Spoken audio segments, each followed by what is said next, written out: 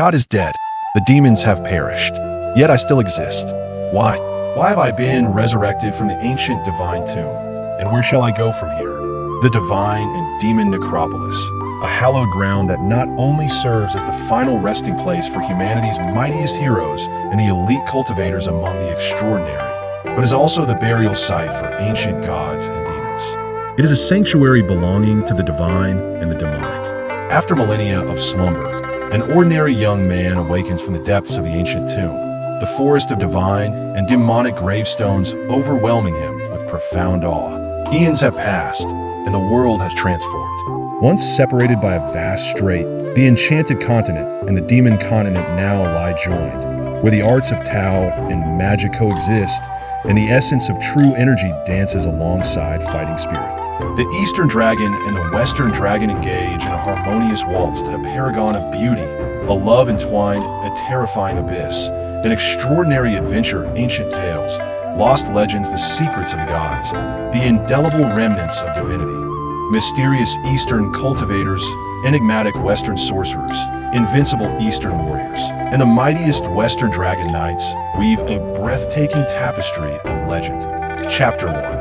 The ancient divine tomb, having traversed the primordial chaos of the universe, condensing the essence of heaven and earth. Even liberated from the cycle of reincarnation, one cannot escape the turbulence of existence. Nestled in the heart of the Tianyuan continent, the divine and demon necropolis is a solemn expanse where, aside from the interment of humanity's greatest and the pinnacle of extraordinary practitioners, each grave holds the remains of an ancient god or demona, true resting place for the divine and demonic. The necropolis is adorned with lush greenery and fragrant blooms, absent the extensive forest of gravestones. It could easily be mistaken for a garden. Towering snow maple trees encircle the outer perimeter, unique to this sacred ground, said to be the manifestation of the lingering essence of the departed gods and demons. The verdant branches and leaves of the snow maple sway gently in the breeze, reminiscent of a glorious past, while the pristine white petals fall like snowflakes, tears of the divine, whispering tales of bygone sorrow. The landscape of the graveyard transforms dramatically from day to night. By day, an ethereal aura envelopes the grounds, a sacred radiance spreading across every inch, where one can witness the immaterial forms of ancient deities manifested from the indomitable will of gods and demons, and even catch glimpses of Western angels in flight, accompanied by the melodious songs of Eastern fairies, all within a sanctified atmosphere. If the day represents the paradise of gods, then the night unveils the dominion of demons. As the sun descends and darkness envelopes the land, dark magic surges forth from the graves, dimming the stars and rendering the world bleak. At this hour, one can behold the specters of legendary fiends and malevolent shades wreaking havoc, and hear the chilling wails of ancient malevolent spirits echoing throughout the necropolis. This sacred yet terrifying divine and demon necropolis is a sanctuary revered by cultivators from both the Eastern and Western realms. Daily, one can observe individuals arriving for solemn tributes, and even at night, peculiar practitioners, such as Eastern corpse bearers and Western necromancers, come to pay their respects. It is only at sunset that the graveyard finds its most serene peace, enveloped in an almost eerie silence. As twilight descends, marking the hour of divine and demonic encounters, the dying rays of the sun cast a solemn, yet somewhat uncanny aura over the necropolis. Every grave has been meticulously tended, adorned with blossoms laid in tribute. Beside the towering graves stands a lowly mound, unremarkable and unnoticed, said no headstone, no flowers, merely a simple earthen hill nearly level with the ground. Over the passage of time, this nameless grave has been forsaken, forgotten in a shadowy corner.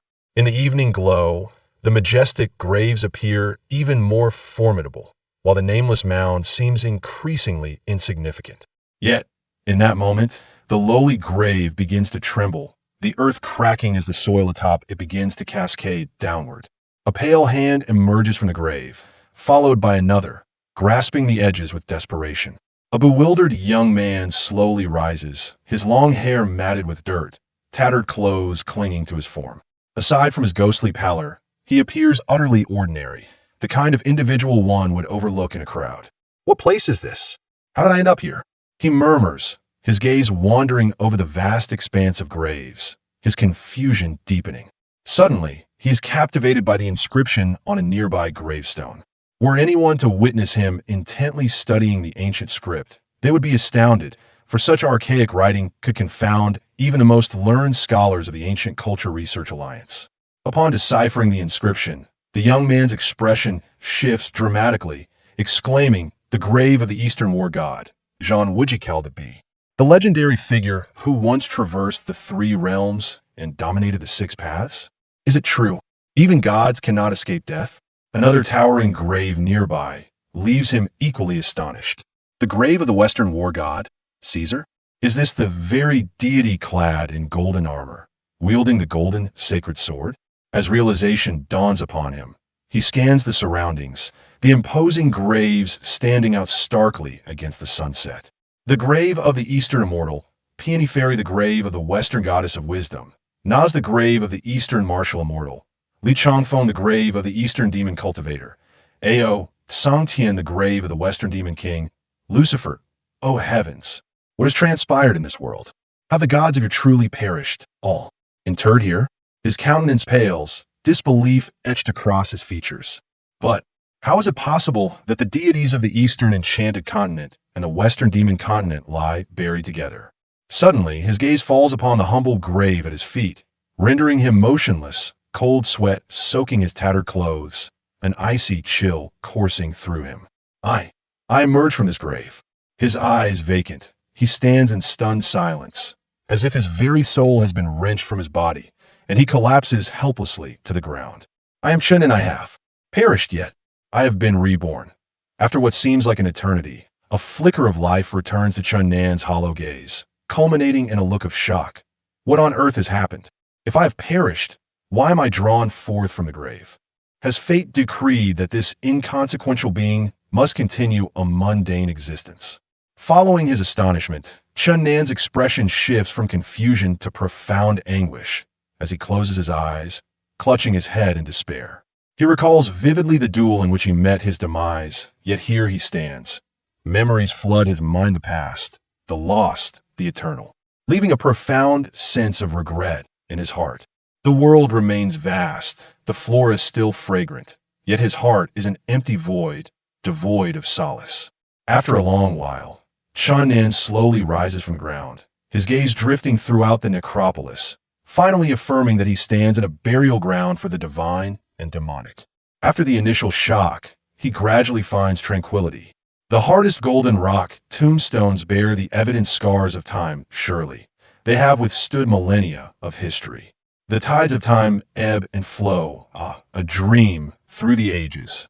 Chun Nan reflects. Gazing upon the forest of gravestones, a myriad of questions fills his mind. The grave of the celestial tiger, Xiao Zhen the grave of the three-headed demon dragon, Gai Rue the grave of the martial sage, Liang Feng the grave of the divine knight, Otto. It appears that alongside gods and demons, this place also harbors some of humanity's strongest and a few rare, extraordinary practitioners. What transpired 10,000 years ago?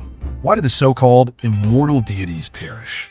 Why are the gods of the celestial realm and the demon realm interred together? Why am I laid to rest here? A gentle breeze tousled his unkempt hair, stirring his solitary heart. Chun Nan cried out to the heavens. Who can unveil the truth of what has occurred? No one answered him. In the distance, towering snow maple trees shed a flurry of petals, cascading like tears, mourning the departed deities. The gods are dead, the demons extinguished, yet I remain. Oh heavens, why must I claw my way from the grave? Where shall I go from here? As the sun dipped below the horizon, the twilight painted the sky with crimson hues, gilding the clouds with golden edges. Chun Nan gathered his despondent thoughts, aware that some matters were beyond his control, compelling him to forge ahead step by step. He carefully filled in the little grave beneath his feet with earth, then strode toward the cemetery's exit. As he traversed the spirit-laden snow maple grove, he paused in astonishment. He had never encountered trees imbued with such profound spiritual energy. He speculated, could these be a new species that emerged during his long slumber? When pristine petals drifted before him, his vision blurred, and dormant memories began to unfurl, transporting him to another season of falling blossoms. He recalled the her within his heart. The tides of time shift, the world ebbs and flows. Alas, Shan'an shook his head and continued walking toward the forest's edge. Upon exiting the snow maple grove, he found the once tranquil cemetery now cloaked in chaos. Dark demonic energy surging from the graves, enveloping the entire burial ground in an abyss of darkness. Shan'an faintly heard low growls from behind, but paid them no heed, assuming it was merely wild beasts emerging as dusk fell. Stretching his limbs, he muttered, "It has been 10,000 years my body surely hasn't rested."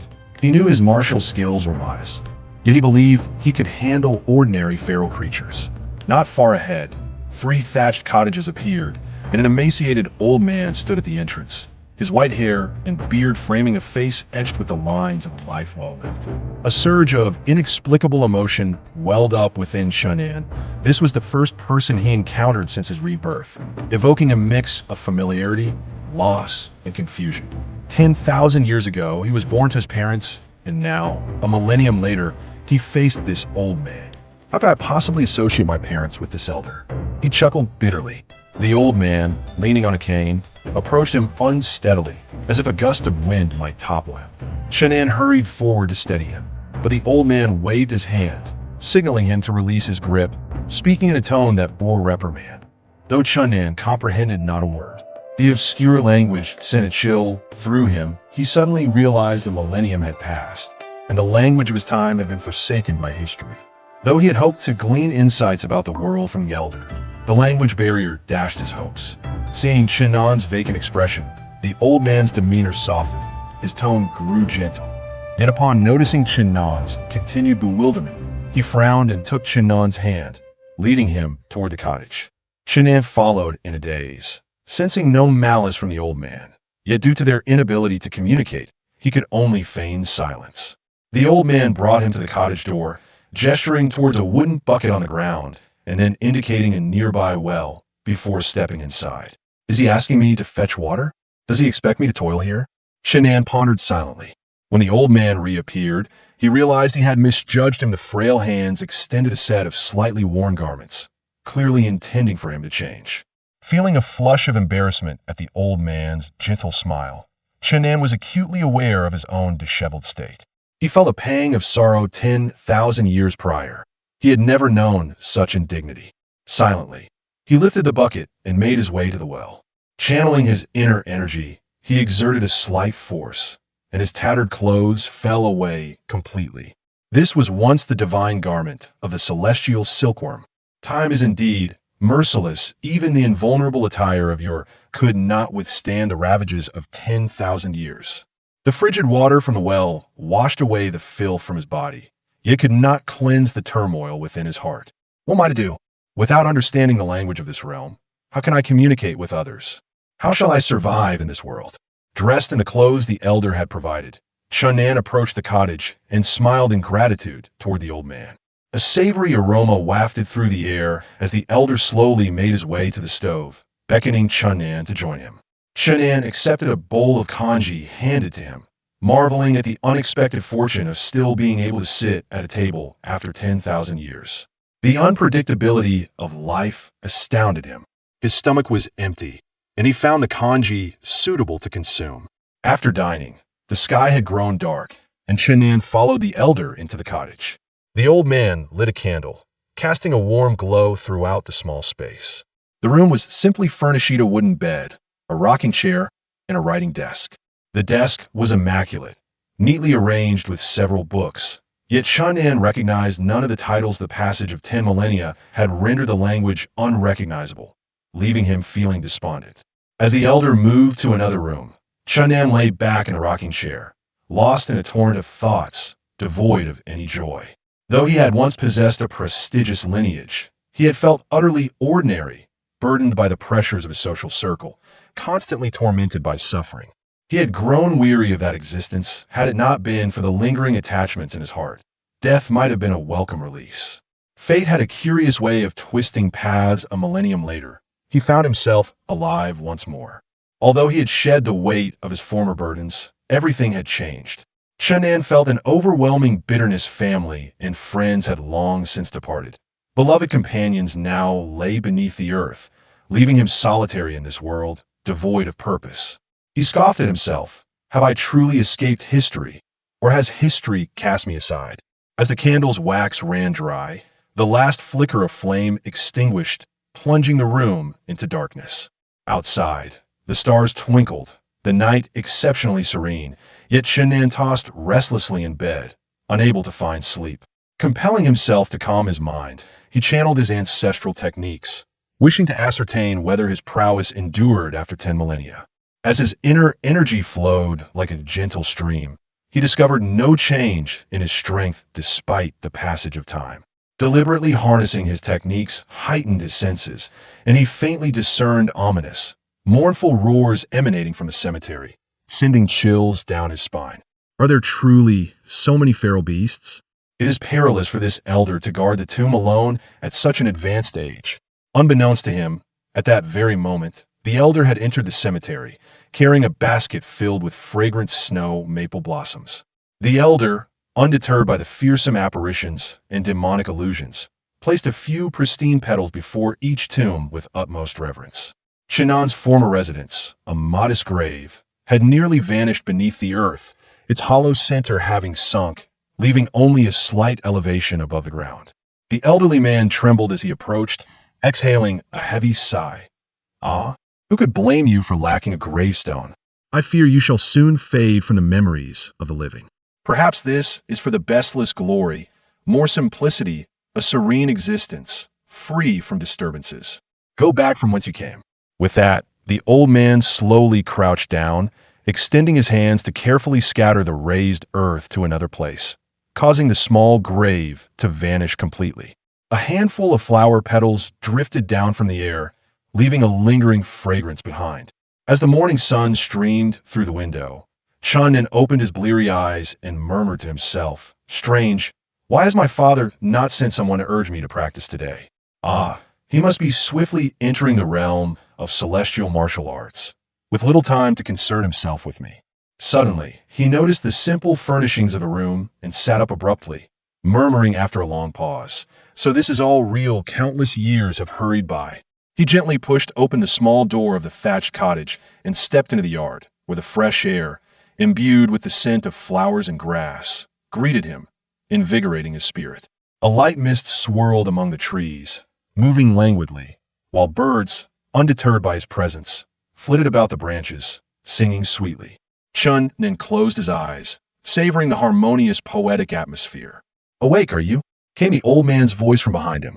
Shan'an, unable to comprehend the elder's words, merely smiled in response. After breakfast, Shan'an stood and pointed toward the distant path, waving farewell to the old man.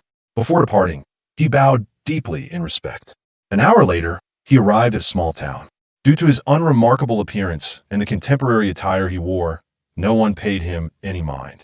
At this moment, Shan'an felt a mix of joy and sorrow, joy for the new life that awaited him, sorrow for his ignorance of the current language of the continent. To his astonishment, he discovered that the town was home not only to dark-haired, dark-eyed folk like himself, but also to residents with golden hair and blue eyes, as well as those with red hair and blue eyes, and blue hair with dark eyes. It seems that in these 10,000 years, much has transpired. I must quickly assimilate into this society. A sudden chill ran down his spine, an instinctual awareness alerting him that a powerful presence was watching him. Not far behind, an elderly Taoist shook his head with a sigh, muttering, "Strange, I distinctly sensed an unusual aura emanating from this young man, yet upon closer inspection, it has vanished." Only after the Taoist had moved away did Shan'an dare to glance back, catching a glimpse of a solitary figure, serene and ethereal, as if untouched by the world. He recalled his father's admonition, "Shan'an, remember, those who can perceive the flow of our ancestral cultivation are not to be trifled with. They are either true martial masters or transcendent cultivators. Exercise utmost caution. He is a cultivator. Such individuals seldom tread among mortals." Shan'an understood all too well the formidable nature of such beings. Even the most accomplished martial artists would hesitate to confront them. His father's words echoed in his mind, to reshape the body and solidify the essence, achieving longevity akin to that of heaven and earth. The ultimate goal of cultivation is the realm of immortals. Conversely, the path of martial artists is one of defiance, aspiring to reach the legendary realm of celestial martial arts. Though many deem the path of martial artists inferior to that of cultivators, his father had not finished his thought. Yet Shun Nen comprehended that martial practitioners were not powerless against cultivators. His father himself was the finest example, as even those who had succeeded in cultivation regarded him as an equal. With this reflection, a thought stirred within Shun Nan. I wonder if my father has ultimately entered the realm of celestial martial arts. If so, perhaps there will come a day when we can reunite. Yet, the image of the dense graveyard filled with spectral tombstones sent a wave of panic through him. If my father has indeed ascended to the realm of celestial martial arts, he may find it difficult to escape. He felt a profound melancholy wash over him. The streets bustled with passers-by, the sounds of vendors calling and selling creating a lively atmosphere. Yet Shun Nen felt an overwhelming sense of solitude, as if he were an orphan cast aside by history itself. I am but an ordinary man having already perished. Why must I emerge from the grave after so many years? A thick cloud passed overhead, instantly dimming the sky. With a thunderous roar, the shops on either side of the street hurriedly closed their doors, and the throngs of pedestrians rushed away. Before long, the street was left desolate, with only him standing solitary in the center. Following the flash of lightning and the clap of thunder, torrential rain began to pour, soaking Shun Nan to the bone. He felt a chill enveloping him. Yet colder still was the desolation within his heart. Though the universe is vast, where's my home? Amidst the curtain of rain, a solitary figure wandered aimlessly down the street, allowing the raindrops to pelt against him. A millennium ago, Shun Nan was born into a family renowned for martial arts, displaying exceptional talent in cultivation that garnered the admiration of all. However, a nightmare soon unfolded. The ancestral technique he practiced regressed rather than progressed, causing him to plummet from the second-tier realm of great success to the first-tier realm of intermediate. At that time, his father stood at the pinnacle of martial arts, drawing attention from all corners, and thus the pressure on Shun Nan was immense. During those dark days, he faced relentless ridicule and scorn from all sides, rendering him utterly disoriented. Yet, there was one who steadfastly believed that he would one day shine brightly. The thought of her brought a wave of sorrow to Shun Nan, stirring an indescribable pain within him. Yusin, do you know? My greatest regret is that I never told you those 3 words. I love you. Time flows swiftly, youth fades easily. Yusin remained an eternal ache in Shun Nan's heart, a lifelong regret. Directionless, he stumbled into a narrow alley, feeling an unbearable discomfort in his chest as a metallic taste surged within him. Ugh, he gasped, expelling a mouthful of blood, collapsing into the muddy ground. Yusin, darkness enveloped him as he lost consciousness. God is dead. The demons have perished. Yet I remain. Why? Why was I resurrected from the ancient divine tomb? And where shall I go from here? The divine and demonic cemetery not only serves as the final resting place for the strongest of humanity and the elite cultivators among the otherworldly, but each grave also harbors an ancient god or demon, making it a sanctified realm for these celestial beings. After millennia, an ordinary youth awakens from the ancient tomb, overwhelmed by the forest of divine and demonic gravestones that evokes a profound sense of awe within him. Eons have passed, and the world has transformed. Once separated by a strait, the celestial enchantment continent and the demonic enchantment continent are now intertwined, where the paths of Tao and magic coexist, where true energy and fighting spirit flourish, and where the Eastern dragon dances with the Western dragon at a peerless beauty, a captivating romance, perilous abysses, an extraordinary adventure, ancient lore, forgotten legends, the secrets of the gods, the eternal relics of divinity, mysterious Eastern cultivators, enigmatic Western sorcerers, invincible Eastern warriors, and the mightiest Western dragon knights weave a breathtaking tapestry of legend. Chapter 1. The ancient divine tomb, having traversed the primordial chaos of the universe and distilled the essence of heaven and earth. Even having escaped the cycle of reincarnation, one cannot evade the turmoil of existence. Situated in the heart of the celestial origin continent, The cemetery is a hallowed ground where the mightiest of humanity and the most formidable of the otherworldly lie in eternal rest, each grave a testament to an ancient god or demon. The cemetery is adorned with lush greenery and fragrant blossoms devoid of the towering stone pillars. One might easily mistake it for a garden. Tall snow maple trees encircle the cemetery, unique to this sacred ground, said to be manifestations of the ethereal essence of the departed deities and demons. The verdant foliage of the snow maple sways gently in a breeze, as if reminiscing about glorious days of yore. Their pristine white petals, akin to snowflakes, drift gracefully through the air, resembling the tears of deities, whispering tales of bygone sorrows. Day and night present starkly contrasting scenes within the cemetery. During the day, an ethereal aura envelopes the space, a sacred light illuminating every inch of the ground, revealing apparitions of ancient deities and demons, even witnessing Western angels dancing and Eastern fairies singing, all within a sanctified atmosphere. If daytime represents the paradise of the gods, nighttime transforms into the domain of demons. As the sun sets and darkness descends, dark energies surge forth from the graves, dimming the stars and casting a pall over the world. One can glimpse the horrific phantoms of legendary malevolent spirits and hear the chilling wails of ancient tormented souls echoing throughout the cemetery. This sacred, yet terrifying divine and demonic cemetery is a place of reverence for practitioners from both the Eastern and Western realms of cultivation. It is common to see visitors paying their respects during the day and even at night.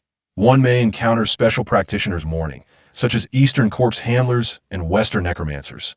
The cemetery finds its most tranquil moments at sunset, when an eerie stillness blankets the graves, devoid of any sound. As twilight approaches, the time of the divine and demonic manifestations draws near, the dying rays of the sun casting an air of solemnity and eeriness over the cemetery. Each divine and demonic grave has been meticulously tended, adorned with an abundance of flowers. Nestled beside the towering graves is a modest mound, unremarkable and unnoticed, lacking a gravestone or flowers, a simple earth mound nearly level with the ground. As time passes and the elements erode it, this nameless grave has been forgotten in the shadows.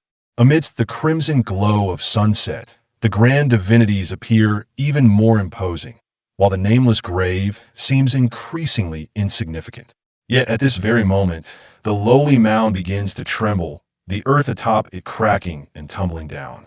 A pallid hand emerges from the grave, followed by another, as the youth, with an expression of bewilderment, slowly crawls forth. His disheveled hair, caked in dirt, and tattered clothes cling to his form. Aside from his ghostly complexion, he appears strikingly ordinary, the kind of character who would go unnoticed in a crowd. What is this place? How did I end up here? He murmurs, his gaze lost upon the multitude of graves, his confusion deepening. Suddenly, his attention is captured by the inscription on a nearby gravestone. If one were to witness him intently studying the ancient script, they would be astonished, for even the most seasoned scholars of ancient culture would struggle to decipher such archaic text. Upon deciphering the inscription, his expression shifts dramatically, and he exclaims, "The grave of the Eastern war god, Jean Wujicaldit. Could it truly be the legendary figure who once traversed the realms, a titan of his time? Is it possible that even gods cannot escape death?" Another imposing grave nearby leaves him equally awestruck. The grave of the Western war god, Caesar? Could it be the same deity clad in golden armor, wielding a golden sword?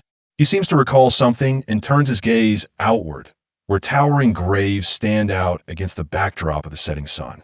The grave of the Eastern immortal, Peony Fairy the grave of the Western goddess of wisdom, Naz the grave of the Eastern martial immortal, Li Changfeng the grave of the Eastern sorcerer, Ao Sangtian the grave of the Western archdemon, Lucifer to M.Y. heavens. What has become of this world? Have the deities of your truly perished, all buried here? His expression turns grave, disbelief etched across his face. But how could the gods of the celestial enchantment continent and the demonic enchantment continent be interred together? Suddenly, he notices the humble mound beneath his feet and freezes, cold sweat soaking his tattered garments, a chilling wave sweeping over him. I crawled out of this grave. His eyes widen in shock, as if his very soul has been wrenched from his body, and he collapses weakly to the ground. I am Chun Nan. I have died yet. I have come back to life. After what feels like an eternity, a flicker of vitality returns to Chun Nan's vacant eyes, culminating in an expression of sheer astonishment. What on earth has transpired? If I have perished, why have I emerged from the grave? Is it the will of the heavens that I, a worthless being, continue this mundane existence? Following his shock, pain overcomes him, and he shuts his eyes tightly, clutching his head in despair. He vividly remembers falling in a duel, yet here he stands. Memories flood his mind, moments lost, those eternal and fleeting, leaving an abundance of regret within his heart. The world remains vast, the flowers still fragrant, yet his heart feels hollow, devoid of any solace. After a long while, Chun Nan gradually rises from the ground, his gaze wandering through the cemetery until he finally comprehends that this is indeed a realm belonging to gods and demons. Once the initial shock subsides, a sense of calm envelopes him. The most resilient gravestones of adamantine have clearly borne the marks of time. Perhaps they have endured for countless eons. Time flows like the sea, and here I stand, a dream of millennia. Chun Nan muses. As he gazes upon the forest of gravestones, confusion fills his heart. The grave of the celestial tiger, Shaozhen the grave of the three-headed demon dragon, Gai Rue the grave of the martial sage, Liang Feng the grave of the divine knight, Otto. It seems that alongside the gods and demons, some formidable humans and rare otherworldly cultivators also rest here. What truly transpired 10,000 years ago? Why did the seemingly immortal deities perish? What fate befell the gods of the celestial and demonic realms, leading them to rest side by side? And why have I been interred here? A gentle breeze swept through, tangling his disheveled hair and stirring the solitude within his heart. Chun Nan cried out to the heavens. Who can enlighten me about the events that have unfolded? Silence answered him. From a distance, towering snow maple trees shed a cascade of petals, swirling gracefully in the air like tears of rain, weeping for the departed deities. The gods have perished, the demons have been extinguished, yet I remain alive. O heavens, why have you compelled me to rise from the grave? Where shall I go from here? As the sun dipped below the horizon, the twilight painted the sky in hues of crimson, gilding the clouds with threads of gold. Chun Nan gathered his forlorn sentiments, aware that certain matters were beyond choice, and he could only advance step by step. He carefully filled the small grave beneath his feet with earth before departing the cemetery. As he traversed the spiritually rich snow maple forest, he paused in astonishment. He had never encountered trees imbued with such profound energy. He speculated inwardly. Could these be a new species that emerged during his long slumber? When pristine petals fluttered down before him, his vision blurred, and dormant memories began to unfold, memories of a season marked by falling flowers. He recalled the her who resided in his heart. Amidst the vicissitudes of life, how time changes, alas. Chun Nan shook his head and strode purposefully towards the forest's edge. Upon exiting the snow maple grove, the once tranquil divine and demonic cemetery was now shrouded in unrest, as dark malevolent energy surged from the graves, enveloping the area in an ominous gloom. Chun Nan faintly heard distant low growls behind him, but he paid them no heed, assuming that as night fell, wild beasts began to emerge. He stretched his limbs, muttering to himself, "It's been 10,000 years, I hope my body hasn't rusted." Although he recognized his martial skills were not particularly formidable, he believed he could manage against ordinary predators. Not far ahead, 3 thatched cottages came into view, and a frail old man stood at the entrance. His hair and beard were as white as snow, and his face bore the deep creases of a life well weathered. A surge of inexplicable emotions welled up within Chun Nan. This was the first person he had encountered since his rebirth, evoking a mix of warmth, loss, and confusion. 10,000 years prior, he had been born before his parents, and now, a millennium later, he found himself before this elderly figure. How could I possibly associate my parents with this old man? He chuckled at the absurdity of it. The elder, leaning on a cane, approached him unsteadily, appearing as though a mere gust of wind could topple him. Chun Nan hurried to support the elder, who waved his hand dismissively, signaling him to release his grip. The elder scolded him in a tone of reproach. but Chun Nan grasped not a word. The elder's cryptic speech sent a chill through Chun Nan. He suddenly realized that a millennium had passed, and the language of his era had long been forsaken by history. He had hoped to glean insights about the present world from the elder, yet the barrier of language dashed his expectations. Seeing Chun Nan's vacant expression, the elder's demeanor softened, and his tone grew gentle. However, upon noticing Chun Nan's continued bewilderment, the elder furrowed his brow and took his hand, guiding him toward the cottage. Chun Nan followed the elder numbly, instinctively sensing no malice from him, yet unable to communicate due to the language barrier. The elder led him to the cottage, gesturing towards a wooden bucket on the ground and then to a nearby well before disappearing inside. Is he asking me to fetch water? Does he expect me to toil here? Chun Nan speculated in silence. When the elder reappeared, he realized he had misjudged him. The elder extended a pair of nearly new garments, evidently wishing for him to change. Feeling a flush of embarrassment at the elder's gentle smile, Chun Nan became acutely aware of his own disheveled appearance, tattered and filthy. A wave of melancholy washed over him. He had never felt so humiliated in his previous life. Quietly, he picked up the bucket and made his way to the well. As he circulated his inner energy, a slight exertion caused his tattered clothes to disintegrate and fall to the ground. This had once been the divine garment of a celestial silkworm. Time, the cruelest of foes, had eroded even its invulnerability to fire and sword over millennia. The cold well water washed away the grime from his body, yet could not cleanse the turmoil from his heart. What am I to do? Without understanding the language of this realm, how can I communicate with others? How shall I survive in this world? Dressed in the elder's garments, Chun Nan approached the cottage and smiled in gratitude towards the elder. A waft of delicious aroma caught his attention as the elder slowly made his way to the stove, gesturing for him to join. Chun Nan took the bowl of porridge offered by the elder, reflecting on the marvel of being able to sit at a table after a millennium. How unpredictable the tides of fate can be.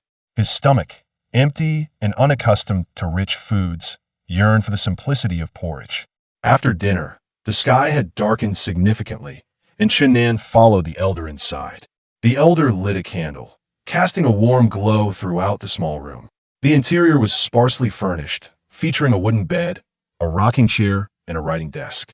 Dustless and well-organized, the desk held a collection of books, yet Chun Nan could not decipher a single title. After 10,000 years, the script of the land had transformed beyond recognition, filling him with a sense of loss. As the elder stepped into another room, Chun Nan reclined in the chair, his thoughts swirling, devoid of any joy. Though he once hailed from a prestigious lineage, he had lived a life of mediocrity, burdened by the expectations of his social circle, perpetually tormented by inner struggles. He had long grown weary of such a life. Had it not been for the lingering attachments in his heart, death would have seemed a welcome release. Fate plays its hand cruelly. After a millennium, he found himself alive once more. Although he had shed the weight of past pressures, everything had irrevocably changed. Chun Nan felt an overwhelming bitterness. His family and friends had long departed this world, and his beloved confidant had returned to the earth. Now, he was left to navigate this existence alone, devoid of purpose. He mused self-deprecatingly, have I truly escaped history, or has history forsaken me? As the candle wax ran dry, the flame flickered one last time before plunging the room into darkness. Outside, stars dotted the night sky, the air unusually serene, yet Chun Nan tossed and turned in bed, unable to find rest. He forced himself to calm his mind and channel his ancestral skills, eager to ascertain whether his martial prowess remained intact after a millennium. His inner energy flowed like a gentle stream, revealing no degradation in his abilities over the ages. As he focused intently, his senses sharpened, and he faintly heard a series of ominous growls emanating from the direction of the cemetery, sending shivers down his spine. Are there truly so many wild beasts? It is perilous for this elderly man to guard the graves alone at such an advanced age. What Chun Nan did not know was that at this very moment, the elder had entered the divine and demonic cemetery, carrying a basket filled with fragrant snow maple flowers. The elder, oblivious to the menacing apparitions and demonic shadows surrounding him, placed a few pristine petals before each tomb, his demeanor one of profound reverence. Chun Nan's former residence, a lowly grave, had nearly vanished beneath the settling earth, now scarcely rising above the ground. The elderly man trembled as he approached, sighing alas. Who could have foreseen that you would lack a gravestone? Fear not, for henceforth you shall fade from the memories of mortals. Perhaps this is for the bestless glory, more simplicity, a tranquil existence, free from disturbance. From whence you came, return there. After speaking, the old man slowly crouched down, extending his hands to gently scatter the raised earth to another place, causing the small grave to vanish entirely. A few petals floated down from the sky, leaving a trail of fragrance in their wake. As the morning sun streamed through the window, Chun Nan awoke from his dreamy slumber, murmuring to himself, "How strange! Why has my father not sent anyone to urge me to practice today? Ah, he is swiftly entering the realm of celestial martial arts, leaving him no time to attend to me." Suddenly, he noticed the simplicity of the room's furnishings. He sprang upright, and after a long pause, he whispered, "So this is all real. Countless years have swiftly passed." Gently, he pushed open the small door of the thatched cottage and stepped into the yard, where the refreshing scent of flowers and grass enveloped him, invigorating his spirit. A light mist danced among the trees, flowing gently, while birds, unafraid of human presence, hopped about the branches, chirping melodiously. Chun Nan closed his eyes, allowing himself to fully embrace this harmonious poetic landscape. "Are you awake?" came the old man's voice from behind him. Unable to comprehend the elder's words, Chun Nan could only respond with a smile. After breakfast, Chun Nan stood, pointed toward the distant path, and waved farewell to the old man, bowing deeply before departing. An hour later, he arrived at a small town. Due to his ordinary appearance and the attire typical of the continent, he went unnoticed by the townsfolk. At this moment, Chun Nan felt both joy and sorrow, the joy of embarking on a new life, and the sorrow of being unfamiliar with the language spoken on the continent. To his astonishment, he observed that the town was populated not only by people with black hair and eyes like his own, but also by residents with golden hair and blue eyes, as well as those with red hair and blue eyes, and blue hair with black eyes. It seems that a myriad of events have unfolded over the past 10,000 years. I must swiftly assimilate into this society. Suddenly, a chill ran down his spine, and a sense of foreboding washed over him. His intuition warned him that a formidable presence was watching. Not far behind, a venerable Taoist shook his head and sighed. "Strange, I distinctly sensed an unusual aura emanating from this young man just moments ago. How can it have vanished upon closer inspection?" Only after the Taoist had walked away did Chun Nan dare glance back, catching a fleeting glimpse of a serene figure, ethereal and otherworldly. Recalling his father's words, "Chun Nan, remember, those who can perceive the flow of our family's profound inner energy are not to be trifled with. They are either true masters of martial arts or transcendental cultivators. You must exercise extreme caution." He is a cultivator. Such individuals are seldom seen among mortals. Chun Nan understood the danger they represented, and only those with profound martial prowess dared to confront them.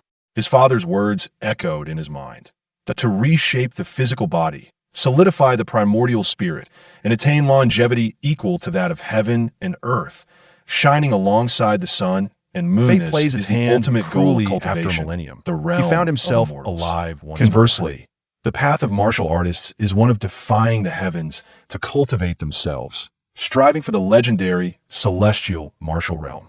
Many perceive the path of martial artists as inferior to that of cultivators. Yet, his father had not continued, but Chun Nan grasped the implication. Martial artists could indeed stand against cultivators, for his father was the finest example, treated as an equal even by those who had achieved success in their own cultivation. With this thought, Chun Nan's heart stirred. "I wonder if my father ultimately entered the celestial martial realm. If so, perhaps there will come a day when father and son shall reunite." Yet, the image of the forest of divine and demonic gravestones filled him with dread. If my father has indeed ascended to the celestial martial realm, he may find it difficult to escape. A wave of melancholy washed over him. As the streets bustled with people, the clamor of vendors and buyers filled the air. Yet Chun Nan felt an overwhelming sense of solitude, as if he were an orphan cast aside by history. "I was once ordinary, having perished. Why must I now emerge from the grave of the divine?" A dark cloud passed overhead, casting a shadow over the day. With a thunderous roar, the shops along the street hurriedly closed their doors, and the pedestrians rushed about, soon leaving the once lively street eerily deserted, with him standing alone in the center. After the lightning and thunder, a torrential downpour commenced, soaking Chun Nan to the skin. He felt a chill sweep through him. Yet colder still was the desolation in his heart. Though the world is vast, where's my home? Amidst the rain, a solitary figure wandered aimlessly along the street, allowing the raindrops to pelt him relentlessly. Millennia ago, Chun Nan hailed from a family renowned for martial arts, possessing remarkable talent that garnered the admiration of all. However, a nightmare soon unfolded. His family's ancestral technique faltered, causing him to plummet from the pinnacle of the second tier to the first tier's middle stage. At that time, his father had already attained the zenith of martial arts, and such a family inevitably attracted attention from all directions. The pressure Chun Nan faced was unimaginable. During those dark days, he endured ridicule and scorn, the weight of expectations bearing down on him from all sides. Yet, one person steadfastly believed that he would one day shine brilliantly. Remembering her, a wave of sorrow engulfed Chun Nan, and an indescribable pain welled up within him. Yusin, do you know? My greatest regret is that I never uttered those 3 words to you. I love you. Time passes swiftly, and beauty fades. Yusin remains an eternal ache in Chun Nan's heart, a lifelong regret. Lost and disoriented, he stumbled into a narrow alley, feeling an unbearable tightness in his chest as a metallic taste filled his mouth. Ugh! He spat out blood, collapsing into the muddy water. Yusin. Darkness enveloped him as he lost consciousness.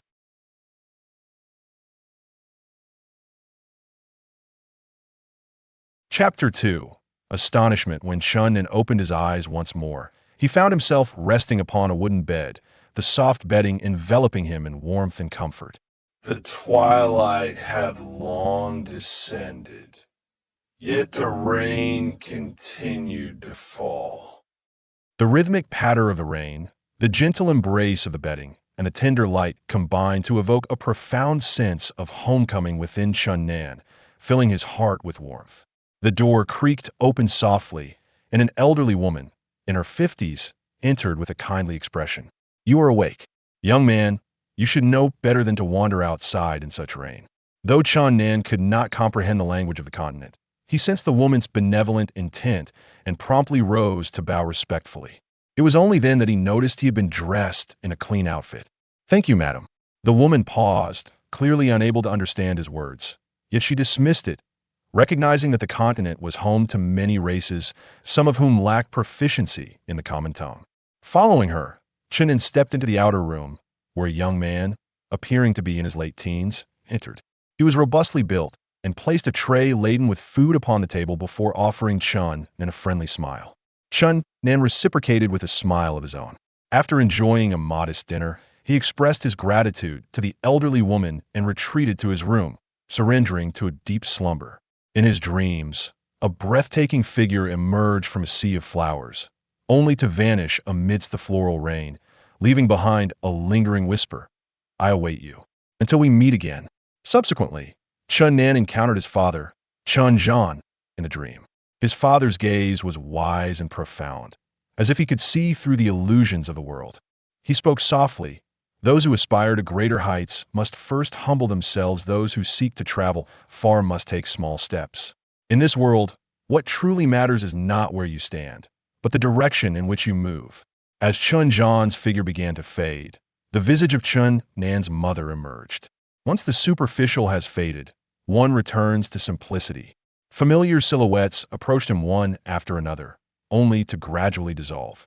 At dawn, Chun Nan rose early, pushing open the door to find that the rain had ceased. A resplendent rainbow arched across the sky, enhancing the landscape with its brilliance. After 10,000 years, what is there left for me to let go of? I shall begin anew, Chun Nan declared boldly. He resolved to confront reality and embark on a new life. Time flew by like an arrow, and in the blink of an eye, 6 months had passed. With his martial skills, Chun Nan became the most distinguished hunter in the small town, returning with game that far exceeded that of his peers. With the proceeds from his hunting, he purchased a modest courtyard. In addition to honing his martial prowess, he dedicated time to learning the contemporary language of the continent from the townsfolk. Although he could not yet converse fluently, he had become adept at understanding the conversations around him. Moreover, Chun Nan continuously adjusted his mindset. Embracing reality, he no longer wandered aimlessly, but gradually integrated himself into society. Once he grasped the contemporary language, he came to understand that the world had undergone profound transformations over the millennia. The once separate realms of the celestial illusion continent and the magical continent were violently united during a catastrophic earthquake. Both the eastern celestial illusion continent and the western magical continent boasted their own splendid civilizations. However, upon their convergence, cultural and religious differences often led to friction between the races, escalating into ethnic conflicts, ultimately culminating in war between the two great factions. This war was catastrophic, with the battlefield strewn with corpses and rivers running red with blood. Countless able-bodied men were conscripted, never to return, while millions of civilians perished and tens of millions were displaced, casting a pall of despair across the continent. As the conflict intensified, the Western Church deployed mages and holy knights just as the tide of war seemed to tilt. The Eastern martial masters and secluded practitioners organized to join the fray. A grand confrontation between the Eastern and Western practitioners ensued, with true energy clashing against fighting spirit and flying swords and magical artifacts against sorcery. The battlefield erupted with sword energy and fighting spirit, while magical artifacts and spells dazzled in their splendor. The war concluded with both sides suffering heavy losses. In the aftermath, the battlefield was littered with countless corpses and the continent echoed with lamentation. Wise individuals from both factions recognized the tremendous peril of war and ultimately signed a comprehensive ceasefire agreement. Time has the power to soften all wounds. After millennia of reconciliation, ethnic tensions finally dissipated, leading to a preliminary fusion of races. The once distinct realms of the celestial illusion continent and the magical continent ceased to exist. An emerged land was named Tianyuan. Thus it is no wonder there are so many races in the town. It is the junction between the celestial illusion continent and the magical continent. It makes sense that I encountered fire-breathing wolves while hunting. They are indeed beasts from the west. Upon learning all this, Chun Nan was profoundly shaken, and many matters suddenly became clear to him. Another 6 months passed, and Chun Nan finally mastered the common language of the continent. His understanding of Tianyuan deepened, and he had fully integrated into this society. Yet, some matters remained shrouded in mystery. He could not fathom what had transpired among the deities, nor why so many powerful gods had perished. He sought answers from everyone in the town, but none could provide clarity. At last, an elder in the town told him, "Child, you are not alone in your curiosity. Many seek the answer to this enigma, yet it remains an unresolved mystery." Chun Nan mused, could it be that the outbreak of war between the two continents directly led to the involvement of the gods? At this thought, his heart momentarily stilled, for it was a staggering possibility that filled him with astonishment. The elder shook his head, smiling gently. "Child, your imagination is rich, but in truth, the god-demon cemetery existed long before the two continents erupted into war over 1,000 years prior. No one knows precisely when it was constructed, nor who built it." Chun gasped, "What? Even before the two continents were united, the gods of both continents were already." The elder nodded. Indeed, when many tombs of gods and demons were discovered, the world was taken aback. Countless practitioners flocked to the site. Even those from the magical continent risked crossing the strait to pay their respects. Since then, the god-demon cemetery has been revered as a sacred ground, where some of history's greatest figures were laid to rest in honor. But the god-demon cemetery is located at the juncture of the two continents. How could it withstand the devastating earthquake that occurred when they unified? The elder sighed. The god-demon cemetery remains an enigmatic place.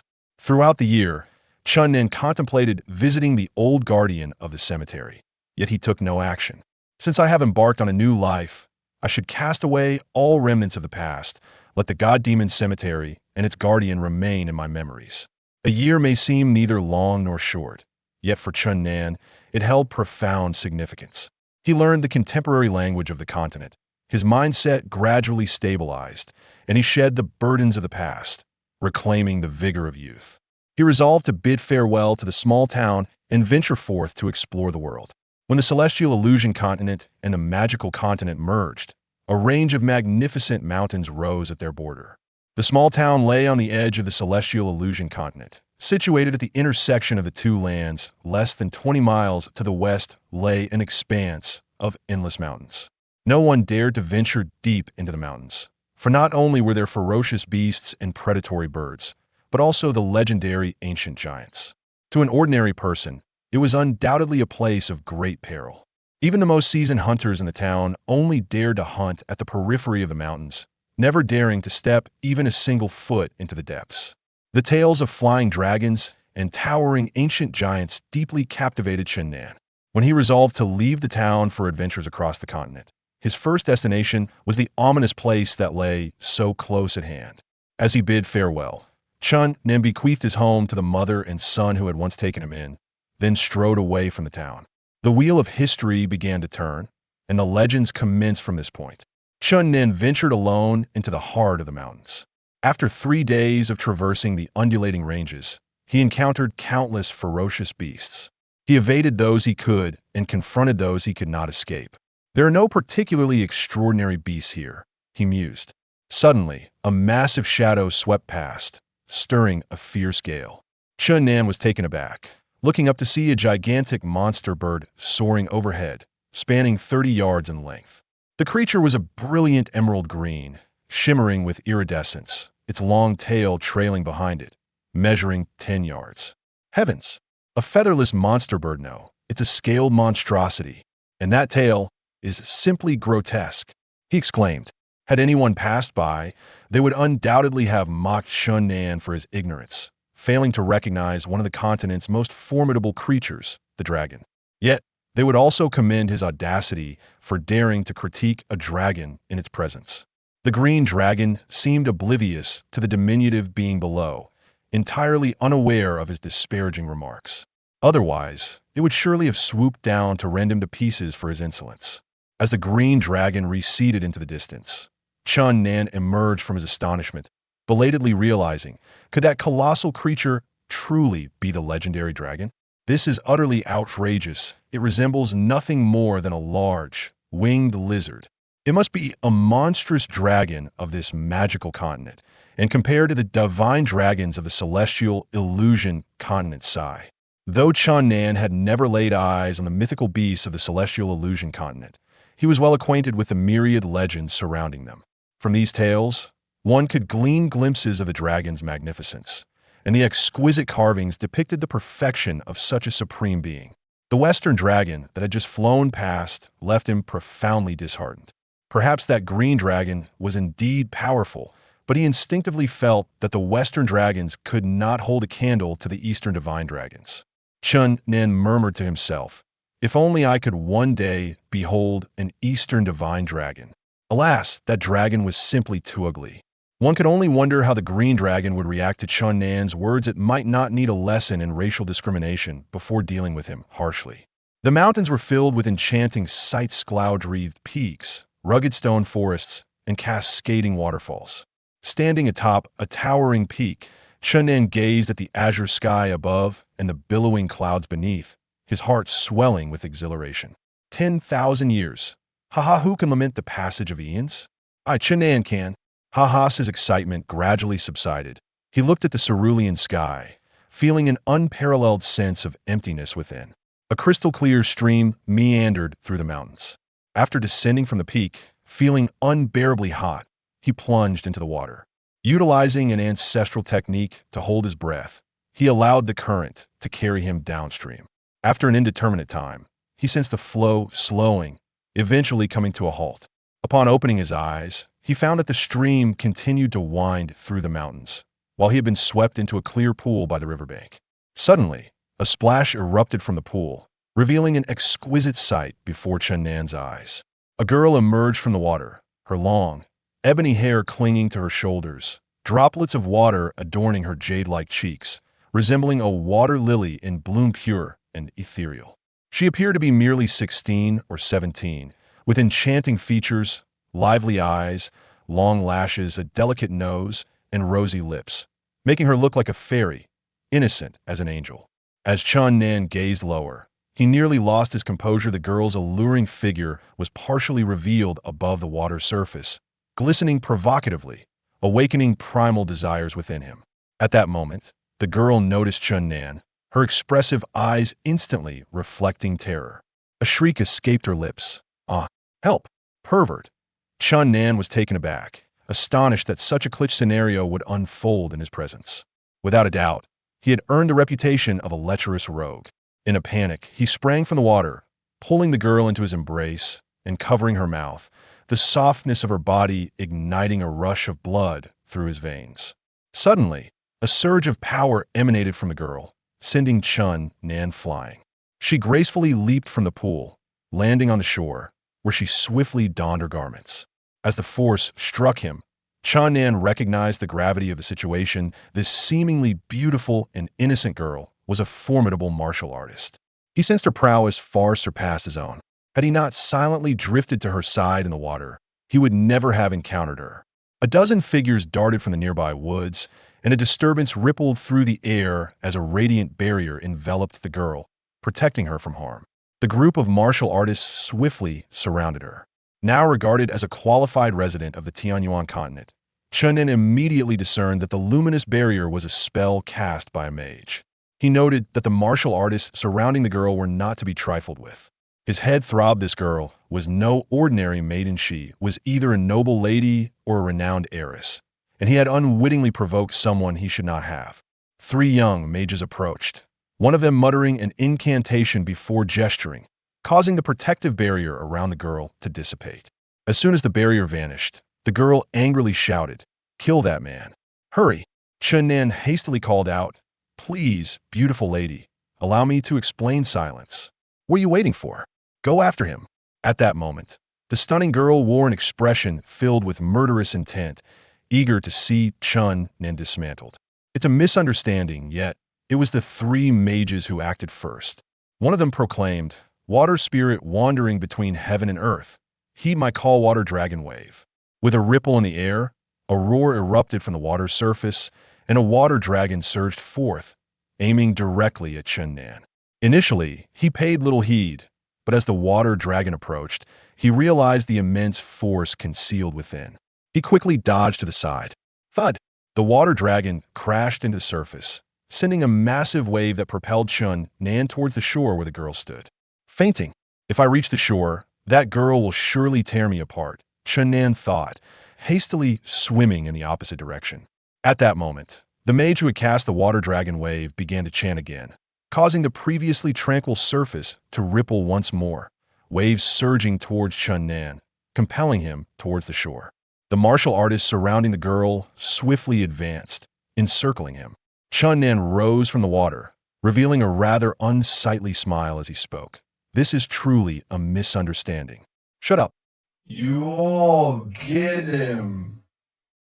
The group, comprising both young men and women, appeared formidable, their gazes towards Chun Nan filled with pity, as if he were already a piece of meat on the chopping block.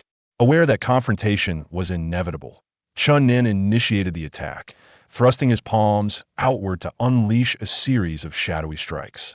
He then leaped into the air, attempting to vault over the heads of his assailants in a bid for escape.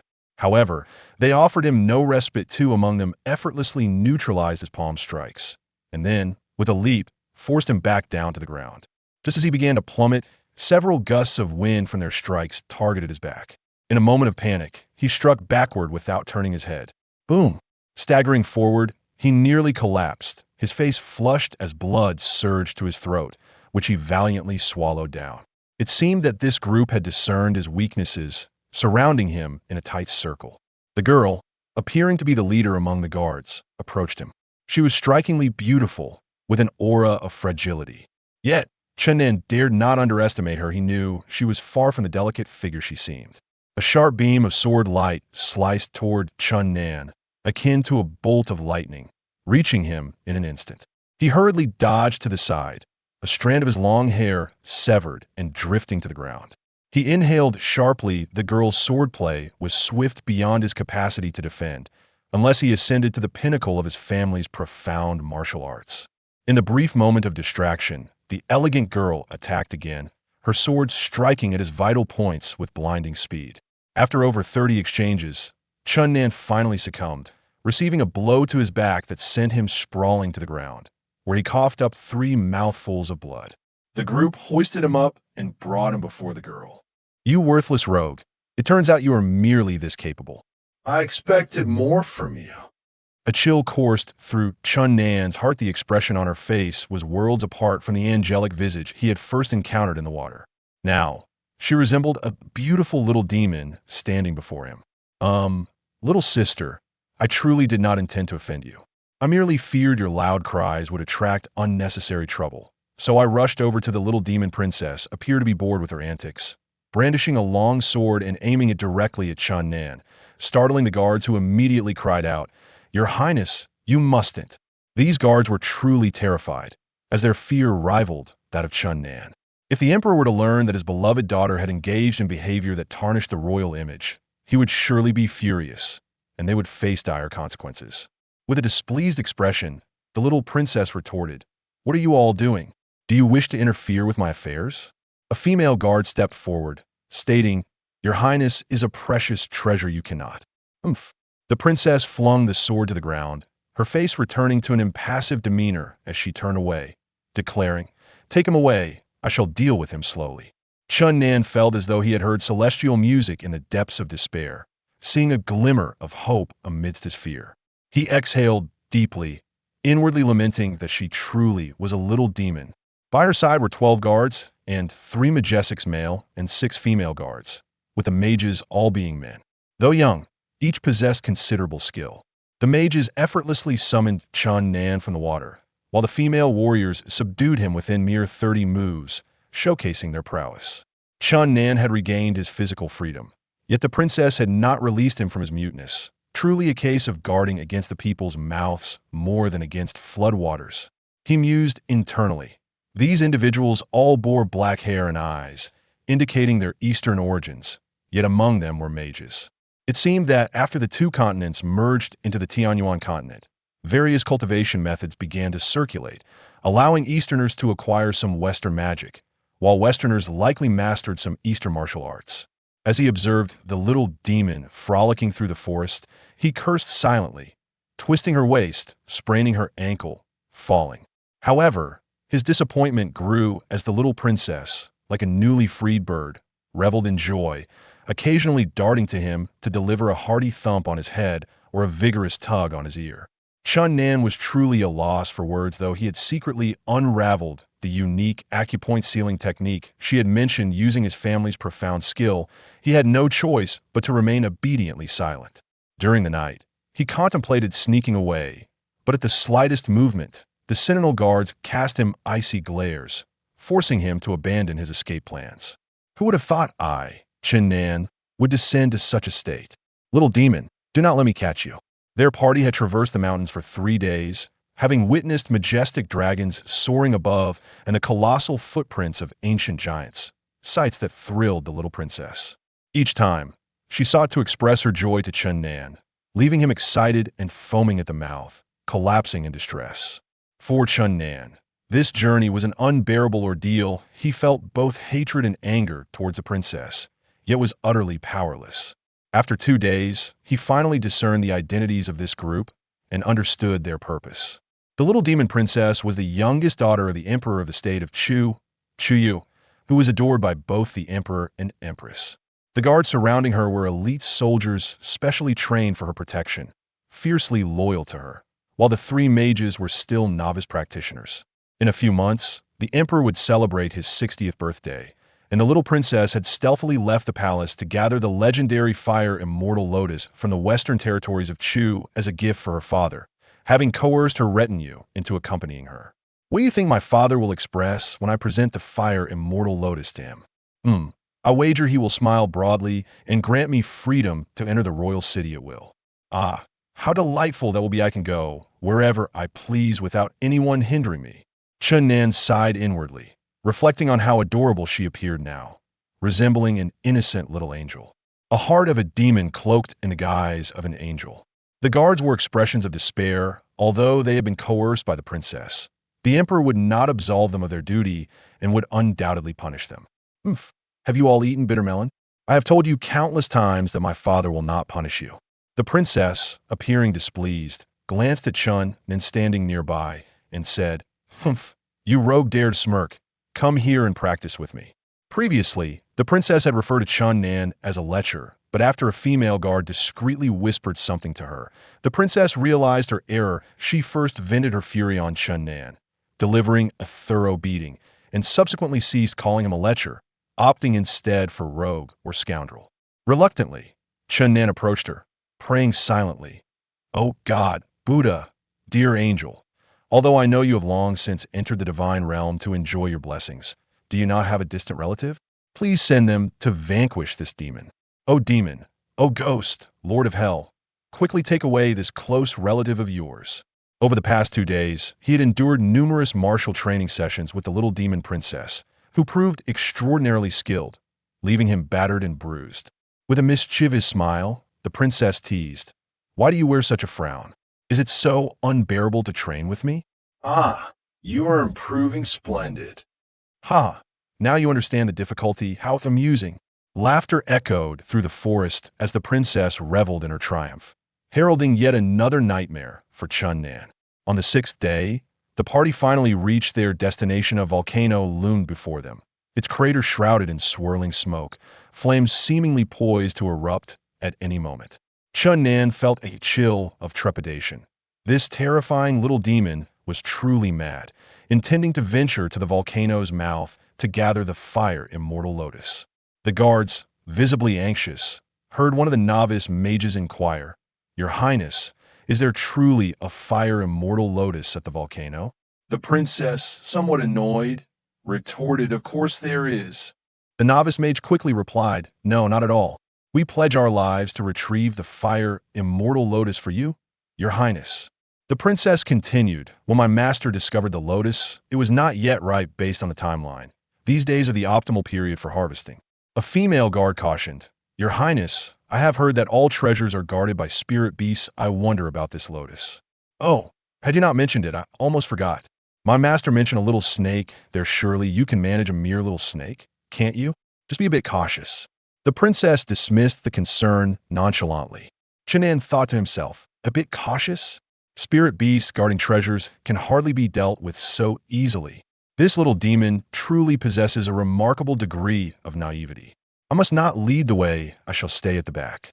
As the group ascended the mountain, Chun Nan gradually lagged behind, finally positioning himself towards the rear. "Rogue, you go to the front."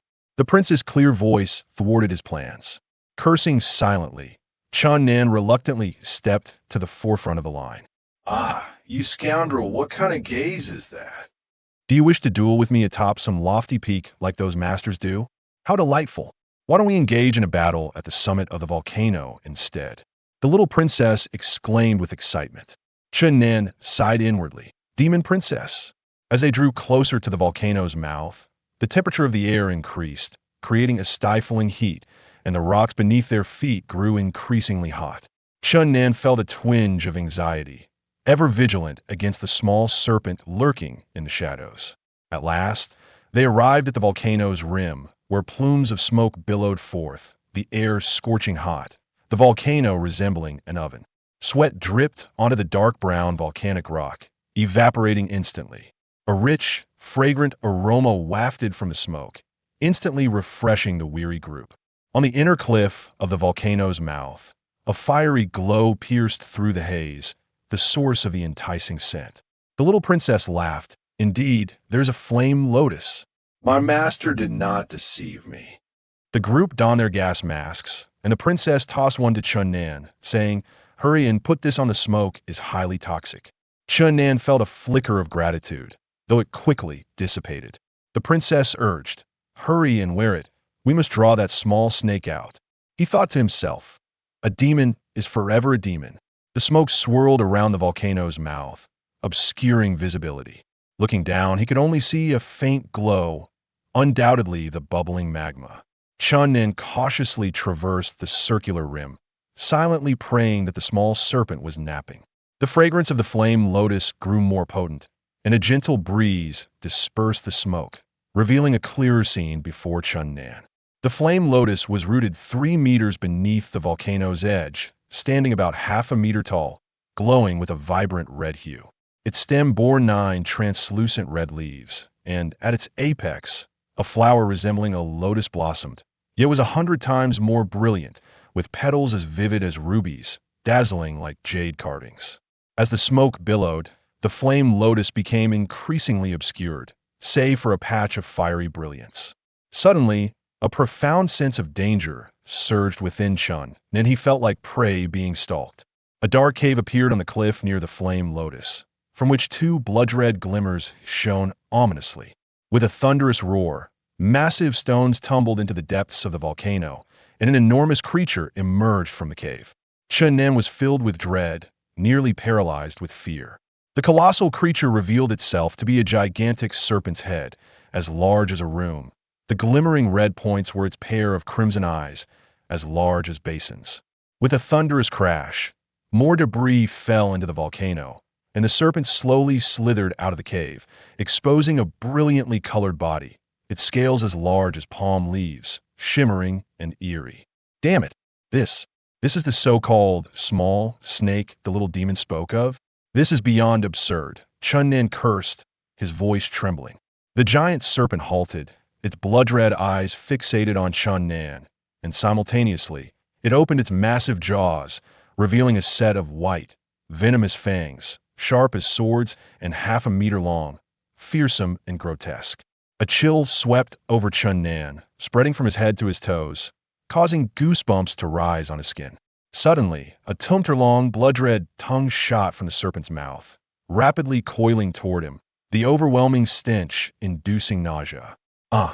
Chun Nen screamed and turned to flee, reaching the highest speed he had ever attained, shouting as he ran, "Demonic, foul princess, XXXXX, are you trying to kill me?"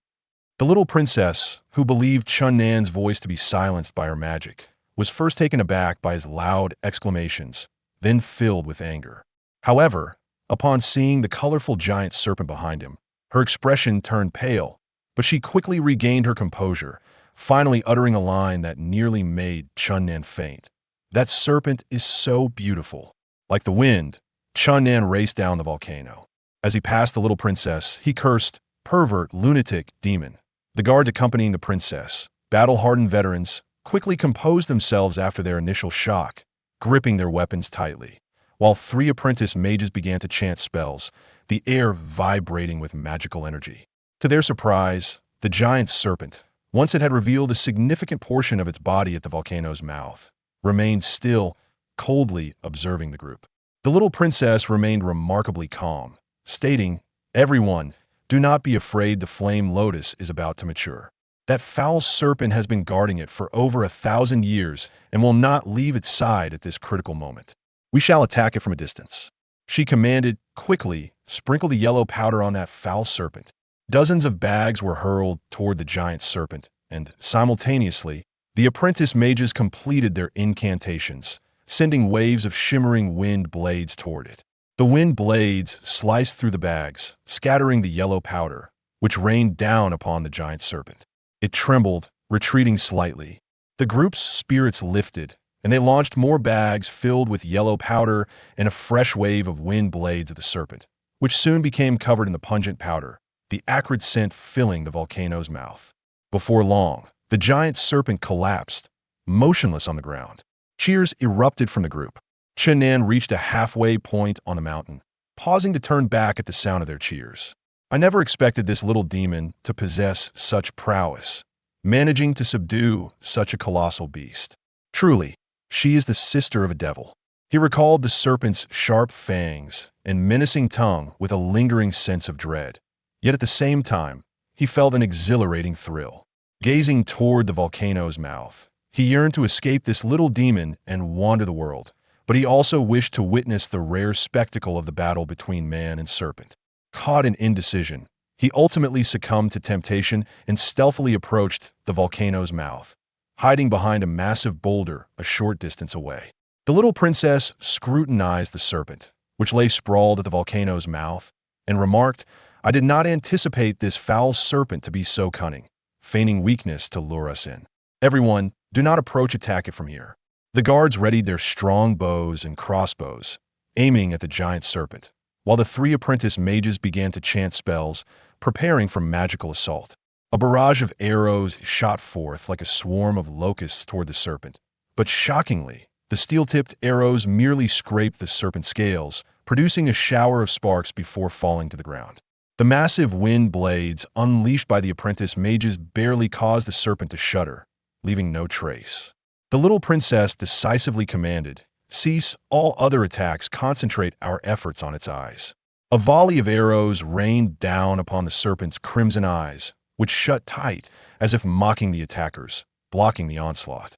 At this moment, the three apprentice mages gathered a significant amount of magical energy, forming three icy spears that gleamed brilliantly in the sunlight, soaring toward the giant serpent's eyes like a celestial rainbow.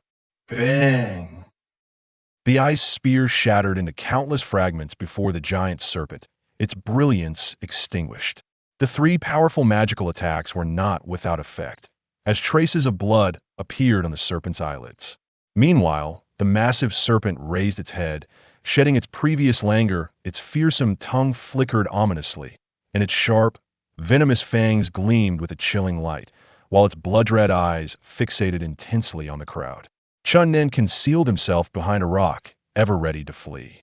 With a sudden roar, the giant serpent opened its enormous maw, unleashing a torrent of flames that surged towards the group.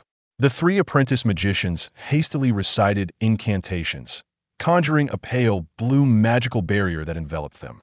Chun Nan watched in astonishment, exclaiming, "Could it be that this terrifying creature has already transformed into a monster? My heavens, a serpent demon!"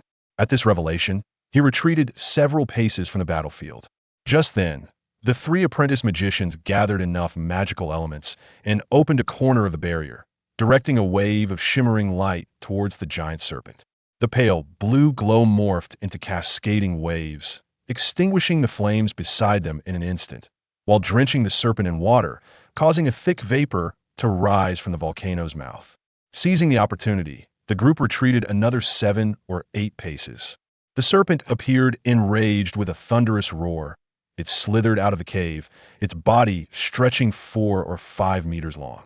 Countless rocks tumbled into the depths of the volcano, and the serpent's lengthy form, now standing 7 or 8 meters tall, exuded an even more menacing aura. It glared down at the group, its eyes flashing with malevolence, as if contemplating a dive towards them, but ultimately retreated to the side of the blazing fire lotus, pressing its body against the volcanic rock. At that moment, a female guard stepped forward, saying, "Your Highness, this serpent demon has attained considerable power. It is beyond our capabilities to contend with it." An apprentice magician chimed in, "Indeed, this is no mere serpent. It is a serpent's spirit. We must." The princess shot him a glare, silencing him instantly. Chun Nan, hidden behind the volcanic rock, mused to himself, "The princess is fiercer than the serpent." The princess declared, "Did I not provide you with 36 powerful magical arrows? If not now, then when? Shoot." The guards swiftly retrieved the arrows, knocking them onto their bows and aiming at the serpent's crimson eyes. Whoosh, whoosh. The magical arrows shot forth like bolts of lightning, creating ripples in the air as the magical elements vibrated chaotically. The serpent, sensing the imminent danger, darted its serpentine head to the side. The arrows grazed its mouth, igniting a shower of sparks, and then, with a sudden explosion, a large patch of scales on the serpent's left side was blown away, leaving its mouth a bloody mess, revealing its sharp white teeth. Furious, the giant serpent reared up, its massive body towering, while its blood-red tongue flicked menacingly. Meanwhile, the serpent's body, hidden within the cave, writhed, causing the volcano to tremble as if an earthquake had struck. Everyone stood in shock, and the princess spoke solemnly. "It seems we have no choice but to use our final resort." She retrieved an ancient long box from her pack, opening it to reveal a longbow that shimmered with a deep black luster. Upon witnessing the princess' actions, Chun Nan's pupils contracted. He fixated on the bow, unable to look away. He had not anticipated seeing that legendary bow from the fairyland continent after millennia. The Hoi Bao had changed hands countless times, with its last known master being Chun Nan's father, Chun Zhan. Years ago, Chun Zhan had gained fame by using this Bao to slay 3 formidable opponents in a single day, earning him a fearsome reputation throughout the Fairyland continent. Chun Nan's lips trembled as he whispered, "The Hoi Bao. I never imagined I would reunite with you after a millennium." That moment. A resounding crash echoed as massive boulders tumbled from the volcano's mouth and the giant serpent soared into the sky, its 100-meter-long body fully exposed. Chapter 4.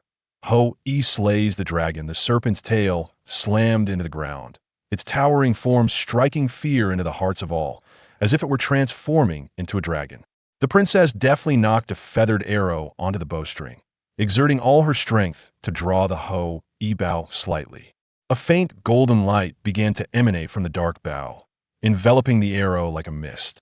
The ordinary arrow transformed into a golden projectile, which departed the bow with a flash of brilliance.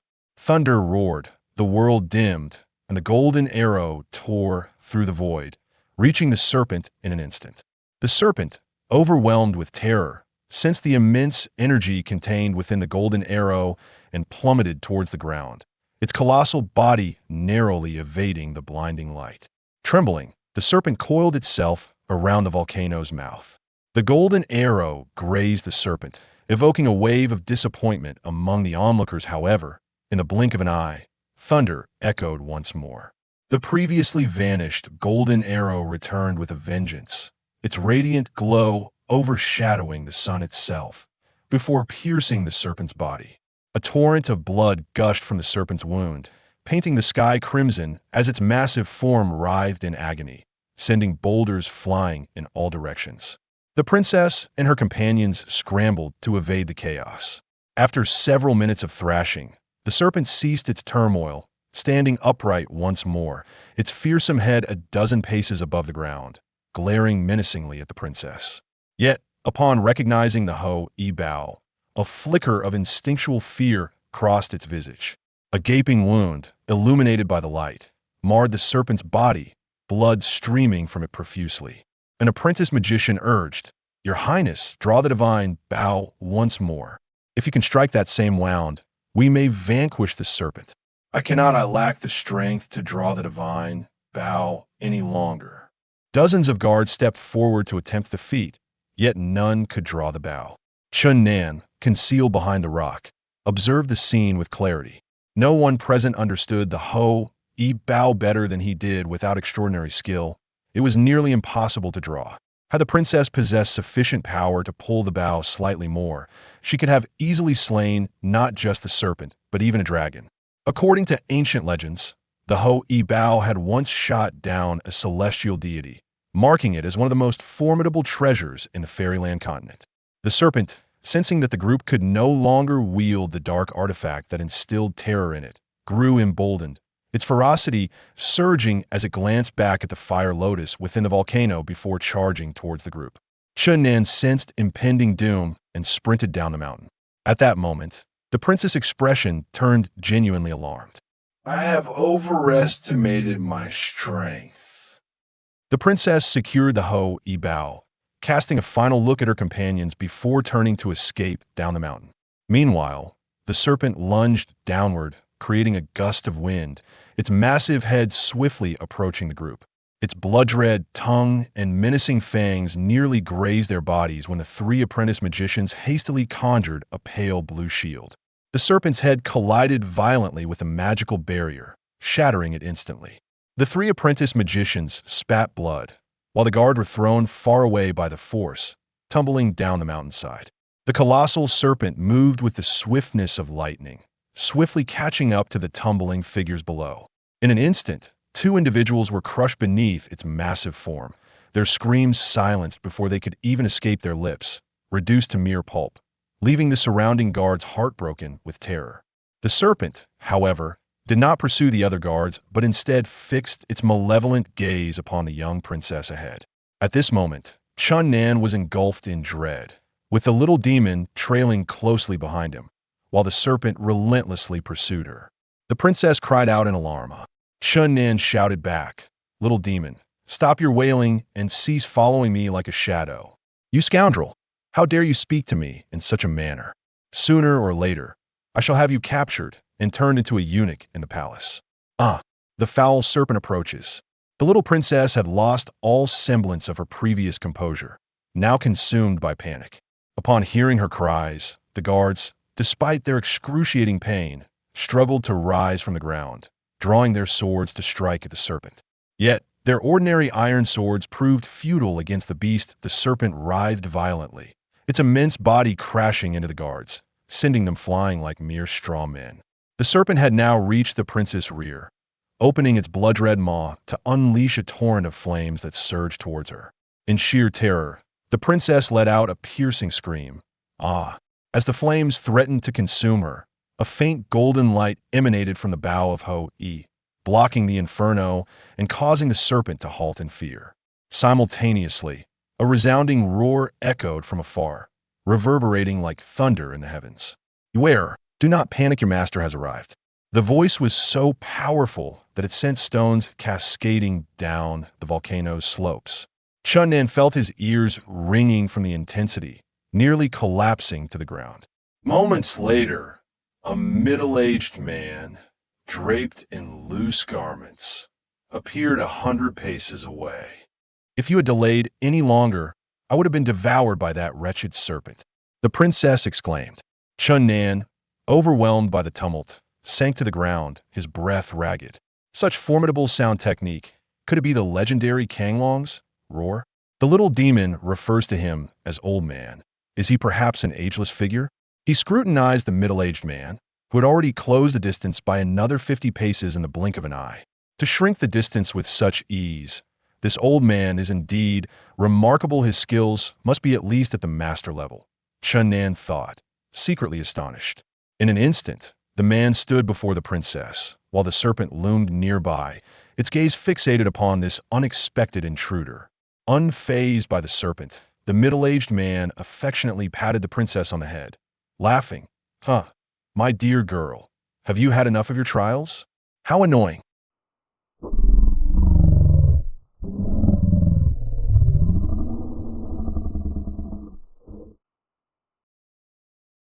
If I'd been here all along, would I have merely observed you being chased by that little serpent? Chun-Nan was utterly bemused by the pair, who dared to refer to the massive creature as little. Who knows if you speak the truth or not? At that moment, the surviving guards, having evaded the serpent, stumbled over to them. The middle-aged man commanded, "You all must retreat from this volcano, withdraw as far as you can." The princess, no longer inclined to argue, led the injured guards down the mountain. Of course, Chun-Nan had already fled, wishing to avoid the terrifying little demon. The princess shouted fiercely. Having endured enough torment during his captivity, Chun-Nan retorted vehemently, "You insufferable princess, dreaming in broad daylight. Soon, I shall make you pay."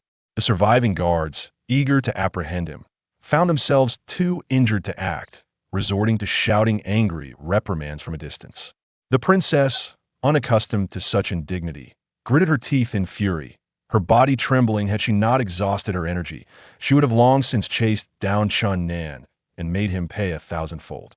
In a few leaps, Chun-Nan reached the foot of the mountain, ignoring the cacophony of insults behind him, plunging into the depths of a nearby forest. He did not intend to leave just yet, wanting to witness the battle between the newly arrived middle-aged man and the serpent, concealing himself in a shadowy corner of the thicket. The bow of Ho-E, which instilled fear in the serpent, had been taken by the princess, yet the creature hesitated to attack her master. The serpent, having gained sentience, sensed the immense power hidden within the seemingly frail form before it, writhing restlessly. At this moment, facing the serpent alone, the middle-aged man's aura transformed. He appeared as a giant, standing tall against the heavens, devoid of fear, radiating formidable confidence. The serpent, king of beasts in the vicinity, had no other creatures daring to tread within its domain yet. In just half a day's time, its authority faced a challenge. Now, under the pressure of the middle-aged man's overwhelming presence, it was thoroughly enraged, spewing forth waves of scorching flames that surged towards him. The middle-aged man moved like lightning, leaving a fleeting afterimage as he sidestepped 5 paces to the side, then leapt high, striking the serpent's previously wounded spot with a single palm, causing blood to erupt anew from the injury. Unable to bear the excruciating pain, the serpent reared back, its crimson eyes filled with a chilling malice. A fierce wind surged forth, its massive tail sweeping towards the middle-aged man. This tail swipe, if unleashed on a battlefield, could indeed sweep away entire armies, creating a thunderous roar as rocks flew and dust filled the air, leaving a deep gouge in the mountainside. As the dust settled, the middle-aged man stood atop the volcano, while the serpent reared up once more, its massive head level with the crater's edge, its fearsome maw lunging at him. Without flinching, the middle-aged man advanced fearlessly, thrusting both fists forward, unleashing a brilliant white light that collided with the serpent's gaping maw. Boom! The serpent crashed to the ground, sending stones scattering in all directions. The middle-aged man was also thrown to the opposite side by the tremendous recoil, landing awkwardly on the ground. Chun Nan marveled inwardly. This middle-aged man could contend with the 100-foot serpent single-handedly, truly a master beyond measure. From their hiding place in the forest, the princess and her companions felt a surge of joy witnessing the middle-aged man's ability to confront the serpent. The battle resumed, the middle-aged man relying on his lightning-fast speed and exceptional skill to target the serpent's vulnerable spots, while the serpent utilized its physical might to strike back. The two engaged in a fierce dance upon the volcano, massive boulders tumbling down in their wake. As they moved further from the volcano's mouth, Chun Nan sensed impending danger and quickly made his escape. The princess and her companions, sensing the shift as well, retreated a mile down the slope. Just as they made their exit, their former hiding place transformed into a new battlefield. The middle-aged man and the serpent clashed fiercely as they descended, each punch from the man igniting blasts of searing white light, shattering rocks and trees alike. The destructive power of the colossal serpent exceeds that of a middle-aged man. With each fiery breath it unleashes, vast swathes of forest are reduced to cinders, every sweeping attack felling rows of trees. In but a brief span, the entire forest is laid to waste. Chun Nan, observing the scene, felt a chill of trepidation. Though he had encountered unparalleled masters before, his father being the epitome among them, such ferocious combat was a rarity for him. The young princess, secretly relieved, pondered that had the serpent exhibited such ferocity earlier, she would likely have met her end by now. Yet, this was merely her fanciful thought. Chun Nan believed she would have been whisked away to the underworld to confront demons. At that moment, the middle-aged man seemed to gain the upper hand, his lightning-fast figure appearing repeatedly near the serpent's earlier wound, his fists striking relentlessly with a brilliant white radiance. The serpent, battered and beleaguered, writhed in distress. The young princess cheered, "Master, press on. Vanquish that vile serpent and avenge my guards." Why allow the serpent to regain the advantage? Is it my praise that has made you so arrogant? How could you let the serpent singe your hair? The middle-aged man swiftly severed the singed lock with his palm, retreating several yards. "Master, you are such a coward." Chun Nan stifled a laugh, pondering the misfortune of having such a demonic apprentice. The middle-aged man, catching his breath, admonished, "Little girl, cease your prattling, or I shall have you face the wall for 100 days upon our return. I was merely encouraging you." The middle-aged man, spurred by her remarks, unleashed a formidable assault on the serpent, rendering it listless.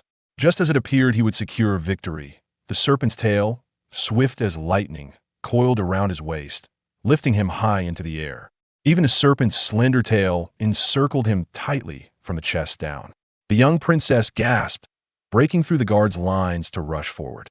The middle-aged man struggled with all his might, a faint white glow emanating from him, intensifying as the serpent's tail began to loosen its grip. Just then, the serpent's fearsome head opened its gaping maw, ready to strike. He swiftly swung his fists outward, a burst of radiant white light pushing the serpent's head back, but the slithering tail constricted him once more. The young princess dashed within 10 paces of the serpent, her voice quavering, "Master." "Woo-woo. Beware, do not cry, I am unscathed." This little serpent cannot take my life, she called, tossing the bow and an ornately feathered arrow into the air. Woo-woo. Master, I am so sorry. I wanted to witness your true strength, which is why I did not give you the bow sooner. Woo-woo. The young princess began to weep again. This serpent truly poses no threat to me now that I have the Hoi bow. As he spoke, the middle-aged man struck the serpent's head with two powerful punches, sending the serpent's head recoiling 3 paces away. He extended his hands, summoning a gentle white light that guided the bow and arrow into his grasp. You wear retreat quickly. Be cautious not to get hurt. Upon sighting the bow, the serpent indeed recoiled, its massive head retreating several paces. The middle-aged man, glowing with renewed vigor, knocked the beautifully feathered arrow and strained to draw the bowstring, shouting, "Release." To his astonishment, the bowstring remained still. He called out, "Are you pleased now?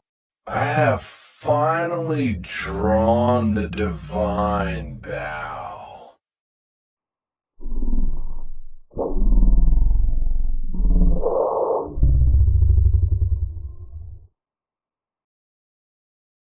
The middle-aged man countered with the Ho-E bow, its dark back clashing against the serpent's formidable teeth, shattering several of its long, venomous fangs amidst a spray of blood.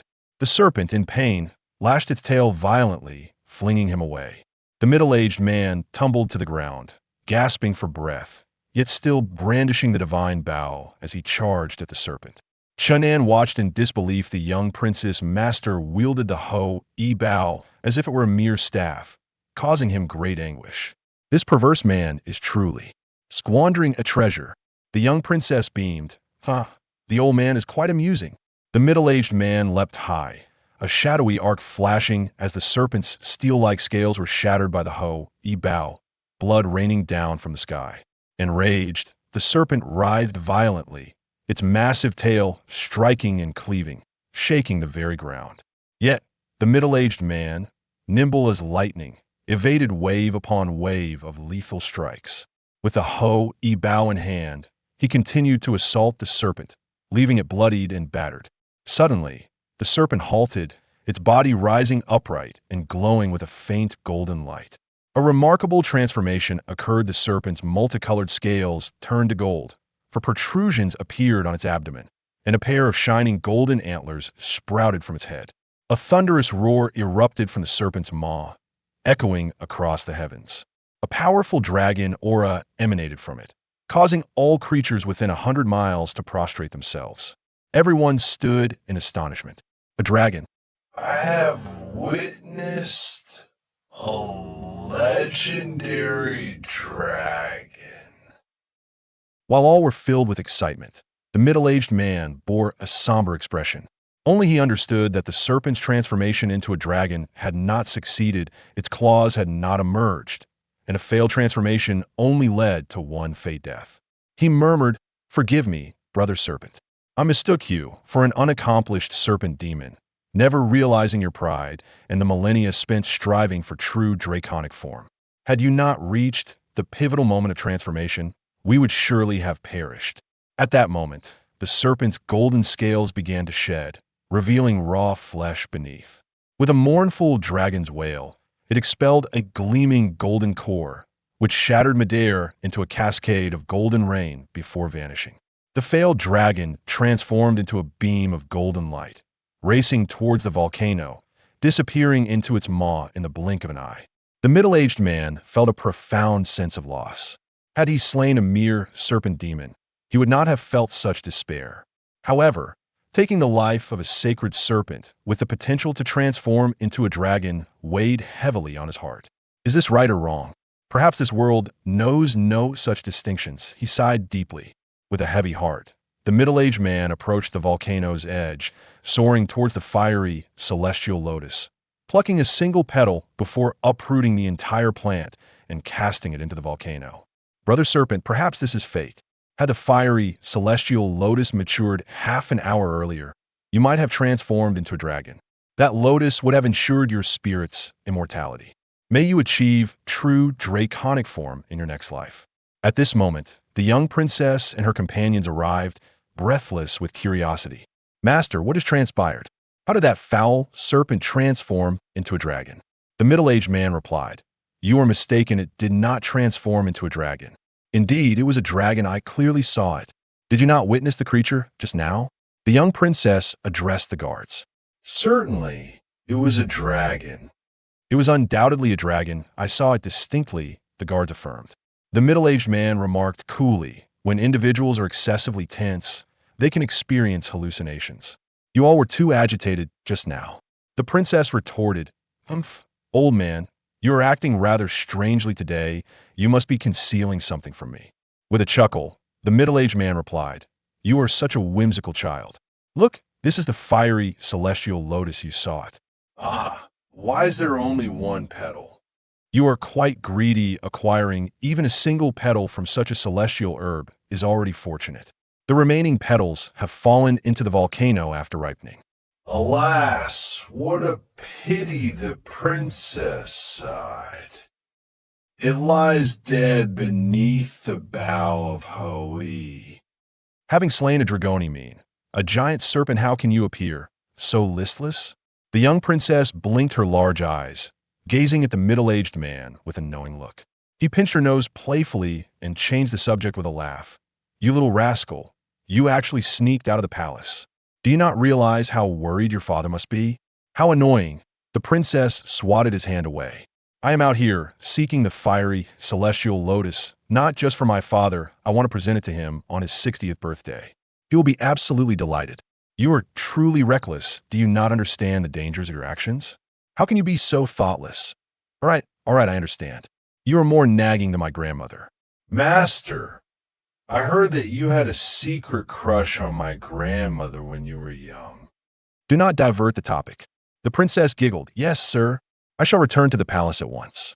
The middle-aged man wore a look of helplessness, saying, You are far too mischievous. I truly worry about your safe return. Are you not coming back with me? The princess asked curiously. However, I have heard rumors of a Chilan appearing in the Luophone mountain range, which is quite an extraordinary matter. I must go see for myself, but I cannot help but worry about you. He explained. Do Chilans truly exist in this world? I want to go as well. Absolutely not. Your mother has been anxious about you and has fallen ill because of it. You must return immediately. Very well.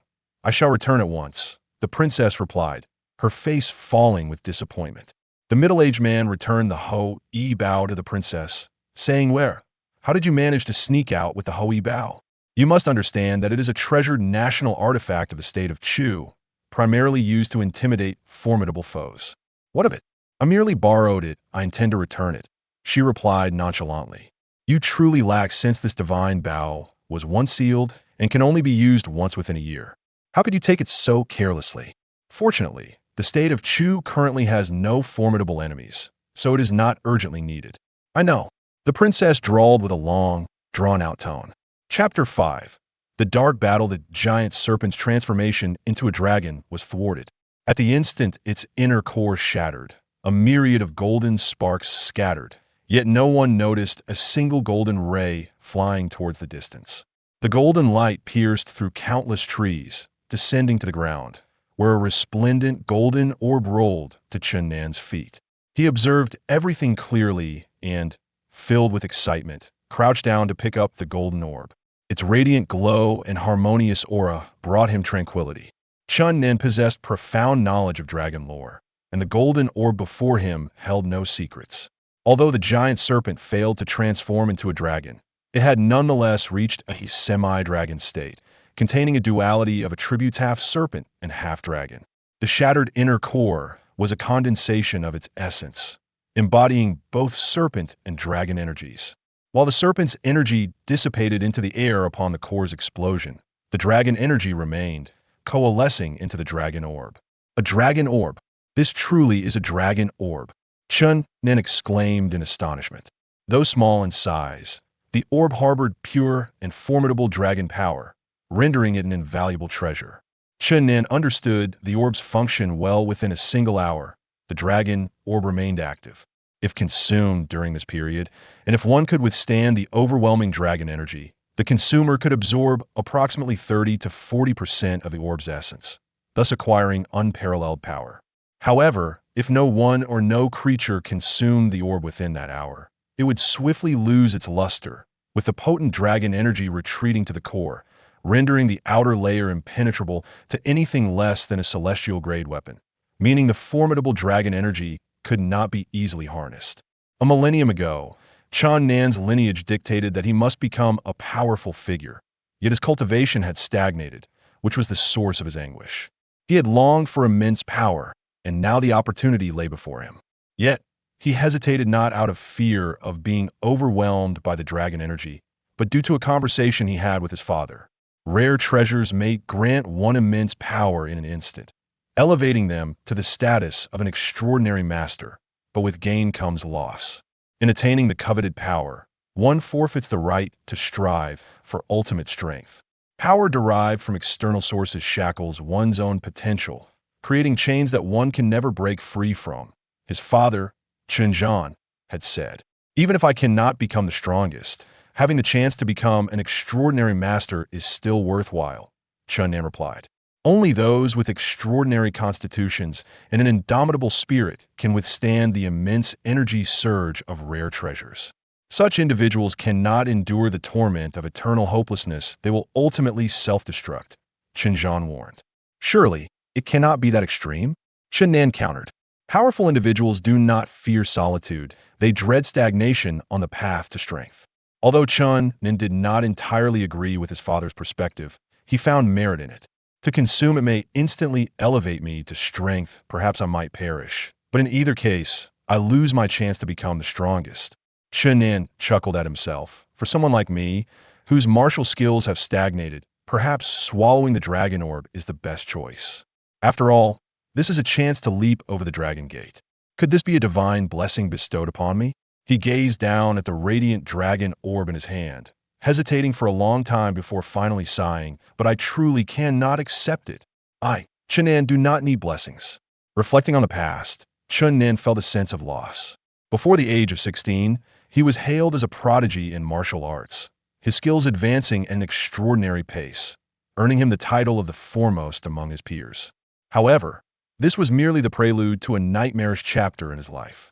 No matter how diligently he practiced, his cultivation stagnated, and even the ancestral techniques that had once flourished in the second tier of mastery plummeted to the intermediate level of the first tier. Watching his contemporaries surpass him one by one, he felt an overwhelming sense of despair and bitterness. While he vaguely suspected that the sharp decline in his martial prowess was linked to certain external factors, he was at a loss to uncover the truth. Once the halo of genius faded, a torrent of mocking voices assailed him from behind, yet he found himself at a loss for words.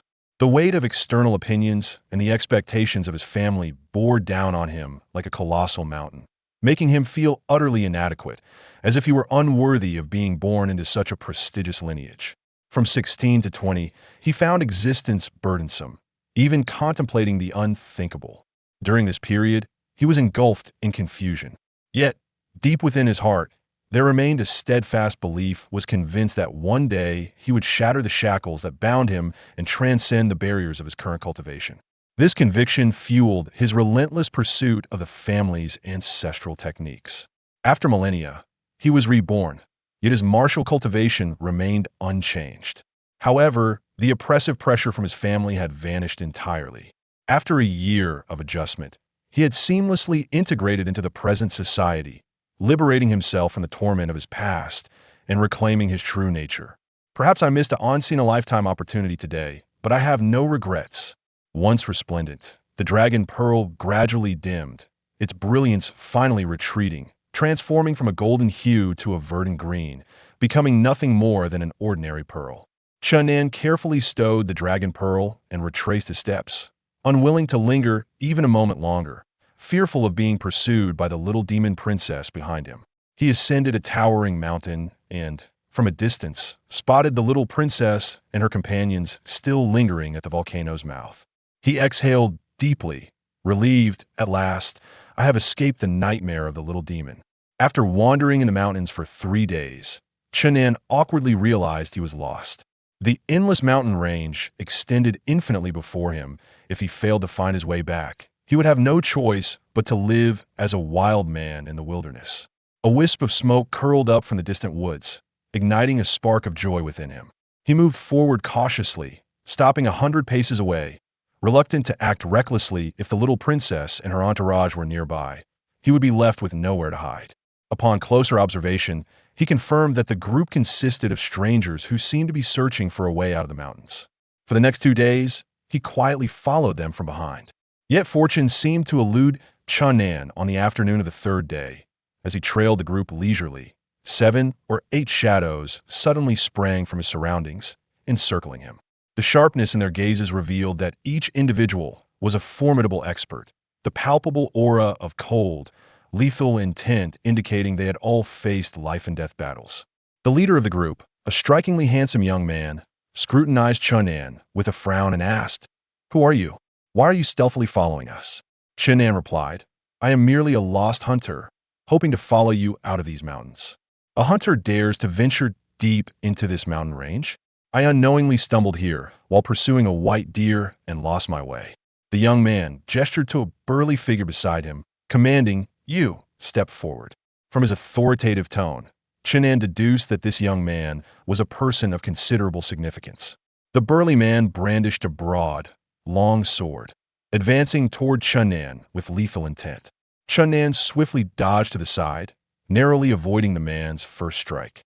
The second swing followed, the sword emanating a faint azure glow as it slashed toward Chenan's midsection. Chenan's heart raced. Could it be that this is a manifestation of tangible sword energy? Is he a master-level expert? Though shocked, he instinctively evaded the blow. Swish! The azure blade carved a shallow trench into the ground. Chenan felt perplexed. The power of tangible sword energy should not be so feeble. Even ordinary sword energy would far surpass this strike. Could it be a form of Western fighting spirit? After carefully observing the man's stance, he confirmed his suspicions. The burly man launched another fierce slash, forcing Chenan to engage in battle, the layers of fighting spirit closing in on him, the azure blade pushing him into a perilous situation. The young man, standing by, sneered, "Do ordinary hunters possess such martial prowess? If you do not speak the truth, you shall find no refuge in 10 moves." Chenan quickly exclaimed, "Wait, I will speak." The young man clapped his hands, commanding stop. The burly man lowered his sword, addressing Chenan. "Well done, lad. You withstood over 20 of my strikes." Chenan quietly lamented in the ancient tongue, "In every era, the strong reign supreme. After my martial prowess regressed, I am destined to endure various misfortunes, truly a tiger fallen to the plains, bullied by dogs." He pondered swiftly, saying, "Young master, if I claim to be an ordinary hunter who has practiced martial arts, you may not believe me, but I can prove it to you." The young man inquired, "How will you prove it?" "I am a hunter, so I shall demonstrate the abilities possessed by one." Chenan bent down, scooping up a handful of soil, inhaling its scent. "I can assure you that within a 3-mile radius, besides a female tiger, there are no other large beasts." "Oh, are you certain of this?" the young man asked. "I am certain." "Very well, Yang Chong, take a few men to investigate the area." A young man responded, "Yes," leading several companions into the depths of the woods. In less than a tea's time, a tiger's roar echoed from afar, and soon after, several men returned, dragging a lifeless tiger. The young man glanced at the carcass, a faint smile gracing his lips. "It appears you truly are a hunter. However, I have further doubts. Exiting the mountains from here would take at least 3 days. Did you chase that white deer for 3 days and nights?" With that, his tone turned icy. "Find him." Several experts surged forward, pressing their blades against Chenan's vital points. He realized that resisting against so many skilled fighters would be as futile as an ant attempting to shake a tree, so he refrained from fighting back. He bitterly chuckled to himself, having just escaped the clutches of the little princess. He had now become another's captive. One of the young man's subordinates remarked, Third young master, why not just kill him instead of tying him up? From the disjointed phrase, third young master, Chunnan discerned a hint of significance, further confirming that this individual was no ordinary person. The young man replied, "Let us bind him for now. I sense he is no ordinary individual. Before any of you acted, I failed to recognize him as a martial artist." Chunnan embarked on a second stint as a captive. Yet this time, his treatment was markedly better than the first. At the very least, he was not regarded as personal property, and no one expressed excitement toward him. This group exhibited strict discipline, their conversations minimal, save for the occasional whisper between the young master and those beside him. 2 days later, Chunnan couldn't help but marvel at the wonders of fate, for he unexpectedly encountered the little princess once again. Now, only 10 individuals remained in her retinue, having lost 4 guards and 2 apprentice mages in the battle against the colossal serpent. The survivors bore grievous injuries, still unhealed. Upon seeing the young nobleman and his companions, the little princess was taken aback, her brows knitting slightly. Yet she quickly revealed a radiant smile. The Tianyuan continent is indeed too small. Who would have thought to encounter His Highness, the third prince, here? The young nobleman returned her smile. Indeed, I did not anticipate meeting Princess Yu in such a remote location. The little princess chuckled. What brings His Highness to the borders of our Chu kingdom instead of enjoying the comforts of the Baiyu kingdom's imperial city? Surely, a diplomatic mission wouldn't require venturing into the deep mountains. Not far away, Chunnan listened intently, feeling a sense of wonder at how, within just a few days, he had found himself amidst a princess and a prince in this vast wilderness. The third prince replied, "Your Highness' words remain as sharp as ever. I cannot bear the weight of such an accusation as trespassing in a foreign territory. If I recall correctly, this mountain range in the central region of the Tianyuan continent does not belong to any nation." The little princess countered, "How could a prince so preoccupied with affairs of state wander here without reason? After all, we are quite near the borders of Chu, which naturally raises suspicions." The third prince chuckled. "Ah, Princess Yu, you overthink my purpose in coming here is primarily due to the reports of a Chilan divine beast appearing in the Luophone Mountains. I wish to test my luck and see this legendary creature." The little princess exclaimed, "Oh, I see. I did not expect the news to spread so swiftly, even reaching His Highness all the way from the Baiyu kingdom." The third prince continued, "It is said that the emergence of the Chilan heralds the advent of a sage, and the news has indeed stirred the continent." With a sigh, the little princess lamented, "Alas, I truly wish to see what this Chilan is like, but it appears I have no opportunity to do so." The third prince inquired, "Why do you say that, Your Highness?" "We encountered my master on the way to the Luophone Mountains. He deemed the place too perilous and insisted on sending me back." "How disappointing." The little princess wore a frustrated expression. A glimmer of insight crossed the third prince's eyes as he asked, "Might it be the esteemed Zhuge Chengfeng?" "Indeed, that old fellow," she replied. "Zhuge is renowned throughout the realm for his extraordinary martial prowess. He is one of the foremost masters I greatly admire." "Is that so? If he were to hear such praise, he would surely be delighted and might even take you as a disciple. If that were the case, I would welcome it with open arms." The little princess laughed. "Perhaps that old man has already heard you and is now hesitating about whether to accept you as a disciple." A fleeting look of suspicion crossed the third prince's face as he replied, "How could that be? Has not Master Zhuge already departed for the Luophone Mountains? Even if he possesses divine hearing, it is improbable he could catch words from hundreds of kilometers away." The little princess retorted, "That old man is overly cautious, fearing I might sneak away. He has been following me all along." "Ah, it seems he truly cares for you, wishing to protect you from any mishaps," the third prince remarked with a smile. "Clearly, he does not trust me," she shot back. The third prince glanced at the little prince's guards and noticed their pallid complexions. "Princess Yu, are your subordinates injured? They appear quite unwell." "Indeed, we encountered an ancient giant on our way to the Luophone Mountains. Fortunately, that old man arrived just in time, otherwise we would have been in grave danger," the little princess recounted, her face showing signs of fear. "What a stroke of luck. This mountain range is known for its monstrous inhabitants. It is essential to have skilled protectors. Allow me to escort you out of the mountains," the third prince offered earnestly. A flicker of coldness passed through the little princess' eyes as she replied, Thank you, Your Highness, but there is no need for your assistance. My old master will take good care of us. Princess Yu, please do not be so formal. In matters such as these, it is only right that I ensure your safe passage. Besides, Master Zhuge may not truly be following you. I appreciate your kindness, but we genuinely do not require your escort. We are now at the edge of the mountain range, where monstrous creatures seldom appear. That will not do. I must escort you. Otherwise, I shall be plagued by unease. Seeing no way to refuse further, the little princess revealed a grateful expression. Then I must trouble you, Your Highness. Princess Yu, you are too courteous. Chun Nen observed the exchange with clarity, silently lamenting the cunning nature of those born into the treacherous imperial family, as they had swiftly engaged in a subtle battle of wits. The little princess felt a surge of unease upon encountering the third prince, suspecting that this was no mere coincidence, but rather that he had been waiting here all along. To safeguard herself, she took the initiative to strike forcefully, leaving the third prince uncertain of her true intentions, before inadvertently mentioning Zhuge Chengfeng, thereby instilling a sense of caution within him. Yet, the third prince was no ordinary individual despite his doubts. He did not withdraw, but instead sought to follow closely and glean more about the situation. They were, in essence, engaged in a verbal sparring match. As the third prince and the little princess entourage made their way out of the mountains, Chun Nan walked at the back of the group, feeling relieved that the third prince had distracted the little princess, allowing him to remain unnoticed. However, this respite was short-lived, as one of the guards soon spotted him, the bound captive, and whispered to the little princess. In that moment, darkness seemed to envelop the earth, and the sky lost its color.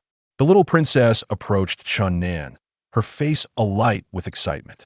Undoubtedly, this was the most genuine expression she had shown since meeting the third prince. Yet Chun Nan would have preferred her false smile over this authentic joy. He silently pleaded, "May the demons of hell take your progeny away." Initially, the third prince could not comprehend why this princess from Chu Kingdom suddenly appeared so elated. He speculated whether Zhuge Chengfeng had arrived nearby. Following her gaze, he finally discerned the source of her delight the captive apprehended the previous day. The third prince was taken aback, his mind racing with conjectures about Chun Nan's identity. He cleared his throat and asked, "This individual has been stealthily trailing us. My men captured him." "Princess, do you recognize this person?" "Indeed, I do." The little princess gritted her teeth and replied, "He is a little eunuch brought from my palace, originally meant to serve me. I never expected him to be the first to flee when we encountered the ancient giant." "Little Li, did you think you would see me so soon?" Chun Nan was nearly stunned, having been labeled a eunuch. The little princess glared at him fiercely, her intent unmistakable, threatening and intimidating him to comply. Beneath the eaves, one must bow their head. After a moment of hesitation, Chun Nan resignedly said, "I submit to your judgment, Your Highness." The third prince chuckled. "Since he is princess, yes, servant. Please feel free to deal with him as you see fit." With that, he turned and walked away. "Ha ha ha!" The little princess gazed at Chun Nan, her face brimming with delight. A chill coursed through Chun Nan's body as he lowered his voice. "Your Highness, let us strike a bargain." Recalling Chun Nan's earlier crude remarks, the little princess trembled with anger and retorted sharply, "Make a deal with me? On what grounds? You are dreaming. Zhuge Chengfeng is not present. The third prince seeks to confront you." Before the diminutive devil could strike, Chun Nan swiftly uttered these words. The little princess lowered her poised hand, scrutinizing him carefully, and remarked, "It seems I have indeed underestimated you. I did not expect this scoundrel to possess a modicum of intellect. However, my patience is wearing thin. The delay in our transaction has left me quite irritable, and I must vent my frustrations." A lament echoed through the woods as Chun Nan's tragic cries intertwined with the triumphant laughter of the little devil princess. In the distance, the third prince and his companions exchanged glances, gaining a deeper understanding of the rumored little sorceress. A resplendent moon hung high in the sky, its luminous rays cascading through the forest like delicate white feathers. The gentle night breeze carried the fragrant essence of blossoms and grasses, enveloping the entire woodland in a tranquil, ethereal glow, a sight both serene and harmonious. With bruised and battered features, Chun Nan and the little devil princess engaged in hushed deliberations within a tent. They had concluded that their serendipitous encounter with the third prince and his entourage was anything but coincidental. It was a premeditated scheme, with these individuals having long awaited their arrival on this path. The little princess stated, "From the very beginning, I sensed they intended to do me harm, yet I cannot fathom their motives." Chun Nin inquired, "What is the state of relations between the Baiwei kingdom and the Chu kingdom?" The little princess replied, "The two nations have maintained a relatively amicable relationship in recent years, with no significant grievances arising." That is indeed puzzling. If that is the case, why do they seek to harm the princess? After a moment of contemplation, Chun Nan chuckled, "I believe they intend to commit an act of abduction." Vanish. The little princess delivered a forceful punch to Chun Nan's head. In pain, Chun Nan murmured, "I am merely assisting your highness in analysis. How can you react with such fervor? It is not without merit. You need not concern yourself with that. It is common knowledge that the third prince is not a man of debauchery." Chun Nan suggested, "Perhaps he wishes to present the princess as a gift to another."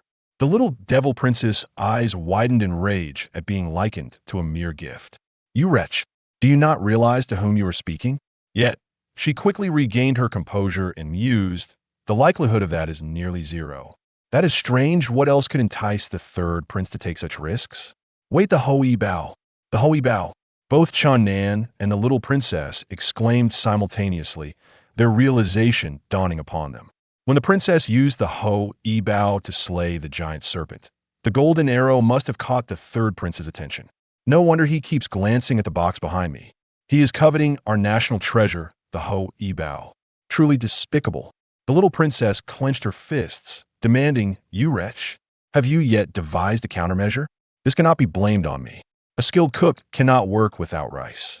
Your highness guards are gravely injured, leaving us without any means of defense. What can I do?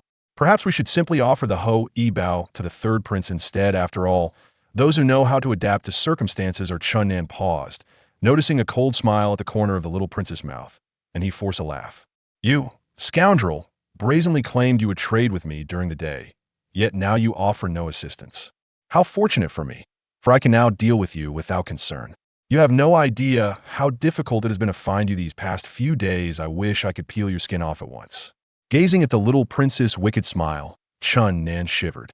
"Your highness, I did not intend to peek at you while bathing." Upon hearing this, the little prince's eyes seemed to ignite with fury. "Ah, you wretched scoundrel! How dare you mention that I shall slay you?" Chapter 6. A blood-soaked battle wait. Chun Nan hastily retreated, saying, "Your highness, you are being rather heartless.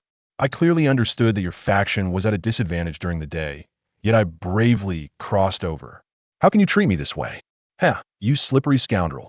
You are well aware that once the third prince takes action, he will eliminate you. Otherwise, why would you have risked your life to trade with me then? Ahem, in that case, you should not kill me. Your guards are already injured. I still possess some fighting capability." The little princess pondered for a moment, then smiled at him. "Very well, I shall spare you for now. Here, carry this." As she handed him the box containing the Hoi Bao, Chun Nan exclaimed, "No, please, just kill me." He realized that the little princess had decisively made her choice. She would relinquish the Hoi Bao to divert attention away from herself and seek an opportunity to escape. "Fine, I will kill you." The little princess drew her sword. "No, wait, I will carry it." In the stillness of the night, danger lurked in the shadows. In the third prince's tent, the glint of blades danced as he conspired quietly with his subordinates. Yang Chong, the captain of the guards, remarked that old man Zhuge Chengfeng is certainly not nearby. We were deceived during the day. Your highness, act swiftly to avoid prolonged complications. The third prince pondered briefly before replying. Let us not rush. We have already surrounded them. Maintain close surveillance without making any rash moves. Allow them to feel the tension throughout the night, and when dawn breaks and they grow lax, we shall strike. Yang Chong questioned, is it truly necessary to regard them with such caution? Almost every one of them is severely injured. Even if that little sorceress is formidable, can she surpass your highness? The third prince replied, coolly, Yang Chong, you lack the experience. Your recklessness makes me hesitant to entrust you with responsibility.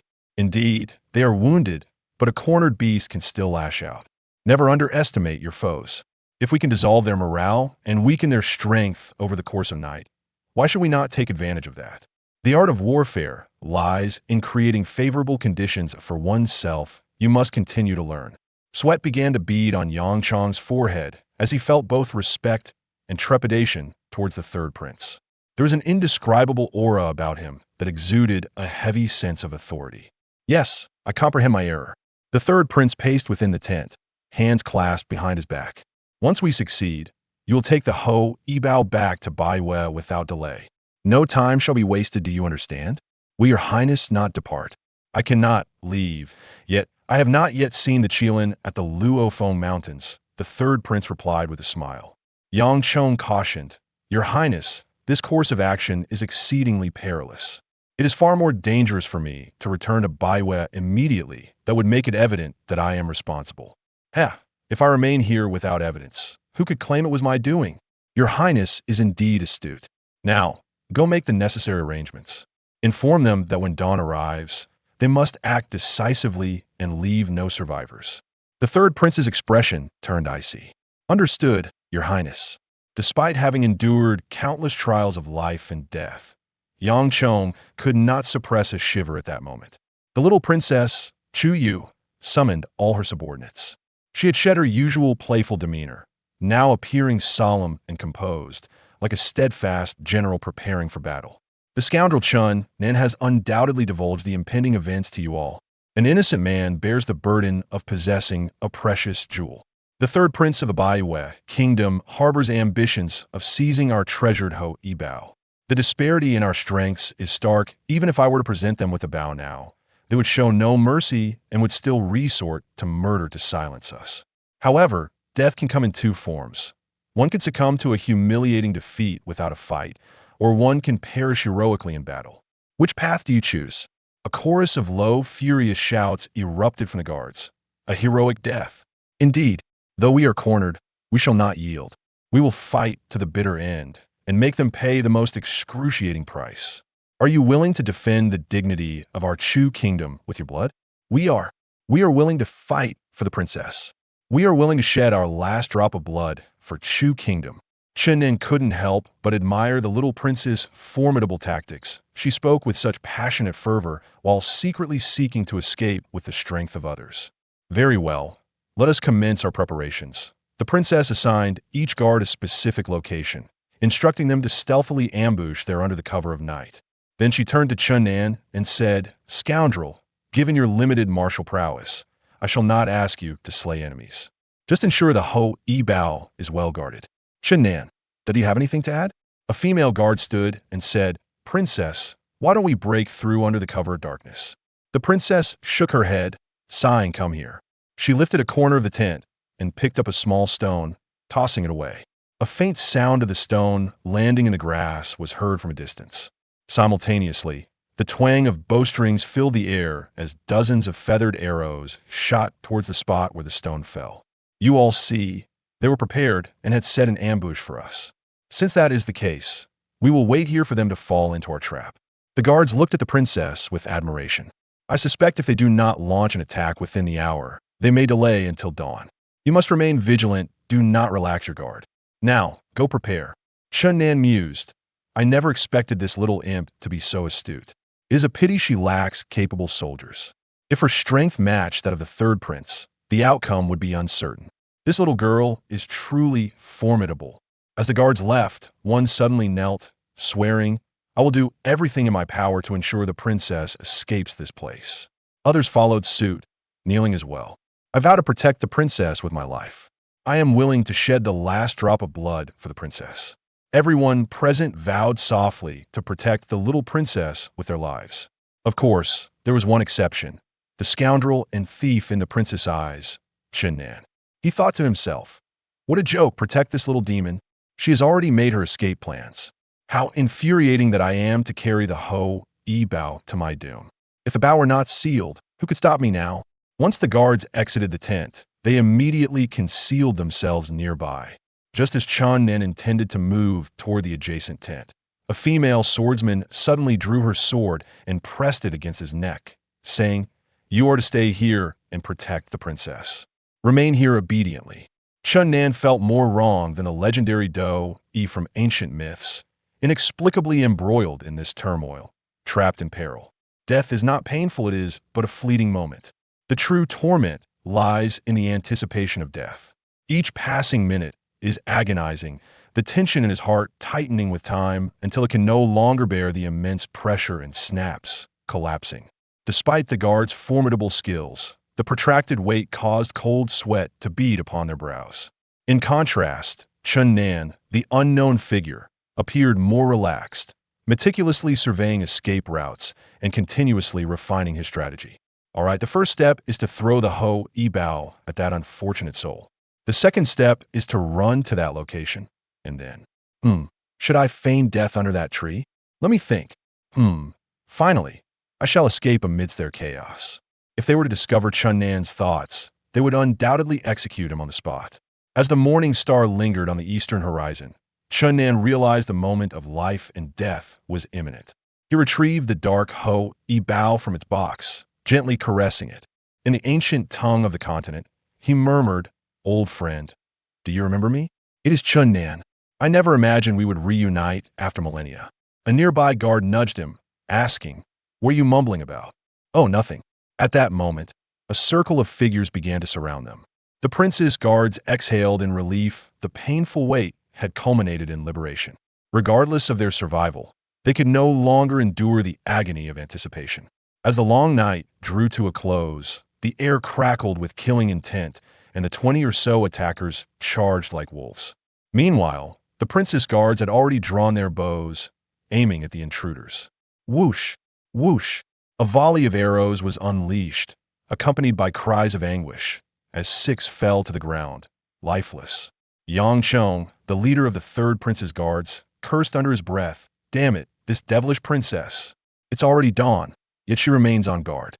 As the 9th adversary fell to an arrow, the guards of the third prince surged forward, closing in on Chun Nan and the others, rendering their bows ineffective.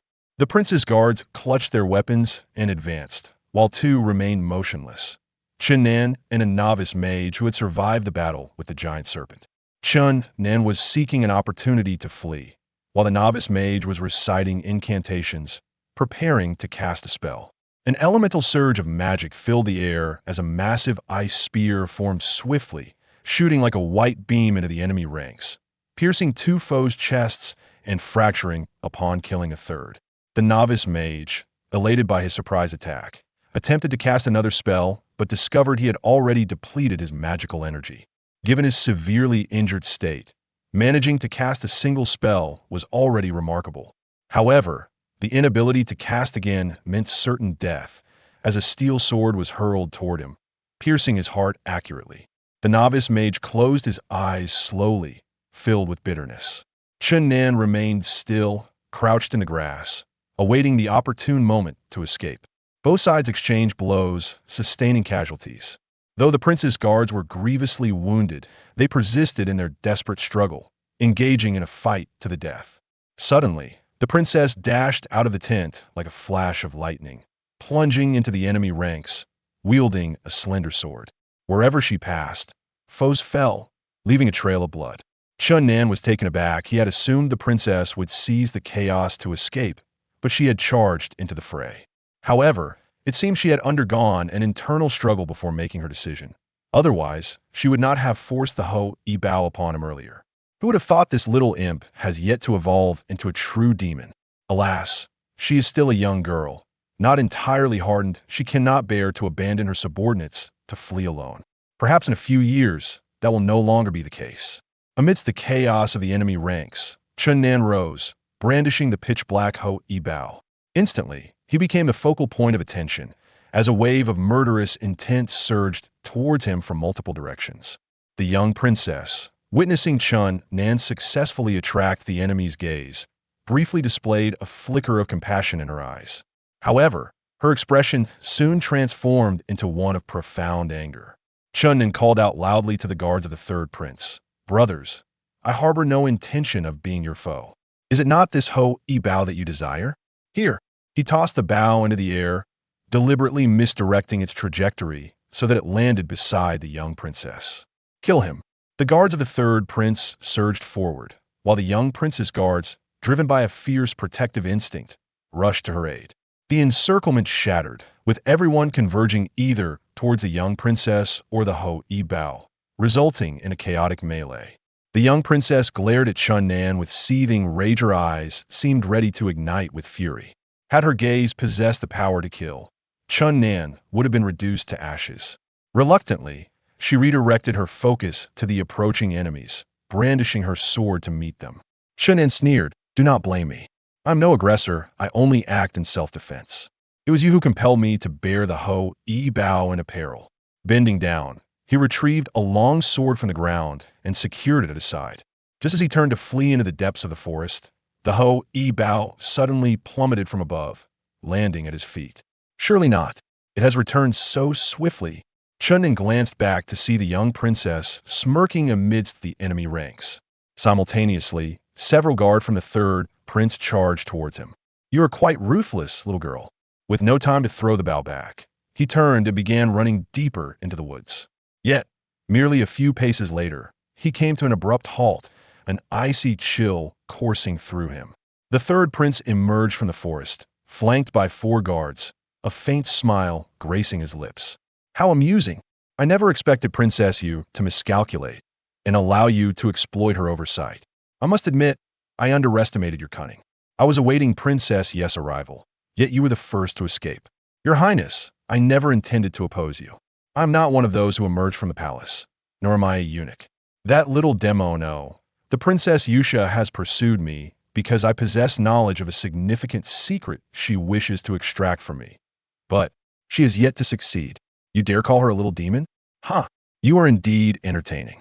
The third prince laughed heartily, but his expression soon darkened. "Before me, you're merely a slippery character. Do not attempt any tricks, nor presume that this great secret will spare your life." A chill gripped Chun Nan's heart, and he broke into a cold sweat. "It is true. I stumbled upon a map in an ancient cave. Although I am not well versed in ancient culture, I recognize the words Xuanwu armor inscribed upon it." "What?"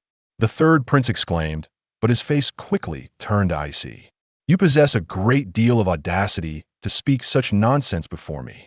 "Your Highness, I speak nothing but the truth. Otherwise, why would that little demon chase me across great distances?" The third prince's eyes glinted coldly as he scrutinized Chun Nan. After a prolonged silence, he finally inquired, "Where is the map?" I have hidden it in a secret location." "Humph." The third prince scoffed. "Retrieve the Hou-yi Bao." The guards, who had been pursuing Chun Nan for the bao, hesitated upon seeing the third prince and retreated. The bao lay just beyond in the grass. The unclaimed celestial treasure, the Xuanwu armor, indeed held immense allure. Although the third prince did not fully believe Chun Nan, he spared his life for further investigation.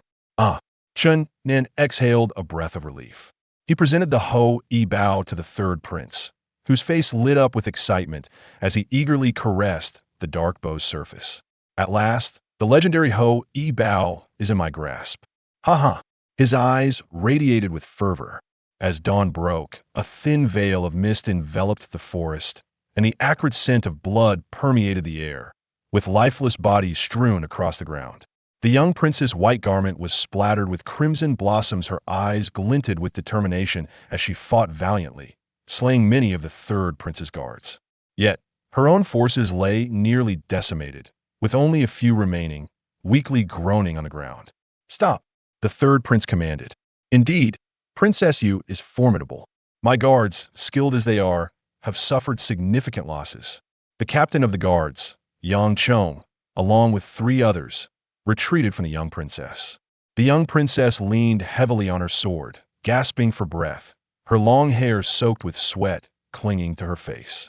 Exhausted, the sight of her fallen guards pierced her heart, yet her fury propelled her onward. She glared at the third prince, accusingly stating, "Run, Jian, do you not fear provoking a war between the kingdom of Chu and the kingdom of Baiwei? Ha! Princess Yu, you should know well that today's events will remain an enigma. No one shall learn of the misfortune that befell the young princess of Chu here. There are no secrets that remain hidden. This matter will eventually spread across the continent. This place is devoid of walls, and no one to hear the whispers." The young princess pointed at Chun Nan. "Is he not a witness? Ha ha! It is amusing to think that the renowned little demoness of Chu has fallen victim to to such a minor character. The young princess glared fiercely at Chun Nan, her anger palpable. Had she the strength, she would have charged at him with her sword. Chun Nan felt a surge of frustration. The little demon was still attempting to ensnare him. The third prince cast a cold glance at Chun Nan before addressing the young princess. "Princess Yu, how should I deal with you? Such exquisite beauty is hard to condemn to death. Yet keeping you close would mean constant vigilance against your potential treachery. Alas, the only solution seems to be to secretly gift you to someone else. I am certain that some princes of foreign lands would eagerly accept such a precious offering." The young princess, as if making a difficult decision, displayed a fleeting expression of pain. The third prince coldly remarked, "Do not entertain thoughts of leveraging those princes for revenge or to soften their hearts for your escape. You will be given as a personal gift, a mere token for alliance. I know you will not take your own life. You will seize any chance for survival, for only by living can you seek vengeance." Exhausted, the young princess sank to the ground. Nearby, Chun Nan felt a chill in his heart. The third prince was indeed a formidable figure, a true tyrant. Suddenly, the young princess raised her head, casting a fierce look at Chun Nan before turning to the third prince. "Rin Jian, why have you not killed him?" The third prince replied with a smile. "Oh, I forgot to mention, this fellow has offered to present me with the treasure map concerning the Xuanwu armor." Although he did not fully believe Chun Nan's knowledge of the armor's secret, he thought to exploit the enmity between Chun Nan and the young princess to undermine her. "Ha!" The young princess erupted into an unrefined laugh, tears streaming down her cheeks. "Rin Jian, you absolute fool. Ha! You have truly made me laugh to the point of tears. Can you believe that you trusted that scoundrel with the Xuanwu armor? How amusing. Ha! The third prince, Rin Jian, wore a grim expression as he coldly glared at Chun Nan. Instantly, Chun Nan's heart sank. In a sudden strike, he thrust his palm into the chest of a nearby guard, swiftly seizing the Ho-E Bao from the guard's grasp. Mimicking the moves of the little princess master, Zhuge Chengfeng, Chun Nan wielded the Ho-E Bao like a staff, forcefully swinging it toward another guard. The event transpired so abruptly that the guard had not yet comprehended the situation before his chest caved in, and he fell, lifeless. "Ha! How delightful! Well done, you scoundrel!" The little princess exclaimed with malicious glee. "Kill him!" Rin Jian bellowed in rage. Two more guards brandished steel blades and charged at Chun Nan. With no choice left, he raised the Ho-E Bao to defend himself. Although he managed to shatter one guard's steel blade with the Bao at first, he ultimately could not withstand the onslaught for more than 20 exchanges. Eventually, a guard struck him on the back with a palm, causing him to vomit blood and collapse onto the ground.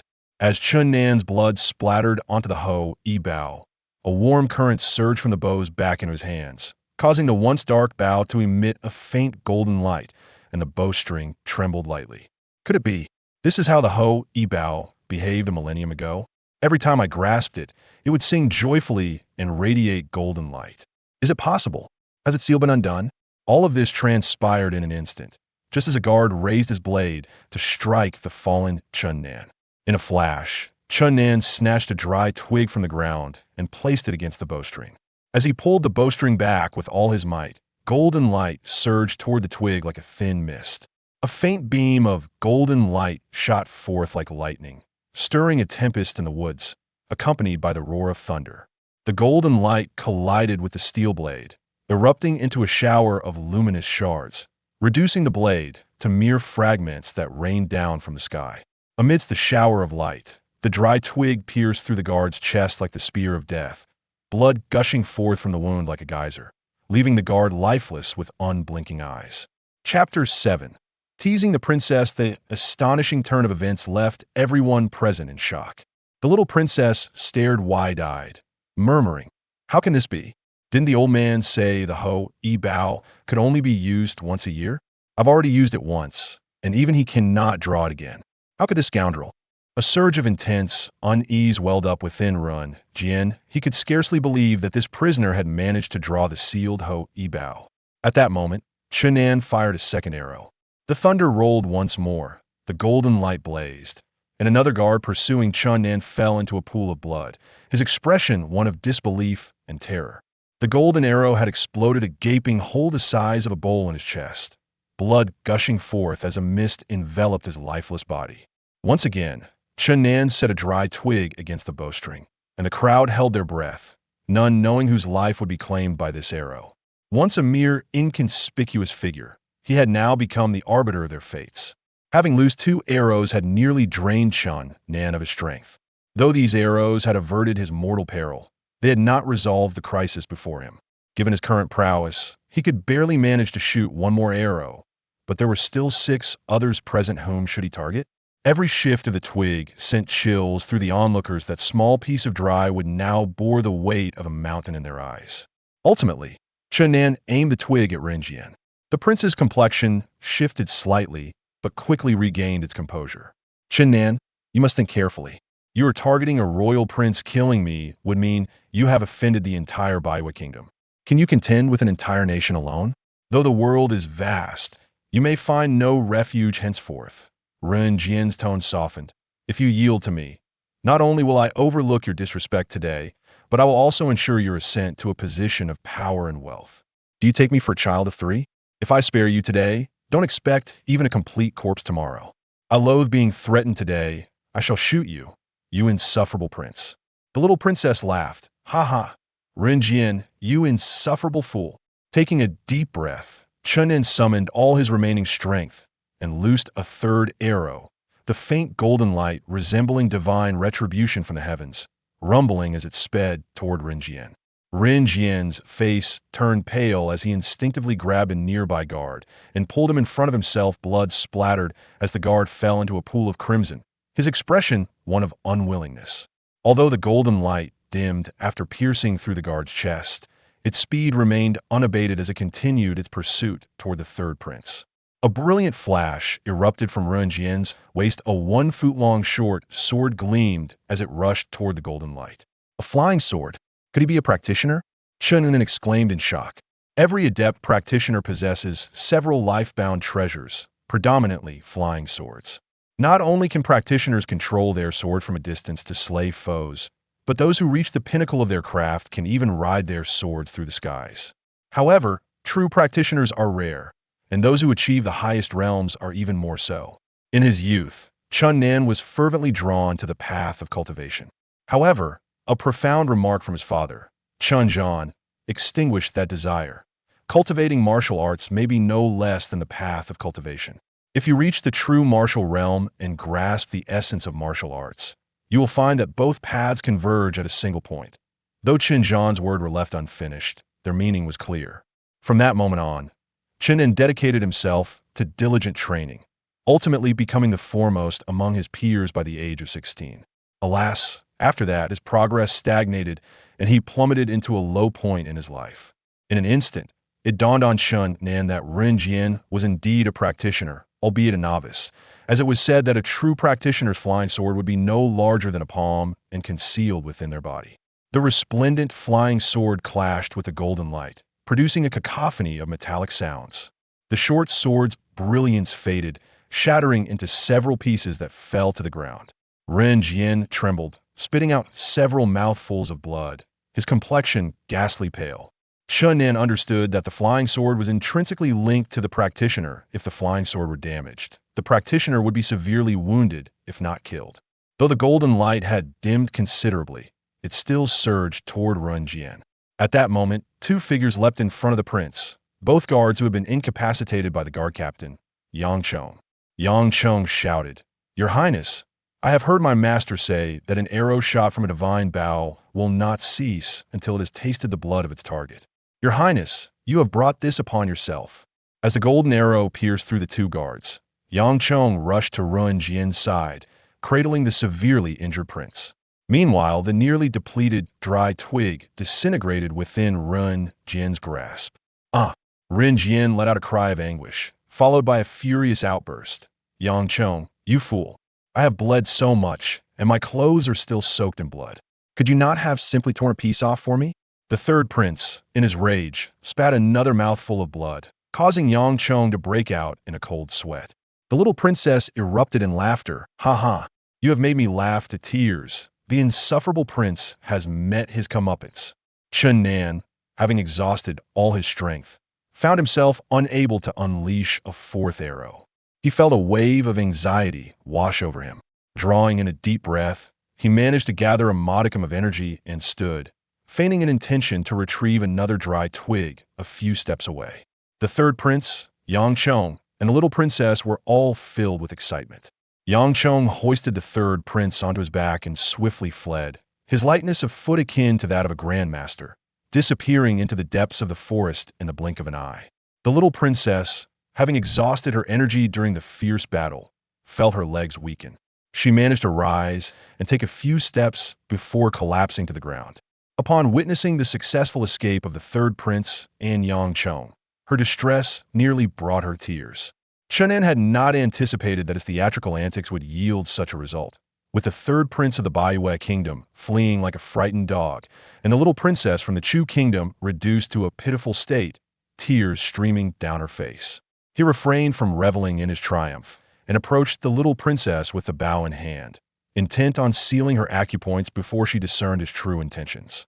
As Chunan approached step by step, the little princess' face drained of color, her tear-filled eyes reflecting her memories of how she had treated him previously. Scoundrel! Vile thief! Don't come any closer. Chunan could hardly suppress a chuckle. He had not expected the little demon to possess such a vulnerable side. Yet, a thought nagged at him. She had shown no fear when confronting the third prince, so why was she terrified of him? No, that couldn't be right. Little demon, produce what you have hidden in your sleeve, or I shall shoot. With a resigned clatter, the little princess tossed a short sword onto the ground, revealing the hidden weapon. Humph, such keen eyes, Chunan remarked as he finally reached her, swiftly using the withered branch to tap various acupoints on her body, sealing several of her major points. Huh, mission accomplished, Chunan proclaimed triumphantly, only to feel his legs give way beneath him and collapse. Ah, scoundrel, vile thief, get away, quickly get away, the little princess cried out in alarm. Chunan lay back against her thighs, exhaling with exhaustion. I'm utterly drained. Tell me, little demon, do you still believe you can command me? You shameless, despicable getaway. Scoundrel, vile thief, you're quite noisy. If you continue, I cannot guarantee my actions, Chunan quipped, casting a glance at the little prince's heaving bosom. A scoundrel, vile thief, rogued the little princess. Cries grew more frantic, but deep down, she was terrified that Chunan might harbor malicious thoughts. Now utterly fatigued, Chunan rested against the little princess' lap, taunting her further. How delightful! Is the leg of a royal princess truly exceptional? It calms the mind and nourishes the spirit. Perhaps it could even cure hypertension. Oh, I believe I've misspoken. The little princess felt a mix of shame and anger, her eyes brimming with tears. Scoundrel, let me go. If you do, I will implore my father to grant you a high position. I am rather indolent and have little interest in officialdom. Besides, I don't trust your words. Just moments ago, the third prince attempted to unleash a scheme against me, only to receive an arrow to his rear. You wouldn't want a similar fate, would you? Chunan smacked the little princess' ample backside, finding satisfaction in her embarrassment. Ayu, the little princess, was engulfed in shame and fury, tears cascading down her cheeks. Vile thief, if you spare me, I will keep my promise and bestow upon you generous rewards, she sobbed. Even now, you call me scoundrel and vile thief. I cannot ascertain whether you are pleading for mercy or merely vexed. Chunan, dear Chunan, please spare me. Woo, the little princess broke down, crying uncontrollably. As the favored daughter of the Chu emperor, she had never been so humbled. The more she cried, the more aggrieved she felt, her tears flowing like pearls strung loose. Stop crying, please. Woo, the little princess ignored him, her sobs growing louder. Keep this up, and I shall strip you of your garments, Chunan warned, tugging at the sleeve of her robe. The little princess, terrified, immediately ceased her weeping. A single crystal tear clung to her long lashes, and her face bore the traces of her tears, rendering her an image of poignant fragility, akin to a delicate angel. Chunan sighed inwardly, recognizing her youth. Come now, don't cry. Yet, he inadvertently caught a glimmer of joy in her eyes, and he suddenly realized, slapping her thigh playfully, you almost had me fooled. Ayu, the unexpected slap elicited a startled cry from the little princess, clearly taken aback by Chunan's sudden shift. Little demon, cease your charade. How could a demon transform into an angel? Throughout this journey, you have laid bare your wicked nature. Recalling your misdeeds feels like a nightmare. You haven't forgotten your actions, have you? It is too late to feign pity. I have seen through your true self. Shannan, you misunderstand me. I am quite kind-hearted and not at all fierce. Last time who told you to spy on me while I bathed? As a princess, I must uphold my dignity. It was a matter of necessity. Shannan retorted, not fierce. You nearly subjected me to a punishment fit for a palace criminal. And during your moments of exuberance, you often sought me out to express your joy, leaving me incapacitated. Were those actions also unavoidable? The little princess, with a pitiful demeanor, pleaded, Shannan, dear brother Shannan, I was wrong. Please forgive me. Spare me. Wool, little demon, cease your theatrics. I must confess, I had no intention of releasing you since capturing you. Shannan, please let me go. Whatever you desire, I shall beseech my father to grant you gold, silver, jewels. Many beautiful maidens, she implored, her expression filled with hope. Gold and silver are mere trifles. What use do I have for them? As for maidens, why seek distant pleasures when I have you right here? Shannan grinned mischievously, fully embracing his villainous role. Please, I beg you, spare me. Abandon hope, I shall never release you. The little princess, with her tone subdued, exhausted her flattery, but saw that Shannan remained resolute. Her expression hardened, and she spoke sharply, Bold one, do you know who you are speaking to? I am the little princess of the Chu kingdom, and you are but a commoner. Do you not fear the consequences of your actions? Do you not fear that my father will annihilate your entire lineage? Her expression turned fierce, shedding the earlier facade of vulnerability. If I feared that, I would have acted differently. The little demon's true colors finally emerged, Shannan remarked. The little prince's face turned icy as she stated coldly, Shannan, you must consider carefully this land belongs to the king. Today, you have offended the third prince of the Baiwei kingdom. If you disrespect me further, you will have antagonized two nations, leaving you nowhere to hide. She cast a glance at Shannan before continuing. Do not assume you can act without consequence. The third prince has fled. If I do not return safely to the palace, he will surely expose you, and all his misdeeds will be laid at your feet. At that time, returning you means my own demise is inevitable. Alas, it seems I shall have to seek refuge in a secluded place. However, having a princess by my side is somewhat acceptable. Perhaps we can raise a multitude of children together. Upon reflection, such a life might not be so bad.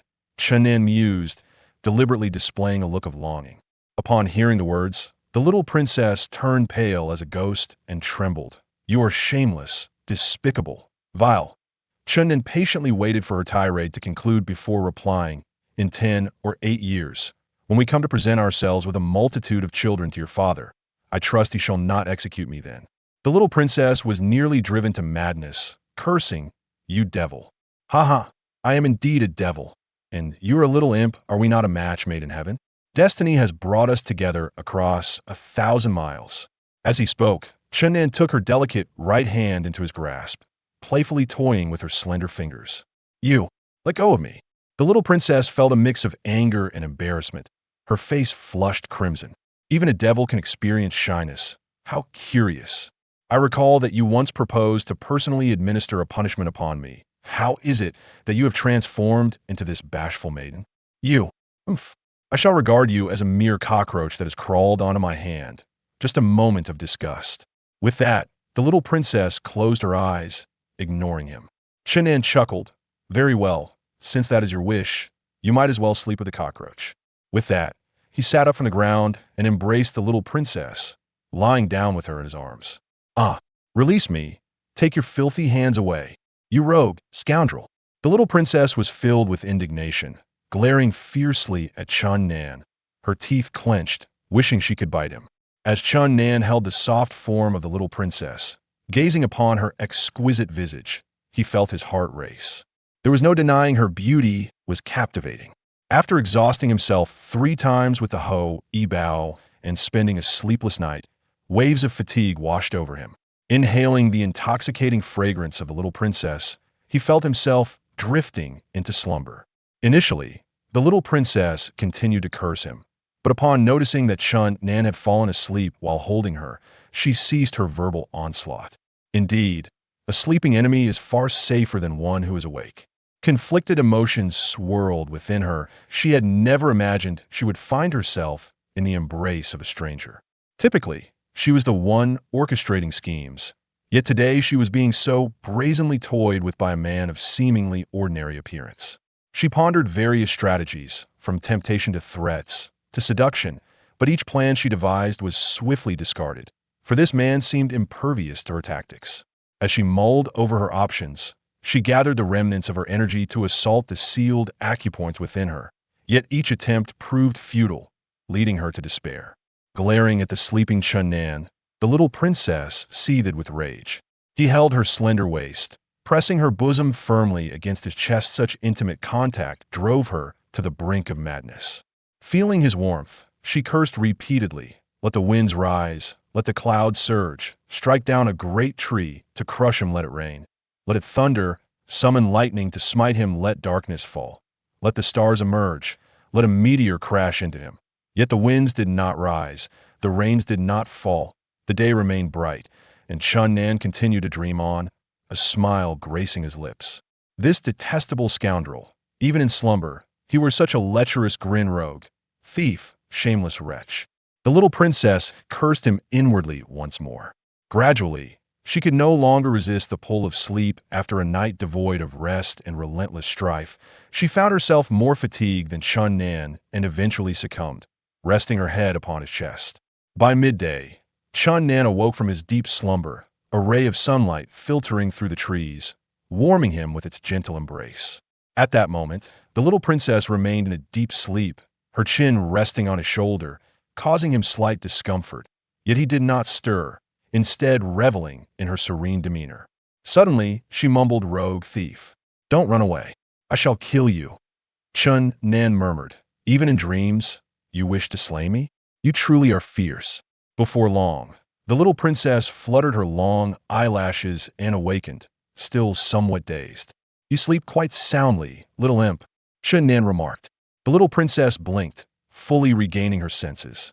The closeness of their position filled her with embarrassment, but her expression quickly turned cold. "What of it? It is not for you to comment." "How can it not be for me to comment when you have drooled so much upon my chest that I am nearly drowned?" "Nonsense. That was merely due," she retorted, her cheeks reddening in an awkward defense. "Ha ha, your innocence is utterly charming.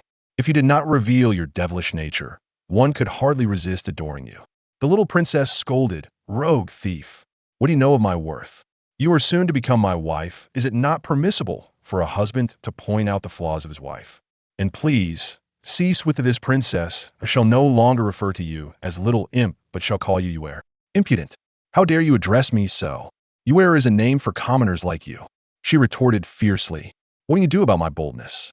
Chun Nan declared, rising and lifting her up upon his shoulder. "Impudent! Rogue thief! Put me down." Chun Nan carried the little princess upon his shoulder, grasping the bow as he strode towards the forest's edge. The midday sun blazed fiercely, and the little princess felt uncomfortable being hoisted thus, angrily demanding, "Where do you, madman, intend to take me?" "Put me down at once." "To a secluded place with clear waters and picturesque mountains, where we may wed," Chun Nan replied with a laugh. "Ah, you are shameless. Release me, I feel utterly ill at ease." At that moment, the forest creatures suddenly erupted in panic, various small animals scurrying from their hiding places, fleeing into the distance, followed by larger carnivorous beasts, the stampede stirring up a foul wind. Chun Nan hastily set the little princess down from his shoulder, then scooped her up to ascend into a tall tree. The little princess displayed no trace of fear, her large eyes curiously observing the fleeing wildlife. Just then, the ground began to tremble, and the forest swayed in response. A towering figure was approaching from afar. My heavens! What luck! An ancient giant. To encounter such a creature in these mountains is a chance of a lifetime. Chun Nan's head throbbed with anxiety. Meanwhile, the little princess was filled with excitement, seemingly oblivious to her loss of freedom. Wow, an ancient giant! Not only have I seen a flying dragon, but now I witness an ancient giant. This trip is truly worthwhile. Indeed, it is worthwhile for you, especially since you have found a good husband. Chun Nan's words brought the little princess crashing back to reality. You vile scoundrel! If you remain silent, No one shall consider you a mute, she snapped. Let's remain quiet here and wait for him to pass before we make our move.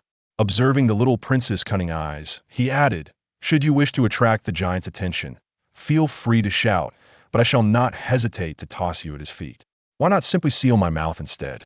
To encourage you to learn to obey gradually. In your dreams, you wretched man. The little princess fumed. Boom, boom, boom. The ancient giant drew closer, each step causing the entire forest to tremble, the violent vibrations scattering the fallen leaves across the ground. Chun Nan reached out and lifted the little princess from the nearby branch, holding her tightly around the waist as he whispered, he is coming soon. If you wish to scream, be prepared. I am ready to toss you away. The little princess retorted with disdain, remove your filthy hands, or I shall truly scream. Don't think I lack the courage. If I did not hold you firmly, you would surely fall. Then you would break your bottom while competing with the third prince for attention? You. A towering ancient giant approached, standing 10 meters away. He was an imposing 30 meters tall, with hair as thick and long as that of a beast. Aside from his extraordinary height and dense body hair, he bore a striking resemblance to a common man. A pungent stench emanated from the giant, nearly causing Chun Nan and the little princess to retch. Chun Nan quickly covered his mouth and nose with his sleeve. Noticing the little prince's pained yet hopeful gaze, he shifted his hand from her waist to cover her mouth and nose. The giant had been walking in the open, but suddenly sniffed the air and headed straight towards their forested area. It seems he has indeed detected us. Chun Nan swiftly jumped down from the tree, clutching the little sorceress as he darted through the woods. Roar! The giant's roar reverberated through the air like thunder, and with just 3 strides, he caught up to them. Boom! Trees 6 to 7 meters tall fell like mere straw under the giant's weight. A massive tree toppled forward, prompting the little princess to scream, You clumsy oaf! Run! He is upon us! Hurry, you fool! Chapter 8. From Paradise to Hell. Chun Nan narrowly evaded the falling tree and swiftly turned to the side. The giant, unable to halt his momentum, continued forward. By the time he turned back, Chun Nan had already carried the little princess 20 meters away. The little princess shouted, You're so dim-witted. Hurry and hide ahead. Why have you stopped? Run. Suddenly, Chun Nan halted and unceremoniously dropped the little princess onto the ground. Ah! The little prince's ample form met the ground with a thud. You scoundrel! Ouch, that hurts! You big idiot! Ignoring her protests, Chun Nan swiftly retrieved the Ho-E bow from his shoulder, stepping forward with his left foot while placing a dry branch on the bowstring. At that moment, Chun Nan's focus was unwavering, his gaze fixated solely on the approaching giant. With determination, he pulled the bowstring taut, the dark Ho-E bow emanating a faint golden glow as the essence of the heavens surged towards it. Chun Nan and the bow seemed to merge, a radiant brilliance emanating from them, creating a powerful force that rippled outward. The giant sensed the immense energy in the air and revealed a hint of fear, halting his advance. At that moment, the boundless essence of the heavens surged towards Chun Nan and the bow, enveloping him in a dazzling golden light that overshadowed even the sun. The giant instinctively took a step back, his fear deepening. The little princess was utterly astounded. She could not reconcile the man before her with the scoundrel Chun Nan she knew. This figure was monumental, exuding an overwhelming aura akin to a deity, invoking a sense of reverence. Under such pressure, the ancient giant appeared diminished, while the man before her seemed a titan towering over the heavens. Is this truly that scoundrel Chun Nan? Is this truly that vile thief? Suddenly, the skies darkened, thunder rumbled, and ethereal mist swirled around the Ho-E bow. Golden light cascaded like a river towards the dry wood on the bowstring. In mere moments, the wood transformed into a radiant spectacle, exuding an intimidating power. Under the golden light, the giant trembled uncontrollably. Chun Nan gently released the bowstring, but at the last moment, he swiftly redirected the bow. A tempest arose, thunder roared, and a bolt of golden light shot past the giant like lightning, disappearing into the roots of the tallest tree in the forest. The towering tree shattered instantly, splinters flying through the air, as the ancient giant let out a cry and turned to flee, trampling down swathes of trees, causing the forest to tremble. The giant's colossal form finally vanished, and the once tumultuous essence of the heavens gradually settled, leaving the forest in silence. The radiant golden light surrounding Chun Nan dimmed and eventually faded, but the powerful aura he exuded remained, still evoking the feeling of a great mountain. The little princess, trembling, said, "Scoundrel. Chun Nan, how is it that your archery is so poor? You missed such a large target."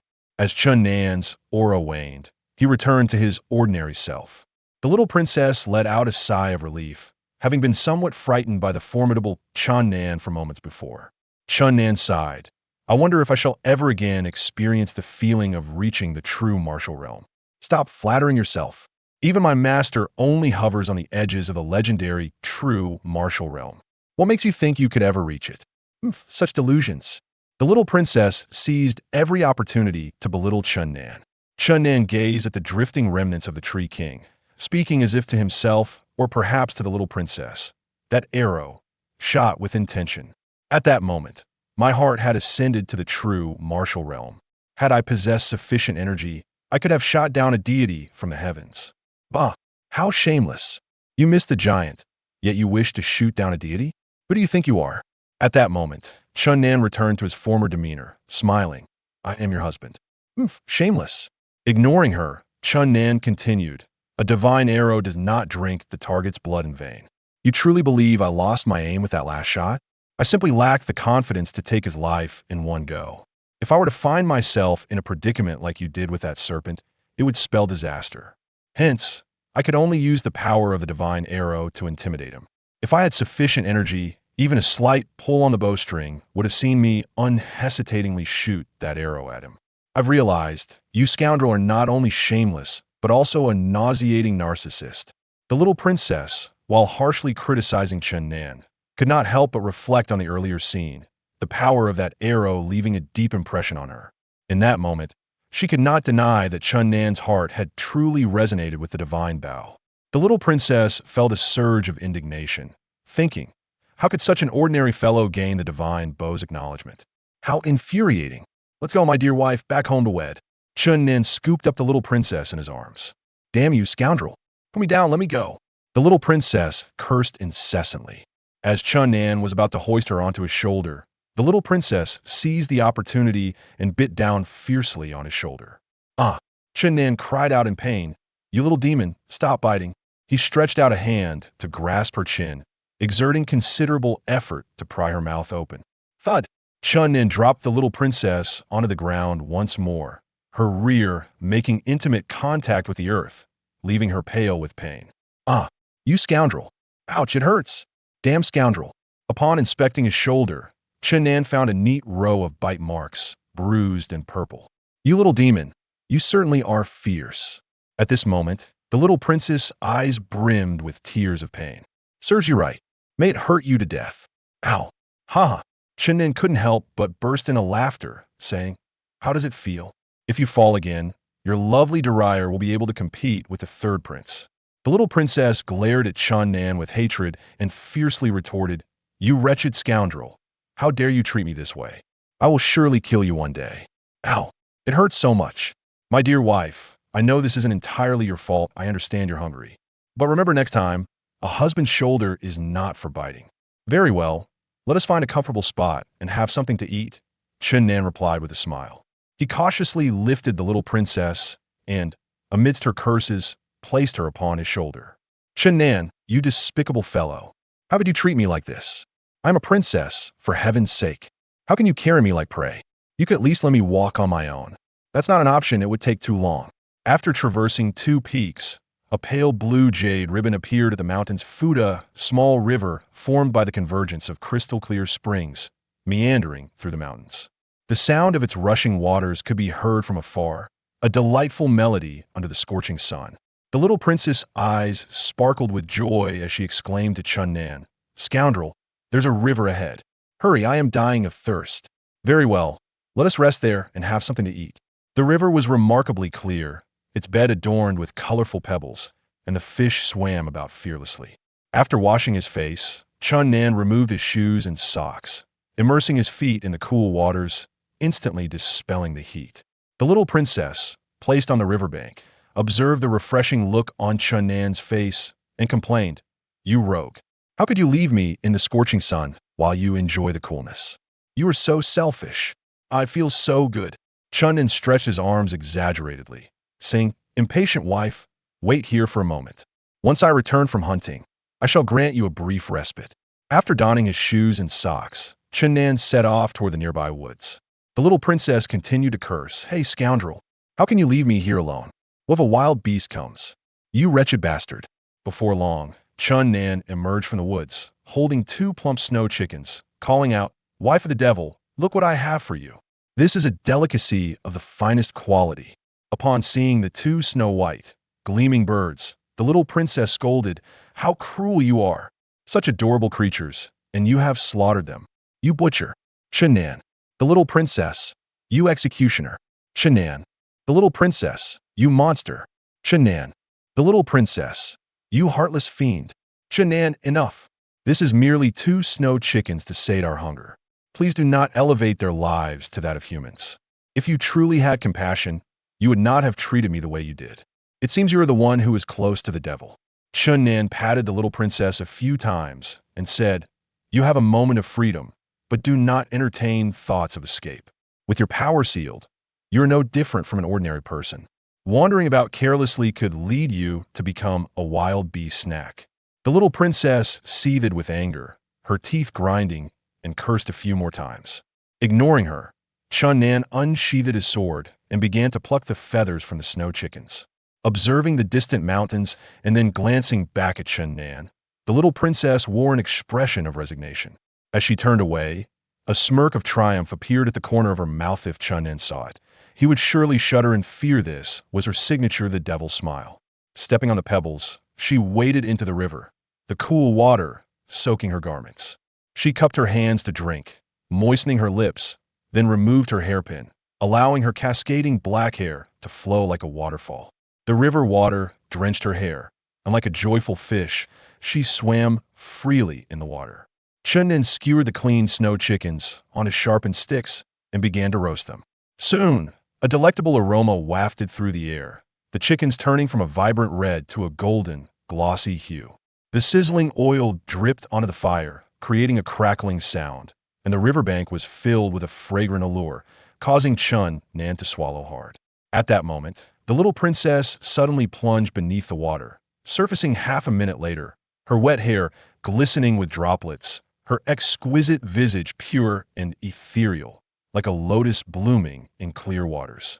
Chunnan turned just in time to behold the enchanting scene, momentarily entranced, murmuring, "Goddess of Luo," with a graceful neck and a complexion as radiant as dew. Her beauty unenhanced, her charm unmasked, her cloud-like hair piled high, her brows delicately arched. With rosy lips and pearly teeth, her bright eyes glisten, adorned with dimples charmingly. Her exquisite figure captivates, her demeanor serene. With gentle grace and alluring poise, she enchants with her words. He gazed at the little princess in the water, lost in thought, reminiscent of the first time he saw her days ago when she was bare, pure as an angel, beautiful as a sprite, resembling a little fairy. Chunnan planted the roasting sticks into the ground and slowly approached the river, sitting by the bank, entranced by the little princess.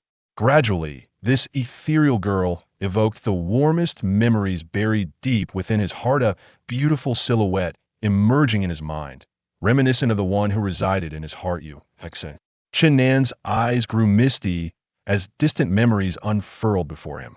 He felt as though he had returned 10,000 years into the past, with Yuexin seemingly walking toward him, her charming smile captivating, her lovely eyes glimmering, and he could almost hear the sweet laughter of the beloved. Awakening from this reverie, heartbroken, he realized that Yuexin could never return.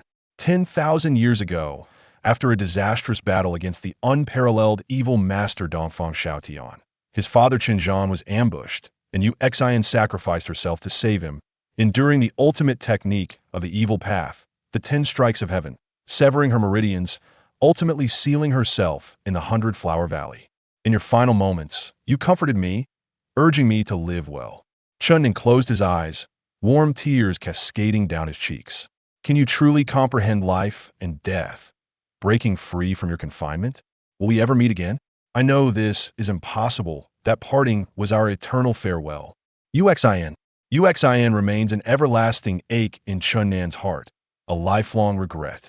After a long while, Chun Nan's emotions gradually settled. He washed away his tears with the river water, softly murmuring, I thought I had laid to rest the events of 10,000 years ago. Alas, some matters are forever etched in memory, and heartfelt sentiments can never be erased. UXIN, 10,000 years ago, I failed your wishes. Shortly after your departure, I fell into despair and, unbeknownst to my father, engaged in a fatal duel. Little did I know that after 10 millennia, I would be reborn. Life is but a dream in this life. I shall live well. I know I will never forget you, but I must still say, let the past take flight. Suddenly, a thick mist began to rise from the river, the waters around the little princess seemingly boiling, with bubbles surging and bursting, splashes erupting, and waves of heat enveloping the surface. The fish in the water darted about in panic, seeking escape. The little princess stood motionless in the water, her skin a vivid crimson, glistening with a faint luminescence, while the white mist surrounding her accentuated her ethereal beauty. Chun Nan was taken aback, realizing that at this moment, the prince's blood was boiling, and her vital energy was circulating at an astonishing pace, 100-fold faster than usual. He cursed under his breath. Foolish me! How could I forget the fire immortal lotus? He dashed towards the river, and upon reaching the princess, he extended his palms, repeatedly striking the major acupoints on her body. Gradually, beads of sweat appeared on Chun Nan's forehead, not from the boiling river water, but from anxiety. Despite delivering dozens of strikes, his palm energy was thwarted by an unseen force just half an inch from the prince's body, preventing him from sealing even a single acupoint. Not only had the previously sealed acupoints been unblocked, but her vital energy was also circulating within her 100 meridians, forming a protective aura around her, nullifying all of Chun Nan's efforts. Suddenly, a surge of tremendous power emanated from the princess, sending Chun Nan tumbling backward, landing on his back in the water. A colossal wave erupted from her, and the medicinal potency of the fire immortal lotus at last reached its zenith. Chun Nan rose from the water and hurriedly ran toward the shore. The princess called out, thinking of escaping. Not so easily. A massive wave surged from the river's center, crashing against Chun Nan's back, nearly causing him to stumble. The princess leaped from the water like a celestial being, swiftly appearing behind Chun Nan, her teeth clenched in a cold smile. Ha, scoundrel, vile thief, I have endured your antics for long enough. It is time for retribution. With that, she struck at him with a palm. Chun Nan hastily turned to meet her attack, and the two engaged in fierce combat, twisting and turning in the water, their fists and feet a blur, the air crackling with energy. The river churned with tumultuous waves, the surging vital energy sending sprays of water flying, while fish and shrimp were swept ashore, flopping about. Despite Chun Nan exerting all his strength, he was no match for the prince's superior cultivation level. After several exchanges, she delivered a kick to his left rib, sending him crashing into the water. The princess swiftly approached and sealed his acupoints before seizing his collar and dragging him ashore. Once on land, she focused her energy to dry her drenched garments, then turned to Chun Nan with a mocking smile. Did you ever think this moment would come so swiftly for you? Remembering all the indignities he had inflicted upon her, the princess felt a surge of rage and could no longer contain herself, screaming as she unleashed a flurry of punches and kicks. Vile thief, how dare you treat me thus? I will hit, kick, and claw at that moment. The princess had shed her regal demeanor, revealing herself as merely an angry little girl. Chun Nan cried out in pain, and in no time his head had swollen to the size of a pig's. Little demon, I have shown you nothing but kindness. Ouch, it would have been better for him had he remained silent upon hearing him mention the past. The princess' brows furrowed sharply, her exquisite face clouded with frost. How dare you bring up the past? You despicable scoundrel. How could you treat me so unjustly? I will kill you. The memory of this loathsome man, who had once looked down upon her as a princess, filled her with shame and fury. She picked up a nearby sword, her aura radiating murderous intent as she approached Chun Nan. His face paled just moments ago. He had sworn to Rain Xian that he would live a good life, and now he was faced with death. How swiftly the tables had turned. Suddenly, the princess smiled, her beauty radiant, yet to Chun Nan, it appeared as a devilish grin, fraught with malice. Initially, she intended to end him with a single stroke, but then she noticed the Ho-E bow slung across his back. Recalling how this seemingly useless man had turned the tide with 3 arrows in the woods, emerging victorious, she realized that he was far from ordinary otherwise. He wouldn't possess the legendary bow capable of breaking seals. The memory of the awe-inspiring arrow he had loosed against the ancient giant, its brilliance illuminating the heavens, lingered in her mind. She pondered the implications. If she killed him in a fit of rage, no one would ever know that the Princess of Chu had been humiliated by a scoundrel. Yet if she brought him back to the palace and had him wield the Ho-E bow, Chu would undoubtedly gain an unparalleled warrior. Weighing the pros and cons, reason triumphed over impulse. The princess resolved to spare Chun Nan's life and compel him to serve the kingdom. However, she harbored deep resentment for his previous disrespectful actions. Glaring at him, she gritted her teeth. "Scoundrel, do you wish to live?" "Yes, of course." "Very well, I shall grant you a chance. Swear that you will never speak of our encounter to anyone, that it remains forever in your heart. Can you do that?" In an instant, Chun Nan understood her intentions. She was clearly interested in his ability to draw the Ho-E bow, wanting him for her own, yet feared that his previous disrespect would tarnish her reputation. Realizing the crux of the matter, he readily agreed. "Fine, I swear not to reveal anything that has transpired between us." "Oh, nothing ever happened. How could I even begin to speak of it?" Evidently pleased with his response, the princess smirked. "You're clever, I hope you remain so. I assure you, I will not disappoint your highness. Let's hope your words align with your actions." The princess lifted Chun Nan's garment with her sword, deftly slicing off a section over a foot long, then brought the blade down toward his fingertips. "Oh, what are you doing? Are you having second thoughts?" The princess scoffed, cowardly as a mouse. At that moment, Chun Nan was overwhelmed with mixed emotions. He could hardly believe that within mere hours, he had fallen once again into the clutches of this little demon. If he were to attempt an escape now, it would be akin to climbing a mountain.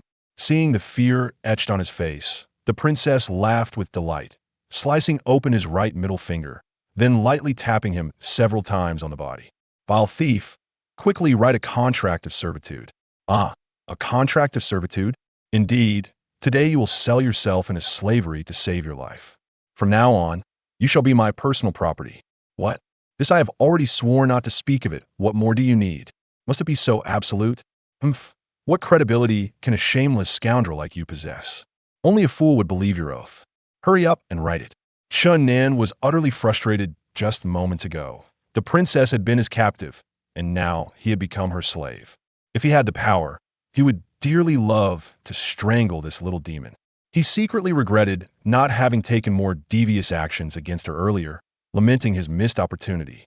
The little demon princess chuckled maliciously. "To show mercy to an enemy is to be cruel to oneself. You foolish scoundrel, is your fate." Chun Nan felt a surge of blood rush to his head. Wishing he could know. "I cannot read," Chun Nan replied, feeling a mix of regret, frustration, and a hint of embarrassment. In the years since his reincarnation, he had only managed to learn the common tongue of the Tianyuan continent, leaving the written language untouched. "You cannot read?" "Ha ha." The little princess laughed unabashedly. "You clearly do not appear to be a good person. How could you be so lazy as to neglect learning to write? Truly a disgrace." Chun Nan found himself at a loss for words. The princess began to carve elegant characters into the ground with her longsword. In no time, a line of graceful script appeared before them. "Write according to the characters on the ground. Under the eaves, one must bow their head." Chun Nan was compelled to sign a contract of servitude, pressing his fingerprint beside it, sighing inwardly, from paradise into hell. Chapter 9. The demon made after the little princess and the eastern phoenix returned to the sky above the city of Sin. They directed the two beasts straight toward the Shenkei's academy. The residents in the city, seeing the Tiger King in the sky, exclaimed, "Look, it's the flying tiger bandit."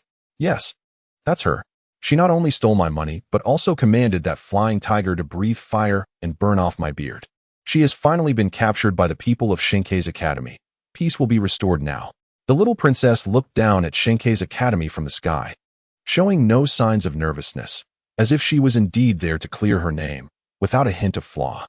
Sister Phoenix, I'm so sad. That bad guy treated me so poorly. I've decided to ignore him forever. Can I train with you at Shinkei's academy?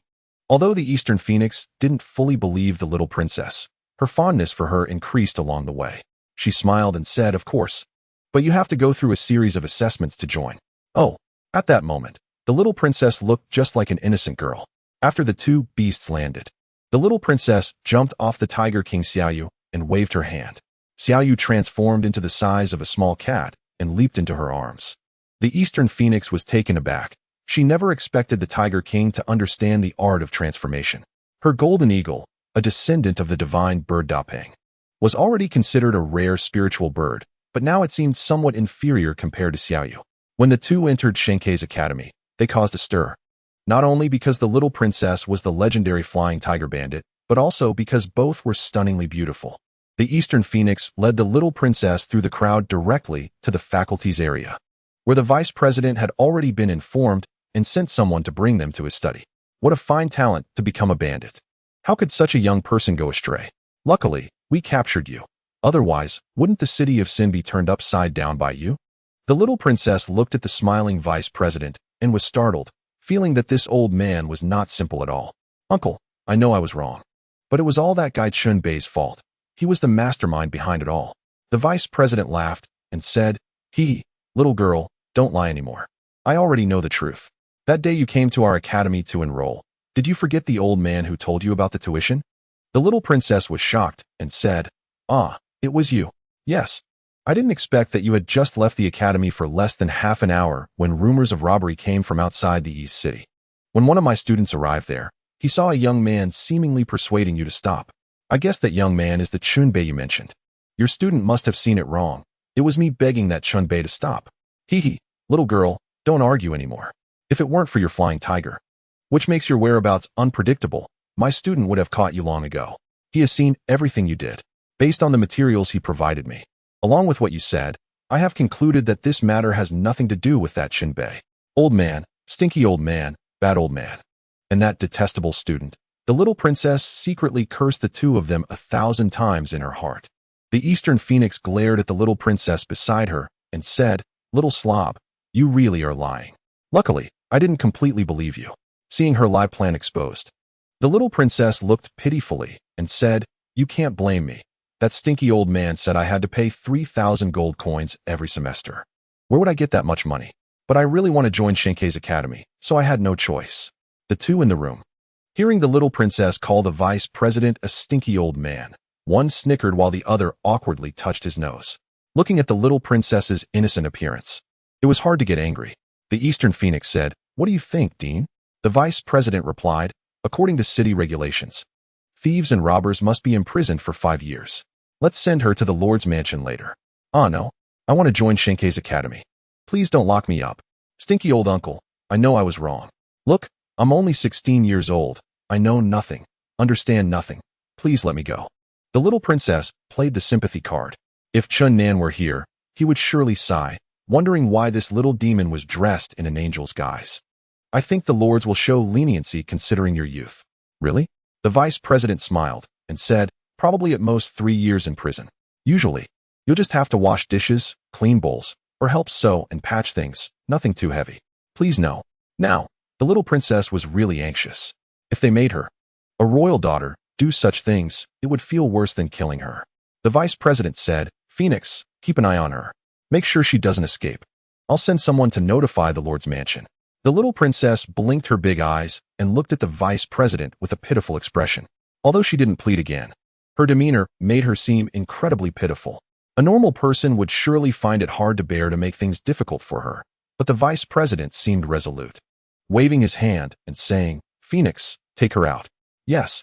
The little princess realized she couldn't move the vice president, and, while walking out, shouted, Stinky old man. Bad old man. You made me waste so many good words. I curse your hair to fall out, and your teeth to fall out. Bang. The vice president quickly closed the door, exhaling a sigh of relief, and saying, what a little troublemaker. After coming out of the vice president's study, the little princess was just about to have Xiaoyu transform and escape when the Eastern Phoenix conjured a small fireball like a magic trick, which circled around the little princess continuously. The Eastern Phoenix said, Don't underestimate this little fireball. It can destroy a house in an instant. If you don't believe it, you can try to escape." Hearing this, the little princess felt utterly dispirited and listless, saying, "Sister Phoenix, do you really not trust me?" "Trust you? Not a chance. You've been lying all along, and you haven't told a single truth yet. But what I'm saying now is the truth. I really don't want to escape anymore. Nobody believes your words." "Fine. If you don't believe me, can you show me around the academy?" The Eastern Phoenix looked at her and, after confirming that she wouldn't play any tricks, said, "All right, follow me." As they walked around the academy, the two stunning beauties attracted countless gazes, and eventually, the Eastern Phoenix had to lead the little princess to a secluded courtyard. "Why hasn't the dean invited the people from the Lord's mansion yet? Sister Phoenix, can you really bear to see me locked up?" Before the Eastern Phoenix could respond, a girl entered through the courtyard door and said, "Sister Phoenix, the dean wants you both to go over. Have the people from the Lord's mansion arrived?" "No, it seems a guest just arrived at the dean's place." Once again in the vice president's study, the little princess no longer looked at the old man with any respect. The vice president awkwardly smiled and said, "Little girl, you are released without charge." What? The little princess and the Eastern Phoenix both displayed expressions of disbelief. The vice president said, "However, you must return all the stolen goods." "No problem." The little princess hurriedly pulled out a large pile of gold coins and then asked, "Really let me go?" "Really? Hurry and leave. But don't ride your white tiger in the sky flauntingly, otherwise it will provoke public outrage." The little princess asked in surprise, "Stinky old man, why do I feel like you can't wait for me to leave? May I join Shenkei's academy?" "No."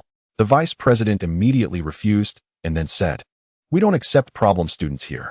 Little girl, you should leave." The little princess replied, "But I really want to join the Kamikaze Academy. You old man can't discriminate against me. Everyone makes mistakes, and besides, you didn't even pursue the matter with me. Go on, little girl. The Kamikaze Academy won't accept you. I refuse to leave. If you don't let me join the Kamikaze Academy, I won't go." The little princess threw a tantrum. Dongfang Phoenix looked at the vice president and then at the little princess, not understanding why the two seemed to have switched roles, with the little princess, who should have been imprisoned, seemingly in control. The vice president said, "If you want to join the Kamikaze Academy, fine, go find the severed hand of the ancient god. Otherwise, you won't be able to join. Wait for me, old man. I will definitely join the Kamikaze Academy." After saying this, the little princess angrily slammed the door and left. After she left, Dongfang Phoenix asked, "What happened, Vice President? Why did you let her go?" The Vice President replied, "I had a visitor just now who vouched for this little girl. Her background is quite extraordinary, so I had no choice but to let her go. Since her background is extraordinary, why refuse her admission to the academy? If such a little troublemaker joins the academy, it will only create chaos here. I just hope she leaves the city of sin as soon as possible." Chun Nin traveled through mountains and rivers, finally emerging from the mountains in the evening. Under the night sky, the city of Sin glowed brightly among the vast mountains, resembling a fairyland. Chun Nin moved like lightning, entering the city with a few leaps. After carefully searching the streets and alleys, he let out a sigh of relief. There were no wanted posters of him in the city, and things weren't as bad as he had imagined. When he returned to the inn, he suddenly heard a loud noise coming from his room. "There's a thief. This damn thief actually dared to steal from me. After climbing mountains and crossing rivers today, I'm not in a good mood. I must vent my anger." When Chun Nin pushed the door open, he saw the table overturned, chairs scattered, the bedding in disarray, and his bag already opened with a few changes of clothes thrown on the floor. "Ah, you scoundrel, you actually came back." The little princess looked shocked. "Haha." Chun Nin laughed heartily, never expecting that this thief would be the little princess, the very person he desperately wanted to catch and strangle. He felt that this moment was simply wonderful. Laughing, he stepped forward and grabbed the little princess's wrist, saying, "You little demoness, you slandered and framed me, causing me to walk hundreds of miles through the mountains, and you still dare to come here to steal? You're simply asking for it. Haha, let go." The little princess struggled fiercely, her expression panicked. Chun Nin extended his other hand and pinched her smooth cheek, saying, "What do you think I should do to punish you? Let go, you scoundrel. You're hurting me. Even now, you're still stubborn. Today, I will definitely tame you, little girl." Chun Nin's right hand kept changing the shape of the little princess's cheek. The little princess was both embarrassed and angry, secretly regretting coming here. She cried out, "Ouch! It hurts. You scoundrel! I will kill you sooner or later." After being framed by her and walking all day on the mountain path, Chun Nin felt his anger surge upon hearing her words. He pulled the little princess to the edge of the bed and pressed her down on it. The little princess screamed, "What are you going to do, scoundrel? Let me go?" Chun Nin raised his palm and slapped her on her ample backside, the sound echoing in the room. "Ah, ouch, you scoundrel. How dare you humiliate and offend me? You're dead." A flash of lightning illuminated the room, and the Tiger King, Xiao Yu, seeing its master being bullied, sprang out from a corner and shot a bolt of lightning at Chun Nin. Caught off guard, Chun Nin was struck directly by the lightning, his entire body instantly charred black. Furious, he released the little princess and, like a ghost, blinked to Xiao Yu's side. Poor Xiao Yu hadn't had time to transform and was grabbed by the neck by Chun Nin. Not understanding the animal's acupoints, Chun Nin sealed all of Xiao Yu's points, touching every inch of its skin until Xiao Yu became as still as a porcelain cat. "How dare you sneak attack me, you lecherous tiger!" Chun Nin knocked on Xiao Yu's forehead a few times, causing the Tiger King to grimace in pain, but it couldn't move or speak, only glaring with wide eyes. "How dare you glare at me? I'll knock again." Chun Nin continued to knock a few more times, causing Xiao Yu to nearly cry tears of pain, and it no longer dared to show any fierce expression. "You little trickster, relying on the little demoness to back you up, you dare to challenge me? I'll deal with you later." When Chun Nin returned to the bed, the little princess was frightened and panicked, her voice trembling. "Scoundrel! Thief! I was just joking with you during the day. I'm not playing anymore. You've had your fun, but I haven't had enough yet." He lifted the little princess like a rag doll and said, "You keep calling me scoundrel and thief. Don't forget you're my prisoner now. I was planning to give up on that maid plan, but now you're forcing me to continue. It seems necessary to train you to be a qualified maid." Upon hearing this, the little princess's expression changed drastically, almost exploding, but she held back and said aggrievedly, "Fine, I won't call you scoundrel or thief anymore. Is that okay? Of course, from now on, you must call me master. Do you understand?" The little princess suppressed her anger and said, "I'll call you Chun Nin from now on. I will never call you anything else again." Chun Nin replied, "Too late. From now on, obediently be my maid." "You scoundrel, thief, shameless person." The little princess could no longer hold back, cursing while kicking and scratching. Chun Nin pressed her down on the bed again, and the sound of slaps echoed in the room once more. The little princess was filled with humiliation and rage, her face flushed red. But she had no way to retaliate. "If this gets to my father's ears, ouch, even if you had 10 lives, they would all be gone. Stop hitting me. I promise I won't tell anyone. Please stop." Chun Nin paused and teased, "Do you want to be my maid?"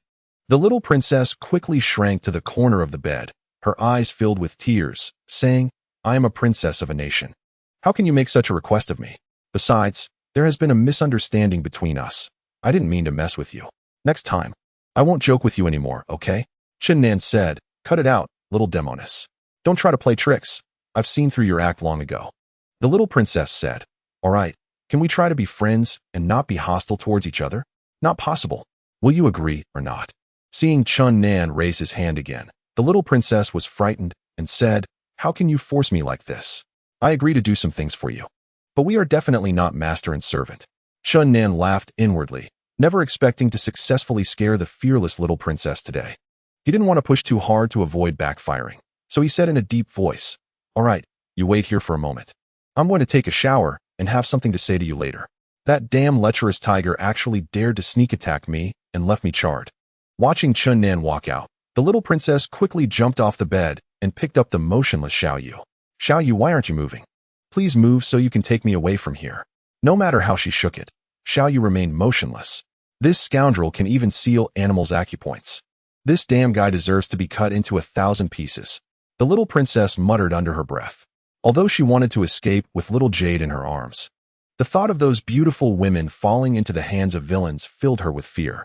Now that little Jade could not protect her and her own martial arts had long been sealed, with the sky darkening, escaping in such a chaotic city of sin. Who knows what could happen? When Chun Nin returned to the room, the little princess was sulking while holding little Jade. "Little demon, go get me a basin of hot water.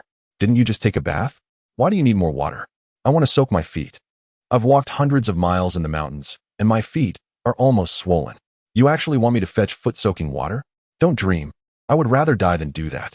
This time, Chun Nin compromised and lowered his request, saying, "Well, Let's start with serving tea. Bring me a cup of tea. The little princess cursed Chun Nan 100 times in her heart, then reluctantly went out. After getting the tea from the front yard staff, she had a mischievous idea. This worthless scoundrel dares to insult this princess and still wants to drink the tea I bring? Humph, today I will make you drink foot-soaking water. Of course. The little princess wouldn't take off her shoes and socks. Instead, she stirred little Jade's little tiger paw in the tea water and couldn't help but laugh. You brought this on yourself, you stinky thief, haha.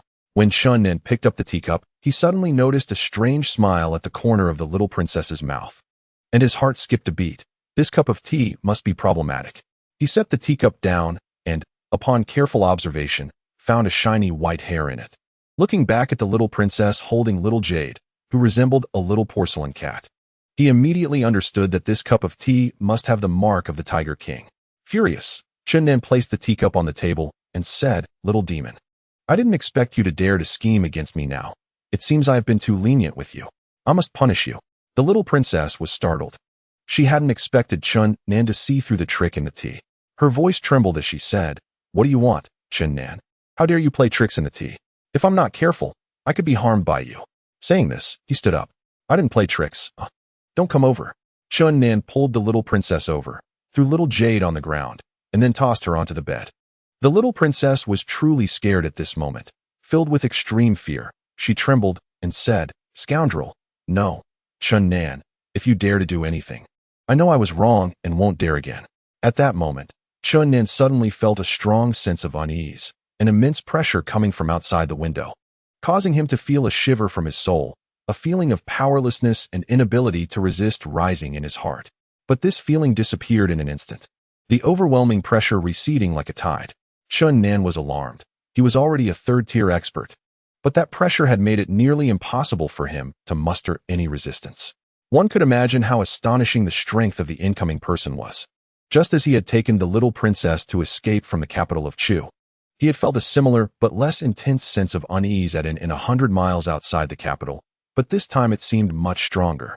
Chun Nan suddenly thought of the emperor of Chu's mysterious ancestor, that old monster over 170 years old. He looked at the little princess and found her completely oblivious, only anxiously looking at him. And he was certain that the person must be that old monster without a doubt. He felt a chill run down his spine. The old monster had indeed followed him. And this terrifyingly powerful elder was not only protecting the little princess, but must also have some ulterior motives against him. Otherwise, he would not have tolerated him until now. The little princess watched Chun Nan's expression change repeatedly. Her heart trembled, fearing he would lose control. After a long while, Chun Nan finally calmed down. Out of respect for the old monster, he dared not be too rude to the little princess. "Little demon, don't linger on my bed. Hurry up and get down." The little princess immediately relaxed, saying, "Who wants to stay on your bed? It stinks." Chun Nan ignored her, picked up little Jade from the ground, and began to poke at it randomly, his golden energy pouring into its body. As soon as little Jade could move, it immediately transformed, its massive tiger body taking up half the room. Just as it was about to roar, Chun Nan quickly threw the shoes and socks on the ground into its mouth, and then tossed in the dirty clothes he had just changed out of. But how could such things fill the Tiger King's huge mouth? He hurriedly stuffed the bedding from the bed into its mouth, finally managing to fill it before little Jade let out a tiger roar. Although little Jade's mouth was stuffed, it still lunged at Chun Nan. He quickly dodged to the side and shouted to the little princess, "Hurry up and make this lustful tiger stop, or I will skin it." The little princess shouted, "Little Jade, stop. We can't fight this scoundrel now. We'll get our revenge later." Little Jade looked at the little princess with endless grievance and finally stopped attacking. After it spat out Chun Nan's stinky shoes and socks, it actually started to vomit. The little princess covered her nose and said, "Chun Nan, you're so bad. You actually threw such disgusting things into little Jade's mouth. Look at how uncomfortable it is." Little Jade shrank back to the size of a small cat, continuously vomiting, leaving a large puddle on the ground. Chun Nan cursed, "You spoiled tiger. Are my shoes and socks that disgusting?" The little princess shouted, "It stinks." Little Jade surprisingly nodded in understanding and then began to vomit again. Chun Nan awkwardly scratched his head and said, "After walking hundreds of miles in the mountains, a little stink is normal. The lustful tiger deserves it. Who told you to ambush me with lightning?" The little princess, feeling sorry for little Jade, carried it out and helped it wash up. After a long time, it finally stopped vomiting. Chapter 10. A piece of divine bone. When the little princess returned to the room, Chunnan asked in surprise, "You didn't let that lustful tiger take you away?" The little demon stammered, "I ran out of money. Can you give me a little? What about the money you stole?" The little princess had no choice but to awkwardly mention the incident at the Divine Wind Academy, which made Chunnan laugh uncontrollably. Haha. The little princess, annoyed, said, "Scoundrel. No, Chunnan, don't laugh. Are you going to give it or not? You took the money you earned last time. Return it to me. I don't have a single cent left." Chunnan laughed heartily, not expecting such a result. He took out a handful of gold coins from his pocket and said, "Here." The little princess snatched them away and rushed out with little Jade in her arms. Chunnan did not stop her. Ever since he learned that the old monster was indeed following them, he did not dare to be too excessive with the little princess. A few days later, the rumors surrounding the divine hand in the city of Sin reached a new height. Thousands of cultivators flocked from all over the continent, and the ancient god battlefield was bustling with people, with many cultivators constantly searching there. During these days, Chunnan had not seen the little princess again. He was extremely bored and entered the divine battle ruins once more. Looking at the figures in the forest, he sighed. So many people are searching for the severed hand of the ancient god. Even if they find it, a battle for it is inevitable. It's really harmful. A gentle voice sounded behind him. Sometimes it is the driving force that compels people to move forward, and at other times it is like sweet poison. It can inspire a person to strive upward, but it can also lead them to destruction like a moth to a flame. Chunnan was startled and quickly turned around to see an old man with silver hair and an otherworldly demeanor standing 3 yards away from him. The old man clasped his hands behind his back, gazing at the distant mountains, and said softly, "Aren't the two ancient gods also fighting fiercely over a treasure, resulting in mutual destruction? No one in this world can transcend worldly matters. Not even gods can escape the mundane." The old man exuded an air of immortality, resembling an enlightened being. Chunnan was taken aback and couldn't help but ask, "Are you a practitioner?" He, is being a practitioner so special? Chunnan realized he had encountered a master today. The old man's cultivation level was at least above the 4th tier, otherwise he couldn't have silently appeared behind him. "Not really. I was just asking because practitioners are generally rare, especially those with profound cultivation like you." The old man replied, "Practitioners are not always as people imagine. Hidden away in deep mountains, some are actually honing their skills in the mortal world." Chunnan was astonished, as this was completely different from what he had known before. He asked, "Aren't practitioners unwilling to be disturbed by the world, always cultivating in remote places?" "Some are, as you say, but there are also those who mingle in the mortal realm. The methods of cultivation vary, and so do the trials they undergo." "Oh, this is the first time I've heard someone say this. You must belong to the latter category?" The old man laughed and said, "No, I am a martial artist. Not a practitioner at all." Ah, Chunnan was truly shocked this time. He had always thought the old man before him was a practitioner. "You really don't recognize me, young man?" Chunnan exclaimed. "Ah, you are." The old man said, "Did I not tell you? Recently, I've been quiet and contemplative, wanting to come out for a walk. I didn't expect to meet you so soon." Chunnan's mind was in turmoil as he stammered, "You are the old monster?" "Oh, no, you are the great ancestor of the emperor of the Chu kingdom?" The old man smiled and nodded, saying, "That's right, it's me. It seems we are truly fated to meet." In this scorching summer, a chill surged through Chunnan's body. The old monster, back then, had murky eyes, no teeth, wrinkled skin like crumpled paper, and a sparse head of hair. Now, the old monster had a mouth full of white teeth, a youthful appearance, and was full of vitality, completely transformed from the person he had seen in the Chu royal palace. Chunnan felt a strong sense of unease. It could be said that he had single-handedly created this current old monster. Had he not translated that evil book for the old monster, perhaps the person standing before him would still be the frail old man who could barely walk.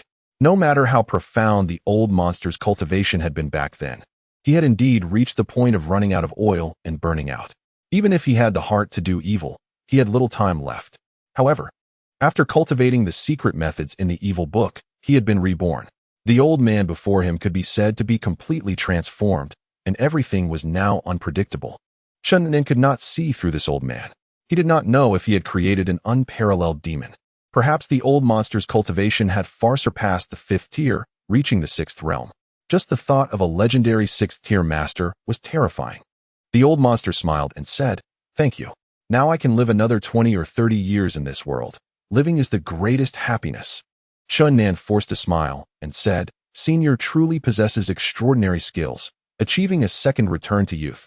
This is indeed a cause for celebration. This time doesn't count as a return to youth.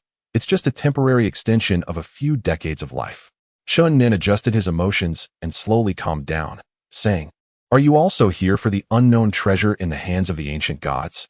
The old monster gently shook his head and replied, No, I'm not interested in it. You know I need a lot of fresh blood after cultivating that evil book. The livestock slaughtered daily in the royal kitchen can supply me, but they are all soulless beasts, and the effect is far from ideal. Hearing this, Chun Nan shivered, feeling a chill run through his body. The old monster looked at him and said, Don't be afraid. I would never slaughter innocents like that demon. There are plenty of spiritual birds and beasts in the 10,000 mountains of the central continent. I don't need to break the killing taboo. Just taking a little blood from those precious beasts each day is enough to sustain me. Chun Nan felt a bit reassured and asked, Do you plan to stay in the city of sin for long? I plan to stay for about a year and a half. Oh, the old monster smiled and said, Has that mischievous little girl from the royal palace come here with you? Hearing this, Chun Nan's heart trembled. But since the old monster did not explicitly state that he had kidnapped the little princess, there was no need for him to clarify. He steeled himself and replied, Yes. She is very lively and has run off to play somewhere now.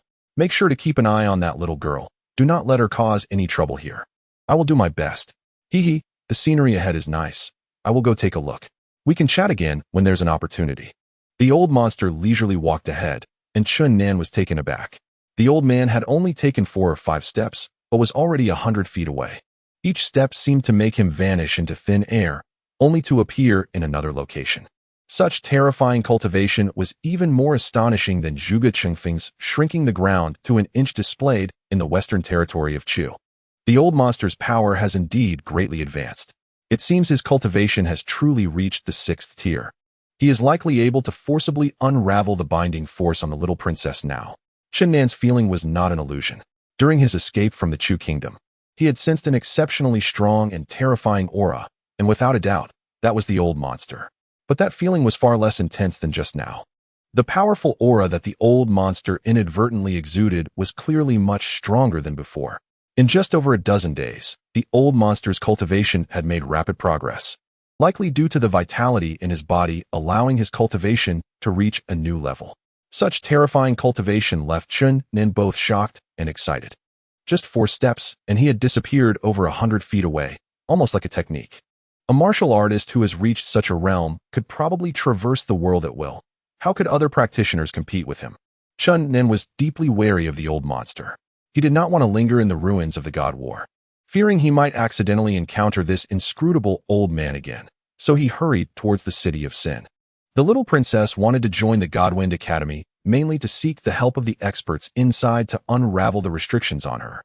In fact, she had little interest in the academy itself. However, the words of the vice president had triggered her temper, compelling her to join. In the past 2 days, the little princess had often been seen riding the little jade tiger in the ruins of the God War. She not only wanted to find the left hand of the ancient god to taunt the vice president, but was also greatly interested in obtaining the treasure in the god's hand. However, she had found nothing in the ruins of the God War. This morning, she lay in bed and did not continue her search. She stroked the little tiger head of the jade tiger and said, Where on earth is that broken divine hand?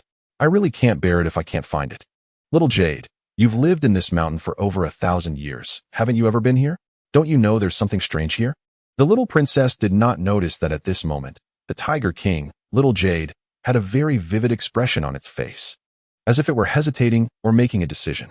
Finally, it seemed to have made some kind of determination, broke free from the little princess's embrace, and stretched out its little tiger paw to gesture. The little princess was greatly surprised and asked, You know where it is? Little Jade nodded. Great, take me there quickly. The little princess happily picked it up and said, You little thing actually know where the divine hand is. Why didn't you tell me earlier? Xiao Yu, feeling wronged, shook her head at her and struggled out of her embrace again. The little princess, a bit anxious, said, What's wrong? Hurry and take me there. Xiao Yu still shook her head, then began to transform. This time, she didn't grow larger but extended her pure white wings, grew a translucent jade horn, and finally flapped her little wings, suddenly flying out the window. "You little rascal, where are you going? Come back." The little princess hurriedly got dressed and got out of bed. A servant in the courtyard, serving tea, happened to see Xiao Yu flying into the sky from the window. And immediately shocked, he dropped the tea tray, stammering, "I can't be seeing this wrong. A flying divine cat." He rubbed his eyes carefully, confirming that it was indeed a little cat with wings flying into the sky, and he exclaimed, "Oh my, a tiger flying in the sky is one thing. But even cats can fly now? What kind of world is this?" The little princess rushed out of the room and saw Xiao Yu disappearing into the distance like a lightning arrow.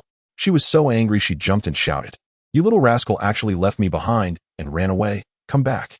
The servant in the courtyard looked at the little princess as if she were a monster. And the little princess angrily said, "What are you staring at?" The servant, frightened, ran off to the front courtyard. The little princess furrowed her brows, fearing trouble, quickly tidied up in the room, and left the inn.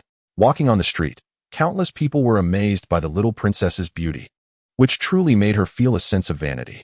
It wasn't until two ruffians approached her with ill intentions that she snapped back to reality. And then she ran away in a panic, escaping into the inn where Chun Nan was staying. When Chun Nan returned to the inn, he found the little princess in his room, and he was quite surprised.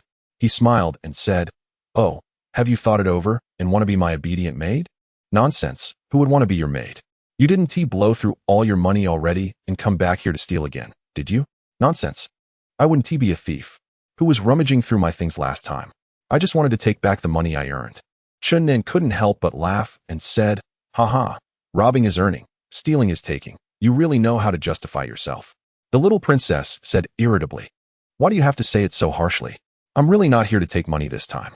That damn Xiao Yu left me and ran back to the mountains. I currently have no ability to protect myself, so hurry up and lift the restrictions on me." Xiao Yu's sudden departure indeed left the little princess feeling desolate. And at that moment, she looked lifeless. "What? The color tiger actually ran away? Haha, that is hilarious. I knew it was just pretending to be cute using your overflowing sympathy to recuperate with you. Now that it's almost recovered, it just packed up and left.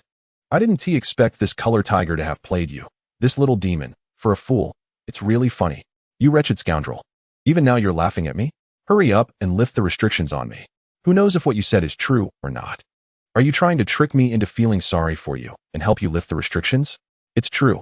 That damn Xiao Yu really ran away. Just now on the street, I encountered two rascals worse than you. They wanted to do something to me. If I hadn't run quickly, it would have been dangerous. Hurry up and lift the restrictions on me. Are you begging me or scolding me? It's better without that color tiger around you. So you two don't collude and cause trouble everywhere. Hey, you wretched scoundrel, how can you talk like that? What do you mean colluding? Hurry up and lift the restrictions." In the end, Chun Nan did not lift the restrictions on her, but instead gave her 2 flicks on the forehead. The little princess, in pain, teared up, gritting her teeth in anger, but she had no way out. She didn't want to stay by Chun Nan's side and wanted to move to another inn. But thinking about her encounter on the street made her a bit scared.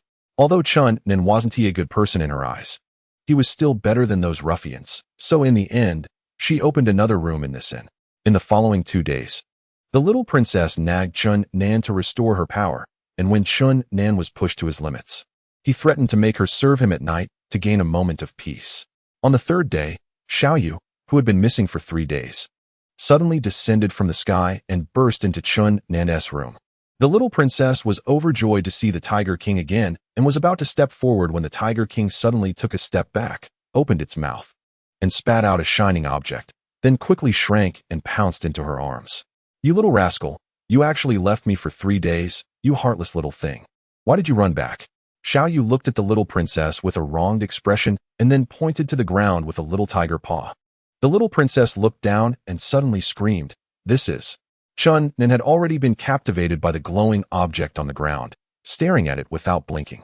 It was a hand bone as white as jade. It didn't give a terrifying feeling, but instead radiated a sense of holiness, and surprisingly, it emitted a faint glow, appearing extremely sacred. The little princess happily exclaimed, "This must be the left hand of the ancient god. Xiao Yu, you're amazing." She tossed Xiao Yu up and caught her again, then bent down to pick up the hand bone. "Wait, this is the right hand bone." The little princess was taken aback. Chun Nan was equally astonished and said, "This should be the hand bone of the ancient god." The physique of gods and humans is indeed different. A piece of several thousand-year-old dried bone is still emitting a faint glow. It's truly remarkable. But why doesn't it match the rumors? How could it be the right-hand bone? The two of them turned their gazes to the Tiger King Xiaoyu, who feigned innocence, shaking her little tiger head. Chunnan said, "This color tiger has truly become clever. It can even disguise itself. It must know the secret of the ancient god. Otherwise, how could it have found this hand bone?" The little princess also said, "Xiaoyu, do you know of a place that hides an earth-shattering secret? Please take me there, okay?"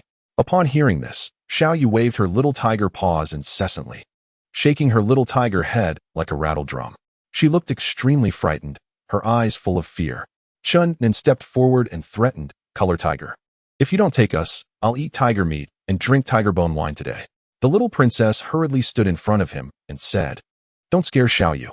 Xiaoyu didn't seem afraid of Chunnan at all, opening her little mouth to let out a low growl. "You color tiger actually don't accept defeat. Let me see how I deal with you."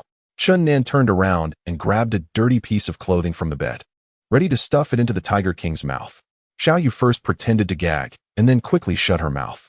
The little princess was amused and laughed heartily. Chunnan scolded, "You color tiger have really become clever. Your expressions are so rich. Don't try to play tricks and divert my attention. If you don't take us, don't blame me for being rude."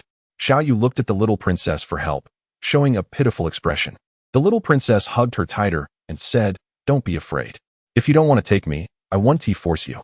Just don't leave me suddenly again, okay?" Xiaoyu nodded her fluffy little tiger head vigorously. Chunnan was now certain that the Tiger King definitely knew of a mysterious place. He said to the little princess, "Don't protect this color tiger. It must know a huge secret. No, I will never force Xiaoyu to do anything, unlike some people who threaten others all day." Chunnan thought for a moment that he shouldn't push too hard. He decided to find opportunities later to slowly pressure the Tiger King to reveal the location of that secret. At this moment, his gaze towards Xiaoyu changed.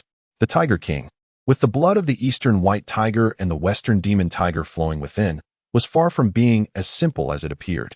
It not only understood some transformation techniques, but also knew of an incredibly strange place. What kind of place could it be? It was said to hide divine bones. So it must be an exceptionally mysterious location. Xiaoyu was able to bring back a piece of divine bone, which made the little princess exceptionally happy.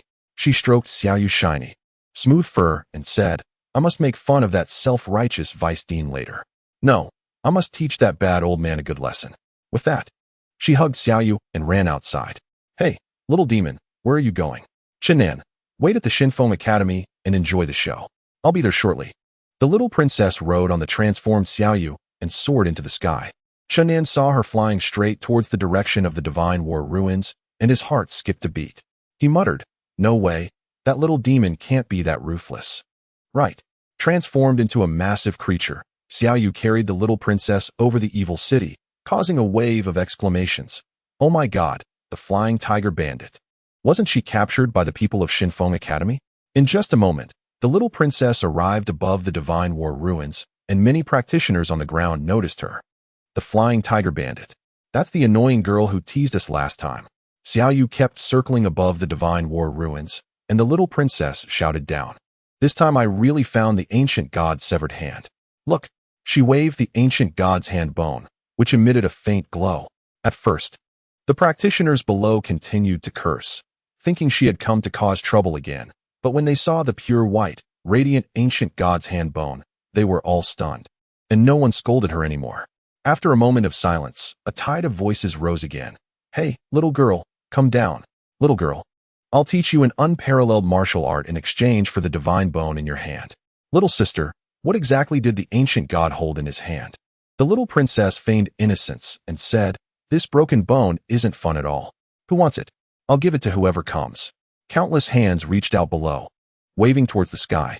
"There are too many people, I don't know who to give it to. How about this?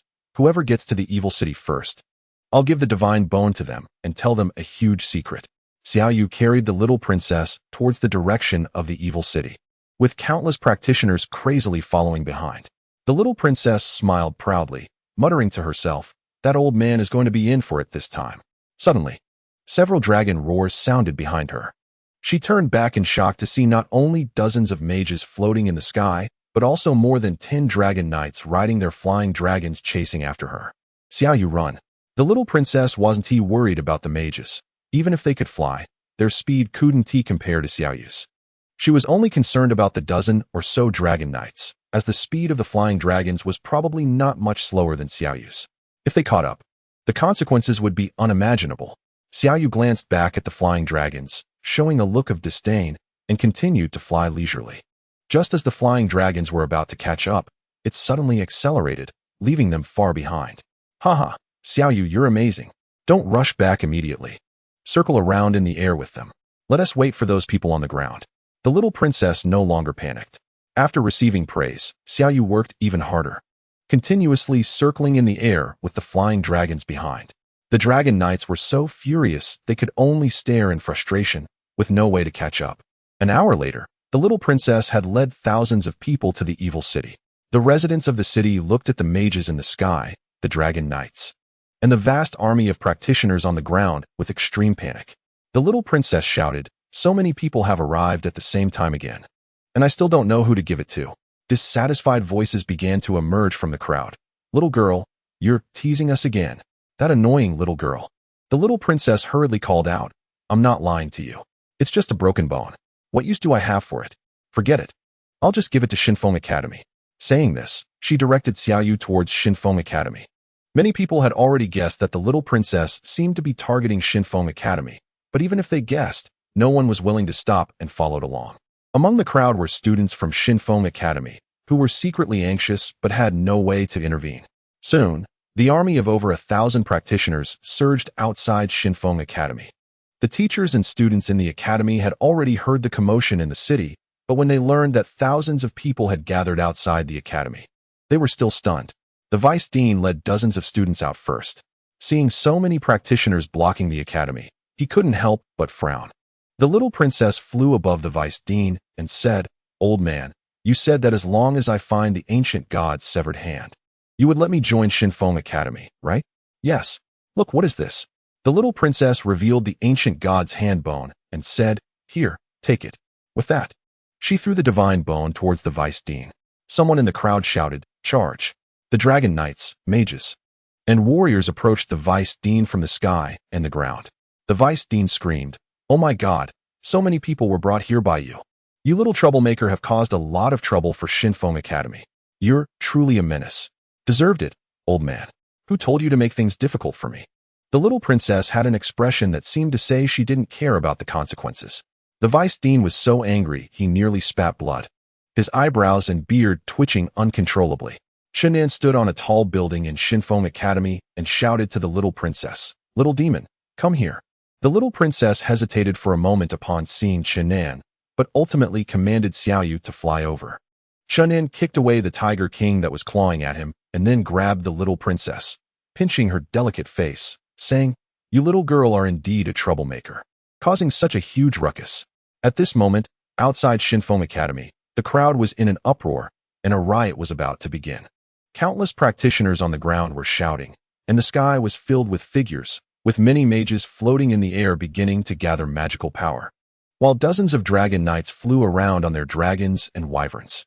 The little princess felt a bit scared now, allowing Qianan to pinch her cheek, trembling as she said, "They won't destroy Shinfeng Academy, will they? Now you're scared?" A chaotic battle with thousands of practitioners will surely shock the entire cultivation world. If today ends in a river of blood, your name will inevitably be recorded in the history of the cultivation world, and it will be a name that everyone despises. The little princess felt a wave of guilt and reassured herself, "It won't be that serious. Everything will be fine." Qianan found it somewhat infuriating and gave her a hard tap on her smooth forehead, causing the little princess to nearly burst into tears. "Ouch, you terrible person, that hurt." Qianan ignored her and picked up the tiger king, which had shrunk to the size of a small cat, saying, "You color tiger and the little demon are colluding. Full of secrets. You must know of an extremely mysterious place. If you don't tell me where you found the divine bone, I'll stew you." The little princess cried out in distress, "Terrible person, give Xiaoyu back to me." Suddenly, a thunderous dragon roar echoed from deep within Shinfeng Academy. Taking this opportunity, Xiaoyu broke free from Qianan's grasp and jumped into the little princess's arms. The deafening roar of the dragon echoed like thunder above the Shinfeng Academy, causing those cultivators gathered outside the academy gates to be utterly shocked. A beam of green light shot up into the sky from within the academy, quickly stabilizing at a high altitude. It was a colossal creature, measuring at least 30 zhang in length, with green scales, a fierce dragon head, a thick tail, and wide dragon wings. Indeed, it was a fourth-tier giant dragon. The giant dragon stirred up a fierce whirlwind as it flew above the academy gates, its massive body casting a green cloud that obscured the sun, creating a giant shadow on the ground. Those cultivators standing in the shadow felt an indescribable fear rising in their hearts. Chapter 1. A small trouble. The dozens of zhang long giant dragon burst forth, its roar shaking the heavens and the earth, as if a green cloud were drifting over the Shinfeng Academy. A tremendous pressure weighing down on everyone's hearts like Mount Tai. The mages in the air began to descend to the ground, while the dragon knights rode their flying dragons to escape to a distance. The chaotic scene suddenly quieted down, and those cultivators who had rushed to the vice principal's side retreated once more. A middle-aged man with golden hair stood proudly on the back of the dragon, resembling a majestic war god. He coldly gazed down and shouted, "Why are you disturbing the peace of Shinfeng Academy?" The thousands of cultivators on the ground were momentarily stunned, but after a brief silence, the crowd erupted again. Among these thousands were some true experts, and not everyone feared this fourth-tier dragon knight. Hand over the divine bone. Tell us what treasures the divine hand is holding. Hand over the treasures. After a short calm, the scene descended into chaos once more. Suddenly, another deafening dragon roar resounded within the Shinfeng Academy, and a ferocious black giant dragon soared into the sky, resembling a dark cloud as it flew above the crowd. The newcomer was also a middle-aged man with golden hair, and astonishingly, he looked exactly like the man on the back of the green dragon, both displaying remarkably similar cold expressions. The noisy crowd fell silent again, and seizing the opportunity, the vice principal hurriedly cleared his throat and said loudly, "Everyone, do not be hasty. Let me explain." The vice principal's voice was not loud, but it resonated clearly in everyone's ears, indicating that he was an Eastern martial artist employing a sophisticated sound technique that was enough to astonish people. The vice principal leaped onto the tall gate tower of the academy and said, "I believe everyone is not here for this divine bone." As he spoke, he shook the ancient god's hand bone in his hand and continued, "Although the ancient gods were powerful, they are now dead. Their bones, while unique, are not of much use. I believe everyone is here for the treasures held by the ancient gods." The crowd fell silent, tacitly agreeing. "Please look. This is not the left hand bone of the ancient god, but the right hand bone." The ancient parchment records that the left hand of the ancient god held a sparkling, unknown object that fell into the mountains. But this is not that divine hand. The vice principal's words were like a boulder thrown into a calm lake, stirring up a great wave. The crowd erupted again, but this time it did not last long before quieting down, as everyone looked at him, eager to hear more. The vice principal continued, "As you have all seen, this divine bone was found by a girl. If you want to understand its secrets, you must ask her." The little princess watched the two giant dragons in the sky, constantly comparing them with the small jade in her arms. "It's just a bit bigger. My little jade is still prettier."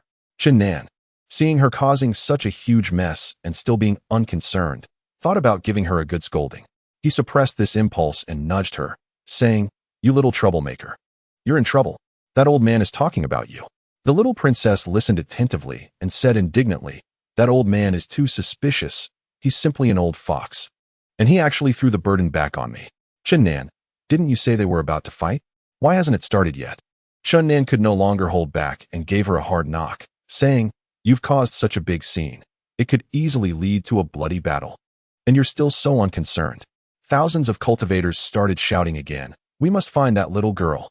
We must ask her where she found this divine bone." The little princess slapped her forehead and sighed, "Oh no, I've brought such a huge trouble upon myself. If I can't explain clearly, won't I be hunted down every day?" She then looked at Chen Nan and asked, "Will you accompany me over?" "I'm not going." Chen Nan quickly shook his head. "I'm scared alone. If you don't accompany me, I might say the wrong thing out of nervousness. What if I accidentally say that the divine bone was given to me by you?" Upon hearing this, Chen Nan really wanted to pinch her hard. With a cry, the Eastern Phoenix and her golden giant eagle descended from the sky. The little princess exclaimed, "Sister, old woman, you little messy one, You really never learn. Seeing a small fireball thrown by the Eastern Phoenix, the little princess quickly changed her words, saying, "Sister Phoenix, I didn't mean it. It was just a slip of the tongue." The Eastern Phoenix put away the small fireball and said, "Little messy one, I truly underestimated you. First, you robbed people near the city of Sin, then framed and harmed your companions, and now you're dragging Shinfeng Academy into this. You've really become a master of all evils. Let us see how you face the crowd now." The little princess innocently said, "Sister Phoenix, those were all mistakes I made accidentally. I didn't do it on purpose. This time, you must help me, otherwise I might accidentally say the wrong thing and tell those people that the divine bone was dug out from Shinfeng Academy." "What? You dare to threaten me? How despicable." The little princess said aggrievedly, "I'm not threatening you. I just want you and Chun Bei to go with me for protection. I'm scared alone. And if I get too nervous, I might really say the wrong thing." Chun Nan and the Eastern Phoenix gritted their teeth in anger, and finally had no choice but to accompany her toward the academy gates. When thousands of cultivators saw the little princess ascend the academy gate tower, they erupted in a frenzy, with some wanting to rush forward. The vice principal shouted loudly, "Everyone, do not be impulsive. Let this girl reveal the secret she knows." At this moment, the eyes of thousands of cultivators turned toward the little princess, making her feel extremely uncomfortable. Of course, Chun Nan and the Eastern Phoenix, who appeared alongside her, also felt uneasy. If the little princess mishandled this matter, they could also be implicated. Just thinking about being hunted by thousands made them feel terrified. The little princess steadied her mind and quickly calmed down. "I don't know any secrets. I just happened to find this divine bone in the ruins of the divine battle. If there were really secrets, would I bring this divine bone out to show off and bring trouble upon myself? The reason I went to look for the severed hand of the ancient god was all because of this old man." As she spoke, the little princess pointed at the vice principal beside her. The cultivators in front of the academy burst into laughter. The esteemed vice principal of Shinfeng Academy was actually called an old man by a little girl in front of so many people, which was indeed refreshing. The vice principal, furious, had his beard bristling and finally awkwardly touched his nose. "I wanted to join Shinfeng Academy, but this detestable old man deliberately made things difficult for me. He insisted that I find the severed hand of the ancient god, or he wouldn't let me join. So I had no choice but to search desperately, and I really found it. Since this old man is so detestable, of course, I wanted to teach him a lesson, but I ended up attracting all of you. I'm really disappointed. Why don't you all just beat this bad old man up?" The little princess's seemingly innocent words drew laughter from everyone present. Almost everyone thought she was just a mischievous, unruly little girl, and gradually, they started to believe her words. "I also have a witness, her." The little princess turned around and brought Dongfang Phoenix to the front, while she whispered to the vice president, "Old man, if you don't cooperate with me, I'll shout that the Shinfeng Academy has actually already found the left hand of the ancient god and that mysterious treasure," in front of thousands of cultivators.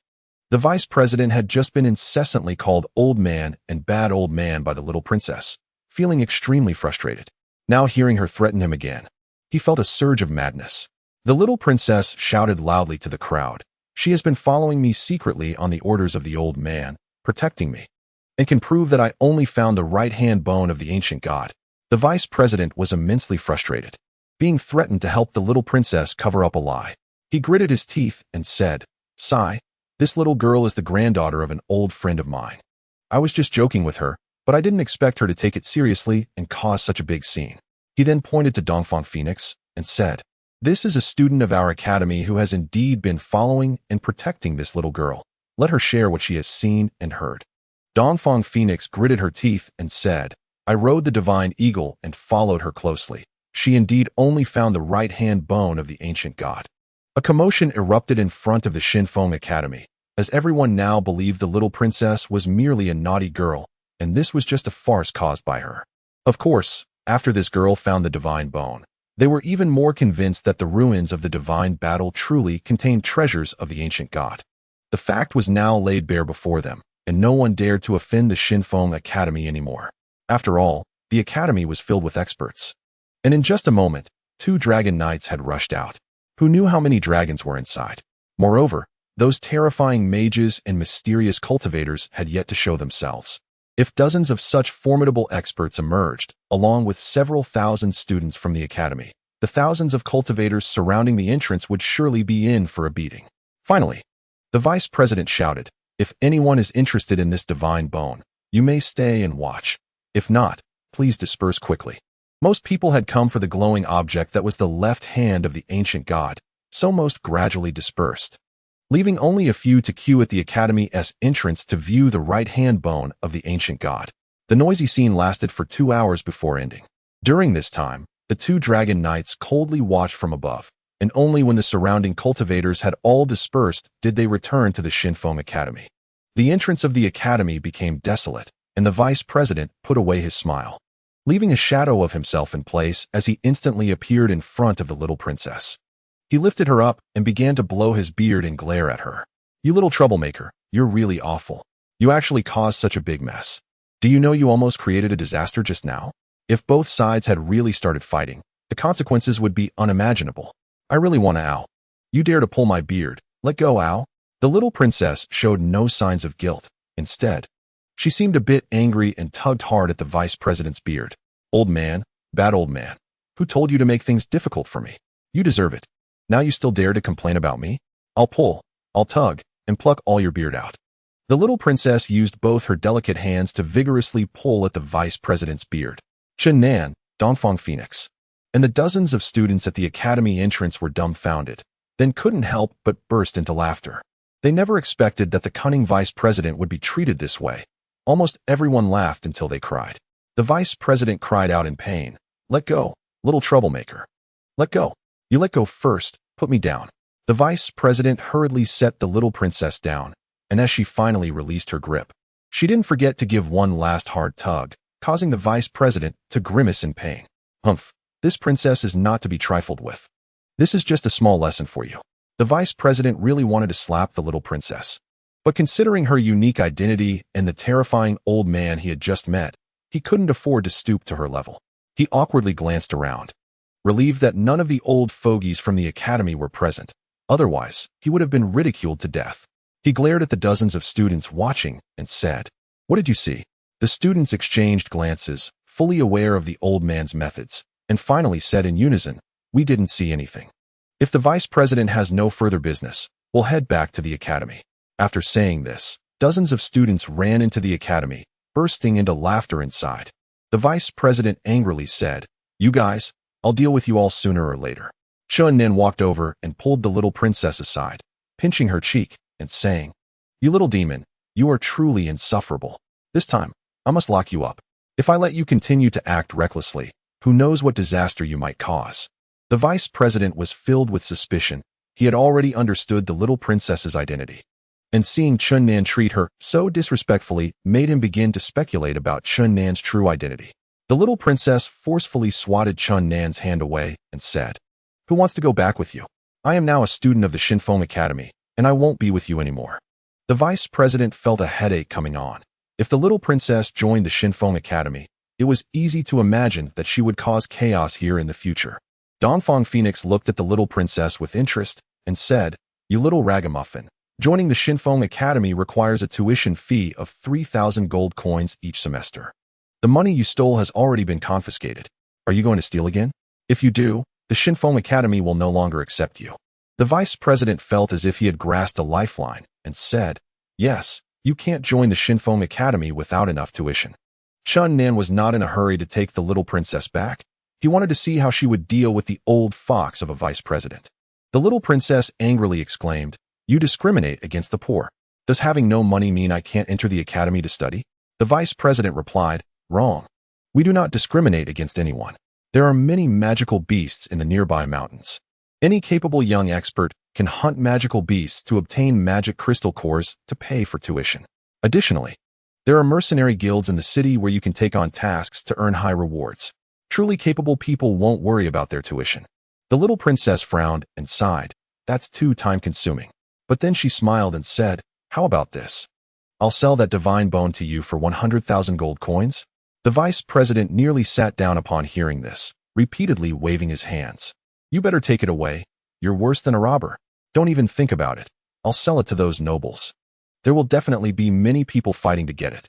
The vice president coughed and said, "Actually, if you lower the price a bit, we can discuss it." If it weren't for the Academy urgently needing this divine hand bone for a research project, I wouldn't even consider it. Chun Nan listened carefully and was startled. What kind of research required the hand bone of a god? The little princess said, I don't care if you need it urgently. It's a firm price of 100,000 gold coins. 30,000 gold coins. No way, 80,000. 35,000. You stingy old man. I'll say this one last time. 50,000 gold coins, or else you give the divine bone back to me. The vice president looked at the little princess with a determined expression, gritted his teeth, and said, All right, it's 5,000 gold coins. He took out 5 gold notes from his pocket and said, These are 5 1,000 gold notes. Take them well, from now on. This divine bone belongs to the Wind Academy. After saying this, he carefully put away the divine bone, which was clearly very important to the Wind Academy. The little princess happily accepted it, smiling and saying, Old man, if you had given me 2,000 gold coins, I would still sell it to you. Oh my God, why did you have to say that? You could have waited until I walked far away. The vice president regretted it immensely. How could I let you regret it if I didn't say it in front of you? The little princess ignored the vice president and murmured, When I had money before, I didn't feel anything. These past few days, I've been worrying about money, and suddenly having such a large sum feels really good. The vice president said, Come to the academy to register in 2 days. He then walked towards the Wind Academy, with Dongfang Phoenix following him. While the little princess was happily reveling in her good fortune, a large hand quickly reached out from the side and snatched her 5,000 gold notes. Ah, scoundrel! You thief, give me back my money. Chun Nan tucked the gold notes into his pocket and said, Why does a child need so much money? I'll help you keep it safe. Whenever you need it, I'll return it to you. No way. Give it back to me. I earned this legitimately. I worked so hard for it, and I can't let you enjoy it without effort. The little princess's eyes turned red with anxiety. The Tiger King sprang out from a corner and pounced into the little princess's arms, glaring fiercely at Chun Nan. Chun Nan said, I'm just temporarily keeping it safe for you. You won't lose a single cent, but the condition is that you have to behave and not run around causing trouble. Now, let's go back to the inn. You think stealing my money will let you control me? Just wait and see. I'll definitely get my revenge. Chun Nan ignored the little princess's struggles and pulled her towards the inn. Chapter 2. Famous in the Wind Academy is famous across the continent. Not only because of its long history, but also because it produces many talented individuals, with almost every generation giving rise to extraordinary masters. The Academy is divided into 4 departments: Taoism, Magic, Eastern Martial Arts, and Western Martial Arts. Every year, thousands of young people come to register, and to attract promising youth, the Academy opens its doors at the beginning of each month to admit outstanding students. All young people who are normally admitted to the Wind Academy are strong individuals. And once they enter the Academy, they are treated equally, with only the order of admission distinguishing them, not senior or junior status. Each person usually cultivates with their chosen teacher and undergoes the same assessments at the end of the term. If someone consistently performs poorly in assessments, they risk being expelled. Strong students pass easily, while those slightly weaker are pressured to work hard, resulting in a strong atmosphere of cultivation within the academy. Of course, the above standards apply only to normally admitted students. For those wealthy nobles who pay exorbitant fees to enter, the academy will appropriately lower the standards. As these individuals are a significant source of revenue for the academy and also create a certain celebrity effect. The little princess had been staying at the inn for the past 2 days, with Chun Nan threatening her that if she dared to go out and cause trouble, she wouldn't get a single coin of her 5,000 gold notes. The little princess gritted her teeth in hatred. If it weren't for needing money to join the Wind Academy, she would certainly disregard such words. During this time, Chun Nan helped her resolve another instance of the divine finger's influence. In this recent ancient god incident, half of the participants were young people. And not only were they after the treasures in the hands of the gods, but the vast majority also wanted to register for the Wind Academy. On the morning of the 3rd day, the area in front of the Wind Academy was bustling with people, a veritable sea of humanity. And the academy's gates were completely surrounded.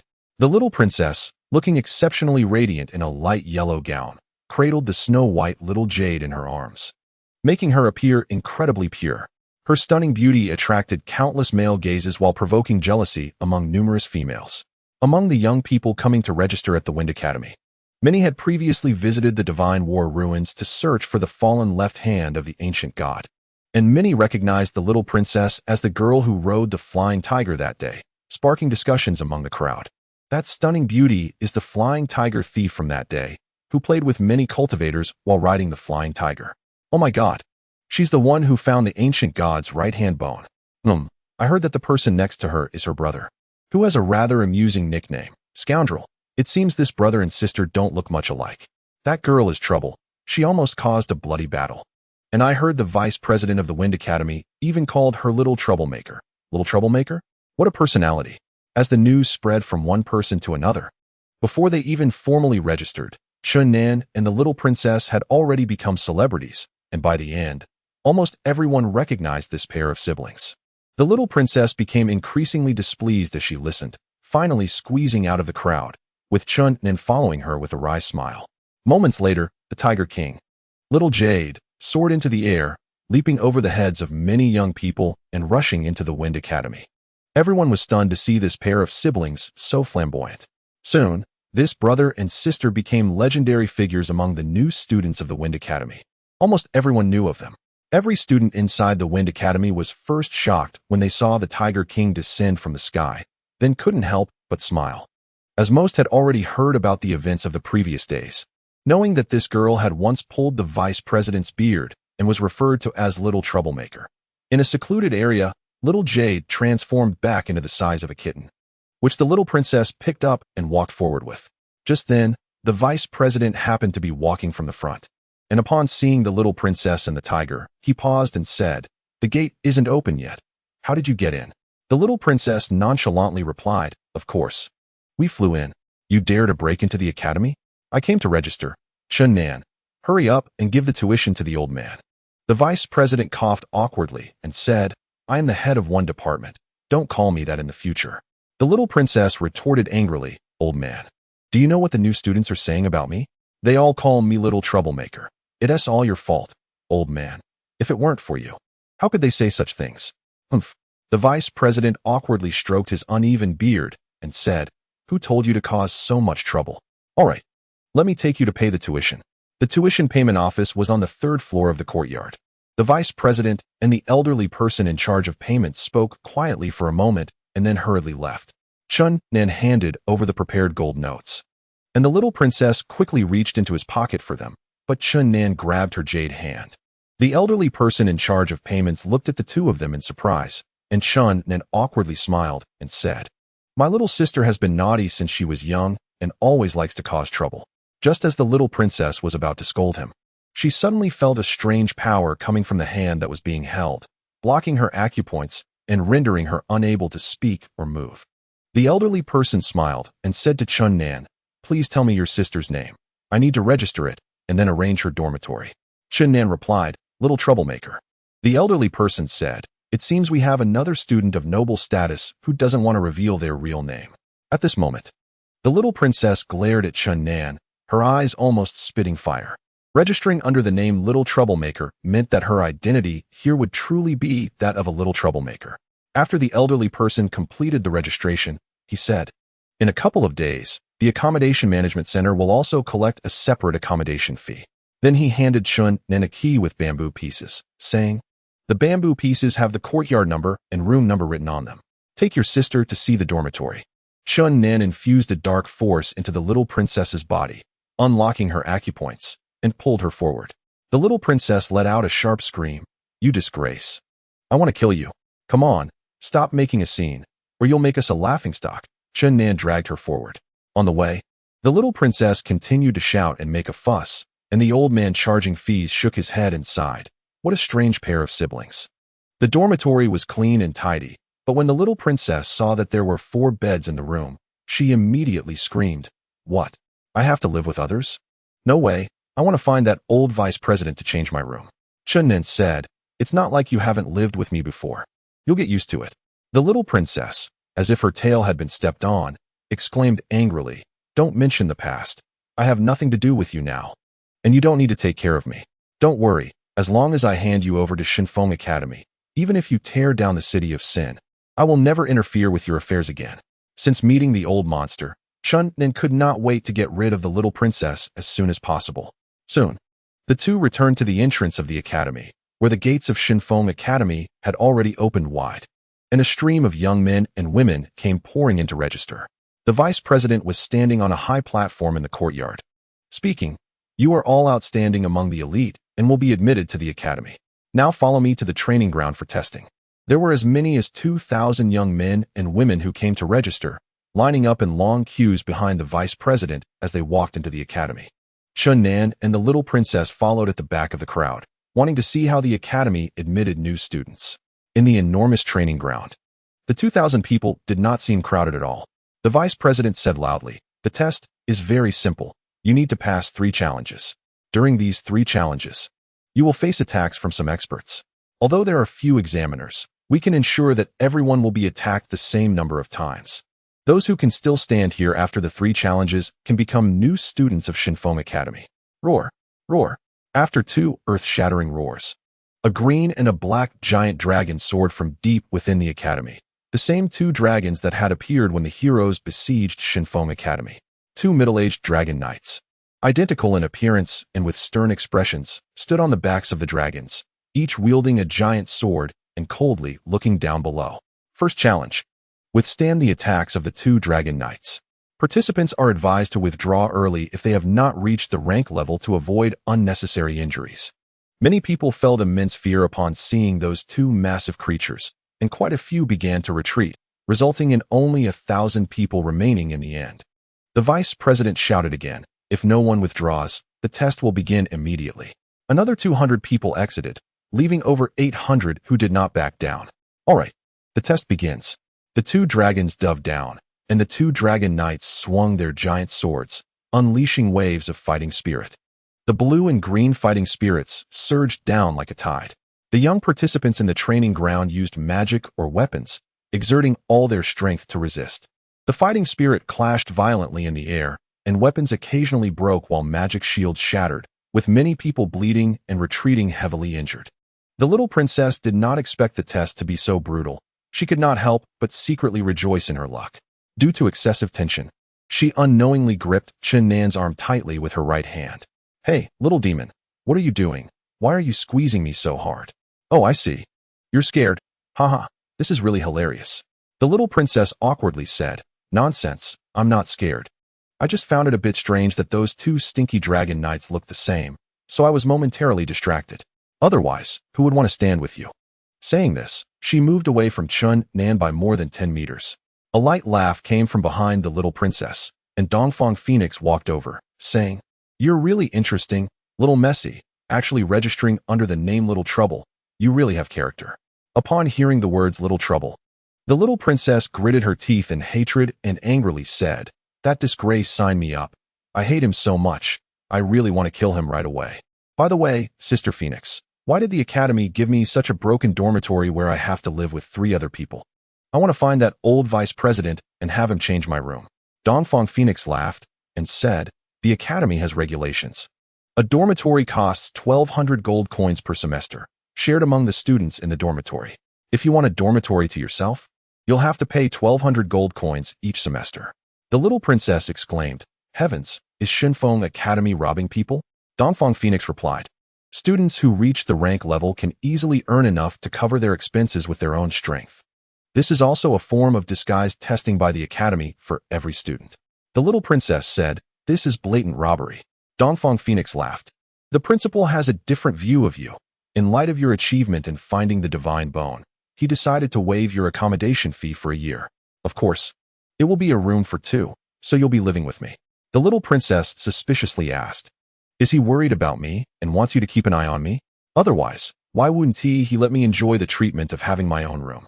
Dongfang Phoenix thought to herself, "Of course, it's to keep an eye on you, so you don't cause trouble everywhere."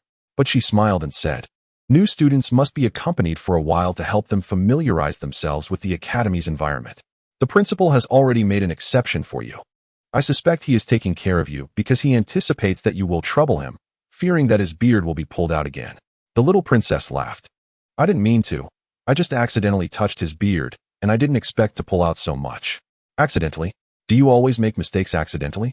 "Sister Phoenix, why do those 2 stinky dragon knights look the same? Are they twin brothers?" "Yes, they are indeed twin brothers, both with incredibly high cultivation levels. And they are new elite teachers at the academy. The fourth-tier dragon knights can be said to be the best of the best, with cultivation that can be described as unfathomable. This time, they were only testing the registrants, so the two did not dare to use their full strength. Their attack frequency was very fast, with waves of fighting spirit crashing in succession, creating a colorful spectacle above the training ground. However, even so, within just a short time, several hundred people had already retreated, and many others had fallen heavily injured. At this time, students from Shunfeng Academy standing by would quickly rush into the arena to rescue the injured. Of course, beautiful women who fell to the ground would be rescued first, as it was the best opportunity for the lecherous men to show their goodwill. After a quarter of an hour, the first round of testing ended, and the two dragon knights guided the two dragons deep into the academy. The number of people standing in the arena had been reduced by half, with only over 400 remaining. These individuals had withstood 3 waves of fighting spirit attacks. Second challenge: withstand the attacks of 3 magicians. The vice president finished speaking, and 3 magicians floated into the air. The 3 did not say a word and immediately began to chant spells. The magical elements in the air fluctuated violently, and then large flames rained down from above. The crowd either dodged or cast magic, fighting spirit, and true energy to resist. After the flames, countless glimmering wind blades shot towards the ground, followed closely by ice spears, and occasionally lightning struck down from the sky, with magical attacks rampaging wildly in the training ground. Many people withdrew with injuries, and in just a short time, there were less than 200 people left in the arena. A quarter of an hour later, the second round of the test ended, leaving only over 120 people in the arena. The third round of the test is about to begin. If you feel your strength is insufficient, please withdraw quickly. This round will feature an attack from a cultivator. There was an outcry in the training ground as an elderly man, dressed in oversized robes with long sleeves billowing, stepped on a flying sword and broke through the air from a distance. The old man exuded an ethereal aura, with white hair and a youthful face, resembling a celestial being. Everyone was immensely shocked. Cultivators were rarely seen, and someone who had achieved such cultivation was even rarer. This was undoubtedly a 5th-tier master of extraordinary skill. Among the young people undergoing the test, only a few were cultivators. Upon seeing the celestial-like elder, they all displayed expressions of surprise. Chunnan sighed. A 5th-tier cultivator in the nascent soul stage is indeed impressive. Being able to fly on a sword is truly enviable. The elder, with his ethereal presence, landed on a high platform in the arena, and the flying sword beneath him swiftly slashed toward the crowd like lightning. Magic swirled in the arena, and true energy and fighting spirit surged. Everyone exerted themselves to fend off the flying sword, as this was the final round. The flying sword spun through the arena before returning to the elder, who rode the sword away. This time, no one fell, but many had their clothes torn. The vice president announced loudly, "Those whose clothes are intact remain, others withdraw." Many left in disappointment, and in the end, only 29 people remained in the arena. The little princess exclaimed, "Only 29 out of 2,000 people are qualified. This is too exaggerated." Dongfang replied, "Do you think everyone can enter the Gods1 Academy? Only true tiered masters can enter based on their own abilities. Then why does the Gods1 Academy have thousands of students? Most of them are noble sons and daughters who paid exorbitant tuition to get in." Among those who passed the test, 3 caught Chunnan's attention. The first was a handsome young man, and the reason was simple. He was a familiar face, the 3rd prince of the Baiwei kingdom, Ren Jian. All those who passed the test showed smiles, but Ren Jian remained calm and composed, unperturbed by honor or disgrace. Upon seeing him, Chunnan was clearly taken aback. Although he had only spent a few days with Ren Jian, he could sense his ambitious nature, a man unwilling to be subordinate to others. He was not fighting for power in his own country, but had come here to cultivate, which was clearly abnormal. Something must have happened. Chunnan glanced at the little princess not far away, noting her clenched fists and gritted teeth. He knew that Ren Jian would soon encounter trouble. The second person who caught Chunnan's attention was also a familiar face, Guan Hao, who had escorted them and had successfully passed all 3 rounds of the test, his face beaming with joy. The third person was a blonde woman whose curvaceous figure was incredibly alluring, with ample breasts, a waist that could be grasped with one hand, and rounded hips that sparked endless imagination. Her beauty might not surpass that of the little princess or Dongfang, but her sensuality, charm, and allure far exceeded them, making her a quintessential object of desire for men. The vast majority of men's gazes were fixed on her, and sounds of gulping could even be heard from the crowd. While many women showed expressions of jealousy. Ahem, the vice president's cough interrupted all the lecherous fantasies. This month, a total of 29 applicants have successfully passed the test. Welcome to the Gods1 Academy. The little princess complained, always rambling on, full of official talk. Chun then walked over and said, "Little demon, your nemesis has arrived. Let us see how you perform." The little princess gritted her teeth, saying, "I will never let him go, nor will I spare you." Chun then gave her forehead a light tap, saying, "Dare to threaten me? You scoundrel, hitting me again. Oh, Phoenix sister, help me teach him a lesson." Dongfang Feng pulled the little princess, who was continuously rubbing her forehead and crying out in pain, behind her and said coldly, "This is the Gods1 Academy. She is now a student of the academy, and you have no right to touch her." Chun Nan did not back down in the face of Dongfang Feng's cold gaze. Replying, "I discipline my sister. Do you want to manage that too?" The little princess angrily said, "Shameless. Who is your scoundrel sister?" Dongfang Feng said, "Don't think I don't know your relationship. You better leave here quickly, otherwise, don't blame me for being rude.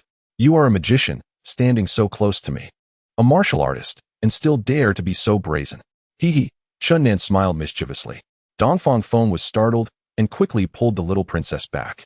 Chun Nan casually followed a few steps, causing Dongfang Feng to be alarmed. She angrily said, "Do you dare to cause trouble in the Gods1 Academy?" "Cause trouble? That's not the case. You go your way, I go mine. We aren't interfering with each other," Chun Nan replied. Dongfang Feng's expression turned cold. She did not expect Chun Nan to dare to mock her here, but she truly did not dare to act recklessly. If she cast magic at such close range, she would probably be captured before she could finish her spell. The little princess, eager for chaos, shouted, "Scoundrel, how dare you tease Sister Phoenix?" As soon as this was said, countless gazes turned toward them.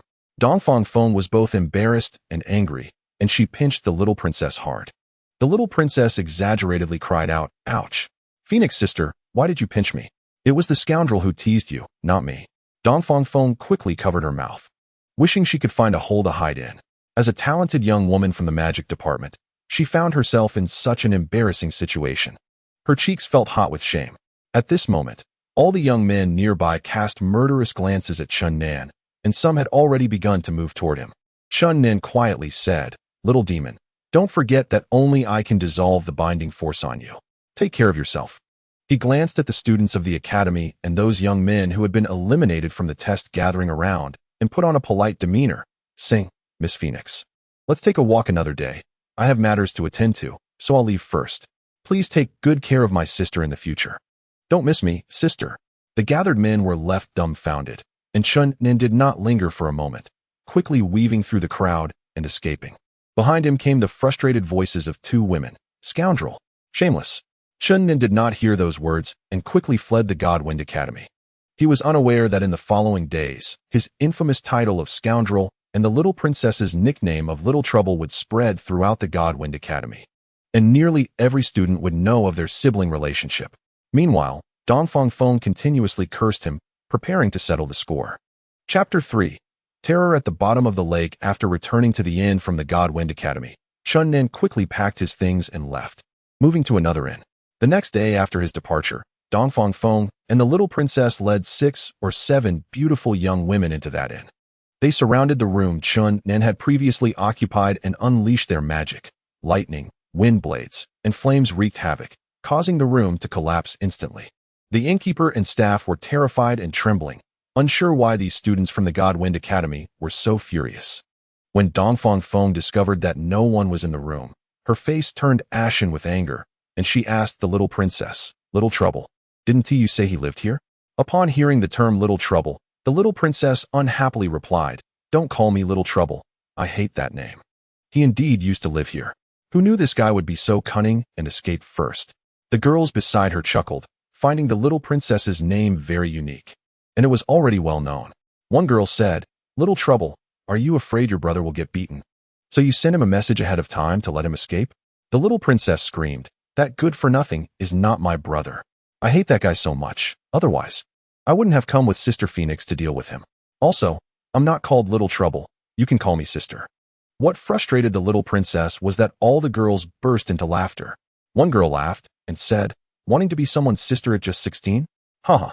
I think Little Trouble sounds great, and everyone in the academy knows that name. You can't change it now. The girls didn't notice Chun Nan and could only reluctantly compensate the innkeeper a certain amount of gold coins before leaving. That afternoon, when Chun Nan came here to observe the enemy, he couldn't help but break into a cold sweat upon seeing the scene before him, and said, "Women are truly terrifying." Luckily, I had foresight. The bright moon hung high, casting a clear light. The moonlight, like water, made the entire city of Sin hazy, appearing as if draped in a layer of light gauze from a distance. Late at night, Chun Nan had no intention of sleeping. He pushed the door open and lightly leaped onto the rooftop.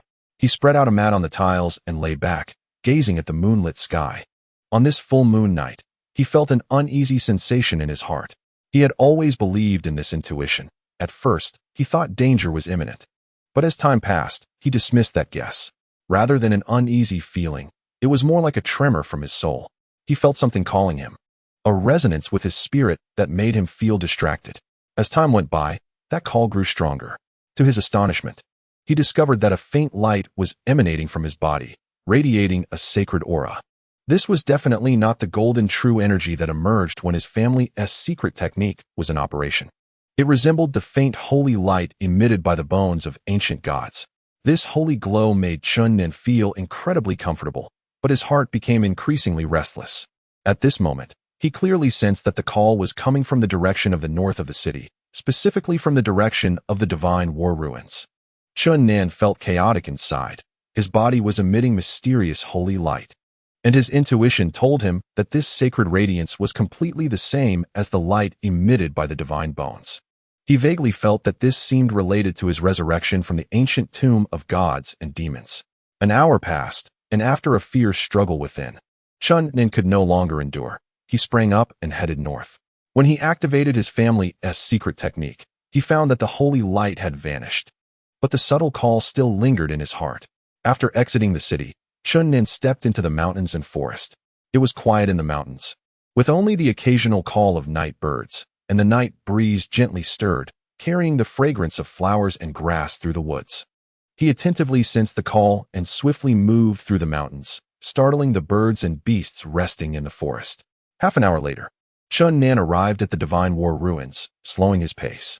Originally, this place was rarely visited, but due to the recent rumors of the Divine Hand, practitioners had been appearing within 30 miles nearby every day. Only at night was it the most peaceful. Chun Nan climbed over the peaks shattered by the ancient gods and reached the dry lake valley. The river had changed course, and the original lake had turned into a low valley. There were no tall trees in the valley, only some low shrubs and flowers. The unsettling call stemmed from here. He stood motionless in the center of the valley, released his mind and body, and merged with this space. The sacred light once again radiated from his body. The moonlight was like water, everything was silent, and a glowing figure stood alone in the center of the valley. At this moment, Chun Nan felt an extraordinary emptiness in his heart. He closed his eyes but could sense every blade of grass and tree nearby. He saw two birds nestled together on a tree, a mountain mouse peeking out of its hole, and a wild fox cautiously watching him from the shadows. Although his eyes were closed, the nearby scenery vividly entered his mind. In the profound silence, he merged with this world, sensing everything around him. Finally, he discovered the source of the call, which came from beneath his feet. A faint wave emanated from underground. In a daze, he seemed to hear a woman's voice calling, "I want to see the light of day again." Chun Nan suddenly woke up, but when he tried to capture that ethereal voice again, there was no sound. Only a subtle wave entering his heart. That wave from underground. He murmured to himself. Chun Nan drew out the long knife from his back, channeling all his power into the blade. In the hazy moonlight, the long knife emitted a dazzling light, as brilliant as a blazing sun, and he struck down hard towards the ground. With a loud bang, sand and stones flew, and a massive crack appeared in the center of the valley. Suddenly, a clear spring burst forth from the crack, shooting more than 2 meters high, with refreshing water splashing down to the ground.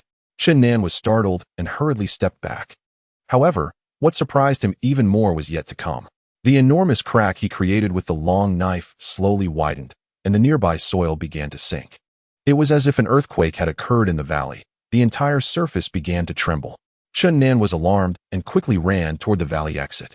He stood at the edge of the valley, watching in astonishment as the changes unfolded inside. The entire valley was slowly fracturing, with intersecting cracks appearing throughout. The broken soil continued to collapse, and spring water surged up from those cracks. Upon closer inspection, Chun Nan discovered that beneath the surface was a layer of fractured rock, and 5 feet below that was an underground lake. His strike had created an opening for the underground lake, causing the water below to surge upward, leading to the collapse of the nearby fractured rock and soil, triggering a chain reaction that completely shattered the rock layer above the underground lake. In a short time, the dry lake valley transformed into a lake, with the water level continuously rising, startling the birds and beasts nearby into fleeing.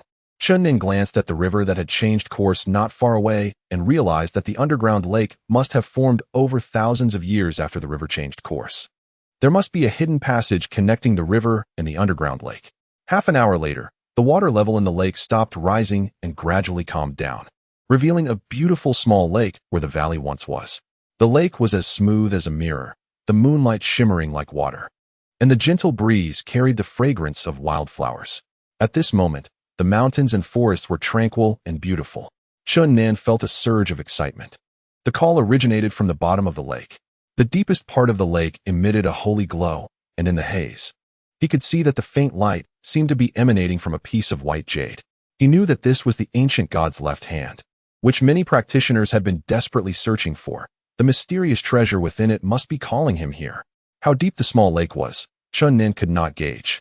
He did not know if he could safely dive to the bottom. The mysterious object in the ancient god's hand was indeed enticing, but the dark, bottomless lake made him sense a hint of danger, causing him to hesitate before jumping in. He threw a large stone into the lake, which splashed up a large amount of water, creating ripples, but there was no response from the lake. Still feeling uneasy, he thought of catching a mountain beast nearby to throw into the lake. But the huge noise from the collapsing rock layer earlier had already scared away the nearby birds and beasts, and he turned around without any luck. Gazing at the pitch-black bottom of the lake, Chun Nin hesitated for a moment, but ultimately he took off his outer garment and placed his long knife on the ground. Holding 2 gleaming daggers, he jumped into the lake. The water was incredibly cold, and the light was dim, allowing him to only vaguely see the surroundings within a range of 3 to 4 zhang. Fortunately, the divine bone at the lake's bottom emitted a faint glow, giving him a clear target. Chun Nin made an effort to dive deeper and soon reached the boundary between the original lake valley and the underground lake. At this point, the water was 6 zhang deep. Although he felt some pressure, his body was not seriously affected. Upon entering the underground lake, he vaguely saw the nearby scenery. It turned out to be an underground cave filled with stalactites, stalagmites, stone columns, stone flowers, stone curtains, and stone waterfalls, all in various shapes, magnificent and wondrous. At this moment, Chun Nan's heart skipped a beat. He sensed danger approaching him, but the murky water made it difficult to detect any abnormalities.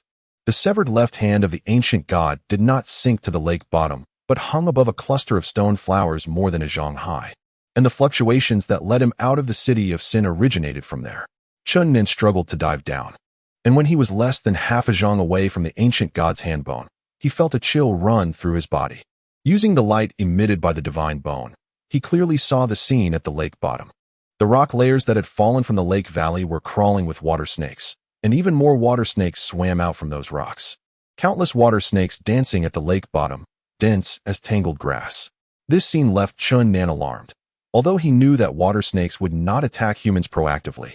The consequences of accidentally swimming into a group of them were unimaginable. The cave was more than 5 zhang deep, and as he cautiously swam to the stoneflower area, he felt immense pressure. The divine bone emitted a faint glow, which appeared somewhat eerie at the pitch-black lake bottom. The pure white hand bone was entwined with a thread as transparent as silk, and the thread bore a thumb-sized jade ruby, shimmering brilliantly, clearly a top-quality precious jade, with no signs of carving, seemingly naturally formed. Chun Nin gently removed the jade ruby from the divine bone and hung it around his neck, unable to contain his excitement. The mysterious precious jade that 2 ancient gods fought to the death for had ended up in his hands. He considered taking the divine bone as well, but then thought that if everyone knew the ancient god's treasure was with it, if someone discovered that he had found this divine bone, he would face endless pursuit. So he decided not to touch it. At that moment, a strong sense of unease surged in his heart, and he felt an overwhelming sense of danger. In an instant, Chun Nin noticed the water above him rippling, and he quickly looked up to see a creature that looked neither like a fish nor a snake darting towards him like an arrow. The creature was about 1 zhang long, with a single horn on its head, a snake-like body, and a fish-like tail, opening its massive mouth wide to bite him. Chun Nin hurriedly dodged to the side, the creature's sword-like teeth barely grazing him, but its snake-like body coiled around his waist and abdomen. This was his first time fighting in water, but it did not affect his performance. He thrust his left dagger towards the returning creature's massive mouth, while his right dagger fiercely struck at the snake body wrapped around him. Blood surged, and both of Chun Nan's daggers inflicted fatal damage on the creature. His left dagger deeply pierced its upper jaw, while his right dagger severed its body, causing blood to obscure his vision. The creature thrashed violently and sank to the lake bottom, disappearing in the blink of an eye among the water snakes. He dared not linger and quickly swam upwards. However, at that moment, another water monster appeared behind a cluster of stalactites. This creature was as thick as a water barrel and about 3 zhang long, looking much fiercer than the previous one. In the darkness of the lake, its eyes shone like lights, exuding a chilling aura. Chun Nin did not act recklessly, holding his daggers and coldly watching it. The creature did not charge at him, but opened its massive mouth to spit out a bolt of electricity. Although he dodged the electric bolt, the water conducted electricity everywhere, and the powerful current left him numb, causing him to lose his ability to move in an instant. The creature twisted its snake-like body, and its large tail struck Chun Nin hard, sending him flying 3 zhang away in the water. Blood gushed from his mouth, and without the ability to use his skills to defend himself, the force of the strike caused him serious internal injuries. The intense pain in his chest and abdomen restored his numb body to awareness. Just as he was about to move, he suddenly noticed 4 or 5 water monsters more than 3 zhang long rapidly swimming towards him from a distance. Chun Nin felt his scalp tingle. Dealing with one such creature was already difficult, and facing so many left him with no hope of victory. Blood oozed from his mouth as he remained motionless. The water monsters, sensing the smell of blood, charged towards him, all opening their massive mouths, revealing their terrifying white teeth. Just as the massive mouths of several water monsters were about to reach him, he quickly sank down, swiftly throwing out both daggers. Blood gushed, and 2 water monsters were severely injured. In that instant, he felt the powerful current render him immobile again, and at the same time, a giant tail struck him hard. His body quickly plummeted towards the lake bottom, and looking at the water snakes that resembled a thicket, Chun Nin was terrified. A wave of intense pain brought his body back to awareness. Several water snakes had bitten him, and he felt a numbness where he was bitten, which rapidly spread throughout his body. He knew he had been poisoned, and as he coughed up blood, he forcibly circulated his internal energy. A faint golden light radiated from him, shaking off the water snakes that had latched onto him, but soon countless water snakes squirmed and buried him underneath. At this point, water snakes crawled all over his body, and Chun Nin felt small bumps forming on his skin. Although the protective energy from his internal skill prevented them from causing further harm, a chill still crept into his heart. Through the writhing mass of water snakes, Chun Nin saw several water monsters biting at the 2 injured ones, blood gushing forth, while more than a dozen water monsters swam towards that spot. In the darkness, dozens of eyes, bright like lights, glimmered ominously, causing his heart to race. In a brief moment, the 2 injured water monsters were torn apart and devoured by their companions, leaving not even a bone behind. Chun Nin felt a chill. This was truly a world where the weak were preyed upon by the strong. Weakness meant death. Although the water monsters continuously surveyed the lake bottom, they could only retreat when faced with the dense mass of thousands of writhing water snakes. After a long time, the lake bottom regained its calm. Chun Nin's family's internal skill continued to circulate, and he had expelled the toxins from his body. But his severe internal injuries could not heal quickly. He slowly crouched down and then pushed off the ground with his feet, propelling his body upwards like a golden arrow. A dozen water monsters sensed the strong disturbance in the water and quickly pursued him. Chun Nin felt a deep anxiety. He pointed both daggers at his shoulders, preparing to stab himself to restore his awareness before losing consciousness. At the same time, he pushed his internal energy to the limit, filling the protective energy around his body. The powerful current surged towards him again, and just as Chun Nin sensed the current, he gently stabbed the dagger into his shoulder. The current was not as fierce as he had imagined. He realized that the protective energy emitted by his family's internal skill had played a significant role. The pain in his shoulder, combined with the protective energy of his body, meant that Chun Nin did not lose his ability to move this time. However, the speed of the water monsters was far greater than his. In the blink of an eye, several water monsters caught up to him, opening their massive, blood-filled mouths to bite. With no other option, Chun Nin could only turn back and engage in close combat with the water monsters. Two streams of sword energy erupted from his daggers, piercing the bodies of two water monsters and causing their blood to spurt wildly. But he was also struck hard by the huge tail of one water monster, making him feel as if all his bones were about to break. Luckily, he was flung upwards, and the powerful force propelled him quickly out of the underground lake. The injured water monster was once again attacked by its companions, and in the blink of an eye, it was left with nothing but bones. When Chun Nin was only about 10 feet from the lake's surface, the water monsters had already followed him closely. He threw his two daggers with all his might, and in the dim light, he saw blood flowers surging. The water monsters seemed to realize he was about to escape the water, and this time they did not attack their injured companion, instead charging towards him altogether. At that moment of life and death, Chun Nin unleashed every bit of strength within him. At this moment, his body radiated golden light, like a blazing flame. The water around him began to boil, and he shot out of the water like a golden arrow, heading towards the shore not far away. The moment his body touched the ground, Chun Nin felt utterly exhausted, with not a shred of strength left in him. He gasped for air, greedily inhaling the fresh air. Normally, he could stay underwater for half a day without needing to breathe, but today, in the life and death crisis, he had sustained multiple injuries and engaged in continuous intense movement, which had drained his energy too early, nearly causing him to choke on the water. After a long while, Chun Nin finally caught his breath and stood up unsteadily. I can't believe there are such monstrous water monsters at the bottom of the lake. If I hadn't escaped quickly, I might have become an immortal this time. The lake water had calmed down, and the divine bones at the dark bottom of the lake emitted a faint glow, while the water monsters had long since vanished. It made me injure myself, Chun Nin cursed as he bandaged the wounds on his shoulders. He rested by the lake for a while before picking up his outer robe and long knife, heading towards the city of Sin. Chapter 4. The contest for divine treasures. In the middle of the night, Chun Nin stumbled back to the inn. The powerful strikes from the water monsters had indeed left him with serious injuries. After entering his room, he began to meditate and recuperate, only finishing when the sky was nearly bright. Although his injuries had not fully healed, they were mostly better, and his chest and abdomen no longer hurt as they had at first. Exhausted, he fell onto the bed and fell into a deep sleep. When Chun Nin opened his eyes again, it was already past noon. After washing up, he meditated again for a while, and after a long time, he exhaled deeply. I didn't expect the bottom of the lake to be so treacherous, with such fierce monsters. It would be understandable if there were spirit beasts guarding the ginseng and celestial herbs, but even the divine bones and precious jade were accompanied by monsters. It's truly outrageous.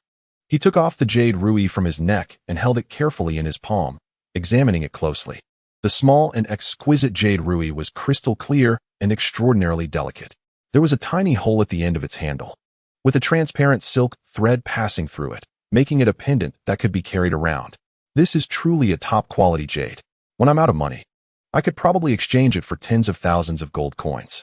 If this statement were to be heard by the elderly man in the jade shop, he would surely be infuriated, as such beautiful jade would be considered priceless by connoisseurs. This is a treasure created by two ancient gods who perished together. But I can't see anything particularly special about this jade rui. Chun Nin turned it over and examined it from all angles. And apart from confirming that it was indeed a rare jade, he did not discover any hidden mysteries.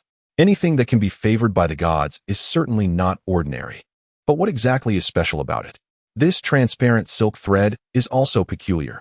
It has been submerged in water for thousands of years without rotting. Strange. He pinched the silk thread with both hands and tried to apply a bit of force, but the thread showed no signs of change. In the end, even when he used all his strength, he was unable to break the thread. Wow, this is incredible. Even this thread is a treasure. Chun Nin grasped the jade rui tightly and applied a little pressure, causing a holy light to suddenly shine through his fingers, which truly startled him. He quickly released his grip, and the jade rui fell onto the bed, returning to its original appearance. Chun Nin tried to hold it again, this time applying force gradually, and small glimmers of light appeared between his fingers, while he felt his strength being drawn away by the jade rui. When he channeled all his energy to hold the jade ruby tightly, the room was filled with brilliant light, as if there were a small sun in his palm. At the same time, he felt all his power surging towards the jade ruby like a tidal wave, causing him to break out in a cold sweat. And he hurriedly stopped circulating his energy. This is truly a strange jade. It can absorb people's power. At this moment, he was certain that the exquisite jade ruby was definitely not an ordinary item. He studied it for half a day, but did not discover any other peculiarities. Strange. Last night, even from such a distance, I sensed a call. Yet now, so close, I feel nothing at all. Chun Nen had already vaguely guessed last night that it might be due to his resurrection from the ancient god and demon grave, that he had picked up some residual aura from the gods and demons, which allowed him to resonate with the jade ruby left by the ancient gods. He had always suspected the reason for his resurrection. Therefore, he wanted to understand everything related to the ancient gods. However, no matter how hard he tried to sense it now, the jade ruby showed no signs of response, and there was no longer the intermittent call from last night. Recalling the experiences from last night, Chun Nan felt a bit confused. At that moment, when he opened his mind, he seemed to have faintly heard a woman's call. Her voice broken and intermittent. He vaguely remembered it was, "I want to see the light of day again." Chun Nan looked at the jade ruby, his face flashing with suspicion. He could no longer determine whether it was his illusion or if he truly heard a woman's voice.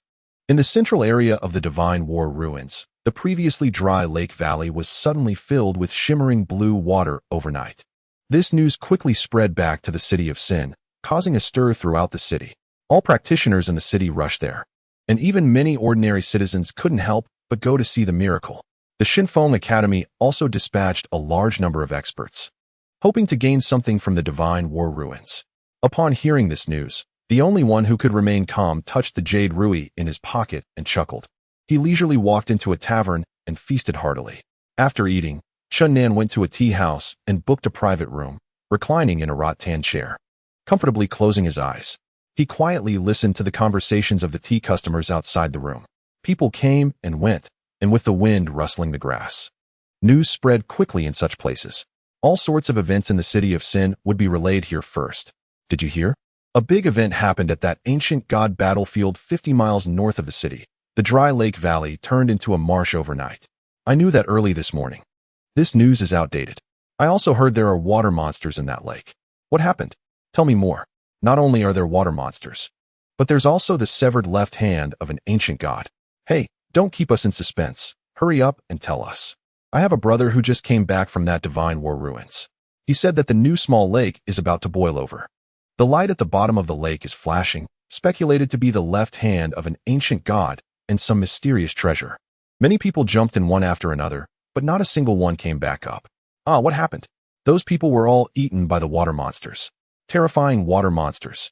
The creature has a snake-like body and a fish-like tail, with a single horn on its head. Each one is about 30 feet long and as thick as a water barrel. When it opens its massive mouth, it can swallow pigs and sheep whole, which is terrifying to think about. Isn't there anyone who can deal with it? It's hard to handle. Those cultivators may be strong on land, but in the water, they are restricted and unable to fully utilize their abilities. Moreover, that water monster is no ordinary being. It has immense strength and is as ferocious as a flood dragon. And it can also emit electricity, making it impossible to avoid in the water. Many cultivators who jumped into the lake were first stunned by the electric shock before being devoured by the water monster. What a terrifying water monster. Yes. So far only 6 water monsters have been killed, but it seems there are countless more in the lake. How can there be so many water monsters? Is that small lake really a sudden appearance? Of course not.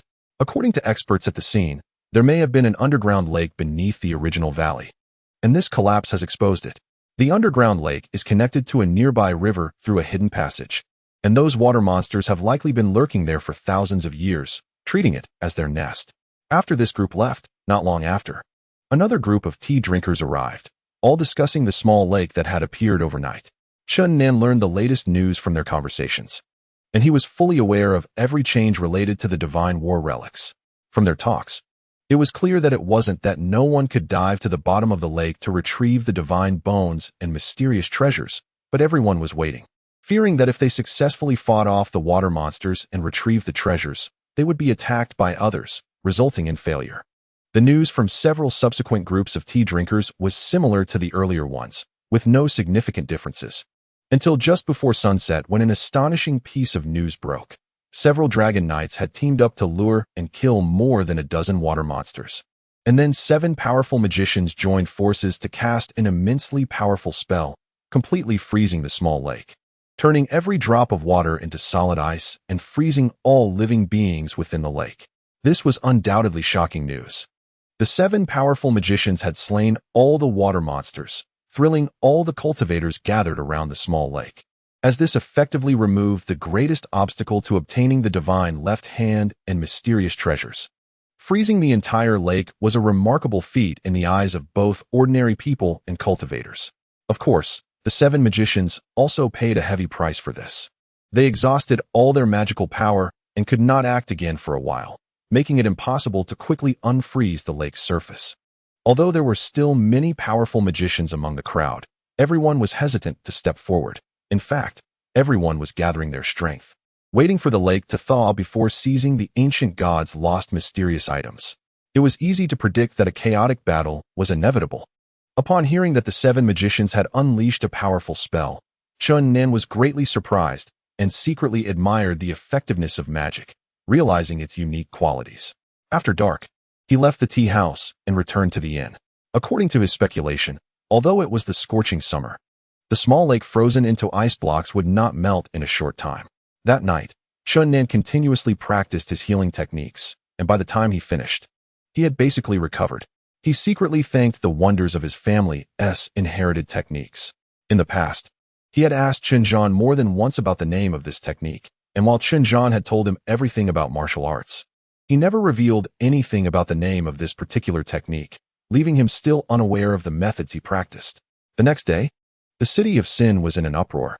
As an even more shocking piece of news spread, numerous cultivators had been waiting from the previous day until deep into the night, finally witnessing the solid ice melt. Countless people jumped into the lake to frantically compete for the ancient gods' lost mysterious treasures. But everyone only found the broken left hand of the ancient god and no other special items. Subsequently, people began to suspect one another, and a fierce fight broke out, staining the lake with blood, and countless people lost their lives. The area around the small lake was chaotic, and the fighting never ceased. Upon hearing this, Chun Nen slowly made his way there. If anyone knew that this guy had already secured the treasures contested by the ancient gods, he would have undoubtedly fallen into an endless pursuit. From a distance, a dozen dragon knights were engaged in battle above the small lake, while several sub-dragon knights and giant dragon knights were lurking nearby, watching intently. The massive giant dragons blocked the sun like dark clouds, instilling fear in onlookers. The ground was extraordinarily lively, with flashes of swords and lights, lightning, and flames. There were both magicians and martial artists, all embroiled in fierce combat, creating a chaotic scene. Hundreds were fighting, thousands were watching, and dozens of the injured lay on the ground, moaning in pain. Nearly 100 corpses floated in the small lake, which had turned a deep crimson, and although the scene had not reached the point of losing control, it was already quite brutal. 1,000 years ago, 2 ancient gods fought for a mysterious treasure, leading to mutual destruction. 1,000 years later, the mysterious treasure once again ignited a bloody battle among countless cultivators. The shouts of killing, the clashing of weapons, and the roars of dragons created a cacophony that was deafening. Chaos. Sin. If everyone could restrain their malicious thoughts, there wouldn't be so many tragic events in this world. Unfortunately, every person's heart in the scene was filled with greed, suspecting that others had acquired the ancient gods' relics, all wanting to claim it for themselves. Just as the situation was about to spiral out of control, with thousands of onlookers ready to join the bloody fight, a tremendous dragon roar echoed from a distance, sounding like rolling thunder, resonating above the divine war relics. The dozen second-tier dragon knights engaged in aerial combat turned pale upon hearing the sound. The dragons they rode became uncontrollable and fled in panic. Meanwhile, the 7 third-tier sub-dragon knights and 5 fourth-tier giant dragon knights watching from the side also changed color, as the dragons beneath them displayed signs of fear and anxiety. The martial artists and magicians embroiled in the melee on the ground were similarly alarmed. The mighty dragon roar sent chills down everyone's spine, and people instinctively turned to look in the direction of the roar, momentarily silencing the chaotic scene. Everyone understood that the roar could not have come from a dragon below the 4th tier. It wasn't until the massive dragon roar ceased that all the dragons returned to normal. The name Holy Dragon flashed through everyone's mind. Only a 5th-tier Holy Dragon could instill fear in all dragons. Undoubtedly, there was a Holy Dragon Knight in the distance, an unparalleled powerhouse. In a sense, Dragon Knights are the fighters among cultivators, possessing immense advantages in confrontations with cultivators of the same tier. The mounts of Dragon Knights are of the same tier as the Knights, effectively combining two powerful beings.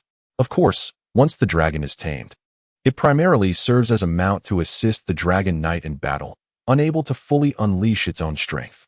However, even if such a combination cannot achieve an additive effect of their powers, it is still stronger than other cultivators of the same tier. Generally speaking, in confrontations among cultivators of the same tier, 3 Dragon Knights can withstand 4 cultivators of other categories. However, nothing is absolute. There are also numerous examples of Dragon Knights being defeated in confrontations with cultivators of the same tier. For these reasons, when everyone deduced that there was a Holy Dragon Knight in the distance, how could they not be alarmed?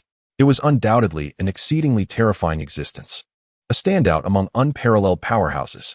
While the crowd was filled with fear, they were also secretly eager. After all, Holy Dragon Knights are as rare as phoenix feathers and unicorn horns, and almost everyone had only heard of them but never seen one. Everyone wanted to witness the holy dragon that surpasses giant dragons. At that moment, Chen Nan's heart was also filled with longing, eagerly wanting to see the holy dragon of the West. However, after the distant, earth-shattering dragon roar, there was no further movement.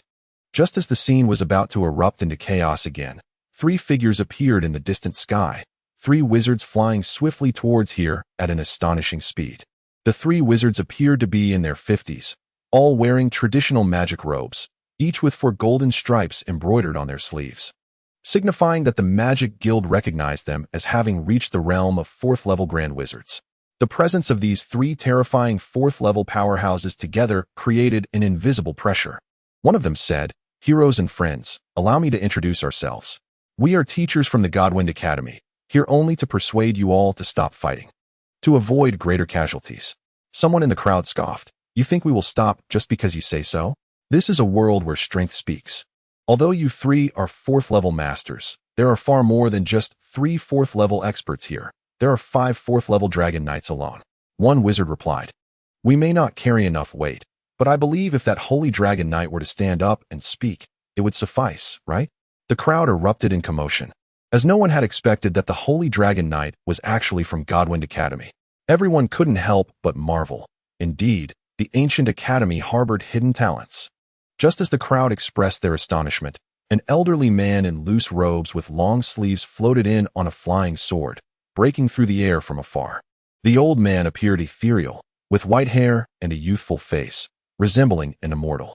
The crowd was once again shocked to see that the newcomer was a mysterious cultivator, and moreover, a 5th-level nascent soul cultivator, an unparalleled master. In just a short moment, this side of the Divine War ruins revealed 2 extraordinary experts, filling everyone's hearts with awe. Chen Nan recognized the old man flying on the sword.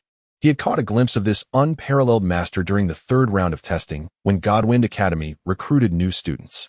As he approached, the ethereal old man stood in midair on his flying sword and smiled slightly, saying, "That old dragon sent me back.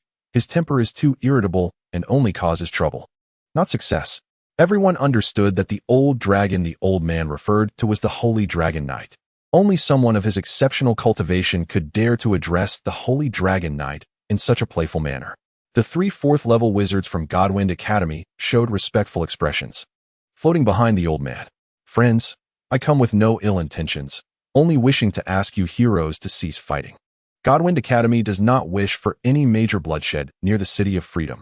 The same sentiment expressed by an unparalleled expert had a completely different effect. This time, no one voiced their dissatisfaction, even among the 4th-level powerhouses in the crowd. There were rumors that Gods1 Academy had many unknown masters, and now 2 extraordinary experts had appeared. Who knew if there were a 3rd or 4th? The old man continued, "Who among you isn't tempted by the mysterious objects left behind by the ancient gods? But has anyone actually seen that ancient divine treasure?" The crowd fell silent. Everyone is suspicious of each other, thinking that the other has obtained the divine treasure. But who has seen it? No one. What outcome can there be if this fighting continues? Thousands may end up half dead, and those who are fortunate enough to survive will have gained nothing. The crowd fell into silence. Those who once entered the lake to search for the divine treasure of the ancient gods must have become confused and have experienced body searches. Since nothing was discovered, why keep fighting? Why continue to suspect each other? The scene was silent. The ancient scrolls record that two ancient gods once fought fiercely in this mountain range. One lost its left hand, and the severed divine hand holding a shining object fell deep into the mountains.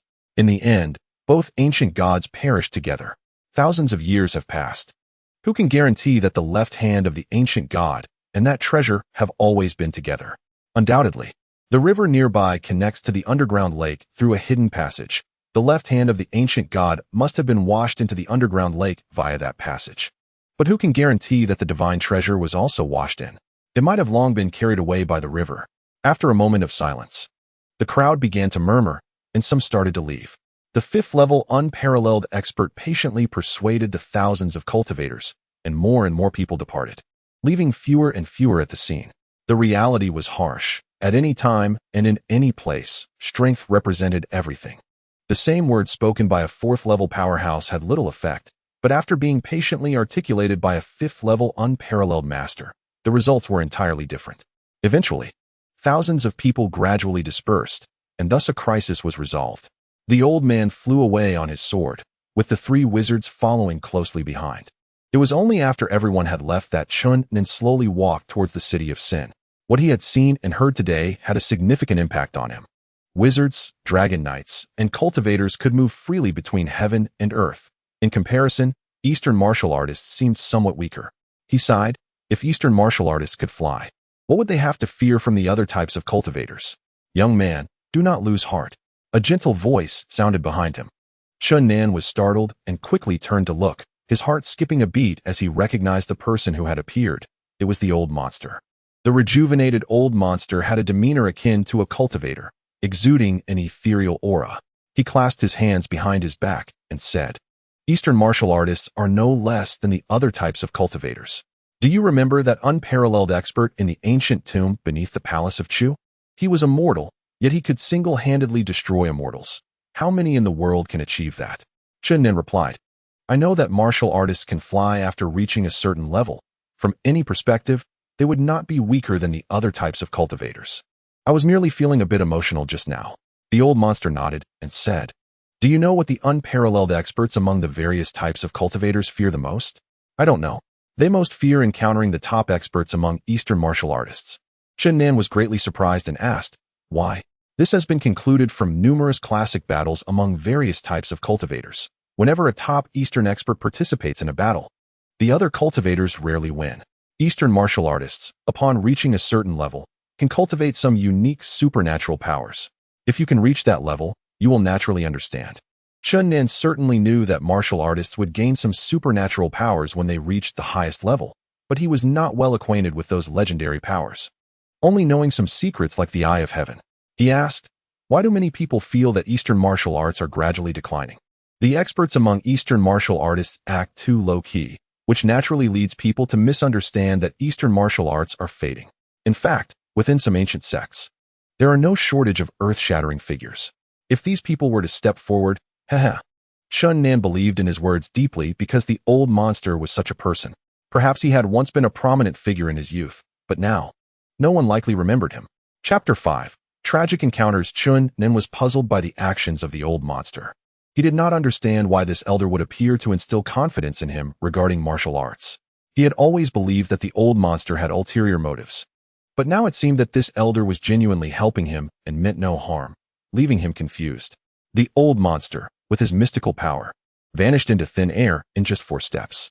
Chun Nan was shocked. If a martial artist's cultivation reached such a level, they could truly roam the world freely. When Chun Nan returned to the City of Freedom, everyone in the streets was discussing the matter of the ancient divine treasure. Of course, by the time these stories reached the mouths of ordinary citizens, they had lost their original form and turned into something mystical. While eating at a tavern, Chun Nan inadvertently overheard a conversation between 2 people in a private room. What should we do with this divine bone?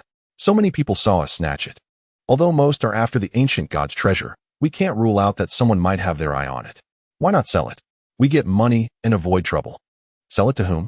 We can't just make a big fuss about it. The more people know, the more dangerous it becomes for us. The two in the room fell silent. Chun Nan had a thought. He knew the value of the divine bone. A few days ago, the little princess had tricked the vice president of the Divine Wind Academy into giving her 50,000 gold coins. This divine bone was definitely worth that much. Although he had the chance to take it last night, he didn't dare to act, fearing it would bring him disaster. Chun Nan considered for a moment and then walked towards the private room. When the two in the room heard the knock, they were startled and drew their swords from their waists before opening the door. Chun Nan smiled and said, "Don't be nervous, I mean no harm." The two were blonde and blue-eyed, both in their 40s. One was tall and burly, while the other was shorter but looked solid. They were both dressed as Western warriors, each holding a large Western sword. They were filled with hostility towards Chun Nan, their bodies radiating powerful energy that could erupt at any moment. The tall warrior said, "Did you eavesdrop on our conversation?" With a smile, Chun Nan replied, "Relax, I really mean no harm. I did hear your conversation, but it wasn't eavesdropping. You want to sell that divine bone, right? I want to buy it." The expressions of the two warriors gradually softened, and they lowered their swords, letting Chun Nan enter the room. Chun Nan flattered, "You two are indeed skilled. You managed to snatch the divine bone from thousands of people. Impressive." The shorter warrior said, "Real experts are looking for that mysterious treasure. Otherwise, with our cultivation, how could we obtain it?" Chun Nan could tell that both were first-tier experts, but he didn't reveal this to avoid raising their suspicions. The tall warrior asked, "How many gold coins do you want to offer us for the divine bone?" Chun Nan said, 10,000 gold coins. "Impossible, we will never sell it at that price. You can leave." The two Western warriors firmly rejected him. Chun Nan said, "The price is negotiable, right? How much do you plan to sell it for?" The two Western warriors whispered among themselves for a moment and said, 50,000 gold coins. "My God, you're robbing us. That's way too expensive." The shorter warrior said, "That's already the lowest price." Chun Nan said, 30,000 gold coins, and I'll buy it. "We don't want to haggle. The price is 50,000 gold coins." The two Western warriors looked resolute. Seeing that there was no room for negotiation, Chun Nan finally bought the divine bone for 50,000 gold coins. He decided to go to the Divine Wind Academy and demand a sky-high price from the vice president. After paying, he was left with no money. He had not only spent over 40,000 gold coins from the little princess, but also contributed all the money he had on him. After receiving the gold notes, the two Western warriors took the divine bone from their package and handed it to Chun Nan before hurriedly leaving. Chun Nan rewrapped the divine bone and rushed to the Divine Wind Academy. As he walked through the academy gate, he felt a wave of anxiety, fearing he might run into the Eastern Phoenix and the little princess. Fortunately, there was no such coincidence as enemies crossing paths. However, he encountered a familiar face, specifically the hot, sexy blonde beauty from a few days ago who was among the new students. Under the blonde beauty's immense charm, all the wolves present had salivated, leaving a lasting impression on Chun Nan. Seeing the blonde beauty again, he felt a wave of admiration. She was walking towards him, her enticing figure swaying gracefully. As she passed by Chun Nan, she blinked in confusion, then suddenly stopped and said, "Aren't you the scoundrel brother of the little troublemaker?" Chun Nan was at a loss for words, surprised that the blonde beauty referred to him this way. "Hey, beautiful, do we know each other?" The blonde beauty laughed and said, "All the new students saw you teasing the genius beauty of the magic department, Eastern Phoenix. It's impossible not to recognize you. You're quite bold to come here. Don't you know many boys in the academy are looking for you?" Chun Nan felt a chill run down his spine, secretly lamenting Eastern Phoenix's astonishing charm. He looked around and whispered, "Is it really that exaggerated?" The blonde beauty said, "Try shouting the scoundrel is here and see if a crowd doesn't appear immediately. Luckily, not many boys have seen you. Otherwise, someone would have come to cause you trouble already." Chun Nan felt embarrassed. He hadn't expected to become a notorious scoundrel, hated by everyone. The blonde beauty smiled and said, "Your sister, the little troublemaker, is even more famous." Not only did she pull out a bunch of the vice president's beard, but she also extorted 50,000 gold coins from him. She is practically an idol among all the students at the Divine Wind Academy. Now you two siblings are celebrities here. Almost everyone knows you. Chun Nan felt a shiver. This celebrity status made him the enemy of all the boys. He nervously glanced around, relieved that no one was hostile towards him. "Excuse me, miss. Where does the vice president have his office?" Aren't you looking for your sister? She and Eastern Phoenix live next door to me. I can go get her for you. Hearing this, Chun Nan's face turned pale. If he provoked those two women, he wouldn't be able to handle it. He hurriedly said, "No, please don't call them. Just tell me where the vice president is." The blonde beauty told him the location of the vice president's office and then smiled as she walked away. After taking a few steps outside, Chun Nan turned back and said, "Hey, beautiful, you helped me out, but I didn't get to ask your name." Luce. As Luce turned around, Chun Nan suddenly noticed her smile had an unusual quality. He felt uneasy and shouted, "Luce, please don't tell my sister I'm here." Got it. Following Luce's directions, he quickly arrived at the vice president's office. Just as he was about to knock, the voice of the vice president came from inside. "Come in." Chun Nan sighed inwardly. The vice president was indeed skilled. He had tiptoed as quietly as possible, but was still noticed by the old man inside. He pushed the door open, and the vice president smiled when he saw him, saying, "Young man, your skills are not bad. Are you here for something? Do you want to join the Divine Wind Academy?" "Vice President, we've met before. We're acquaintances now. To be honest, I'm here to do business with you." "Oh, you want to do business with me? What kind of business?" The vice president appeared calm, taking a sip from his teacup. "I want to sell you a divine bone." Poof. Upon hearing this, the vice president spat out the tea he had just sipped, making a mess on his desk. He stood up, no longer composed, and said urgently, "You have a divine bone." Chun Nan calmly sat down at the vice president's desk, poured himself a cup of tea, took a sip, and said, "Yes." The vice president asked anxiously, "Which part of the divine bone is it?" "It's a left-hand bone." "What? Great. Haha." The vice president laughed joyfully. Chun Nan took another sip of water and said, "Vice President, this divine bone is still mine. You don't need to be that happy, right?" The vice president realized he had lost his composure, coughed, and sat back down in the armchair. He closed his eyes and contemplated for a moment, and a smiling expression reappeared on his face. However, no matter how Chun Nan looked at it, he felt that this smile was full of cunning meaning, and he muttered in his heart. The vice president showed a kind smile and said, "How have you been lately, Chun Nan?" Poof. Chun Nan sprayed the tea in his mouth all over the desk in front of him, making the already messy desk even dirtier. What's wrong with the young man? Don't get so excited. Chun Nan never expected the vice president would actually call his name. He looked at the smiling old man in shock. "You've got the wrong person. My name isn't Chun Nan." Hee. Taking down a second-tier dragon knight with a gun, shooting a fourth-tier giant dragon with an arrow. "Impressive, young man." Chun Nan steadied himself and said, "I'm here to do business with you, not to listen to your boring talk." The vice president smiled and said, "All right, let me check the goods first." Chun Nan opened the package and took out the divine bone that emitted a faint glow. The vice president took it and examined it closely, revealing a look of surprise, and said, "Not bad. This is indeed the left-hand bone of an ancient god. Did you find the ancient god's treasure?" Chun Nan replied, "The ancient god's treasure has been missing to this day. How could I have gotten it?" The vice president said, "Thank you for bringing this divine bone to the Shinfeng Academy. On behalf of all the teachers and students, I thank you." Chun Nan felt something was off. He interrupted the vice president, saying, "Why thank me? I'm not giving it to you for free. It's a flat price of 100,000 gold coins. And I don't want to bargain."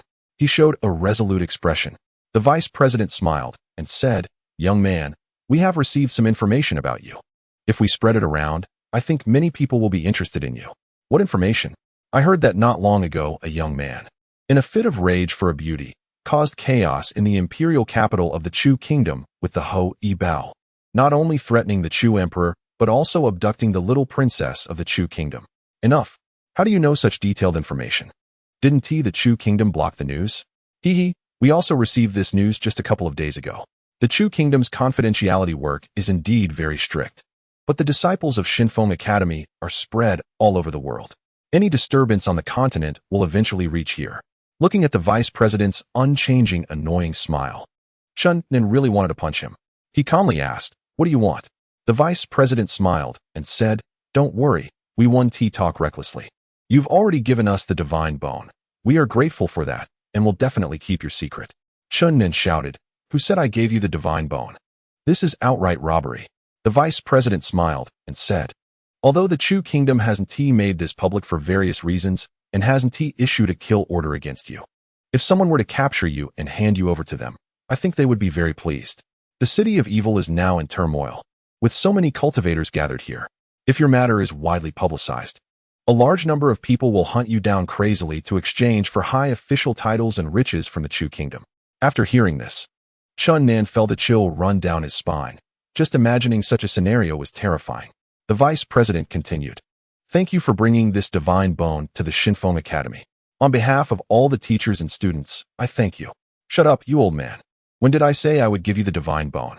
"Oh, do you really want to take on thousands of people alone?" Impressive, impressive.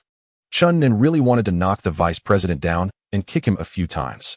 Looking at the old man with a face full of annoying smiles, he said, "Old man, even if I'm being hunted down, I won't give you the divine bone." The vice president smiled and said, "Young man, don't get excited. We won't take your divine bone for nothing. How much are you planning to offer? Talking about money is so vulgar." "I don't mind being vulgar.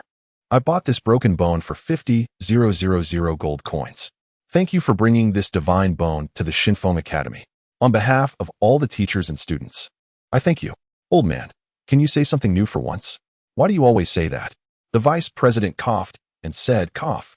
I won't let you suffer. After you hand over the divine bone to the Shinfeng Academy, we guarantee that no country or organization will hunt you down in the City of Evil. The City of Evil isn't yours. Can you be trusted?" The vice president said, "I'm speaking on behalf of the Shinfeng Academy now. The Academy holds a significant position in the City of Evil, and the Academy's principal is also one of the city's lords. Such a decision can definitely be made. If we give you such a promise, we'll ensure your safety in the City of Evil." Chun Nan cursed the vice president in his heart for being cunning and shameless. The Chu kingdom hasn't issued a bounty or a kill order against him, so which country or organization would be hostile to him? Unless the vice president intentionally spread his information to cultivators looking for ancient god treasures, he wouldn't be in danger for now. The vice president, with a smile on his face, said, "What do you think?" Chun Nan actually didn't care much about the money. Everything today was just a whim. But he didn't expect to be extorted by this cunning and annoying old man, which made him extremely frustrated. "Old man, you're simply a rogue, a bandit, a thief, a scoundrel. Thank you for bringing this divine bone to the Shinfeng Academy. On behalf of all the teachers and students, I thank you." "Shut up, old man. Stop repeating that. I'm about to lose my temper. 50,000 gold coins, and now I have to serve the Shinfeng Academy for free? I'm crying." The vice president said, "Young man, it seems you're a bit tight on cash right now. I'll lend you 1,000 gold coins privately. Remember to pay me back quickly." Saying this, he took out a gold note and handed it to Chun Nan. Chun Nan snatched it over and asked, "Old man, what is your surname?" No need to be polite. My surname is Li." Chun Nan slammed the table and shouted, "Old man Li, I, surnamed Li, I." And then he slammed the door and stormed out. As soon as he stepped into the courtyard, he was stunned to see a large crowd of girls surrounding him, all looking at him in surprise. The two leading figures were the little princess and Dongfang Phoenix, and many boys were rushing towards them. "Wow, little trouble. Your brother is so handsome." Just now he was scolding the vice president. It was simply cool to the extreme. "Yeah, you pulled out a bunch of the vice president's beard. Your brother scolded him. You siblings are simply our idols." The little princess was furious and shouted, "I said that scoundrel is not my brother. I have nothing to do with him. You gave him your 50,000 gold coins and still say you have nothing to do with him. That scoundrel stole it from me." Chun Nan felt a headache. He couldn't hear what those questioning girls were saying. Looking at the terrifying gaze of the little princess and Dongfang Phoenix's murderous look, as well as the beast-like glow in the eyes of many boys, he felt a sense of helplessness. He withdrew the foot that had stepped into the courtyard and quickly retreated back into the vice president's room. "Hey, young man, why are you back again? Did you come to return the money?" "Old man, don't play dumb. I'm trapped here by your academy's students. You need to find a way out." The vice president leisurely stood up, still wearing his usual smile, and said, "Let me take a look." After arriving in the courtyard and seeing the little princess, the vice president unconsciously stroked his uneven beard while the students in the courtyard held back their laughter as they watched him. "What are you all doing gathered here?" Other students had a hint of respect for the vice president, but the little princess appeared completely unconcerned. She shouted, "The scoundrel behind you stole my 50,000 gold coins and harassed me." Just as she said this, Dongfang Phoenix covered her mouth with a hand. The vice president said, "Is that so? I have some matters to attend to and don't have time to help you solve your problems. Let's talk about it when I return." With that, the vice president walked through the crowd and left. Chun Nan was so angry he was about to go crazy. That detestable old man actually left him here without a care. Hey, you old geezer, come back. I just cursed you a few times, old man. At this moment, Dongfang Phoenix let go of the little princess's mouth and shouted at Chun Nan, "Scoundrel, let's see where you can escape to this time." The whole courtyard of people pressed in on Chun Nan. The girls were teasing expressions while the boys had fierce looks on their faces. Chun Nan's face instantly changed. Among these people, aside from the noble ladies, the rest were all skilled fighters. If they all attacked him together, his miserable fate was easy to imagine. Ahem, Miss Dongfang. I think we have some misunderstanding. Last time. The little princess interjected. Last time you harassed Sister Phoenix, I saw it all. At this moment, Chun Nan really wanted to give her a good beating. Dongfang Phoenix once again covered the little princess's mouth, and the boys around were practically ready to spit fire. Chun Nan knew it was useless to say anything now. He turned and ran into the vice president's room, kicked open the back window, and jumped out. Then quickly ran toward the direction of the academy's main gate. A group of people chased after him relentlessly. After running quite a distance, Chun Nan glanced back and was immediately taken aback. He saw Dongfang Phoenix and 7 or 8 girls using wind leap to quickly fly toward him. Magic users are really troublesome. In the blink of an eye, those female mages caught up to him, unleashing a barrage of lightning, wind blades, and fire attacks. Chun Nan dodged left and right, but his speed remained unchanged as he continued to run forward. He knew that the group of boys behind him was far more terrifying than these female mages. If they surrounded him, he would surely be torn apart. He dared not slow down even if it meant taking a few hits from magic attacks. Dongfang Phoenix gritted her teeth and cast spells, making Chun Nan suffer greatly. At this moment, the little princess rode on Xiaoyu and quickly chased up from behind, eager to stir up trouble. She commanded Xiaoyu to attack Chun Nan with magic while shouting to those in front, "Catch that person ahead. He's the scoundrel who harassed Sister Phoenix last time." At this time, both Chun Nan and Dongfang Phoenix felt a sense of madness, utterly furious at the detestable little princess. Such a commotion attracted the attention of many students within the academy, and soon many students joined in to beat up the scoundrel. Now, things had become even worse for Chun Nan. A large number of martial artists were hot on his heels, and many mages were raining down destruction from above. If it weren't for the fact that these mages were afraid of damaging the academy's buildings and harming innocent people, Chun Nan would have already been knocked to the ground. Even so, he felt immense pressure because now there were many male mages among them. These people had heard that a scoundrel had harassed Dongfang Phoenix a few days ago, and upon seeing the culprit, they immediately attacked him with a deep-seated hatred. When Chun Nan reached the entrance of the Shinfeng Academy, he was in tatters, his face darkened, and smoke was rising from his head, looking utterly miserable.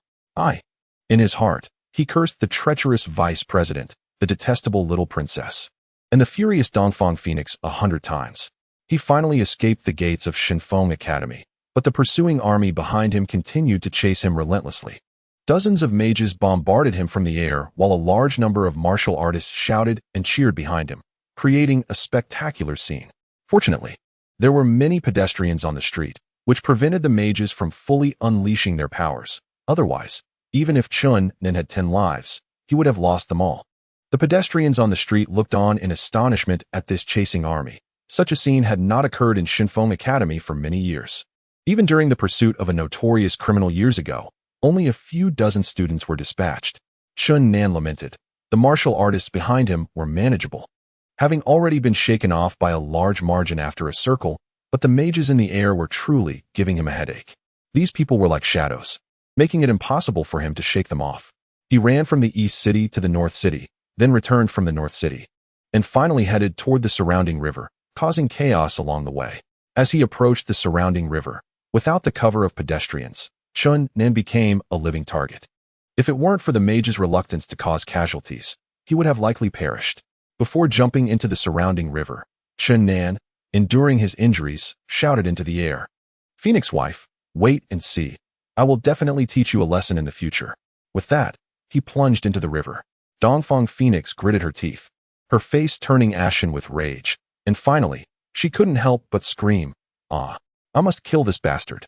Chapter 6. The girls' dormitory. Dongfang Phoenix led dozens of mages to bombard the surface of the surrounding river, while a large number of martial artists meticulously searched along the river, hoping to find Chun Nan's whereabouts. An hour later, They found nothing and returned to Shinfeng Academy in disappointment. This incident spread like wildfire within the academy, especially Chun Nan's last sentence that drove Dongfang Phoenix mad, which reached every student's ears, causing her to feel humiliated and regretful for not having killed Chun Nan when she had the chance, stealing from the princess, cursing the vice president of the academy, and harassing the genius beauty of the magic department. Dongfang Phoenix's reputation was overshadowed by Chun Nan, and everyone in the academy knew him as the scoundrel. The Phoenix Guard members were all itching for a fight, vowing to tear the scoundrel to pieces. After returning, Dongfang Phoenix found the vice president and requested a citywide manhunt for Chun Nan, arguing that he had disturbed Shinfeng Academy and tarnished its reputation. But her proposal was not approved. It wasn't until dark that Chun Nan crawled out of the surrounding river, spat out a mouthful of river water, and cursed. "I will get back at you, just wait and see. I will definitely stir up chaos in Shinfeng Academy." Ouch, it hurts so much, those damned mages. Reflecting on the experience of being chased, he had a twinge of doubt, feeling that someone must have informed Dongfang Phoenix. Otherwise, they wouldn't have discovered his entry into Shinfeng Academy so quickly. The most likely suspect was Ruth, that seductive, fiery beauty, that enchanting woman. It was only when the night was completely dark that he sneaked back to the inn, changed out of the tattered clothes that had turned into rags. And while sorting through the torn clothes, he discovered that the gold note the vice president had given him was already burned at one corner by magical flames and was soaked and blurred by the river water. Damn it, this is my only asset, and it was burned by those damned mages and soaked in river water. Chun Nan suddenly remembered something and quickly opened his hidden pouch. Inside was a green pearl emitting a faint glow, clearly a priceless item. This was the dragon pearl he had picked up when encountering a giant snake in the western borders of Chu State, and he had always kept it on him. Fortunately, it wasn't lost in the river. Now, Chun Nan hated the vice president to the core, constantly cursing him for being treacherous and shameless, causing him to fall into such a predicament. Reflecting on the day's events, he wanted to cry but had no tears. Having made a contribution to Shinfeng Academy for no reason, only to be chased and left with injuries. Before bathing, he took off the ancient divine treasure, the Jade Rui, and placed it together with the Dragon Ball. At the moment he turned around, he didn't notice the astonishing change that occurred between the Jade Rui and the Dragon Ball. The Jade Rui emitted a soft glow that enveloped the Dragon Ball, and then the Dragon Ball released streams of golden light, which surged toward the Jade Rui like water. When Chun Nan returned from his bath, he happened to see the Jade Rui's brilliance dim and vanish.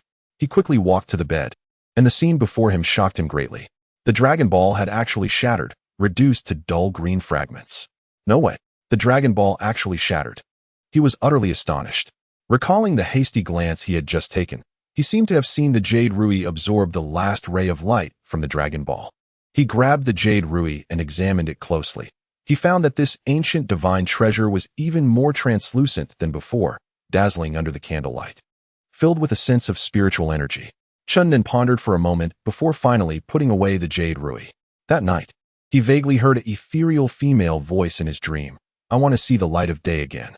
The next day, Chun Nan, like the little princess, played the role of a robber, though he was far from being as bold as her. At the very least, he didn't dare to rob with confidence. With immense guilt, he knocked out a hapless victim and fled after taking the gold coins from him. In the following days, the Phoenix Guard of the Divine Wind Academy rampaged through the city of Sin, searching for Chun Nan's whereabouts. The residents were astonished, thinking that some villain had appeared again in the city. When Chun Nan learned of this news, he had no choice but to stay indoors, focusing on recovering from his injuries, with all meals brought to his room by the staff. 3 days later, his injuries were completely healed, and it seemed that the anger of the Phoenix Guard had subsided a bit, with far fewer people searching for him on the streets. If it weren't for that little demon spreading rumors that I flirted with the Eastern Phoenix, it wouldn't have come to this. That little girl is simply infuriating. And the vice president, that treacherous, shameless, despicable old guy, Thinking of the vice president, Chun Nan felt a surge of frustration. He suddenly remembered that the little princess, who was trapped by the divine finger power, was approaching a critical point and needed to have her blood vessels unblocked immediately. Otherwise, her life would be in danger. Although he wanted to make the little princess suffer a bit, he didn't dare to joke about the divine finger power, as any mistake could lead to her death. If that happened, the old monster would likely not let him off easily. In the past few days, The Eastern Phoenix felt as if a fire was burning in her heart, eager to catch Chun-Nin immediately.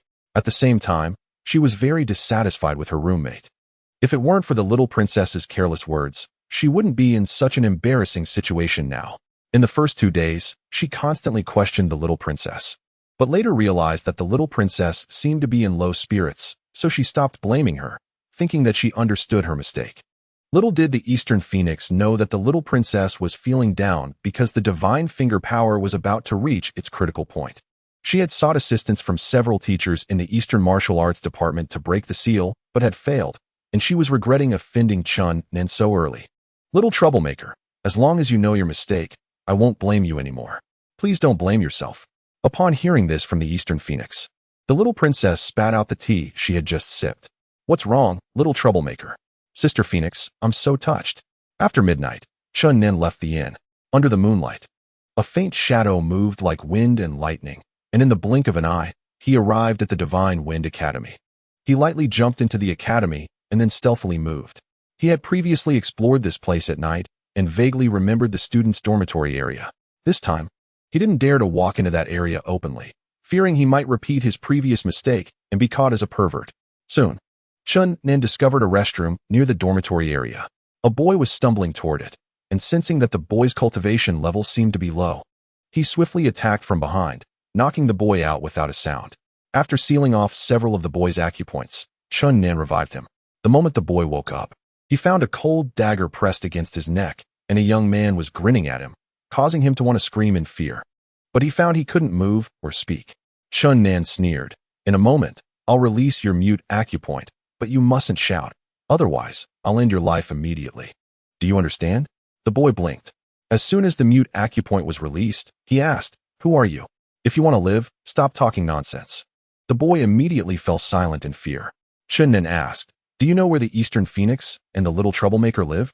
The boy hesitated for a moment, just about to say something when Chun-Nin pushed the dagger forward, pressing it against his neck, and said, "Don't tell me you don't know. I know." "Where?" "Go straight ahead through 4 courtyards. There's a 2-story building where they live in the first room on the 2nd floor of building 3. You better not be lying to me. If I find out you are, I'll come back and kill you. I swear, it's absolutely true, not a single lie." "How do you know this so well?" "Because the Eastern Phoenix is a student in our magic department." "So you're a student in the magic department?" "Hee. The Phoenix Guard, which had been sweeping the streets in recent days, was mainly composed of magic department students." Chun-Nin grinned maliciously upon learning that this student was a magician. "You magic department students actually dare to go out and hunt me down. I'll beat you into a pig head." After sealing his mute acupoint again, Chun-Nin gave him a fierce beating. In the blink of an eye, the magician's face was bruised and swollen. When he was released from the mute acupoint, he weakly said, "So you're the scoundrel brother." Upon hearing this, Chun-Nin punched him again, saying, "You dare to call me a scoundrel? Isn't your sister also calling you that? I thought it was your—" Seeing Chun-Nin raise his fist again, the magician cried out, "I'm wronged. I never pursued you. Scoundrel brother, please stop hitting me." Chun-Nin was completely speechless, sealed his acupoints, and tossed him into a nearby flower bed. Following the magician's directions, he quickly found the 2-story building. Since it was already late at night, all the rooms were dark, and the entire courtyard was silent. He hid behind a rockery in front of building 3, carefully observing for a while, but detected no anomalies, before lightly leaping up to the 2nd-floor corridor. Chun-Nin stood at the door of the first room, listening intently. Inside, along with the even breathing of 2 women, he heard the little princess mumbling in her sleep, "You scoundrel, I'll make you pay for offending me sooner or later." Chun-Nin was dumbfounded. The little princess was actually cursing him even in her dreams. That annoying little girl. He silently opened the door and walked in, unconcerned about disturbing the 2 inside. The Eastern Phoenix was a magician, and her spiritual awareness couldn't be as sharp as that of a martial artist. The little princess's entire power had been sealed by him, and in her weakened state, she couldn't possibly detect him. The girl's room had a faint fragrance, reminiscent of orchids and musk, intoxicating to breathe in. The moonlight flowed in through the window, making the interior clearly visible. The Eastern Phoenix and the little princess lay on their beds, one on the left and the other on the right, not far apart. Their exquisite figures were highly alluring. Under the moonlight, the Eastern Phoenix's sleeping posture was serene, her stunning face exuding an air of grace and purity, but the bare arm and a long, snowy thigh exposed beyond the blanket added a touch of seduction and charm, radiating a unique allure. The little princess's sleeping posture was truly blood-boiling. The thin blanket on her jade-like body had long been kicked to the ground, and she was only dressed in a small garment, exposing large areas of her snow-white skin. Her lotus-like arms and jade-like legs complemented each other, shimmering with an alluring glow under the moonlight. The sleeping positions of the two stunning beauties were incredibly tempting, and Chunnan felt his heart racing. Suddenly, two green lights flashed at the head of the little princess's bed, and the Tiger King, Xiaoyu, opened its eyes warily. Chunnan was quick to react, using his dragon-capturing hand to wrap around it in a golden light and pull it back. Poor Xiaoyu didn't even understand what was happening before it was captured by Chunnan. Chunnan quickly pressed on its body, and only stopped when Xiaoyu became stiff and unmoving, then tossed it onto the bed. The popping sound of pressure points being struck startled the two beauties awake. They opened their eyes almost simultaneously and instinctively showed fear upon seeing a man standing in the room. However, before they could react, Chunnan had already sealed their pressure points simultaneously. When the two women realized that it was Chunnan in the room, they were both shocked and afraid. Especially Dongfang Phoenix, who considered Chunnan a lecherous person who had once offended her. Seeing him burst into the room, she immediately thought of the worst and was nearly fainting from fright. The little princess was also terrified. Recently, she had not only framed and harmed Chunnan, but also incited the boys of Shenfeng Academy to hunt him down, making him utterly miserable. Hee. That little girl has a truly amazing figure. Chunnan grinned maliciously at the little princess. It was only then that the little princess realized something was wrong. The thin blanket had long been kicked to the ground, leaving her large expanse of snow-white skin exposed. At that moment, she felt both embarrassed and angry, cursing Chunnan's shamelessness while secretly blaming herself for being too careless while sleeping. Seeing Chunnan sit down on her bed, the little princess was so scared that her breath nearly stopped. She kept glancing at Dongfang Phoenix, signaling for Chunnan to look in that direction. Chunnan found it amusing and couldn't help but laugh. Dongfang Phoenix was so furious she nearly fainted. The little princess was actually selling her out to Chunnan. She shot a few fierce glares at the little princess. Watching Chunnan still sitting on her bed, the little princess was on the verge of tears. Then she looked at Chunnan pitifully while continuously signaling towards Dongfang Phoenix. Her pressure point was sealed, making it difficult for her to speak, so she could only manage to make gestures. Dongfang Phoenix was almost going crazy. If she could move, she would unleash the most violent magic on the little princess. She secretly resented the little princess for being untrustworthy, and at that moment, her fear of Chunnan lessened significantly. Ultimately, Chunnan reached out his palm to the little princess. Although Dongfang Phoenix was extremely dissatisfied with the little princess at that moment, she couldn't help but feel deep sympathy for her, and she let out a sigh of relief for herself. The little princess glared fiercely at Chunnan, her eyes almost spitting fire. But contrary to the expectations of the two women in the room, things were not as bad as they imagined. After helping the little princess up, Chunnan circulated his energy to inject golden true energy into her major pressure points, filling the room with golden light. Dongfang Phoenix felt extremely strange, not knowing what Chunnan was doing, and began to think wildly. The little princess, of course, knew what he was doing. Seeing him put aside their past grievances to help her alleviate the pressure points, she couldn't help but reduce her hostility towards him. However, thinking that this was originally imposed on her by Chunnan, and that he was only temporarily helping her, she began to curse him again in her heart. At that moment, outside the building on a fake mountain, an old man in purple and an old man in blue were watching every move in the room, conversing in inaudible whispers. The purple-clad old man said, "This kid really has some guts. He snuck in once before, and now he's back again. What do you think he's doing?"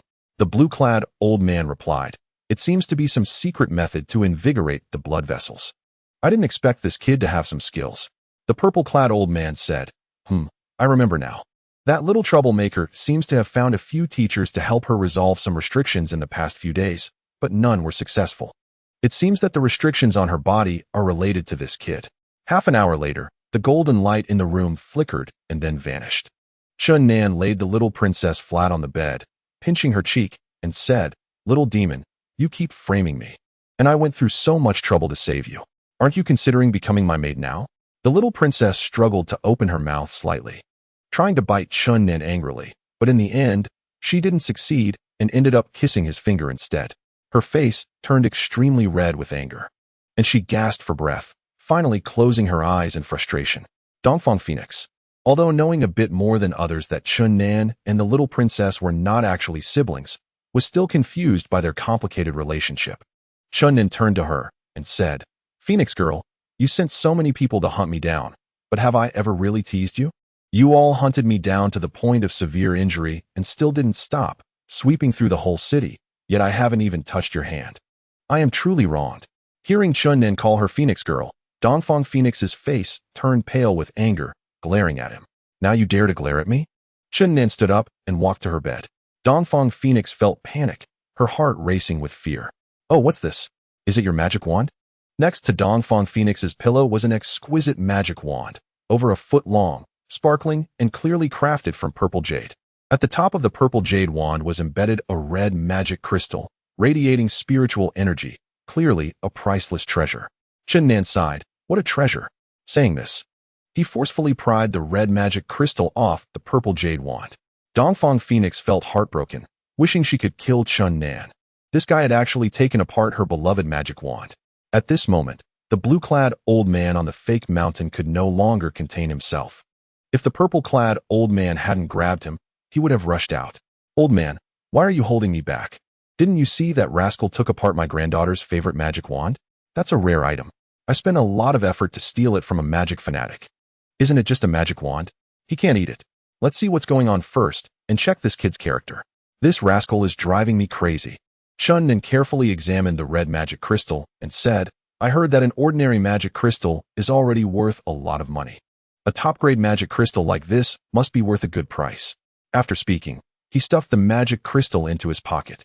Dongfang Phoenix was so furious that she was nearly exploding.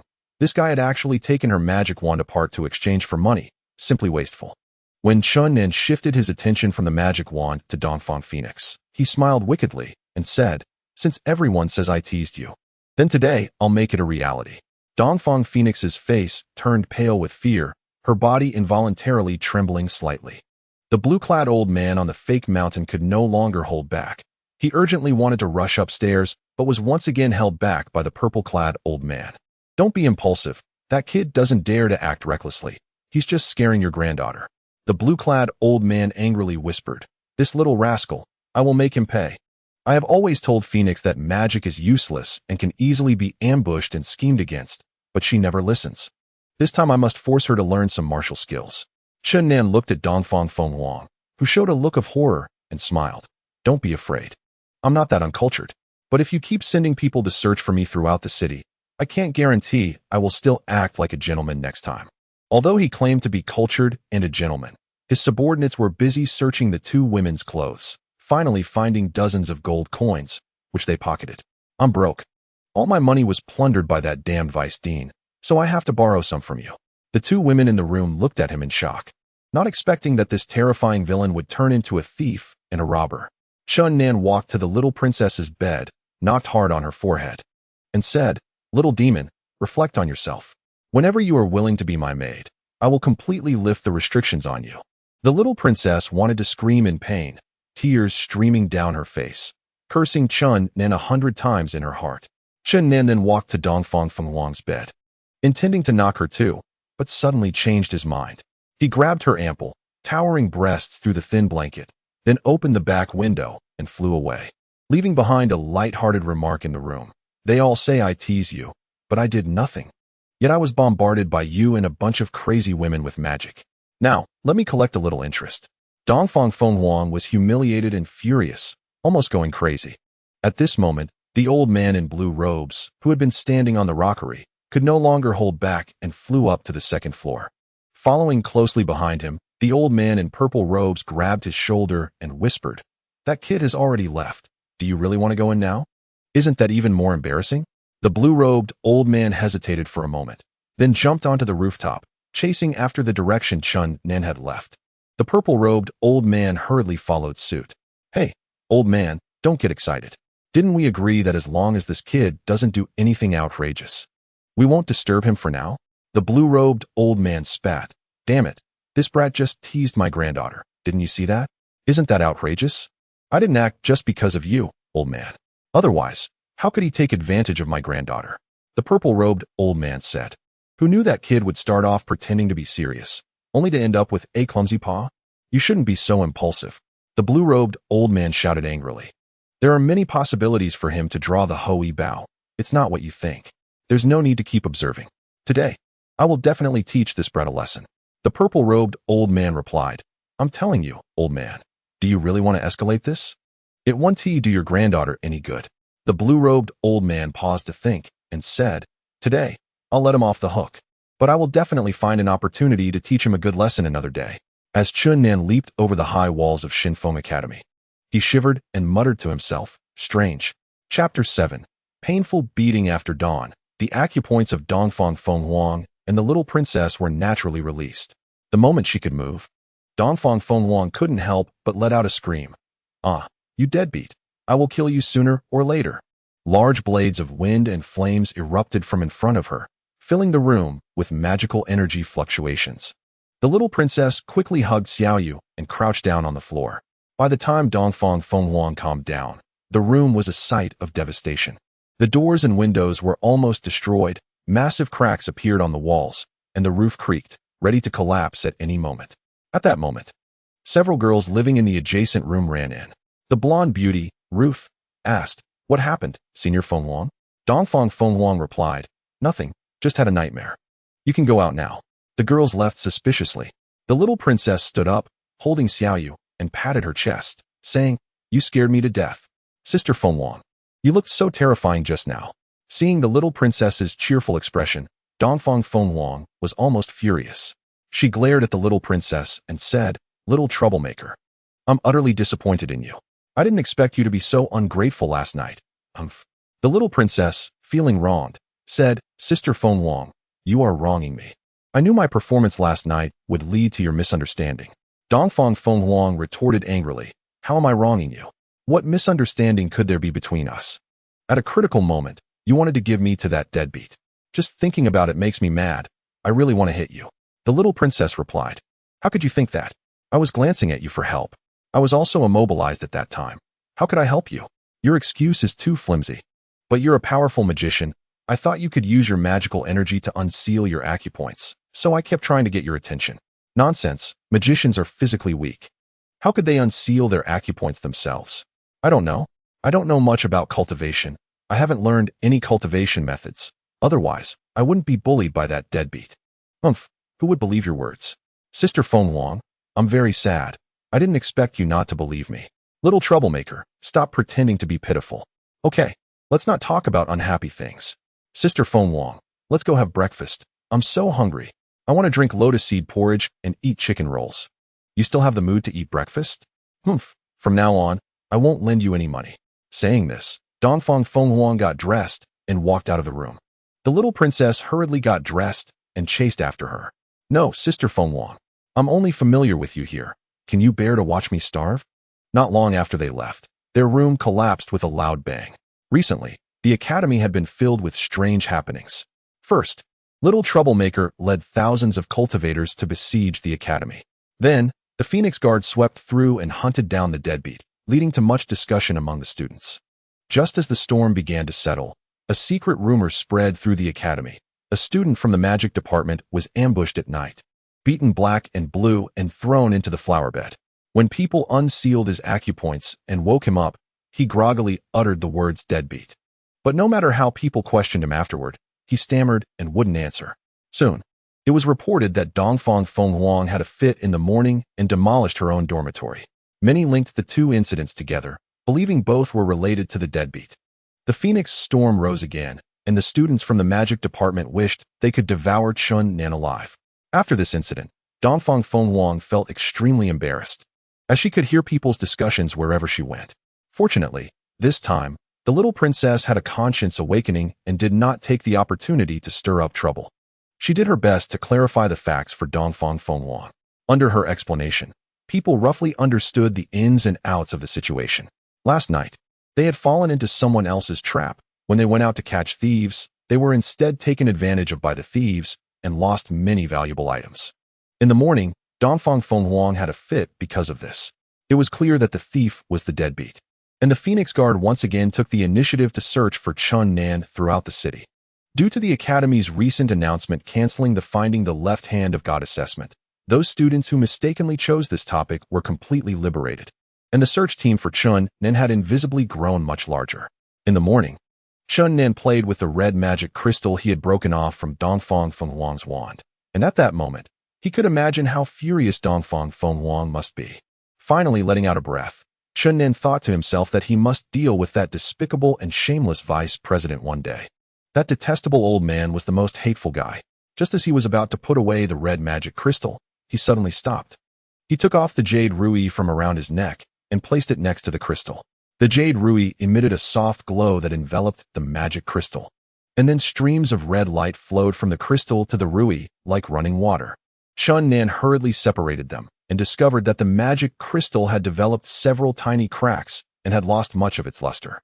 It really is so miraculous. When Chun Nan walked out of the inn, he spotted the students searching for him and sighed inwardly at how impressive the Eastern Phoenix's charm was, having so many loyal supporters. Although he was confident in his martial arts, he didn't dare face such a passionate crowd of protectors. He didn't want to experience being chased by a mob again. However, if he continued to hide in the inn, he would surely go mad. He had been recuperating there for several days and was already fed up with it.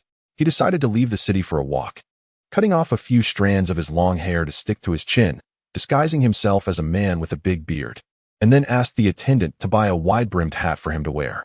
Thus, Chun Nan swaggered out of the inn. But he kept a close eye on the students on the street. Fortunately, no one noticed him, and he successfully left the free city. The free city was surrounded by green mountains and flowing waters, and not far outside the city was a lush forest. Chun Nan let out a sigh and muttered to himself, "Living in the city of sin isn't bad. I can enjoy the scenery during my free time and find some trouble at the Divine Wind Academy when I'm bored."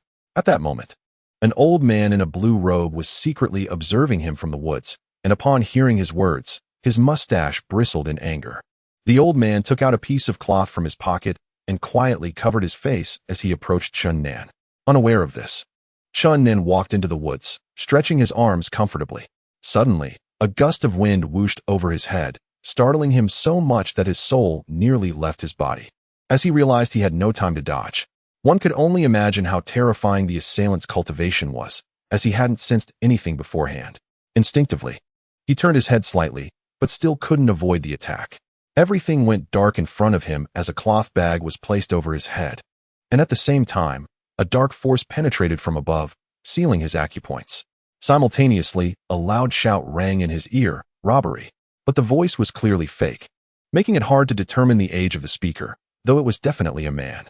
Chun Nan thought, "Damn it, no way, someone is actually robbing me, and successfully. How am I so useless, being subdued by a petty thief?"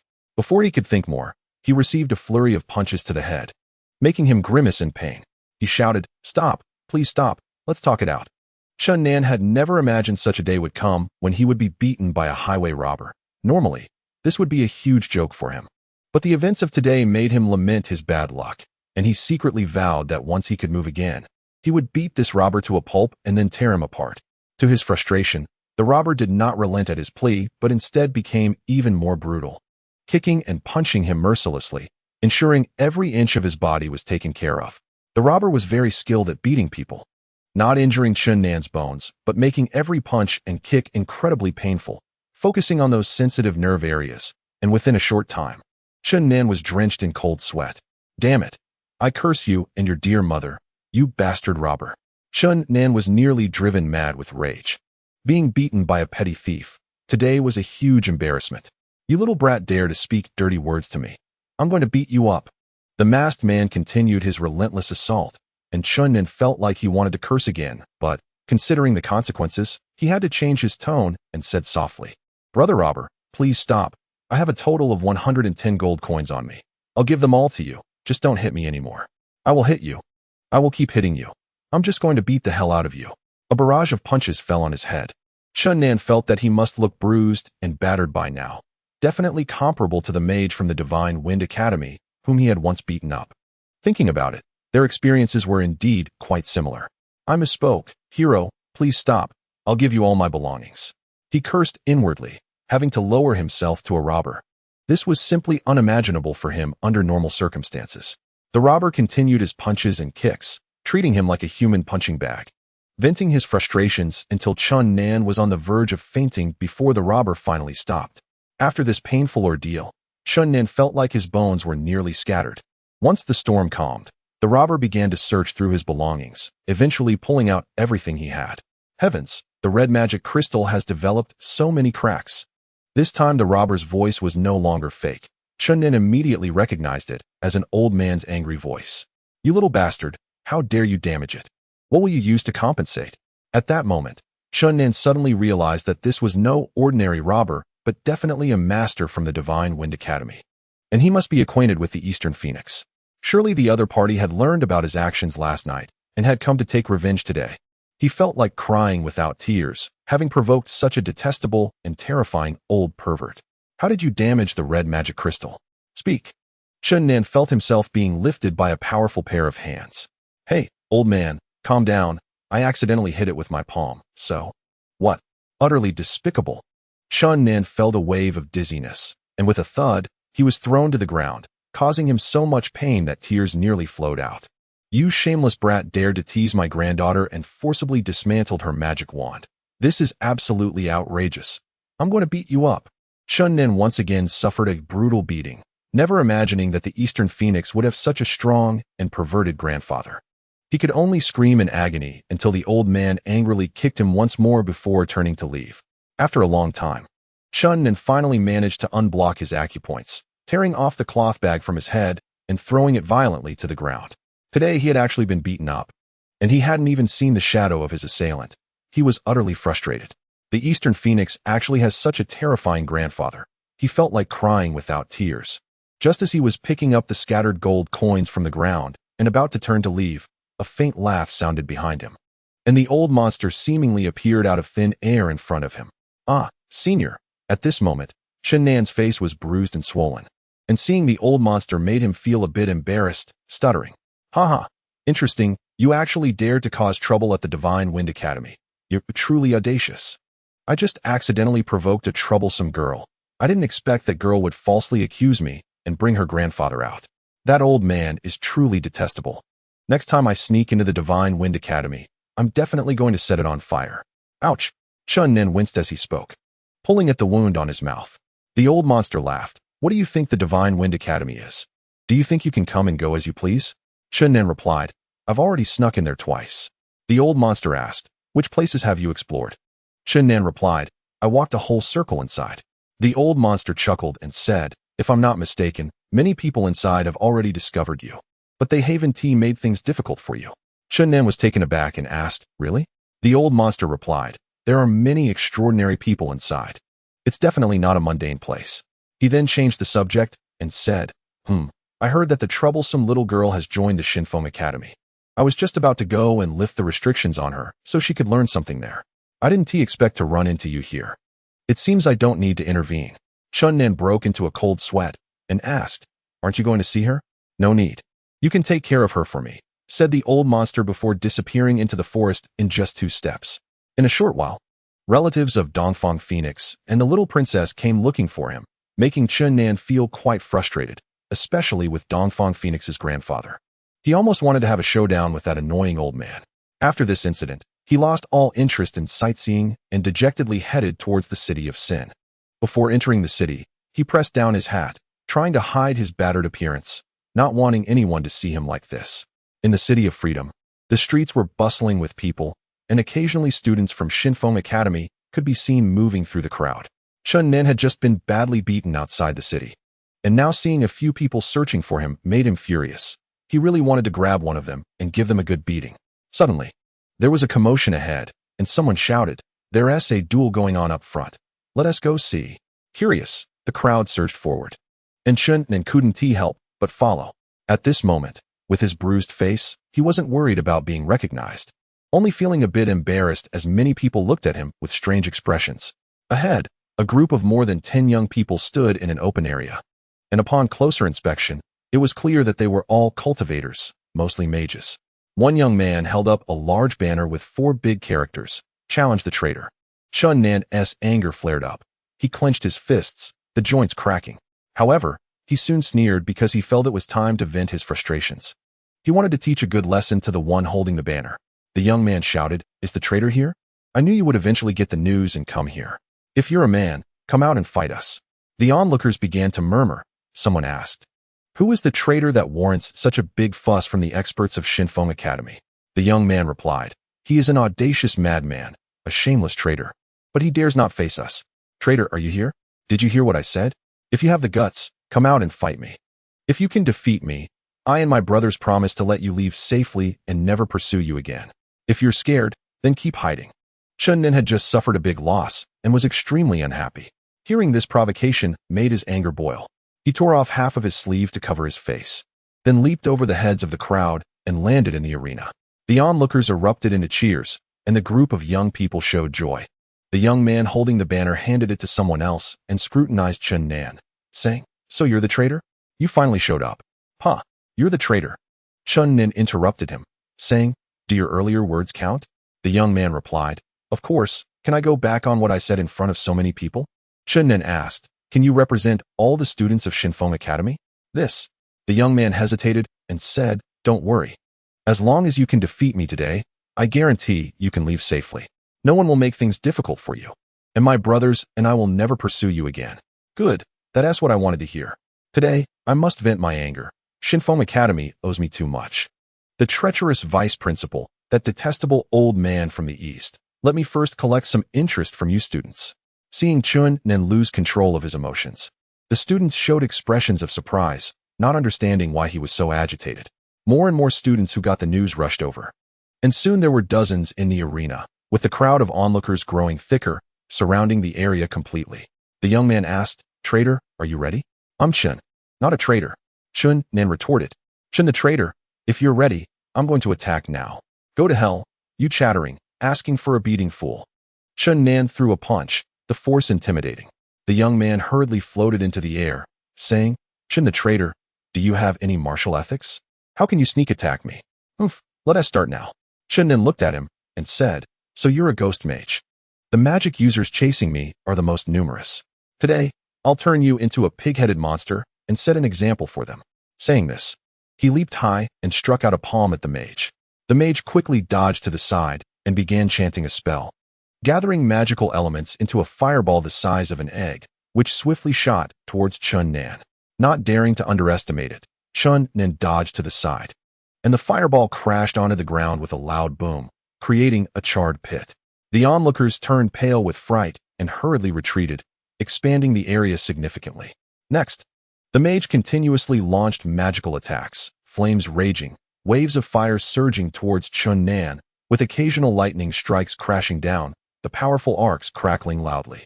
Chun Nan moved as fast as lightning, dodging quickly, but accidentally got a corner of his clothing burned, and he quickly waved to cut it off. Just as the mage was feeling pleased in midair, a sharp sword chi suddenly shot up into the sky, its dazzling brilliance almost piercing the mage, frightening him into retreating and not daring to come too close. The students from Shinfeng Academy, watching from outside, were astonished. They understood what that golden sword chi represented in terms of strength. They never expected the hated traitor to be a third-tier Eastern warrior. The surrounding commoners, though they didn't understand the cultivation methods, couldn't help but marvel at the raging flames, flashing lightning, and the occasional golden brilliance cutting through the air, cheering loudly, creating a noisy scene outside. The mage didn't dare to get too close to Chun Nan and resorted to attacking from the air. But the power was significantly reduced and couldn't pose any real threat to him. In the end, he could only float quickly in the air, waiting for the right moment to dive down for a sneak attack, then retreating quickly. Although these magical attacks didn't pose a big threat to Chun Nan, being forced to passively receive them made him extremely unhappy. However, the mage in the air was already fearful of him and wouldn't dare to get too close, leaving him with no options. It seemed the only way was to wait for the mage's magical power to run out, making him unable to continue floating before capturing him. Hearing the noisy crowd outside, Chun Nin stole a glance around and saw that nearly 100 students from Shinfeng Academy had already arrived. He felt a sense of foreboding. If this continued, someone would eventually go inform Dongfang Phoenix, and if she came, he would really be in trouble. Looking at the mage in the air, he gritted his teeth and thought, "If I use the dragon seizing hand from this distance, It might take half of my power. If I can't successfully catch him, I'll really be in danger. No matter, I must end this quickly. Chun Nin unleashed a series of sword chi, the dazzling brilliance making a shushu sound in the air, startling the mage into a hurried escape. After the golden sword energy dissipated, the magician quickly rushed down, unleashing 7 or 8 small fireballs in succession, followed by several bolts of lightning. Faced with these wildly rampant magical energies, Chun Nin moved like lightning, dodging to the side, and then swung his arms to summon a violent whirlwind, shouting, "Dragon capture hand." 2 gigantic golden hands shot towards the magician in the air like lightning. And before the magician could react, the golden hands firmly grasped him. The fierce wind surged, and the powerful force caused dust and sand to swirl on the ground, pulling the magician back. Gasps of astonishment erupted from the crowd. The commoners, not understanding martial arts, screamed in panic, causing chaos. Divine hand. Oh my, the divine palm. The students from Shunfeng Academy were also taken aback, not expecting Chun Nan to have such a profound skill. By the time they regained their senses, the scene was already filled with cries of distress. After capturing the magician, Chun Nan pressed him to the ground and unleashed a flurry of punches, venting the anger he had from being beaten by the old man in the woods onto the magician. The nearby students rushed forward, but the magicians were all weak, and a few of them were thrown out by Chun Nan when he grabbed their arms. Angered, the students were about to cast spells, but at that moment, Chun Nan stopped and released the beaten magician. The injured magician staggered to his feet, his swollen cheeks and dark circles under his eyes rivaling those of the masked Chun Nan. "Ah, that feels good." Chun Nan stretched lazily, letting out a sigh of relief. "You." The nearby magicians were nearly driven to madness, almost collectively launching a magical attack on him. Chun Nan quickly waved his hand, saying, "We had an agreement. After I defeat him, you can't make things difficult for me." After saying that, he turned to leave. The students from Shunfeng Academy watched his back, their eyes nearly shooting fire. A magician shouted loudly, "Stop!"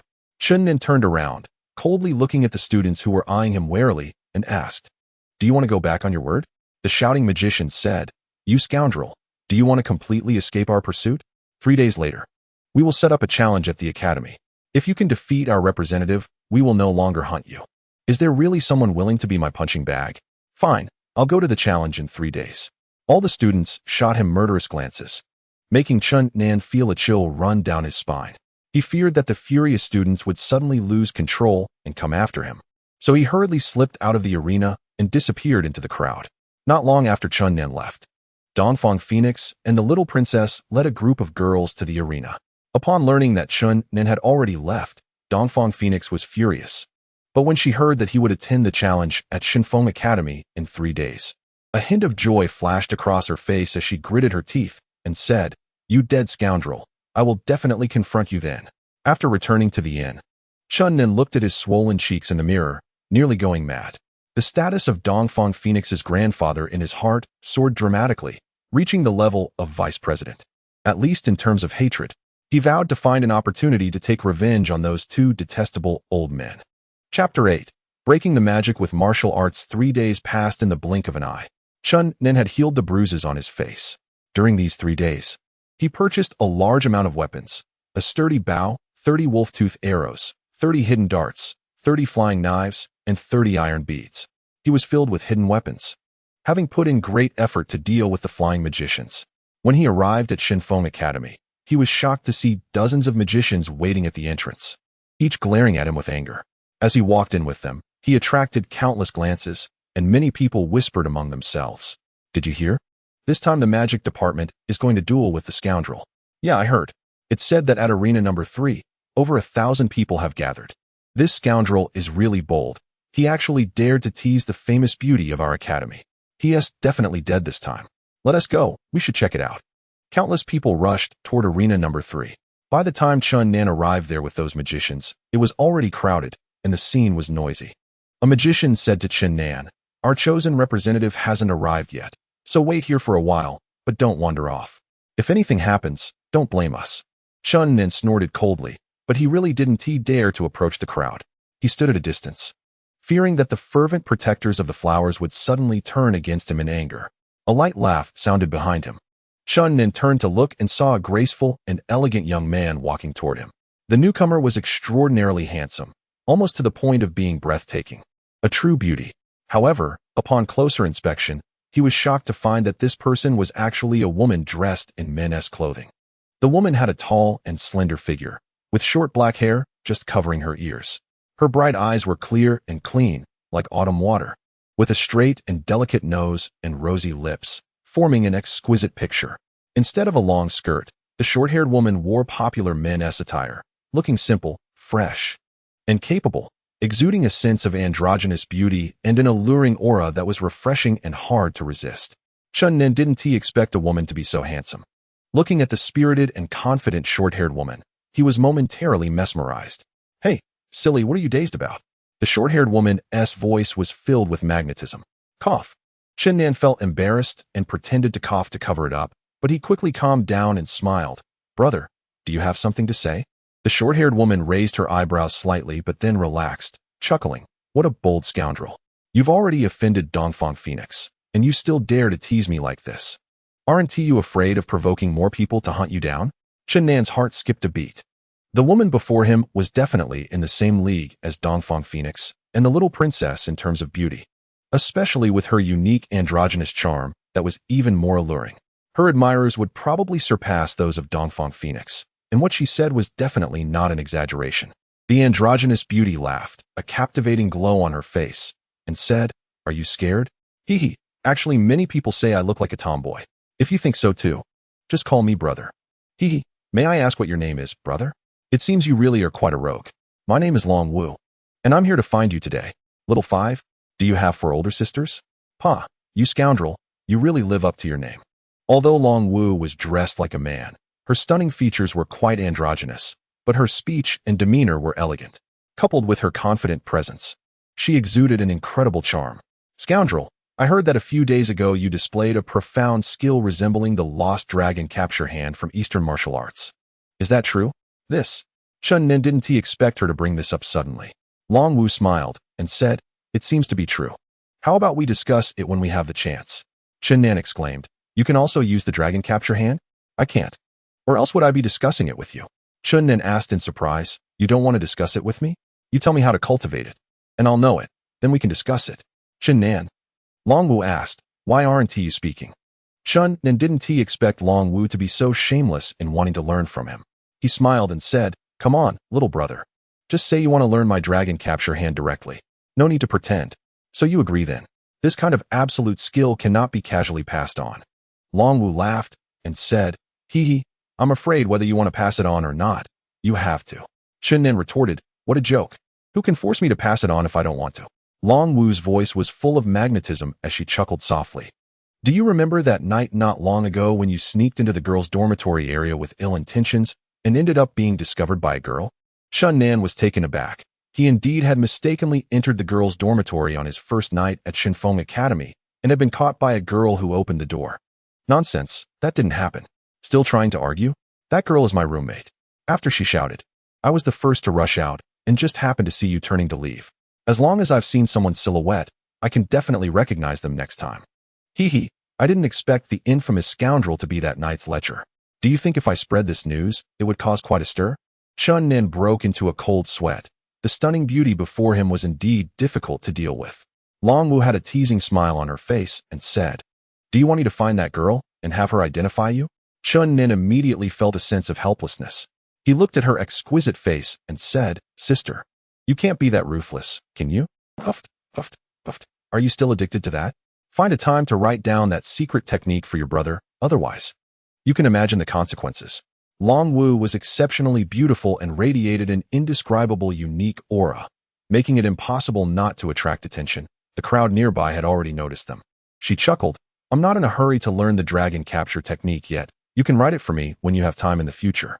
Go and compete well, strive to defeat the representative chosen by the magic department, and help us Eastern warriors gain some face, while also tempering that competitive phoenix's spirit a bit."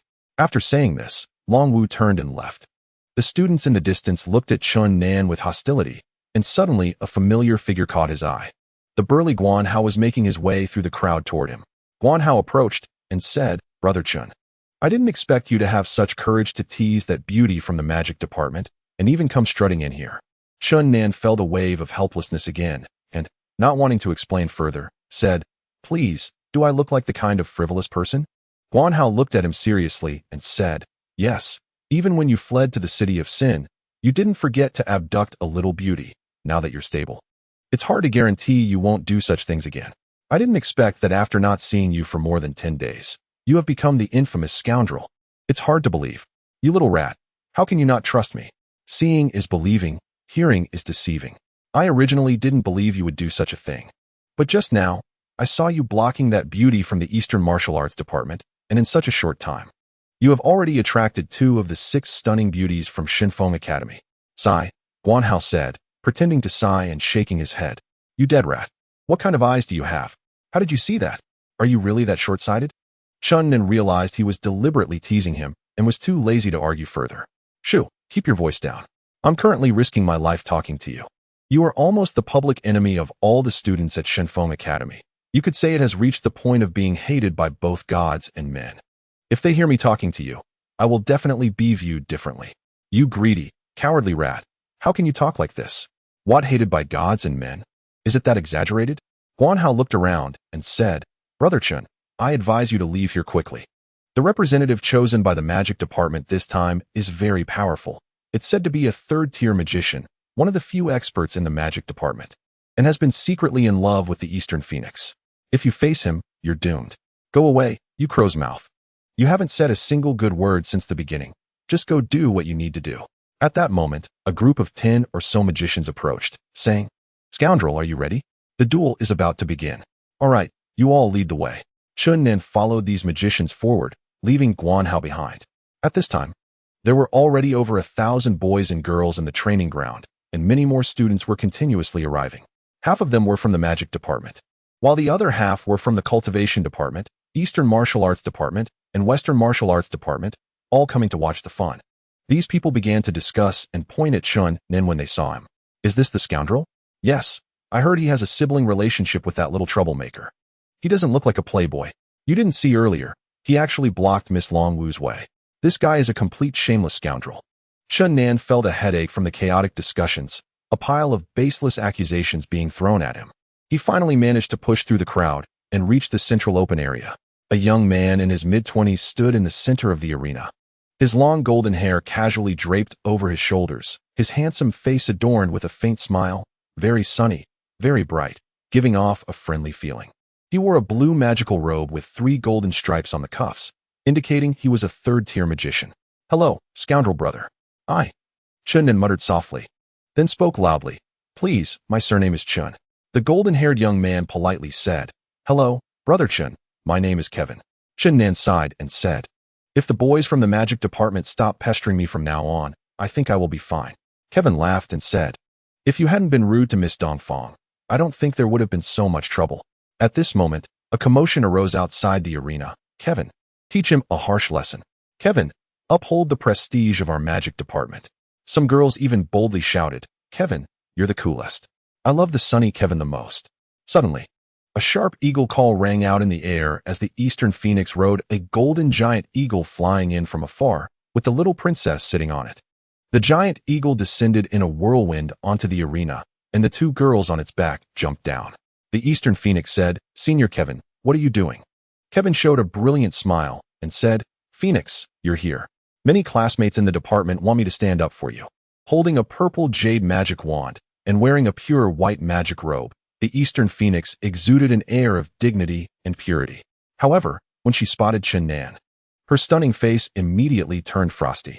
She glared fiercely at Chun Nin, then turned to Kevin and said, "I will handle this myself. No one needs to intervene." Kevin smiled and said, "This is the opinion of most classmates, not my own decision. They said they not only want to help you vent, but also want to take this opportunity to uphold the prestige of our magic department." The Eastern Phoenix replied, "Thank you for everyone's kindness, but this is my own matter, and I will handle it myself. Senior, please step aside." The Eastern Phoenix possessed extraordinary talent, having already become a 2nd-tier magician at the age of 17, and at the age of 20 was on the verge of reaching the 3rd tier. Kevin knew she was always proud and would never heed his advice. Although he was very worried about her, he had no choice but to step aside. The little princess, dressed in purple, was holding a small jade that looked like a little porcelain cat. She cheerfully walked up to Chun Nan and whispered, "Dead scoundrel. Let's see how you escaped Shenfeng Academy this time." Chun Nan snapped his fingers at her forehead from a distance, making the little princess furious. She huffed, "You're dead meat, scum." Chun Nan didn't want to argue much with her. He remembered the entrustment from the old witch and said, "The little demon will arrive at the Fuxing in tomorrow. I'll help you lift the restrictions on you. So don't be late and don't let anyone scheme against me, or you'll bear all the consequences." The little princess showed a look of suspicion, and at that moment, Dongfang Phoenix said, "Little troublemaker, you better get out of the way. I want to let this scum off today." After the little princess left, Dongfang Phoenix walked over, glaring at Chun Nan with hatred, and coldly declared, "Scum. Today I will definitely slice you into pieces to avenge my humiliation." At this moment, she was indeed furious. The recent Phoenix incident had caused a huge uproar at the Divine Wind Academy, and now this big commotion made her feel extremely embarrassed. She hated Chun Nan to the core. Chun Nan wore a faint smile and said, "I heard that the magic department would choose a representative to duel with me. Now that you're personally stepping up, does the previous agreement still count? If I win, will our grudges be settled?" Dongfang Phoenix angrily replied, "Of course it counts. I am the representative. If you can win against me, no one will chase you anymore. But you're dead meat. This time I want to let you off." Chun Nan laughed. That night, he deliberately provoked Dongfang Phoenix, hoping to make her lose her composure, so he could find an opportunity in the upcoming battle. This statement drove Dongfang Phoenix into a frenzy, her eyes nearly shooting fire. "Ah, dead scum, you shameless, despicable, and unprincipled guy. I will definitely kill you today." She quickly flew into the air, and bolts of lightning from her wand struck towards Chun Nan, while powerful fireballs continuously bombarded around him, causing chaos with magical energy everywhere. Outside, the crowd was in an uproar, cheering for the furious Dongfang Phoenix, while a barrage of insults was directed at Chun Nan. The scene was chaotic, with golden snakes dancing and flames soaring. Chun Nan moved like lightning, dodging wave after wave of violent magical attacks. Finally, he seized the opportunity to take the hard bow off his back, drew a wolf-tooth arrow from the quiver, and aimed it at the airborne Dongfang Phoenix. Kevin shouted, "Phoenix, be careful." A chorus of warnings came from outside. "Watch out for the arrows. Be careful." Although Dongfang Phoenix was in a rage, she kept an eye on Chun Nan. She had heard that he had used the dragon capture technique before, so she didn't get too close to the ground. However, she was much more skilled than the magician from 3 days ago. Even from a distance, her magical power remained potent. She quickly raised a magical barrier, and the lightning arrow crashed into it, getting blocked and falling to the ground. "Scum, is this all you can do? Ice spear?" A large number of shiny ice spears rapidly descended from the sky towards Chun Nan, their dazzling cold light causing shivers. Chun Nan hurriedly waved his hands, releasing dozens of golden sword energies that shattered the incoming ice spears into pieces. But before he could catch his breath, a large number of wind blades shot towards him with a piercing sound, followed by wild lightning. He was forced into a flurry, dodging the wind blades while trying to evade the lightning. After avoiding this round of magical attacks, Chun Nan threw 3 flying knives, infusing them with a massive amount of pure internal energy. The knife edges gleamed brilliantly, emitting a piercing howl as they flew through the air. Dongfang Phoenix's hastily erected magical barrier was about to shatter in an instant. She quickly withdrew the light blue barrier and sent out several bolts of lightning to meet the knives, the powerful arcs deflecting the 3 flying knives to the ground. After this close call, she immediately calmed down, becoming incredibly cautious. Magical energy surged, and sword energy crisscrossed, with powerful energy continuously clashing between the two. Dongfang Phoenix's combat skills were very high. She moved quickly in the air, using wind glide to dart left and right, constantly changing positions to unleash violent magical attacks on Chun Nan. The smooth ground was pocked with deep holes from the terrifying fireballs, and fierce lightning scorched the area black. Chun Nan's terrifying sword energy seemed to tear through the void, and the dazzling brilliance surged through the air, blocking wave after wave of magical attacks. While he kept shooting hidden weapons into the sky, occasionally putting his opponent in danger. However, he didn't dare to use the dragon capture technique lightly. First, the distance was too far, and the technique might not reach Dongfang Phoenix. Second, she kept moving quickly, and he feared that a failed attack would be seized by her. The watching students outside stopped their noisy chatter, each one focused intently on the fierce battle inside, Captivated by the spectacular fight, even the teachers standing outside nodded in approval. After quickly changing several positions in the air, Dongfang Phoenix suddenly paused and hovered, shouting, "Die, scum!" Wild electric dance. Magical elements surged madly towards her, and she waved her purple jade wand repeatedly, sending dozens of bolts of lightning crashing down from the sky. The wildly dancing lightning enveloped the entire area, every inch filled with electric light, intertwining flashes of lightning covering the ground. Chun Nen had nowhere to hide, with electric light everywhere. He hurriedly threw his flying knives and other iron weapons to the ground, then quickly plunged his long knife into the earth. Bolts of lightning crashed down with a rumble. Half of the electric arcs were attracted to the iron weapons on the ground, causing those metallic weapons to explode with bursts of electric sparks. Chun Nen lay on the ground, circulating his internal energy to fill his body with golden protective true energy, while constantly releasing sharp, sword energy to fend off the rampant energy. Dongfang Phoenix kept waving her wand, the thunderous lightning causing the watching students to be enthralled, with many exclaiming, "So shocking! Oh my! Miss Dongfang must be entering the third realm." In reality, Dongfang Phoenix was already very exhausted. Casting such a powerful spell consumed a lot of magical energy, and she had used up 8 or 9/10 of her power, and she could barely hold on. Chun Nen was in a very awkward position. He needed to continuously fend off the rampant electric currents, but fortunately, no massive lightning struck him directly. Looking at Dongfang Phoenix in the air glaring at him while continuing to launch lightning attacks, he raised his right hand, and a gigantic golden hand surged upward, piercing through the rampant lightning and soaring higher. A chorus of gasps erupted outside. Dragon capture. Oh my, this is the legendary dragon capture. The returning Long Wu's beautiful eyes sparkled with excitement as she whispered, "Finally, I get to see you in action. The long-lost dragon capture is indeed extraordinary." Dongfang Phoenix was taken aback. She never expected the dragon capture would break through the dense lightning and charge at her. She quickly stopped her lightning attack and dashed to the side, while raising a light blue magical barrier to protect herself. This dragon capture was an extraordinary display from Chun Nen, far exceeding his usual attack range. The massive golden hand slammed onto the magical barrier, instantly cracking the light blue shield. Dongfang Phoenix was filled with panic. She hurriedly changed direction and swiftly moved a distance of 10 feet. Watching the huge golden hand slowly fade until it finally disappeared in the air, she let out a sigh of relief. However, at that moment, the ground underwent a shocking change. Chun Nen saw that the attack had failed and wanted to launch a hidden weapon at Dongfang Phoenix. But there were no iron objects left beside him. He did not want to miss the opportunity before him. He pressed down with his left hand, and a huge golden hand slapped the ground, creating a tremendous backlash that stirred up a fierce whirlwind. At the same time, he pushed off the ground with his feet and soared into the sky. A chorus of gasps erupted from the crowd. The scoundrel has taken off. By the time the Eastern Phoenix noticed Chun Nen, it was too late. He had already risen to a height of 8 zhang and reached down to grab her left ankle. The Eastern Phoenix screamed, "Ah, scoundrel, let go of me." Chapter 9. Dragon roars shake the heavens at this moment. The Eastern Phoenix was nearly out of magical energy and could not cast any lethal spells. She barely released a few small electric arcs, but they posed no threat to Chun Nen. With a strong pull, he yanked her into his arms, not wanting to be stepped on as they fell to the ground.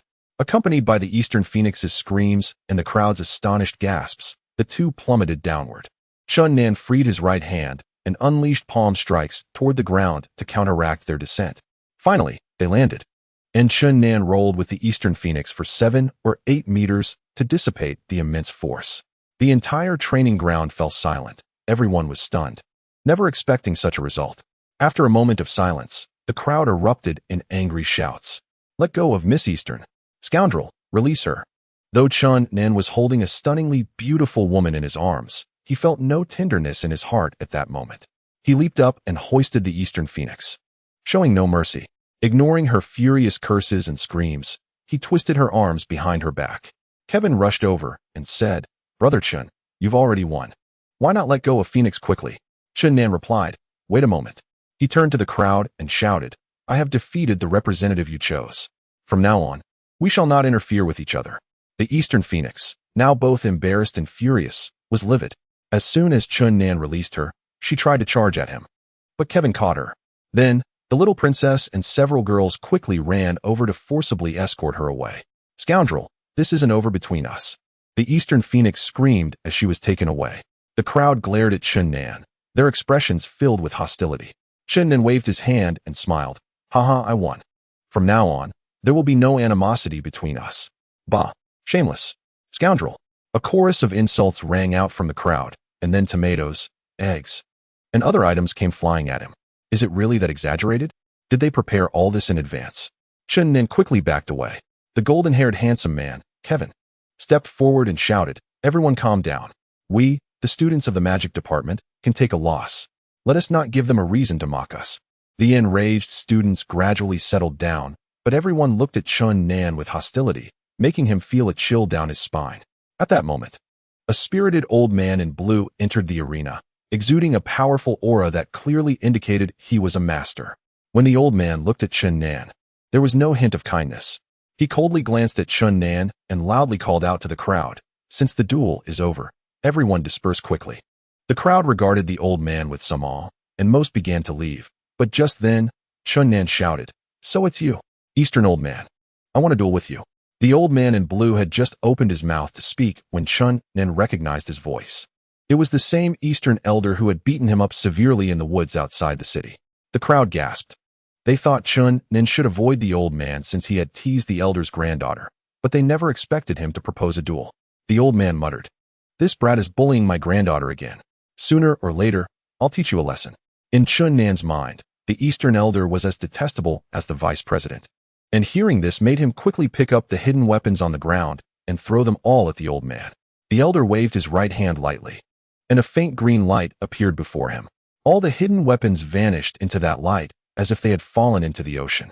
Then he waved his hands, and with a loud clatter, those flying knives and hidden darts were all shattered, falling to the ground as scrap metal. Chun Nan was taken aback. The old man could crush fine iron with his protective energy. Such cultivation level was not something he could match. You little brat, I want to make things difficult for you today. Just leave quickly, but next time, if I see you, I'll beat you up, the elder warned. Chun Nan felt extremely frustrated. His archenemy was right in front of him, but he couldn't defeat the detestable elder and was even threatened by him. Just as he was about to turn and leave, he suddenly laughed and said, Eastern old man, that night, actually, huh? He laughed as he walked out of the arena. The Eastern elder was taken aback at first, but then suddenly understood what was happening. His forehead veins bulged with anger, and his white beard trembled with fury. You shameless brat, remember this. Sooner or later, I will break that filthy hand of yours. He suppressed his anger and watched as Chun Nan left. As Chun Nan passed by Kevin, he whispered, Thank you. You don't need to thank me. You and I will fight sooner or later. While weaving through the crowd, Chun Nan's heart raced, fearing that some reckless person might suddenly attack him, leading to a group assault. After exiting the training ground, he let out a sigh of relief. Scoundrel, congratulations on your complete victory. The dragon-catching hand is indeed remarkable, Long Wu said, approaching with a spirited demeanor. Brother, why are you here again? Earlier, someone misunderstood that I was targeting you, but little do they know it's you who has been targeting me. Bah, stop disgusting me. Quickly write down the secret of the dragon-catching hand and send it to the Divine Wind Academy, where you know the consequences. Looking at the elegant yet charmingly beautiful woman before him, Chun Nan reluctantly nodded and said, All right. Long Wu smiled radiantly and replied, If you dare to take this lightly, you'll regret it later. With that, she left gracefully. As he watched her gradually walk away, Chun Nan murmured, You can wait 100 years. He strode toward the academy. The battle between Chun Nan and the Eastern Phoenix was indeed spectacular, captivating everyone present. However, once the match ended, all the spectators were left feeling disappointed, especially the students of the magic department, who were utterly disheartened. They never expected the scoundrel they despised would ultimately win, which was a significant blow to them. Although the battle was over, the repercussions did not cease. This thrilling fight quickly spread to every corner of the academy, and everyone learned that the infamous scoundrel was a formidable opponent. Those with profound cultivation secretly regarded him as a potential rival. However, the turmoil did not stop there. The Divine Wind Academy was renowned throughout the continent, and various factions placed great importance on the academy's outstanding students, often using money and beauty to recruit useful talents. Many forces had already planted insiders within the academy, and some had begun to notice Chun Nan. Though Chun Nan had defeated the Eastern Phoenix and temporarily escaped the crowd's pursuit, he did not feel the joy of a complete victory. He knew the matter was far from over. The Eastern Phoenix would certainly not let it go easily, and the Eastern Elder he deeply despised would not spare him either. After the battle, he was very tired and didn't recover until the afternoon. Lying on the bed, he muttered to himself, the treacherous vice principal, the detestable old man from the East, the relentless Phoenix from the East, the troublesome dragon dance, and the utterly annoying little demon. All these people come from the Shinfeng Academy. Did I have a conflict with this academy? How did I attract so many headache-inducing characters? Every time Chun Nin thought of the vice principal and the old man from the East, he felt extremely frustrated. From the old man's cultivation level, he could infer the strength of the vice principal, and he was currently no match for either of them. These two old men have such profound cultivation, yet they are so detestable, especially the old man from the East, who actually claims he will deal with me. It's simply infuriating. The vice principal had swindled him out of 50,000 gold coins, and the old man had beaten him up outside the city. Every time he thought of this, Chun Nin felt a surge of madness. Finally, he made up his mind to cause a ruckus at Shinfeng Academy that night. He recalled that the old monster had said something very reasonable. There are many experts in Shinfeng Academy, and during his previous nighttime visits, he might have already been detected by the experts inside. This time, he decided to sneak in through a graveyard in the most remote part of the academy. After careful consideration, he began to prepare for his nighttime operation, disguising himself to buy 60 pounds of chili powder. In the dead of night, under the twinkling stars, Chun Nin jumped over the wall of the inn with a large bag of chili powder on his back. He moved like the wind through the streets and soon arrived at Shinfeng Academy. However, this time he did not fly directly in.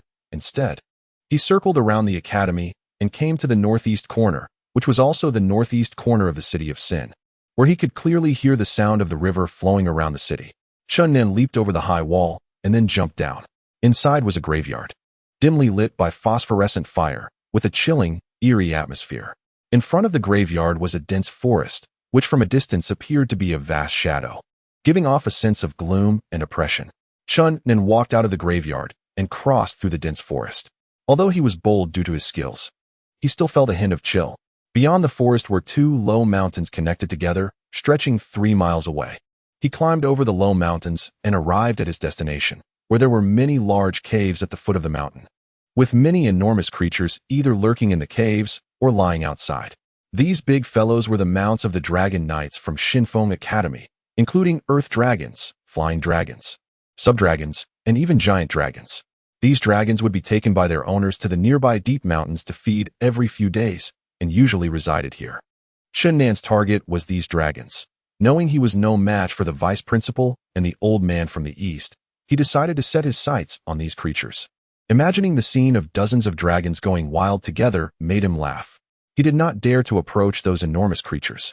Instead, he climbed up the cliff above the cave and cautiously looked down.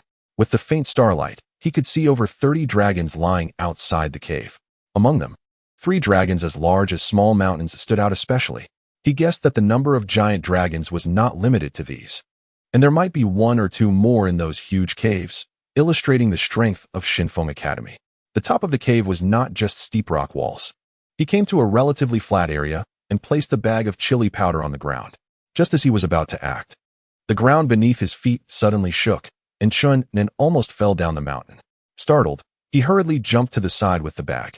After steadying himself, he looked at where he had stood. It turned out that it was not flat ground at all, but a not-too-deep pit, in which a small dragon lay. Just leveling the pit. Calling it a small dragon was relative. Compared to other dragons, this one had wings, was about 2 meters long, and had a gray-brown body, blending in with the nearby rocks. At this moment, the little dragon raised its head from the pit, blinking its innocent big eyes at Chun Nin, looking extremely adorable, as if it felt wronged for being stepped on. So it's a baby dragon. How cute. Forget it, I won't punish you. Chun Nin took out the pre-packaged chili powder from the bag, using both hands to quickly throw it down, almost every packet hitting a dragon's head. When the packets of chili powder exploded, the powder flew everywhere, and dragon roars erupted from below, as several large packets hit the heads of the 3 giant dragons. Their enormous roars shook the sky, and the area below was thrown into chaos. The little dragon initially watched Chun Nin with curiosity, but then a peculiar light flashed in its eyes. When Chun Nin tried to escape past it, it suddenly pounced, knocking Chun Nan to the ground. Chun Nin was about to use his internal energy to push it away. But one of the little dragon's claws suddenly shifted and pressed down on several vital points on his back, rendering him unable to use his power. To other dragons, the little dragon was small, but to Chun Nan, it was already a huge creature. He was almost crushed to the point of having his bones broken. If he hadn't gathered some internal energy at the last moment, he would have been flattened by the little dragon. Chun Nan tried to struggle a few times, but could not budge the little dragon, so he stopped wasting energy. He sighed in his heart, never expecting this adorable little dragon to suddenly attack. The chili powder made the dragons below unable to open their eyes, with dragon tears flowing, while a dozen dragons flew into the sky, and the other half rolled on the ground. In the dead of night, dozens of dragons roared together, creating a tremendous commotion that reverberated through the city of Sin, waking half the people inside. Shinfeng Academy was thrown into chaos, with everyone waking from their dreams, candles lighting up, and many figures rushing toward the noise. The Dragon Knights of the Academy were the first to arrive, each extremely anxious, fearing for the safety of their mounts. My God, what happened? Why is my dragon rolling around? Why is my dragon flying wildly in the sky? Why are all the dragons roaring? There must be something unusual. More and more people gathered, and in the blink of an eye, hundreds had assembled. Chun Nan was in despair, unable to move under the little dragon. Knowing that if he were discovered, he would have no choice but to surrender. Do you smell that? What's that smell? It smells like chili powder. Look, every dragon seems to have chili powder on its head. Damn it, someone must be causing trouble. My God, which jerk is messing around? Quick, go get clean water to help the dragons wash their eyes. Otherwise, it might harm them if we delay any longer. The hurriedly arriving crowd quickly dispersed, with some fetching buckets to get water and others gathering people to help, creating a bustling scene in Shinfeng Academy. Chun Nan was extremely anxious at this moment. If he were caught by those enraged dragon knights, he could only imagine his fate. Just as he was secretly worried, the little dragon suddenly moved, twisting its plump body and then wobbling as it stood up. Chun Nan was extremely surprised and quickly darted out from under it. He felt both angry and annoyed at this strange little dragon. After escaping, he wanted to unleash a few sword energies at it. But the little dragon suddenly nuzzled against him affectionately, and looking into its big blinking eyes, Chun Nan found it hard to bring himself to be harsh. Forget it. Little guy, you look so cute, I won't deal with you. He turned to leave, but the little dragon wobbled after him. You little guy are really clingy. I don't have time to play with you. At this moment, there was not a single person around. Chun Nan wanted to take the opportunity to leave quickly, but the little dragon latched onto him, biting down on one of his sleeves. Baby dragon, let go. I'll come play with you next time. Little dragon released its mouth and suddenly stretched out its tongue to lick his face. Chun Nan was so angry that he almost passed out. Little dragon's tongue was over a meter long, and the saliva on it soaked him from head to toe. Damn it. He quickly jumped back and then, without looking back, climbed up the mountain. Not long after Chun Nan left, people began to arrive one after another, carrying water buckets toward this place. Chaos erupted within the Kamikaze Academy. Destined to be a sleepless night, many people in the inn were awakened by the thunderous dragon roar, but soon fell back into a deep sleep. After Chun Nan returned, he carefully washed himself from head to toe. Fortunately, little dragon's saliva had no strange smell. Chapter 10. Seeking the secret place in the early morning. A series of urgent knocks on the door startled Chun Nan awake. The little princess was outside, knocking and shouting, "Scoundrel, open the door." Chun Nan opened the door lazily and said, "What's the matter? Didn't you say you would help me resolve the god-restraining finger today? So that's what it is. With you yelling like this, do you think I would help you break the seal?" The little princess circled around him, examining him from top to bottom, and said, "Don't try to make me beg you. You have a handle on me, hum." "What handle?" "Last night, someone scattered a big bag of chili powder in the dragon arena of the Kamikaze Academy, causing those dragons to go wild and making the entire Sin City restless. The vice principal and his team worked all night to calm those dragons down. And the Dragon Knights are furious, currently searching the city for suspicious people." Chun Nan said, "What does that have to do with me?" "Because that person is you. I didn't expect you to be so bold. However, this matter is indeed interesting. It's a pity you got ahead of me." The little princess said with a look of regret, "Hey, little devil, don't talk nonsense. Do you think I'm like you, malicious and interested in such things? Humph. I've been observing you since I entered the room. You showed no surprise upon hearing this matter. indicating you already knew. But you, lazy bum, just got up. If it wasn't you, who else could it be? Nonsense. Who would believe baseless assumptions without evidence? Those people are really stupid. Always suspecting those cultivators searching for ancient divine treasures, yet they never thought the culprit is you. The little princess laughed maliciously, saying, "If I were to give them a hint, what do you think they would do?" Chunnan felt a chill. If dozens of dragon knights charged at him together, he might as well commit suicide. He reached out and tapped the little princess's smooth forehead, saying, "You little devil just knows how to stir up trouble. But I stand tall and fear no shadows. However, if you frame me, don't expect me to help you break the seal." Ouch, that hurts. The little princess covered her forehead, wincing in pain, and said, "You scoundrel, if you disrespect me again, I will really report you. At worst, we will both perish together." Her little jade also let out a low growl, glaring fiercely at Chunnan. "Colorful tiger, if you dare glare at me again, beware that I'll skin you." The little princess glared at Chunnan and said, "If you help me lift the seal on me and do one more thing, I will keep your secret. You need something from me, and you still dare to negotiate terms? It's not a harsh condition. I just need you to help me beat someone up." "Who?" "The third prince of the Baiwek kingdom, Rinjian." "Oh, so it's him." "Yes, that detestable guy. I really regret not torturing him when he was sent to our country last year." Chunnan said, "Although I really want to teach him a lesson, I absolutely want to be threatened by you, because what happened last night was not done by me." The little princess shouted, "You scoundrel, you're still pretending. I'm sure that incident was 100 caused by you." "Humph, he is also your enemy. Have you forgotten? Every time you go in and out of the Kamikaze Academy, you attract everyone's ire. I think he must have noticed you during the new student registration. Aren't you afraid he will secretly send someone to take action against you?" Chunnan pondered for a moment and said, "I haven't taken him and his subordinates seriously. You were once chased and beaten, and now you act all high and mighty, huh? But it's really strange. In just a few months, you've become so powerful. I'll ask you one more time. Will you help me beat him up?" Chunnan replied, "I can help, but I also have a condition." The little princess asked, "What condition?" Chunnan stared at the little jade in her arms and said, "This colorful tiger disappeared for a few days and then brought back the right-hand bone of an ancient god. It must have gone to a mysterious place. If you can get it to take me to that place, I want to just beat Rinjian once. I'll beat him 10 times. Ever since that day when the Tiger King brought back the divine bone, Chunnan had been thinking about it nonstop. He had resurrected from the ancient divine demon grave and was eager to learn everything about the secrets of ancient divine demons. Little Jade glanced at Chunnan warily and then shrank back into the little princess's arms. The little princess sighed, saying, "I have asked it to take me there more than once, but it just won't. The more this colorful tiger resists, the more it indicates that the mysterious place is unusual. Let me think of a way to make it obedient." Upon hearing this, little Jade growled lowly at Chunnan and then buried its head in the little princess's arms, refusing to look at him. Chunnan said to the little princess, "If you hand this colorful tiger over to me, I have a way to make it listen." "No, I can't let you torment little Jade. Don't worry. I won't harm it."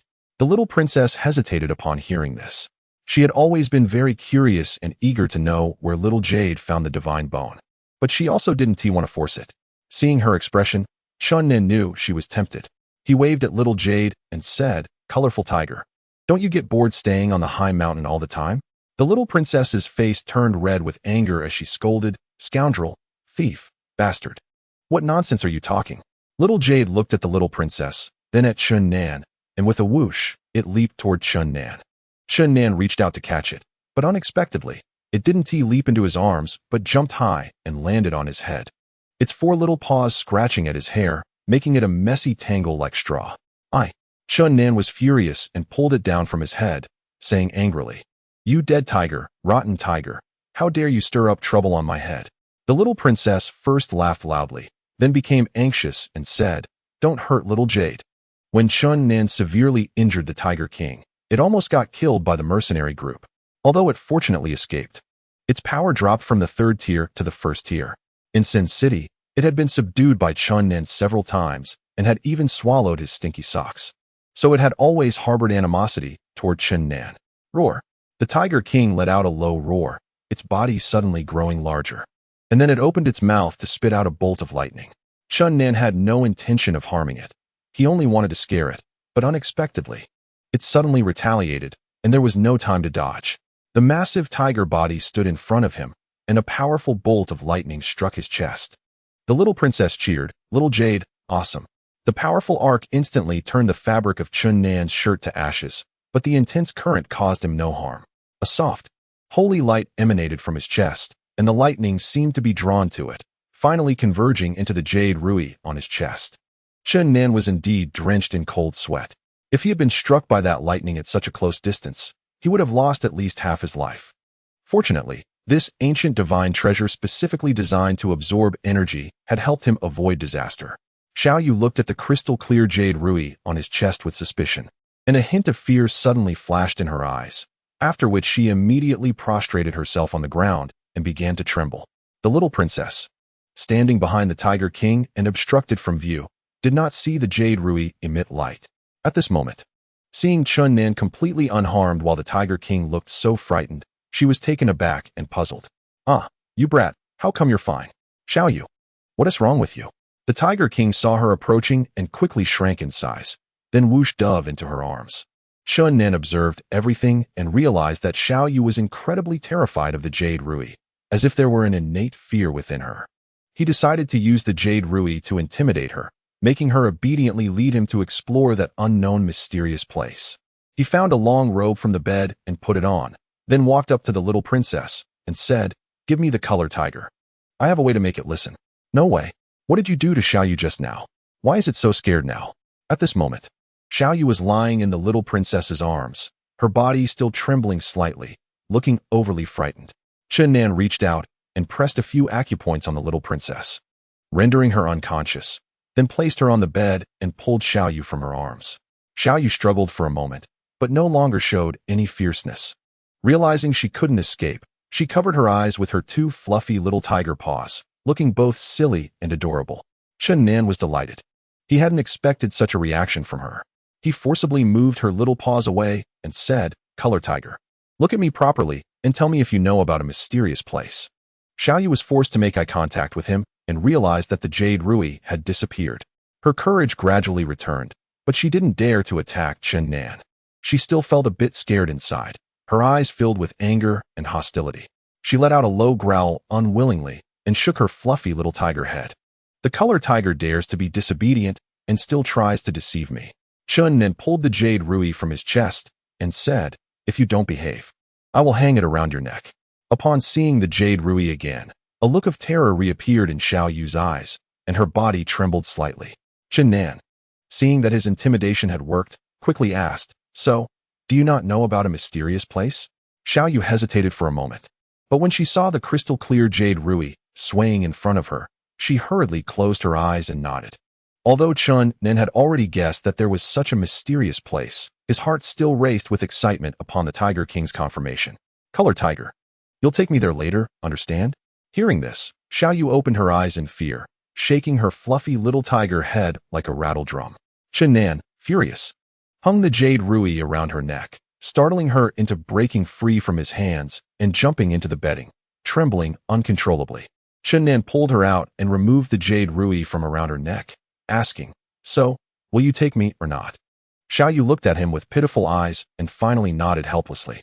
Chun Nan was overjoyed but worried she might escape, so he quickly pressed several acupoints on her, immobilizing her in multiple places, then tossed her onto the bed and released the little princess's acupoints. When the little princess opened her eyes, she first anxiously checked her clothes, ensuring everything was fine before angrily saying, "You brat, why did you press my acupoints? What did you do to Xiao Yu?" She hugged the motionless Tiger King tightly.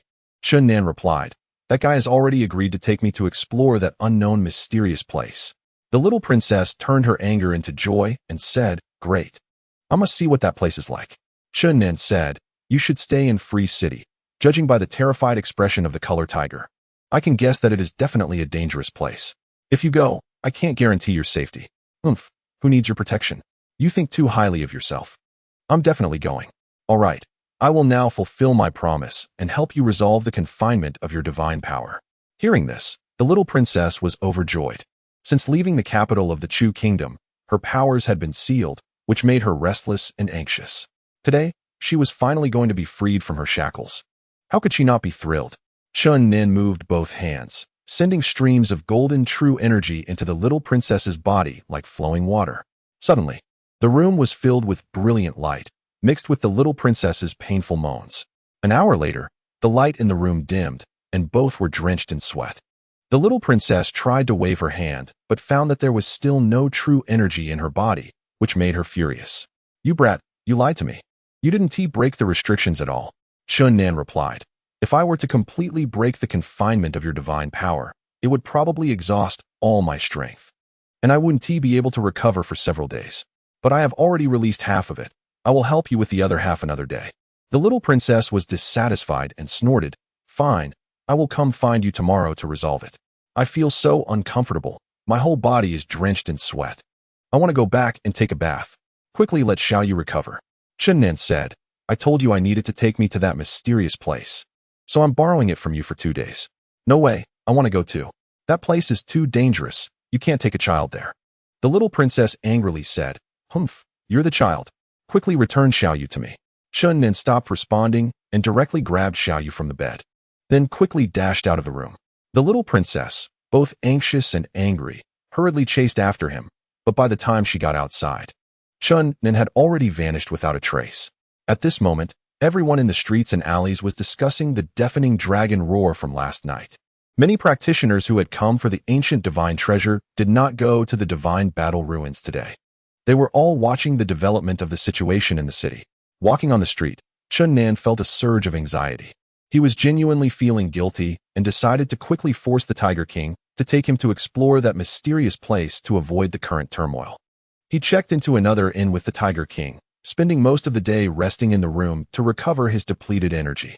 He guessed from Xiaoyu's terrified expression that the mysterious place was definitely not a good place, and he needed to adjust himself to the best condition to deal with any possible situations.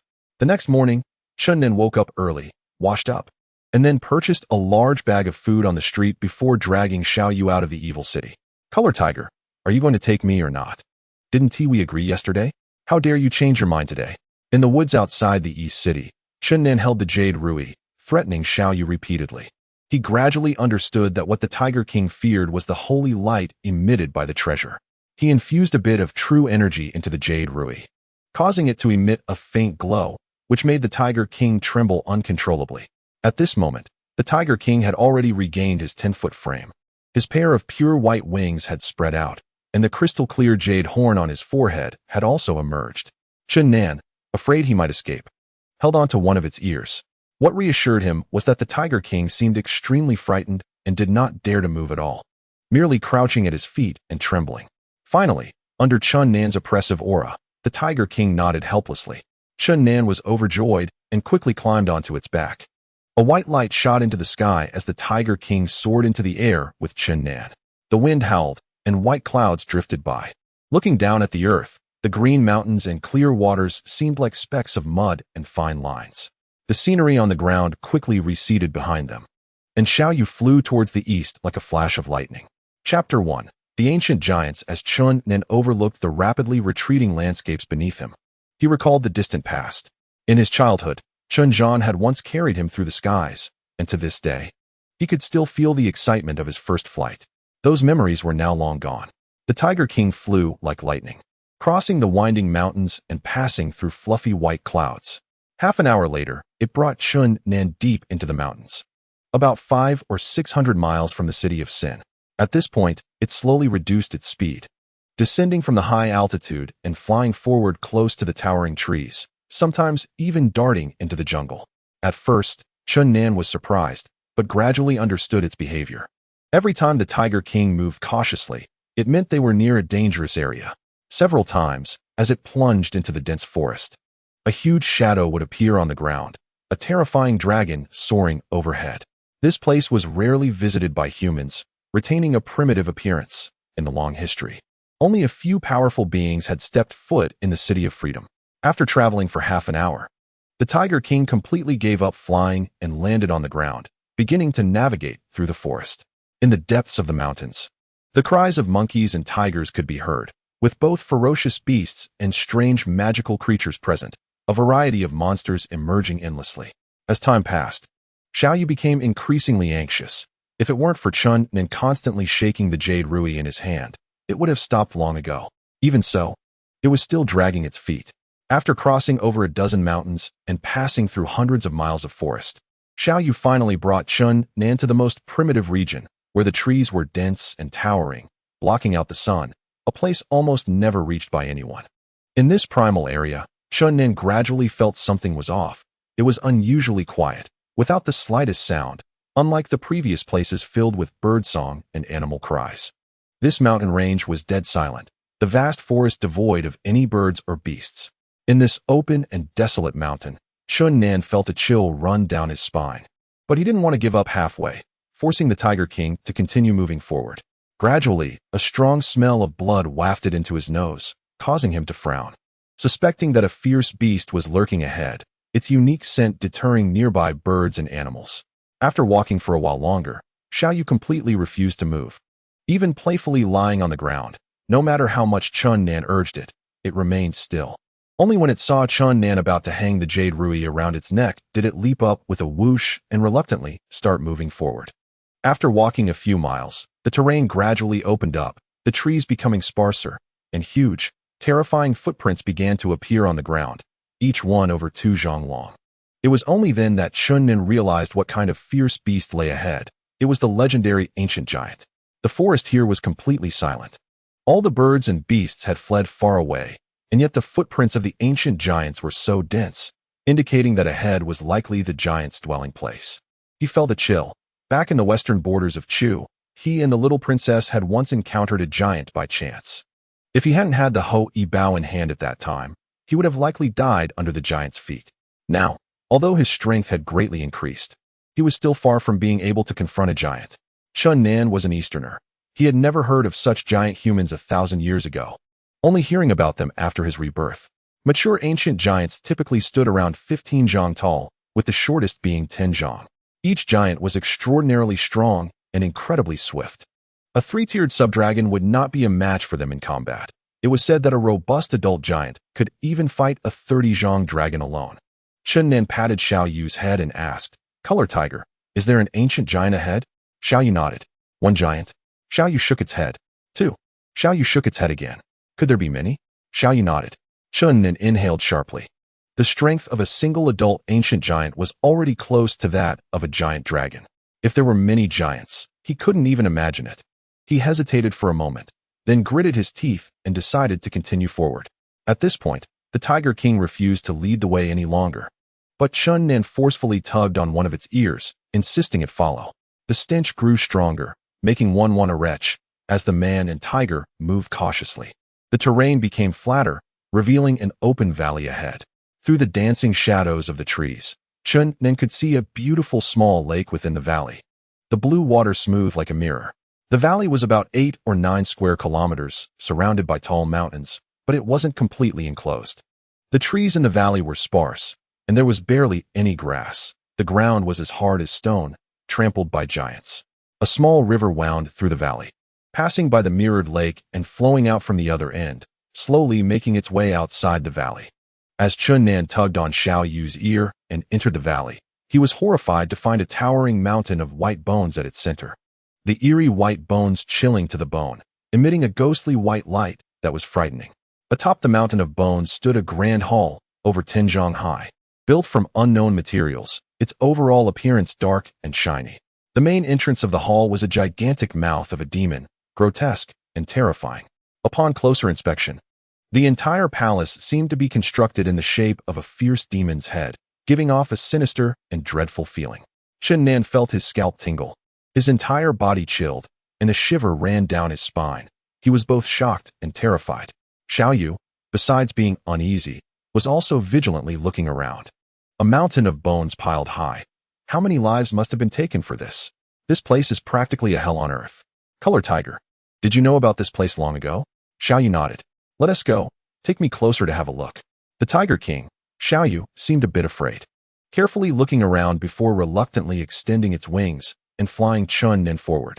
When they reached the foot of the mountain of bones, Chun Nan was secretly horrified.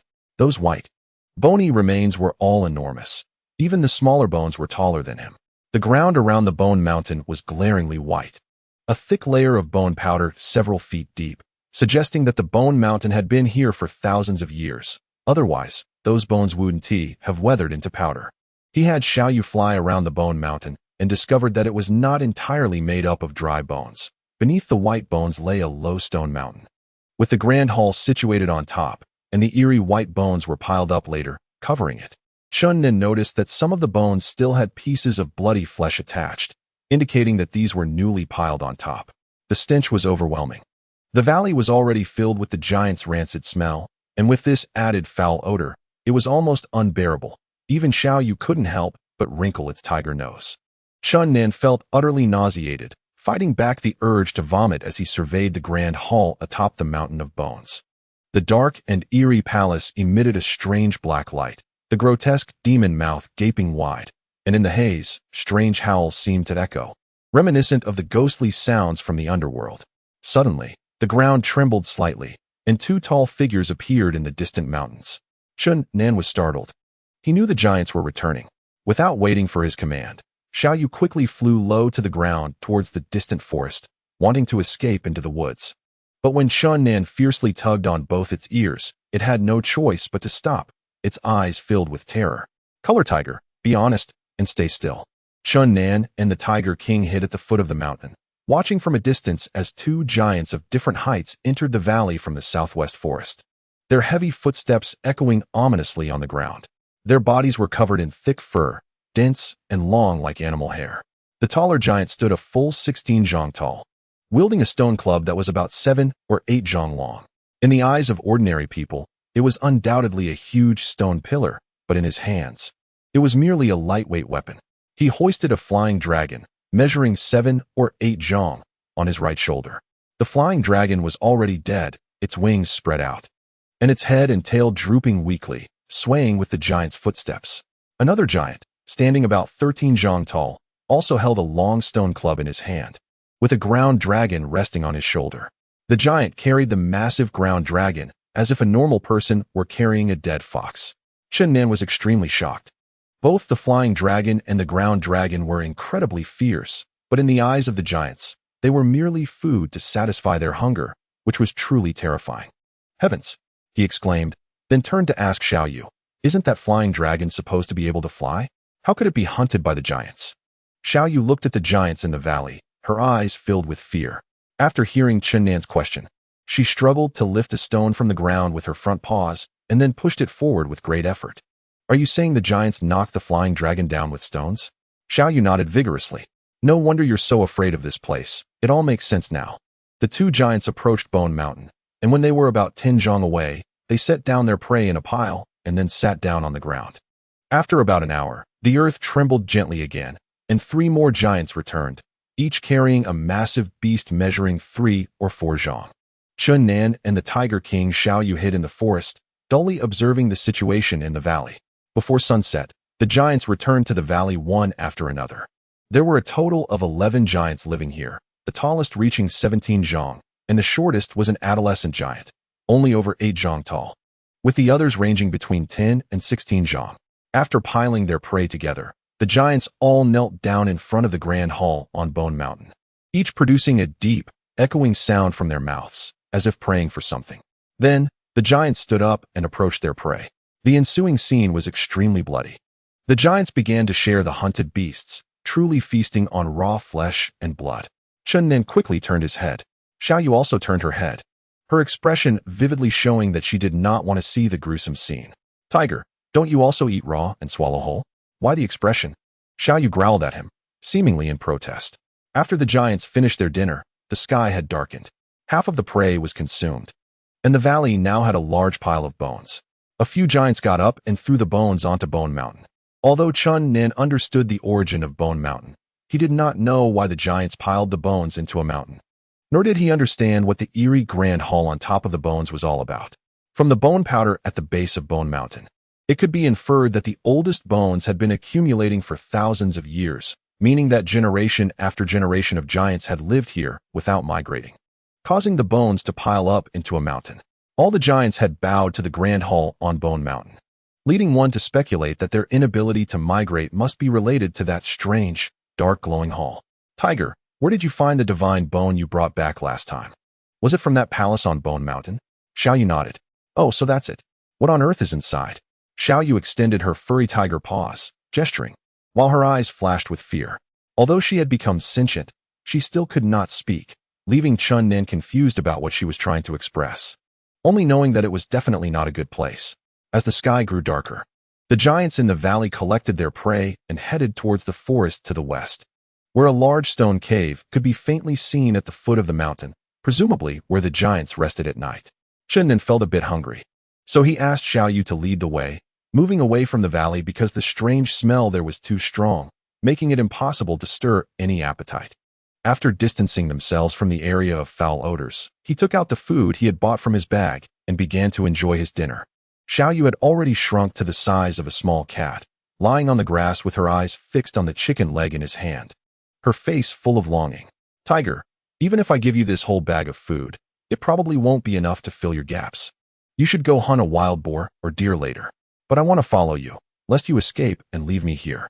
Xiaoyu moved closer, licking her lips, looking at Chun Nen with a pitiful expression, while constantly sniffing the aroma of the meat in the air. Not just a tiger, but also a greedy one. Chun Nen tore the roast chicken in half and offered her one piece. Xiaoyu lay on the grass, eating with great relish, and in the blink of an eye, half of the roast chicken was devoured. After finishing, she began to lick her lips and look at Chun Nen. After waiting for a long time without any response from him, she finally set her sights on the bag of food on the grass and couldn't resist extending a furry little tiger paw forward. Greedy tiger, are you still addicted to eating? Chun Nen reached out and tapped her on the head, while also shifting the bag on the ground. Although Xiaoyu was tapped, she showed no hostility. Instead, she revealed an expression of anticipation towards Chun Nen, then came closer and kept rubbing her head against his thigh. Tiger, stop rubbing against me. You're getting your grease all over my clothes. Do you often flatter the little demon like this? Chun Nen took out a piece of beef from the bag and waved it in front of her, saying, you can eat it, but later when it gets completely dark, you have to take me into that palace, got it? Upon hearing this, Xiaoyu took 2 steps back, but her eyes remained locked on the beef. Actually, this tiger, have no choice. Whether you like it or not, you will take me into that palace later. Xiaoyu let out a low growl, as if protesting. Chun Nen extended the beef towards her, and she opened her mouth without hesitation to take it, with half of the last bag of food ending up in her stomach. You greedy tiger, the kitchen at Shunfeng Academy will eventually be ruined by you. Upon hearing this, Xiaoyu's eyes brightened, and she happily nodded at Chun Nen, as if expressing her gratitude. Seeing her expression, he tapped her lightly and said, I didn't expect that my casual remark would remind you. Just remember not to tell anyone that I pointed you in that direction when you get caught. Then he laughed, a greedy tiger causing a ruckus in Shunfeng Academy's kitchen. Haha, that's something to look forward to. One person and one tiger were immersed in undesirable fantasies. One imagined the amusing scene of a thief causing chaos in Shunfeng Academy, while the other began to weave beautiful dreams for her appetite. An hour later, the sky was completely dark. Chun Nen urged Tiger King Xiaoyu to head towards the valley where the giants resided. The night sky was dotted with stars, and the world was shrouded in darkness, with black clouds swirling around Bone Mountain and the Grand Hall, resembling the aura of demonic spirits, making one feel a chill in their heart. At this moment, the stone caves to the west were pitch black. Chun Nen forced Xiaoyu to fly towards there, but when they were about 200 zhang away from the caves, she refused to move forward no matter what. Chun Nen listened carefully, and the sound of heavy breathing reached his ears. It seemed the giants had already fallen asleep. These big fellows are all asleep now. This makes things easier. Tiger, take me to the palace on Bone Mountain. Reluctantly, Xiaoyu flew towards Bone Mountain in the valley. In the dark of night, the 100 zhang Bone Mountain glowed with ghostly phosphorescence, exuding an eerie atmosphere. The palace on the Bone Mountain appeared particularly eerie and terrifying in the night, resembling a gigantic demon emerging from a mass of dry bones. Xiaoyu dove down from the sky with Chun Nen, flying towards the main entrance that resembled a demonic giant mouth. Below the entrance of the Grand Hall were 9 levels of steps, each shimmering with light. Chun Nen was filled with shock as he realized that each step was covered with divine bones, the faint glow emanating from them. Heavens, divine bones pave the ground. It's simply unbelievable. Xiaoyu landed on the steps, cautiously watching the direction of the main entrance. Chun Nen examined the divine bones on the ground more closely and discovered that these scattered bones were merely the remains of a god, laid out on the 9 steps after being dismantled by someone. Upon careful observation, he noticed that a pair of hand bones was missing.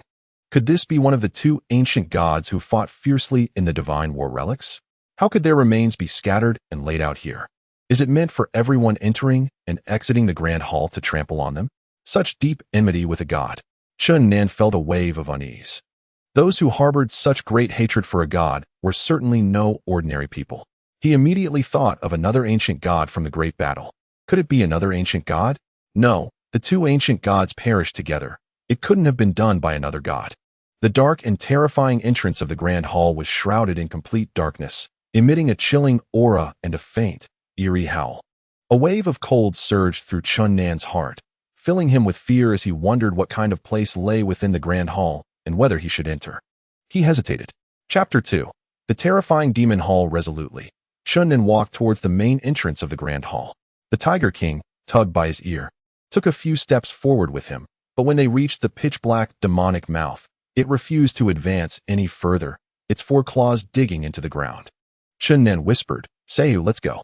The Tiger King Xiaoyu shook its head vigorously, lifting one paw to gesticulate while displaying a look of terror in its eyes.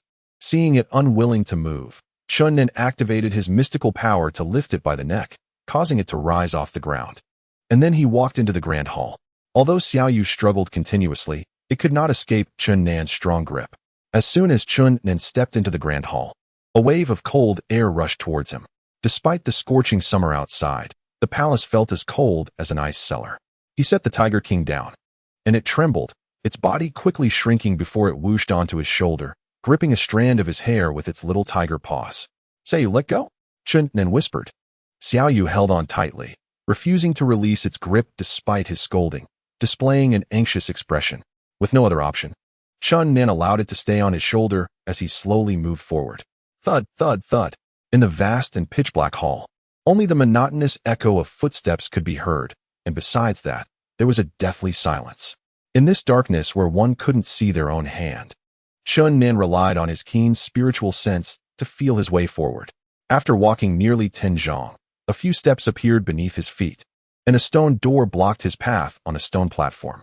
As he pushed against the stone door, Xiaoyu emitted an uneasy low growl, and then suddenly dove into his arms with a whoosh. "What are you doing, Seiyu? Trying to scare me to death by diving into my arms?" Chun Nan yanked it out and threw it onto the ground, but Xiaoyu immediately scrambled back onto his shoulder, firmly holding onto his hair.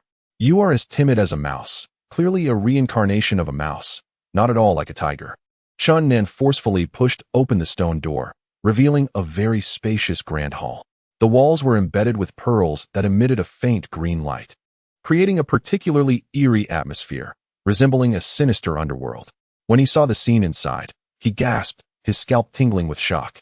On both sides of the hall stood rows of dried corpses, their desiccated skin tightly wrapped around their thin bones, their twisted features exceptionally hideous.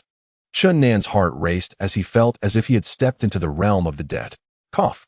A hoarse cough suddenly echoed in the grand hall, startling Chun Nan so much that he jumped up, causing Xiaoyu, who was perched on his shoulder, to fall. However, it quickly scrambled back. Chun Nan grabbed it, unconsciously tightening his grip, causing Xiaoyu to roll its eyes until it gave him a paw, prompting him to hurriedly release it. He quickly stepped back, but found that the stone door had already closed, unable to be pushed open.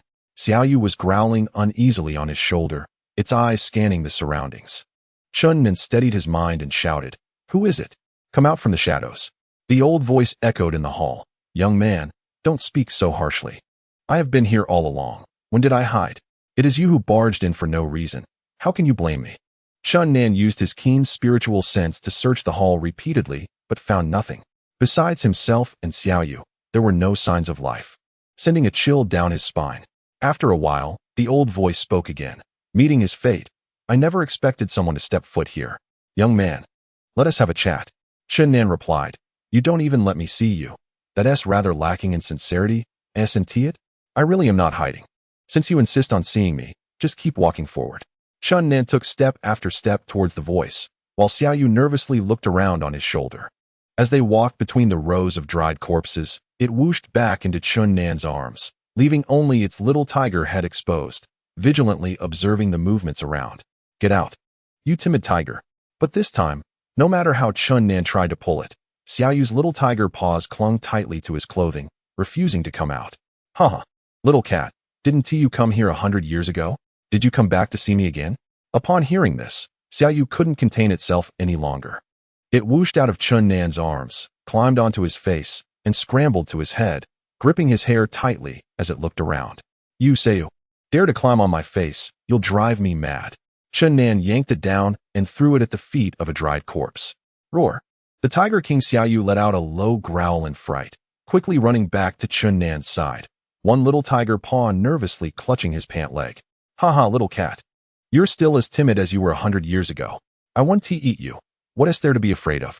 The old voice echoed throughout the grand hall, its source indiscernible. Chun Nan walked a few more zhang, and suddenly, one of the dried corpses turned its head and grinned at him, its white teeth gleaming with an eerie light. Roar. Xiao Yu let out a loud roar and quickly ran several zhang away, its fur standing on end as it stared in terror at the dried corpse. Ah!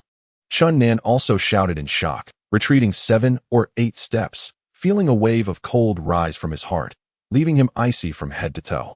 He drew the long knife from his back and shouted, Are you human or ghost?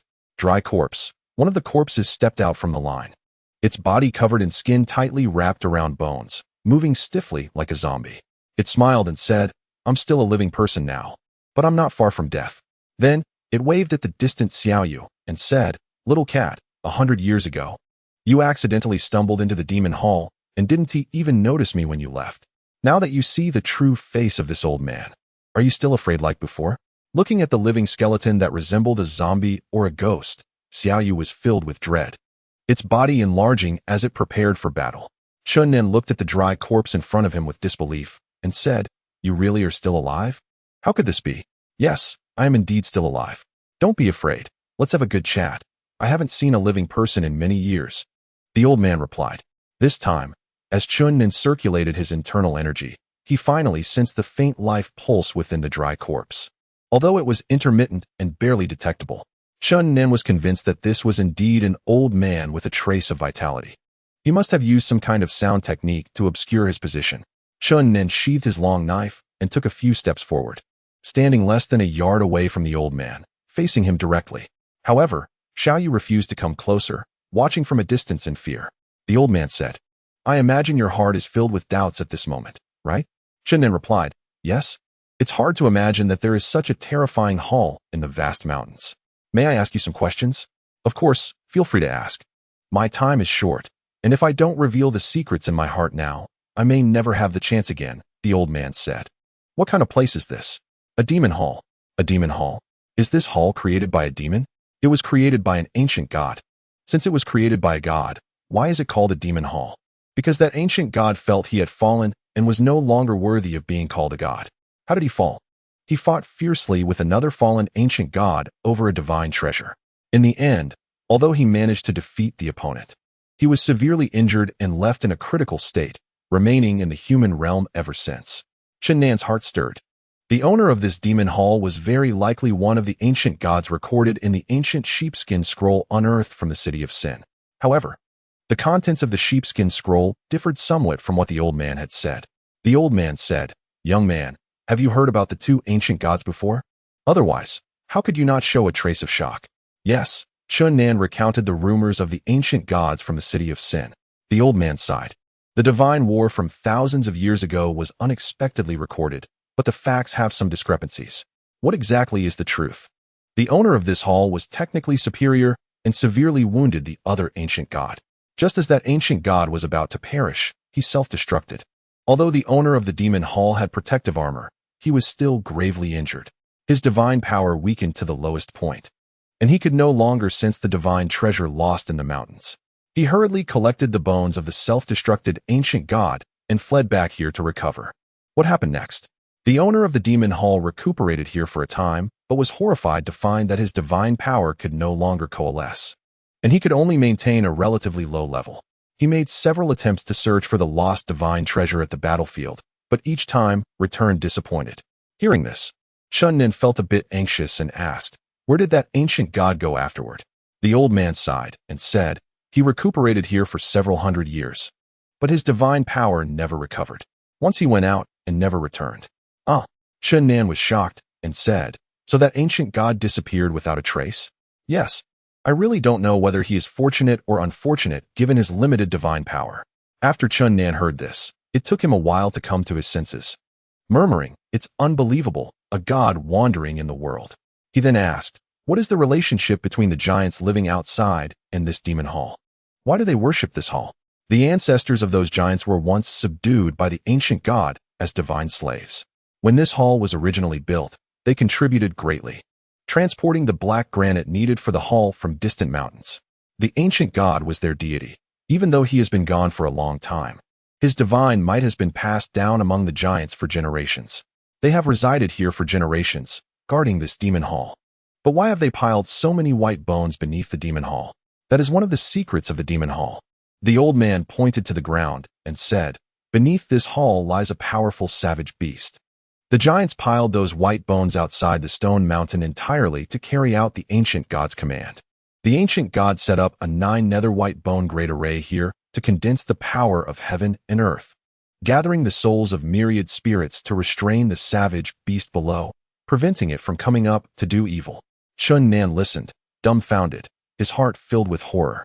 The beast restrained by the god must be terrifying beyond imagination. Thinking that it was just dozens or hundreds of feet below him sent a chill down his spine. What kind of beast is it? I don't know. No one has seen it except for the owner of the demon hall, but occasionally, its roar can be heard. At that moment, a muffled roar suddenly came from underground. Although the sound was not very clear due to the layers of the hall, it was chilling to hear. Xiao Yu, startled, quickly shrank down to the size of a kitten and then leapt onto Chen Nan's shoulder, vigilantly watching the old man, who looked like a dry corpse, while twitching its ears to listen to the sound that resembled a demonic howl. Chen Nan had heard a faint, strange howl when he was looking at the hall outside during the day. Now it became clear. When the howl stopped, he asked, "Why did the ancient god trap it here? Why not eliminate it directly at the beginning?" The old man said, "The ancient god brought it here from elsewhere, intending to tame it as a mount. However, the savage beast had a fierce temperament and refused to submit. The ancient god had no choice but to trap it beneath the hall, hoping to gradually subdue it. But he never expected that shortly after, he was severely injured in that divine war and no longer had the power to kill that beast. So he set up the 9 nether white bone great array to prevent its escape." "I see. I never thought there would be such a mysterious place deep in the mountains." The old man said, "This is just one of the secrets of the demon hall. There is an even greater secret." "Is there an even greater secret?" "Beneath this hall, not only is a savage beast restrained, but a piece of divine armor is also sealed." Chen Nan's heart stirred. He thought of a legendary armor and couldn't help but ask, "What is the name of the divine armor?" "Xuanwu armor." Chen Nan exclaimed, "Ah, could it be that legendary Xuanwu armor that existed since ancient times?" The old man nodded and said, "Exactly. It is the divine armor from the legend of the immortal fantasy continent. In that distant past, there were several weapons in the immortal fantasy continent that were regarded as immortal treasures, divine treasures. It was said that if a top expert wielded such a weapon, they could contend against gods and immortals. Unfortunately, these weapons often only appeared in legends, and it was rare for one to materialize in reality after hundreds of years. 10,000 years ago, Chen Nan had seen the Ho Yi Bao, which was obtained by his father, Chen Zhan, during his travels around the world. After 10,000 years, he saw the divine Bao again, but everything had changed. He did not know whether Chen Zhan had left the Ho Yi Bao and then broken through the void, or whether he had. Although Chen Nan had not seen the other legendary treasures, he knew of an armor called Xuanwu, and he never expected to learn of its whereabouts here today. It was rumored that this armor could not only protect the body, but also counterattack with borrowed strength, excelling in both offense and defense, truly miraculous. "Is what you said true, old man?" "Yes, this armor is indeed sealed beneath the demon hall. The owner of the demon hall obtained it by chance and cherished it as if it were his own life. If it weren't for this divine armor protecting him, he would have likely perished alongside the other ancient god in that divine war." Chen Nan sighed. In ancient legends, Ho Yi's Bao is as famous as the Xuanwu armor, which once shot down gods from the sky. "I really don't know what is so miraculous about the Xuanwu armor," the old man said. "A treasure that has been passed down since ancient times must have its extraordinary qualities." Chen Nan asked, "Elder, who exactly are you, and why are you staying here? I still don't know your identity." The old man pointed to the 2 rows of dried corpses in the hall and said, I am like them, a servant of the demon palace. Ah, are they still alive? Chunnin exclaimed. No, they have long been dead for many years. These people are the divine servants of past generations. Because the techniques they practiced were all the withered wood formula, they all look like this after death. Divine servants? Yes. Before the master of the demon palace disappeared, he had received a servant, the first generation of divine servants, and only he had seen the master of the demon palace. The first generation of divine servants was loyal to the ancient god and always hoped for his return, but after waiting for over 100 years in vain, he asked the giants outside to take him out of the deep mountains in his old age, took a disciple in the city of sin, and then returned here. This has been the way of divine servants for generations. Oh, I see. The old man continued. As time passes, thousands of years have gone by. Although there are still divine servants in this demon palace, their hearts are no longer like before. Later divine servants have never seen the ancient god, so how could they still have a shred of reverence? Moreover, divine servants no longer have any meaning of existence. In previous generations, some had planned not to take disciples anymore, but they never made that decision. I have come to terms with it and decided not to take disciples anymore. Do you plan to leave here? I am over 300 years old, already an old man nearing death. What is the point of leaving? This is my best resting place. Ah, over 300 years. Then your cultivation level must be. Chunnin couldn't continue. As if what the old man said were true, then his cultivation level was probably beyond what ordinary people could imagine. The old man said, every generation of divine servants can live for at least 150 years or more. The technique passed down by the ancient god focuses on health preservation, not the kind of cultivation in the usual sense. In fact, the abilities of the divine servants throughout the ages are not very strong. They can only be considered ordinary experts on the continent. Take me for example. Although I am over 300 years old now, I am not your opponent at all and absolutely cannot contend with you. Oh, Chunnin had indeed heard of such cultivators. This is a branch of the Taoist sect. These individuals do not pursue an increase in power. Their purpose in cultivating is solely to attain longevity. The old man said, I know my time is short, so I have revealed my secret to you.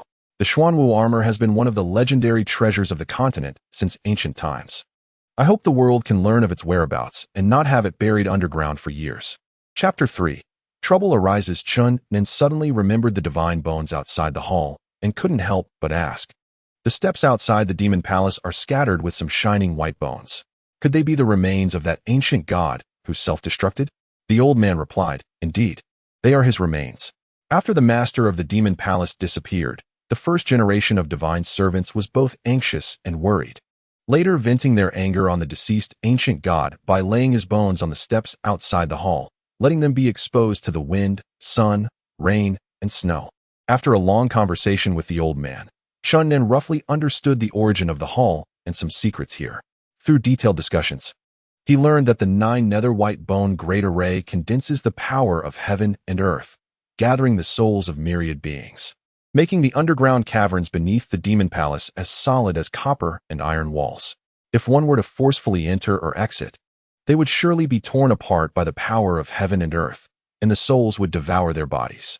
This great array is indeed strange and unpredictable, with unmatched power.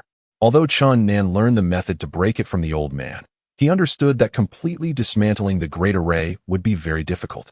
The White Bone Mountain hides 64 pieces of condensing essence stones, while the Demon Palace contains 365 soul-gathering stones. Only by dismantling them one by one could the great array be paralyzed. However, these condensing essence stones and soul-gathering stones are very hidden, according to the old man. He had been here for 300 years and had only discovered about 10 or 15, making it almost impossible to completely break the great array. The Xuanwu armor is the dream treasure of all cultivators. Although Chunnin is very eager to obtain it, he is also self-aware. He cannot completely break the 9 nether white bone great array, nor can he forcefully break in. Moreover, there is a terrifying beast in the caverns. Even if he were incredibly lucky enough to enter the caverns, he would only serve as a snack for the beast. The old man said, I didn't expect that in my lifetime I could still reveal the secret in my heart. I never thought anyone could break through to here. Then he smiled at the Tiger King, Xiaoyu, and said, Little cat, you really haven't made any progress. You're still as timid as you were 100 years ago. Upon hearing this, Xiaoyu let out a low growl, then jumped off Chun Nan's shoulder with a whoosh and hid behind him, clearly a bit afraid of the old man. Chun Nan asked, "This tiger has been here 100 years ago?" "Yes. At that time it sneaked in sneakily and ended up being locked up by me for 3 days. During those 3 days, I kept talking to it." But who knew the little cat was as timid as a mouse, scared and running all over the hall, and finally scared itself into curling up on the ground with its head in its paws. "I was afraid of scaring it, so I let it go." Haha. Chun Nan laughed heartily. Xiao Yu seemed very annoyed that the old man brought up its past misdeeds, constantly showing its teeth and claws at the old man, but dared not approach. That night, Chun Nan stayed overnight in the demon palace. The hall was cold and eerie. According to the old man, this was merely a bit of energy leaking from the 9 nether white bone great array, which made one imagine how terrifying the caverns must be. At night, Chun Nan did not sleep soundly. Reflecting on everything the old man said, he realized there were many points worth pondering, and the reality seemed not entirely as the old man described. The more he thought about it, the more frightening it became. He originally thought he had thoroughly understood this hall, but upon reflection, he found this place was still incredibly mysterious. From Xiao Yu's reaction, Chun Nan began to doubt the old man's identity. Just thinking about this issue made him break out in a cold sweat, and he decided to leave quickly after dawn. Xiao Yu stuck closely to Chun Nan's side for the first half of the night, but in the second half, when Chun Nan turned over and accidentally pressed it, causing it to roll its eyes, it angrily roared and moved half a meter away from him. The old man returned to the row of corpses, making the hall seem a bit eerie and strange. The next day, Chun Nan bid farewell to the old man and walked towards the exit of the hall. The morning light filled the valley, and the giants were having breakfast, the bloody scene hard to bear. Chun Nan and Xiao Yu hid at the exit of the demon palace, quietly waiting for them to leave. Chun Nan looked at the divine bones on the 9-level steps and sighed. So many divine bones, if collected and sold to the Divine Wind Academy, would at least fetch 1,000,000 gold coins. But he knew that a common man is innocent. It is the possession of jewels that brings trouble. If people knew these bones could sell for a sky-high price, he would surely be chased down every day. Moreover, that despicable and shameless deputy dean would never pay a fair price for the bones, and if he were to be extorted again, he would surely spit blood. Half an hour later, a loud noise came from White Bone Mountain, a pile of bloody beast bones being thrown onto the bone mountain by the giants. Then the ground trembled lightly, and the giants began to leave the valley in groups, starting another busy day. Watching the giants gradually disappear into the distant forest, Chun Nan tugged at Xiao Yu's ear and said, "Back then, you refused to bring me here even if you died. Look, now nothing happened, did it? You really are as timid as a mouse, useless color tiger." Xiao Yu let out a low growl, as if to refute. Seeing it extend its little tiger paw to gesture, Chun Nan said, "Stop showing your claws to find excuses. Hurry up and transform. We're going back to the city of sin." Xiao Yu jumped down from Chun Nan's shoulder, quickly transforming back into a Wenzhong tall tiger form. Once Chun Nan mounted it, it soared into the distant mountains and forests. All the way it was cautious, only bursting into the sky once they were out of the giant's activity range and the dragon's territory. The sky was blue, and the clouds were flawless, as Chun Nan skillfully guided Xiao Yu at a speed of 100 miles in an instant. Soaring through the sky, he looked far and wide, surveying the earth where mountains and rivers came into view, feeling a sense of relief in his chest. "Color Tiger, you are really fortunate to have grown a pair of wings, allowing you to roam freely between heaven and earth, traveling to the East Sea in the morning and the West Mountain in the evening. A distance of thousands of miles is just a stroll for you. It's truly enviable." Xiao Yu proudly shook its massive tiger head and let out a tremendous roar, the echoing tiger's roar resonating in the sky, startling a row of geese flying above, causing them to flee in panic. "If you're fat, you're panting as well. Be honest, if a giant dragon comes, you won't have time to cry." Upon hearing this, Xiao Yu indeed quieted down. It had grown up in the Wanshan Mountains and knew the terrible power of dragons all too well. "Wait, that's not right. Color Tiger, you disappeared for 3 days when you retrieved the divine bone. But this time, we only took 1 day. Did you go somewhere else last time? Are you hiding something from me?" Xiao Yu shivered, then let out a low growl, shaking its tiger head while flying swiftly. "It seems you have quite a few secrets. Last time, you must have visited other places. Are there many mysterious locations within these mountains?"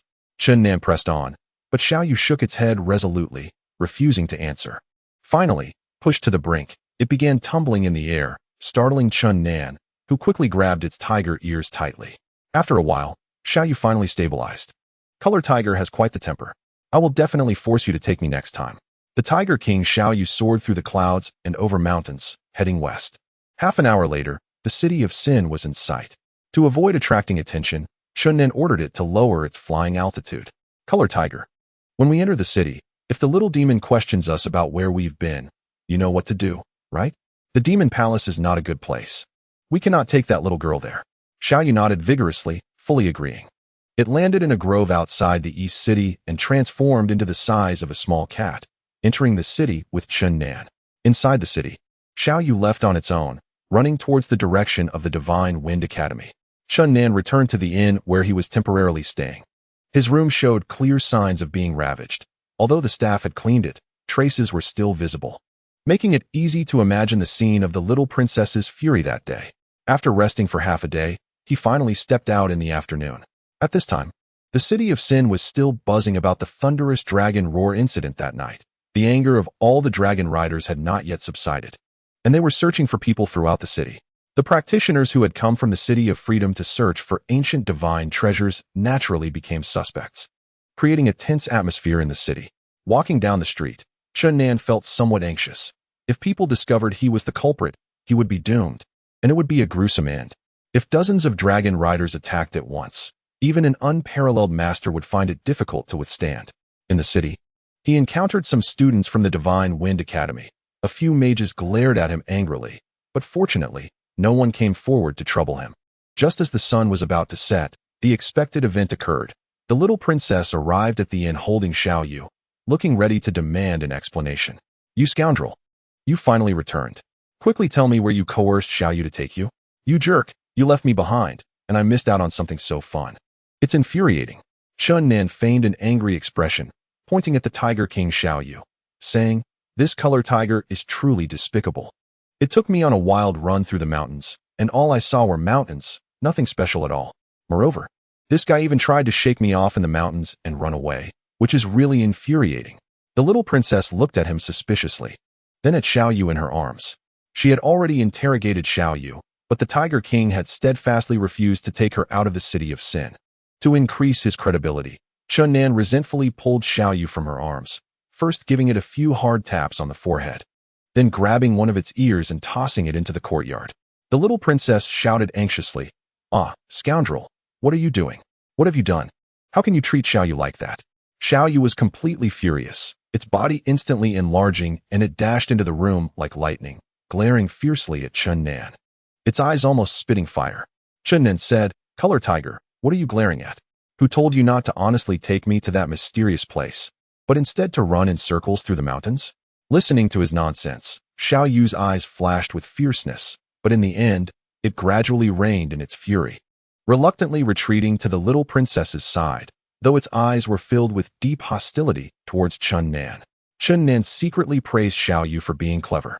It had indeed stopped its anger and cooperated with his lie. The little princess patted Xiaoyu's head and said, Well done. If you could successfully ditch that jerk in the mountains, it would have been even better. Then she turned to Chunnan and said, I told you.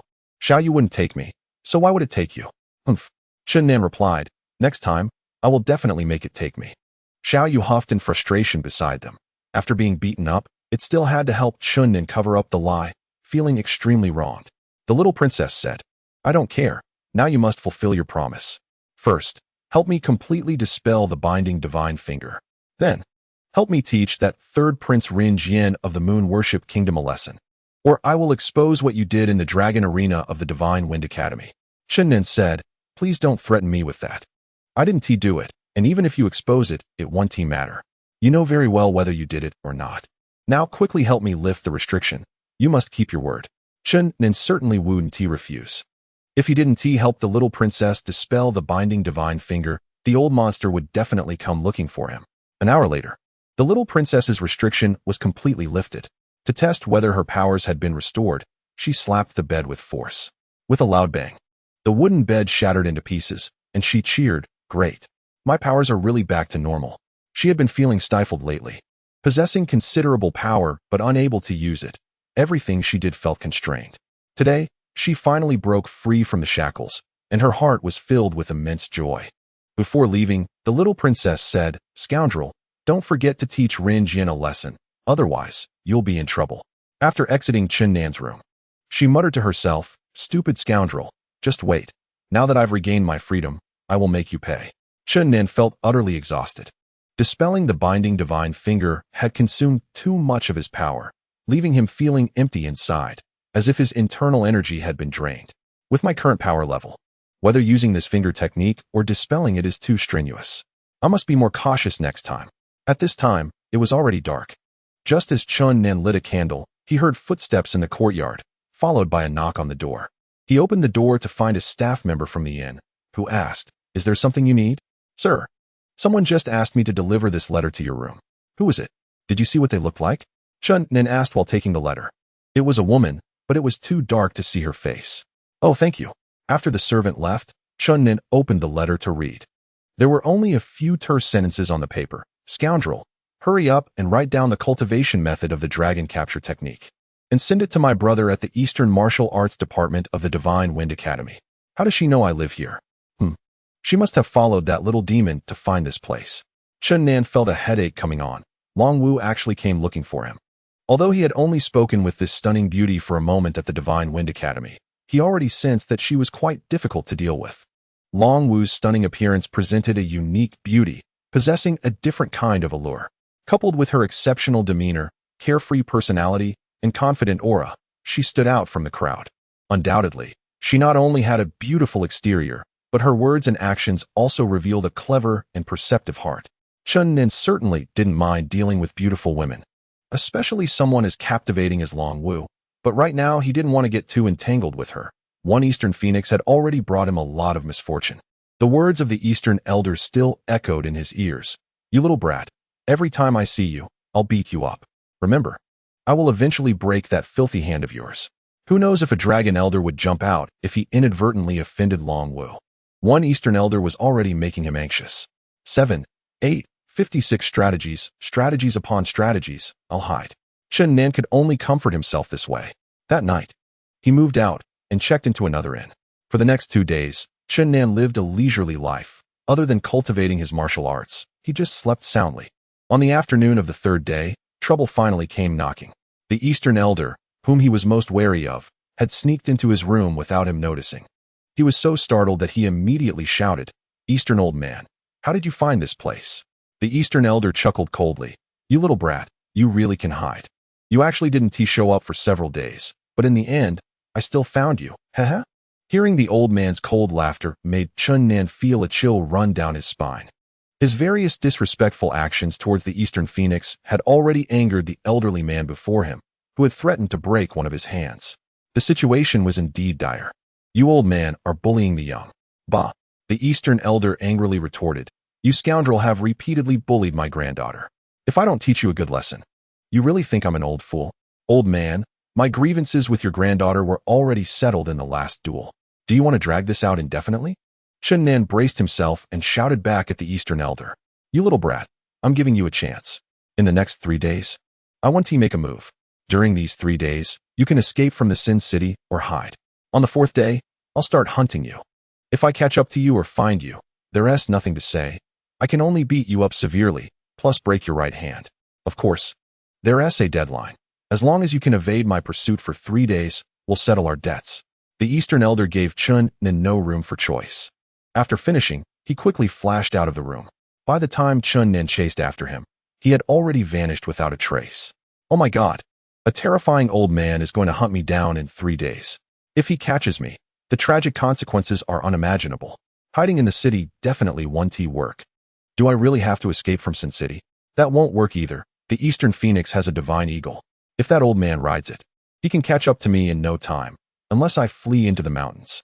At this moment, Chen Nan was truly feeling frustrated, being forced into such a predicament by the Eastern Elder. The old man already beat me up last time, and now he is actually forcing me to hide everywhere. It's simply infuriating. I swear I will take revenge. Chapter 4. The Holy Dragon Baby. Today seemed to be a day of bad luck for Chen Nan. After the Eastern Elder left, someone else found him. The newcomer was a young man sent by the Vice Dean of the Divine Wind Academy to ask him to come to the academy. Upon hearing this, Chen Nan's heart skipped a beat. The scheming vice dean was actually looking for him, and he immediately thought of the dragon roar incident. He said to the young man, "Thank you. I will definitely visit that old man soon." The young man had heard of Chen Nan's harsh words against the vice dean and showed no surprise at his disrespectful tone. He said seriously, "The vice dean wants me to tell you that if you don't go, you might face deadly consequences. If you do go, he can help you resolve it. This old man actually dares to threaten me." I understand. You can go back now." The young man turned and left. Initially, Chen Nan was indeed just brushing him off, planning to escape after the young man left, but now he felt a bit uneasy. "You cunning, despicable, shameless old man." Chen Nan cursed vehemently before heading to the Divine Wind Academy. Now he was already a well-known figure in the academy, albeit a notorious one. As soon as he entered the academy gate, he attracted the attention of many students. "Oh my God, I must be seeing things. This guy actually dares to come to our academy. Who? The brother of that little troublemaker, the infamous scoundrel. Now the Eastern Phoenix has sworn to have a life-and-death feud with him.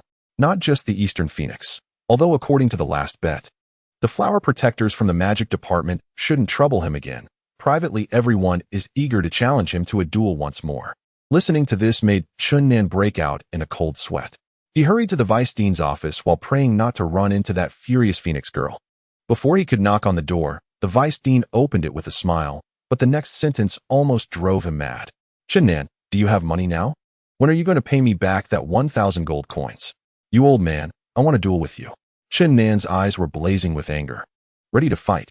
Young man, don't be impulsive. No matter what happens, you must remain calm. Otherwise, you'll only do foolish things." "Ahem. Do you still not have any money? I'm a bit short myself at the moment." "You old man, how long are you going to keep this up? You swindled me out of 50,000 gold coins and still dare to make sarcastic remarks? I want to rest until I take revenge." "Ahem. It seems you really don't have any money. Just pay me back when you do." Chen Nan walked into the room and unceremoniously sat down in a chair, saying, "Shameless old man, what do you want with me?" The vice dean's expression turned serious as he said, "Chen Nan, you've caused a big mess this time. You might be close to death. Do you think I'm scared of you? You cunning old man must be plotting something against me again. Don't try to scare me. I won't fall for your tricks this time." The vice dean sat down across from him and said, "A few days ago, we found out that you sneaked into the Divine Wind Academy at night and caused a disturbance in the Dragon Arena." "Nonsense, when did I do such a thing?" "You old man, don't slander me." "Chen Nan, you really want to give up until you reach the Yellow River, will you? Do you still want evidence? Let me tell you the truth, not many people know about this yet. I've suppressed it forcefully to give you a way out. Otherwise, with dozens of furious dragon knights coming after you, no one could save you.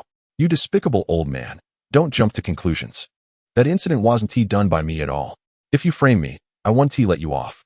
Although Chen Nan was tough on the outside, he was extremely anxious inside.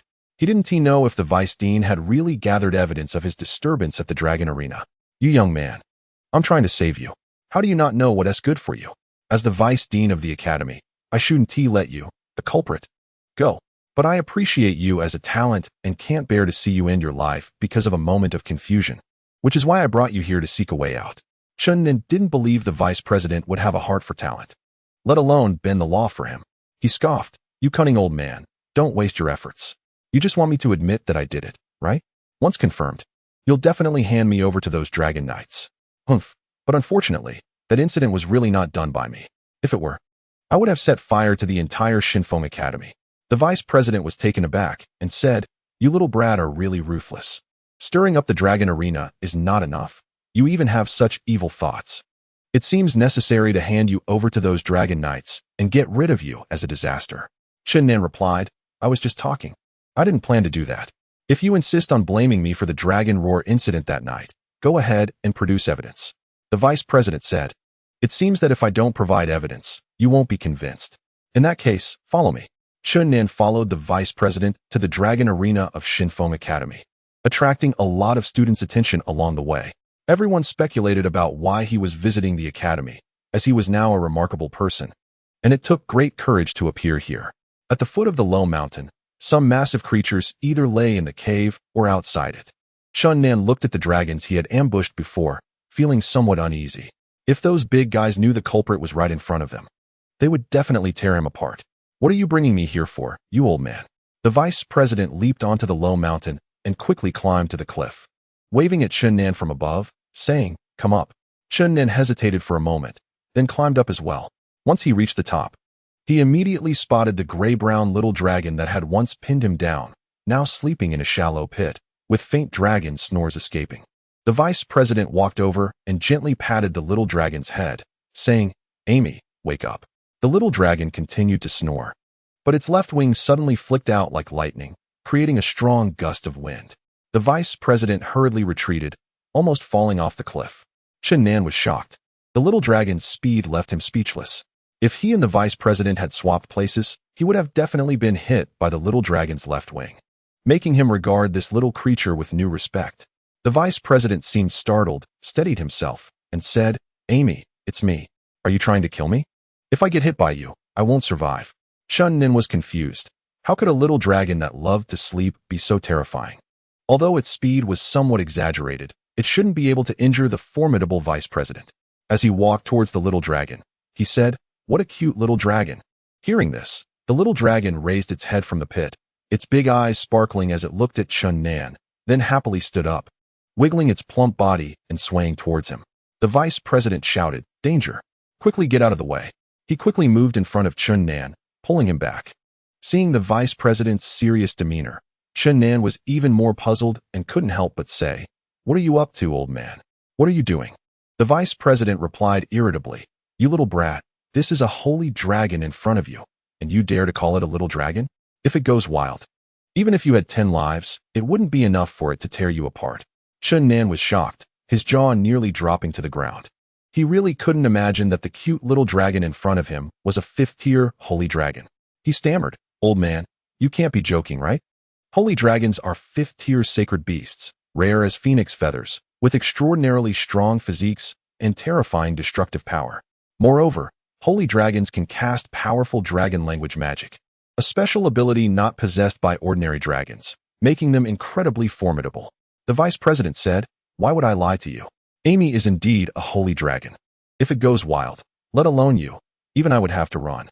The little dragon showed an innocent expression, blinking its big eyes as if satisfied with what the vice president said, moving its plump body forward and smiling at Chun Nan.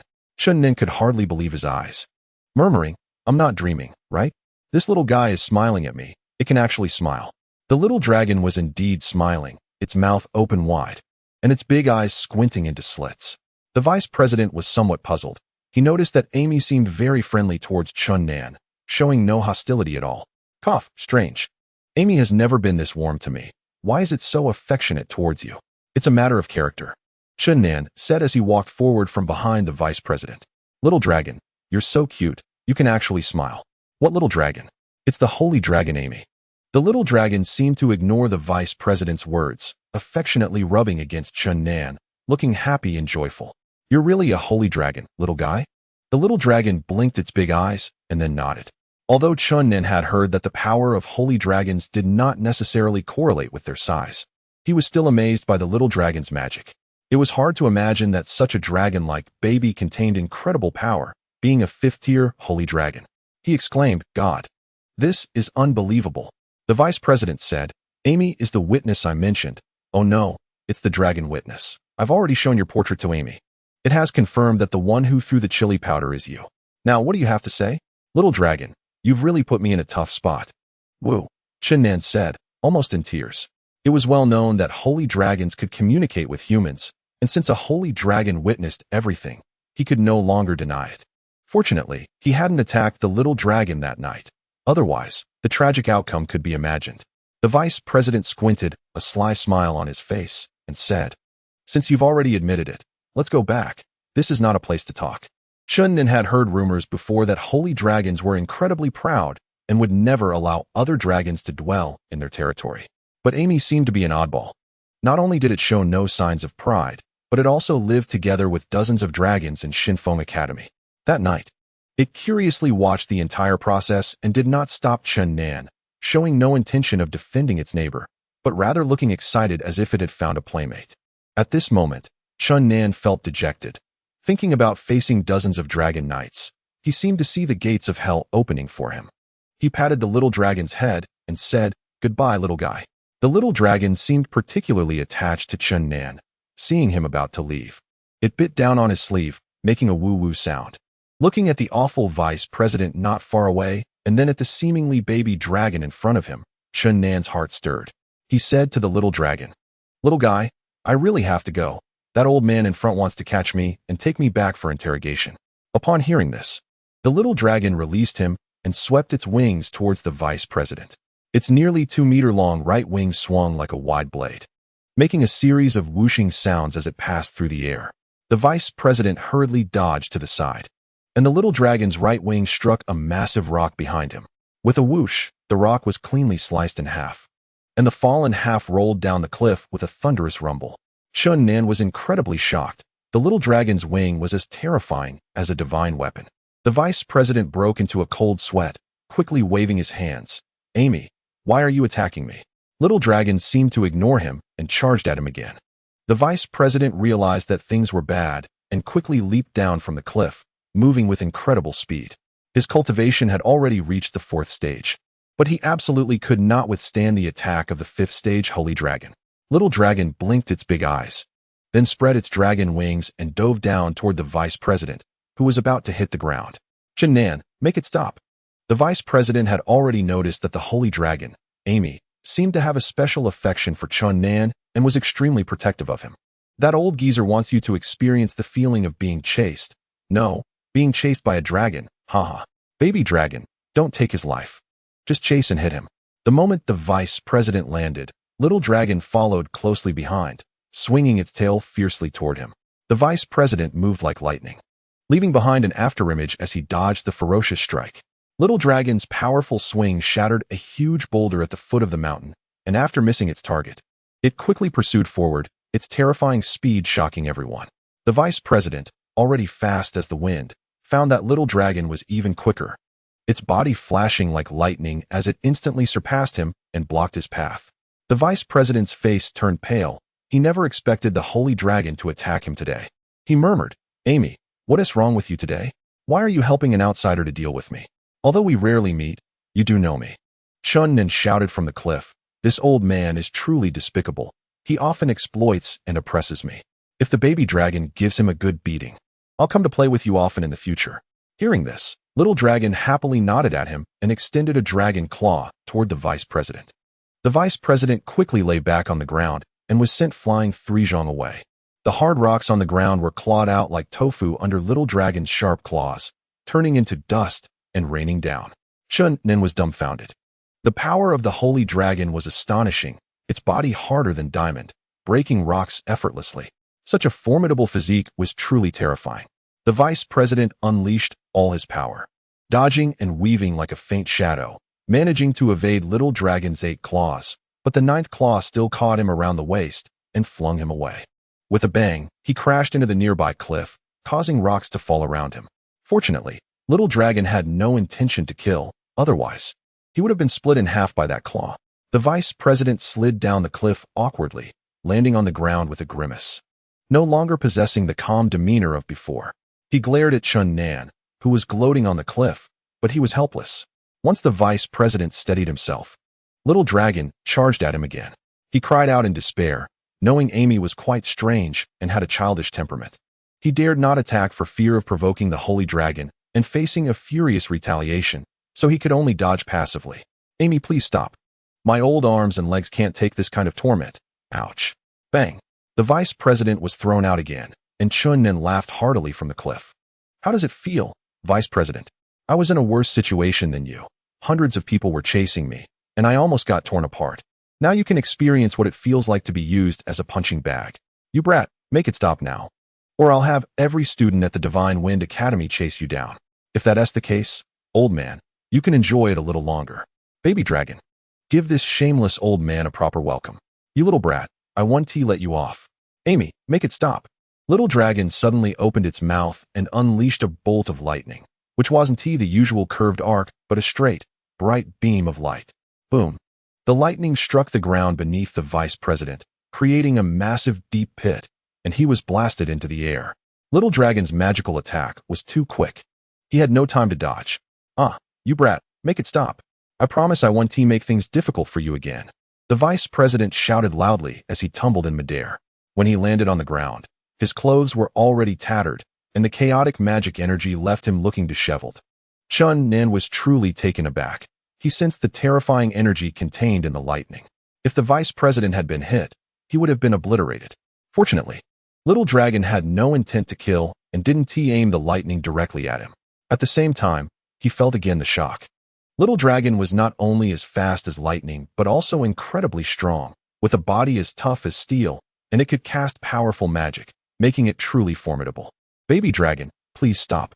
Chun Nan was worried that if this continued, Little Dragon would really tear the vice president apart. Little Dragon seemed to like being called Baby Dragon.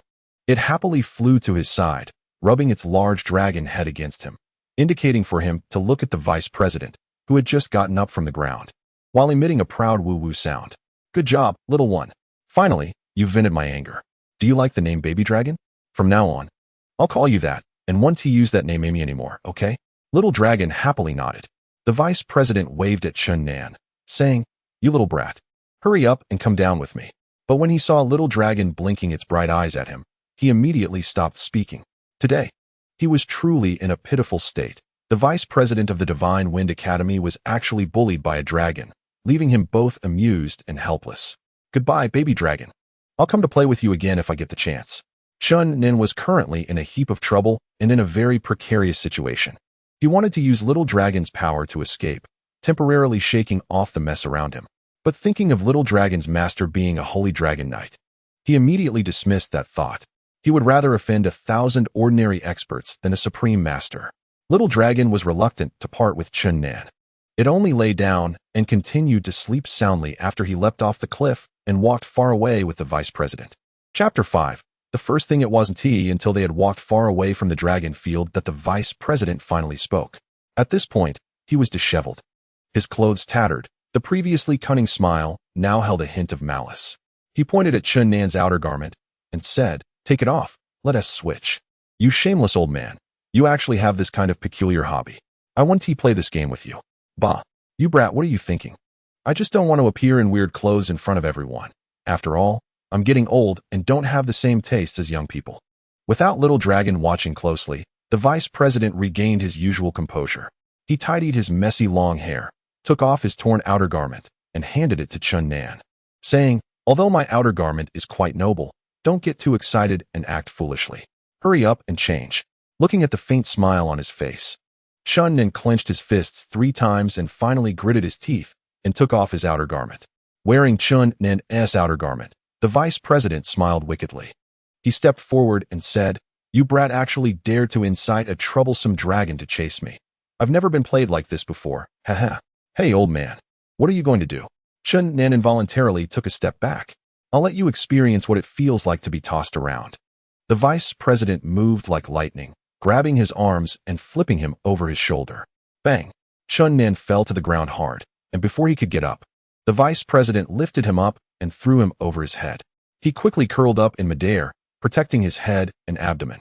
The vice president stepped forward, just about to take action when Chun Nan waved his hands repeatedly. Brilliant sword chi shot through the air, its golden edge dazzling to the eyes. The vice president waved his sleeves, and a blue glow appeared before him, causing all the sword chi to vanish without a trace. Chun Nan was greatly startled. He was once again lifted by the vice president and then violently slammed to the ground. After being thrown down a dozen times, he was left dizzy and disoriented. You despicable old man, stop it. You said you wouldn't make things difficult for me. How can you go back on your word? After throwing him down again, the vice president finally stopped. He clapped his hands and said, You little brat dare to mention what happened just now? Remember, you must not speak of the events at the Dragon Arena to anyone, or I'll skin you alive and have people chase you every day. Chun Nan staggered to his feet, stretching his sore limbs as he said, Old man, just wait. I'll definitely have the dragon baby settle the score with you. Hee hee. Do you really think you can command that troublesome dragon? It's just temporarily curious about you. Once it gets annoyed, it might tear you apart. Chun Nan was skeptical. He also felt that the little dragon was a bit strange and couldn't help but ask, Why is this holy dragon so unusual? Is it really just a holy dragon baby still in its growth stage? When the little dragon was mentioned, the vice president felt displeased. He huffed. This guy's strength is even more terrifying than that of an adult holy dragon. but its temperament is indeed like that of an immature young dragon. Who knows what's wrong with this oddball? Chen Nan's curiosity was piqued, and he asked again, does its owner not understand it either? You have quite a few questions. Huh. We'll talk about it when we get back. This isn't a place for conversation. Chen Nan, wearing the vice president's tattered coat, attracted many curious glances on the way back. He felt both embarrassed and helpless, constantly cursing the well-dressed vice president in his heart. Upon arriving at the vice president's office, the vice president closed the door tightly and said, sit down, let's have a good talk. It's now confirmed that you were the one who caused the disturbance at the Dragon Arena that night. What else do you have to say? Mentioning this matter made Chen Nan feel deflated. He hadn't expected the incident to be exposed because of the little dragon. He sat limply in the armchair and said, is that little dragon the one that didn't show up at the Divine War ruins, but made a thunderous roar? Yes, it is. This guy doesn't look like a holy dragon at all. Chen Nan couldn't help but laugh at the thought of the vice president being bullied by the little dragon. The formidable old fox was utterly helpless against the attacks of a fifth-level holy dragon, repeatedly admitting defeat and begging for mercy. If this news got out, it would surely make many people laugh. You old man, don't you know whether it's a young dragon or an adult dragon? Does its owner not know either? The vice president replied, its owner doesn't know either. That former senior managed to trick this troublesome dragon here through sweet talk, but ended up suffering the consequences. It's easy to summon a god, but hard to send it away. Now that it's here, it refuses to leave. Ah, the dragon baby was tricked here? What is going on? In this world, holy dragons are as rare as phoenix feathers. When a dragon knight reaches the 5th level, their concern is not whether they can defeat a holy dragon, but whether they can find one. That senior in the academy lived alone in the 10,000 Great Mountains for nearly 10 years searching for a holy dragon and finally discovered this troublesome one. At first, he thought it was a young dragon and was overjoyed, using the precious herbs he had collected over the years as bait to lure it step by step to the city of sin. The vice president took a sip of water and continued, who knew this guy would be so ridiculously strong? When that former senior, who had already reached the 5th level, tried to subdue it, he awkwardly discovered he wasn't its opponent at all. Although the holy dragon Amy was not subdued, it voluntarily stayed here. The reason is simple. It has become addicted to those herbs. If it doesn't get its hands on spiritual herbs for 3 days, it throws a tantrum like a little child. Poor thing. In just half a year, more than half of the spiritual herbs accumulated by the Divine Wind Academy over 1,000 years have been eaten by it like candy. Chen Nan was dumbfounded. The little dragon was indeed so peculiar that it made him want to burst out laughing. It was like a little devil causing chaos. The vice president said, if that were all, it wouldn't be a problem. But this guy is curious about anything new, often causing all sorts of trouble. The one who suffers the most is that senior, who has to constantly accompany Holy Dragon Amy, ending up with minor injuries every time. But trying to get it to do something is incredibly difficult. Last time, to intimidate those fighting practitioners at the Divine War ruins, that senior had to use all kinds of sweet talk to coax it there. Amy is the most unusual holy dragon in the history of Divine Wind Academy. No dragon is as powerful as it, and no dragon is as mischievous as it. Kid, you've caught its attention. Good luck, hee. Chen Nan finally understood why the holy dragon knight hadn't shown up last time. It was because he couldn't control his own dragon. He secretly lamented. Although this little dragon was very affectionate towards him now, it was hard to say it wouldn't throw a child's tantrum at him in the future, with consequences that could be severe or mild, truly unimaginable. Humph, you old man, don't gloat. Don't you think it's strange that the dragon baby is staying at Divine Wind Academy? It seems like this is a gift specially sent to you. Upon hearing this, the vice president fell into deep thought. After a long while, he said, all right, let us not talk about this troublesome dragon anymore. Let us discuss how to deal with you. Would you rather be chased by dozens of dragon knights, or do some things for the Divine Wind Academy unconditionally? You shameless old man, I knew you were plotting against me. Chen Nan gritted his teeth and said, your true colors are finally revealed. Last time you extorted 5,000 gold coins from me. Do you want me to be your free labor this time? Seeing Chen Nan's unsavory expression, the vice president smiled slightly and said, don't be agitated. Things aren't as bad as you think. I just need you to do a few things. Still a few things. Ahem, don't rush. We can discuss it slowly. Just 2 things, all right? I want to agree to a single thing this time. You shameless old man. Hee. Chen Nan, I'm actually trying to save you. The mess you've caused is too big. You've angered dozens of dragon knights. Even if a peerless expert steps in, it's hard to protect you. Humph, cunning old man, don't try to scare me. You just want me to submit, don't you? The vice president pretended to cough to cover up. Ahem, the public anger is difficult to quell. I've already been very kind to you. You decide. Will you serve the Divine Wind Academy, or will you take on dozens of dragon knights by yourself? Chun Nan clenched his teeth in fists, but in the end, he still felt defeated. He weakly said, "What exactly do you want me to do? The Divine Wind Academy has so many experts. Do you really need a small character like me? Hee, don't underestimate yourself. Even a useless person can shine when ignited. Besides, you're stronger than a useless person." Seeing the murderous look in Chun Nan's eyes, the vice president hurriedly explained, "I mean, you're much stronger than a useless person, a lot stronger. Kid, don't glare at me.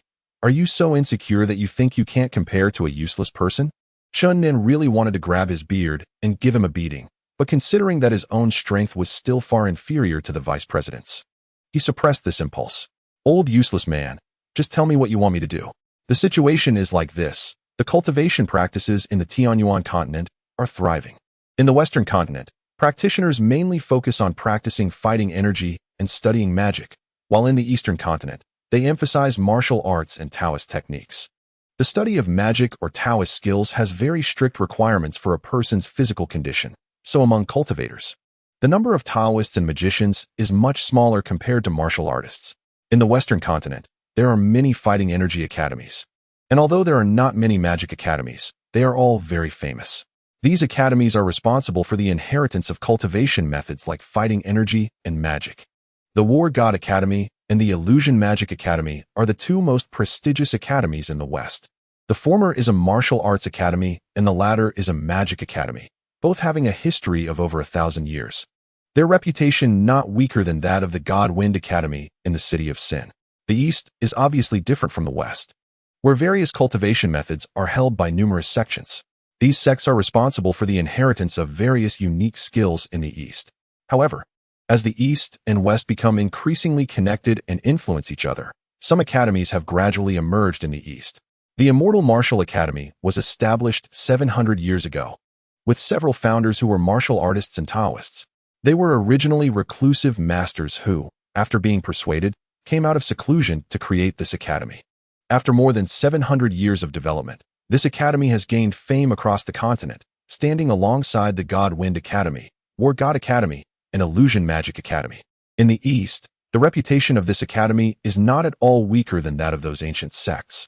And even some leaders of famous sects encourage their disciples to study at the Immortal Martial Academy. The four major academies are renowned across the continent and frequently engage in exchanges, which are essentially competitions where each academy sends outstanding students to compete. Initially, it often involved a few teachers leading a group of students to another academy for exchange, with no fixed pattern. Eventually, after many years of exchanges, the four academies reached a consensus to hold a joint exchange every 3 years. Of course, before these exchanges, there are often some activities between the academies, such as friendly warm-up matches, where outstanding students engage in limited competitions. However, these so-called outstanding students are not the true experts who participate in the actual exchanges. Their matches are merely a test among the academies. This year marks another 3-year period, and it happens that the Gods1 Academy is the host.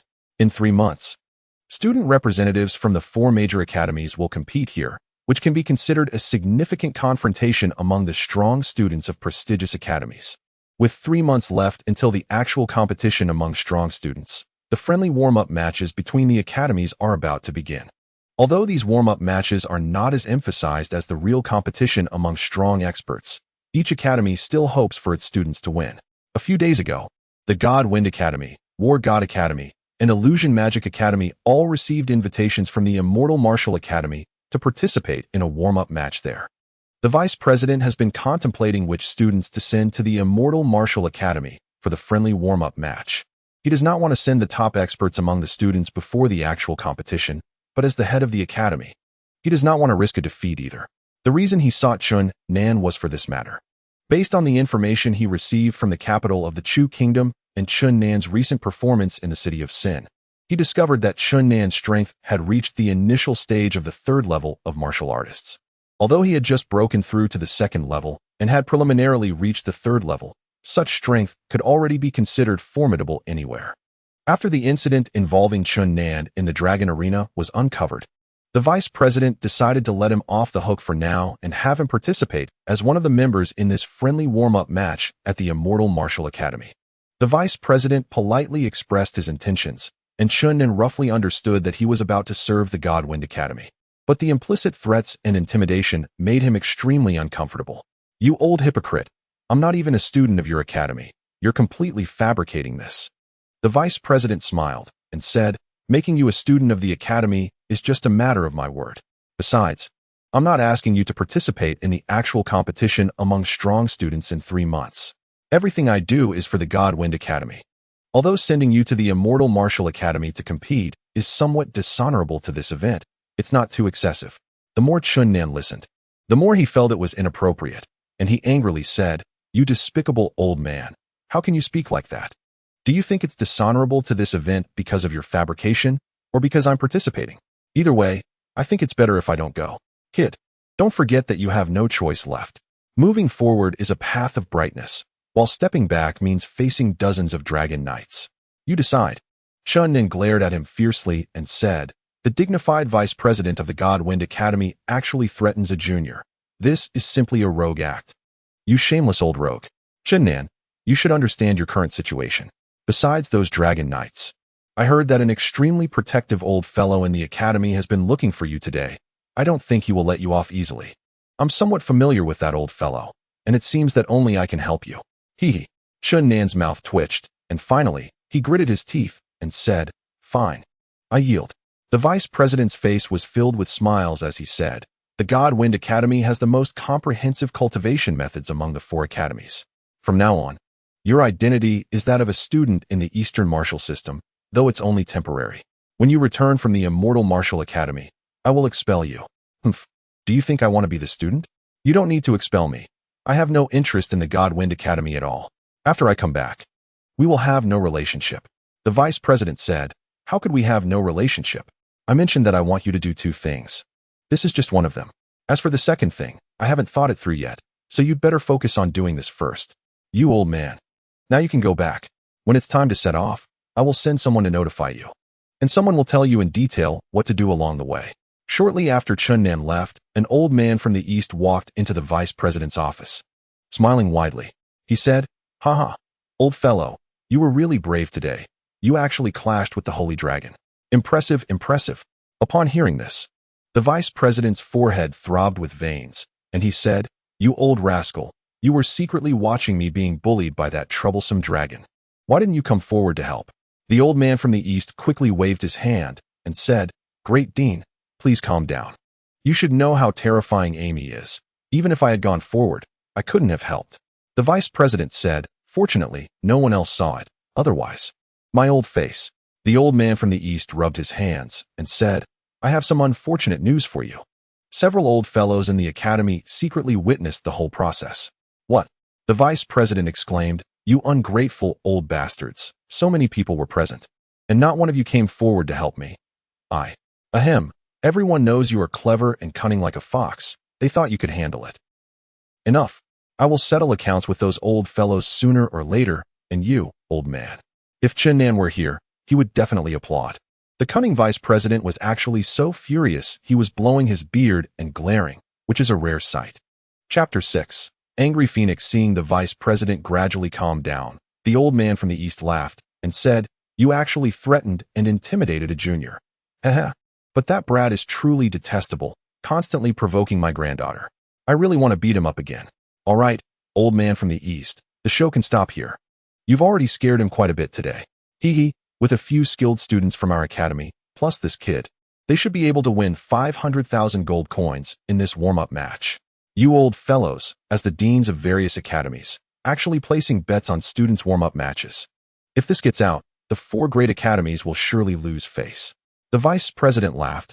"What's the excitement in a match without stakes? Besides, I'm also creating wealth for the academy. What if you lose? Impossible. The top experts among the students won't show up in a warm-up match. Those old guys are greedier than I am. They all hope to win the final match in 3 months and get 1 million gold coins." The Eastern elder exclaimed, "What? You also placed bets on the match in 3 months? Of course.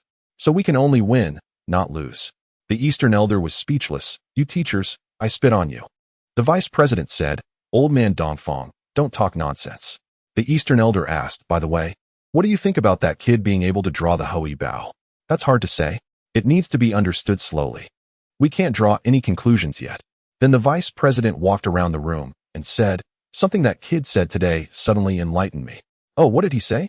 It's a bit strange that the holy dragon Amy refuses to leave the academy.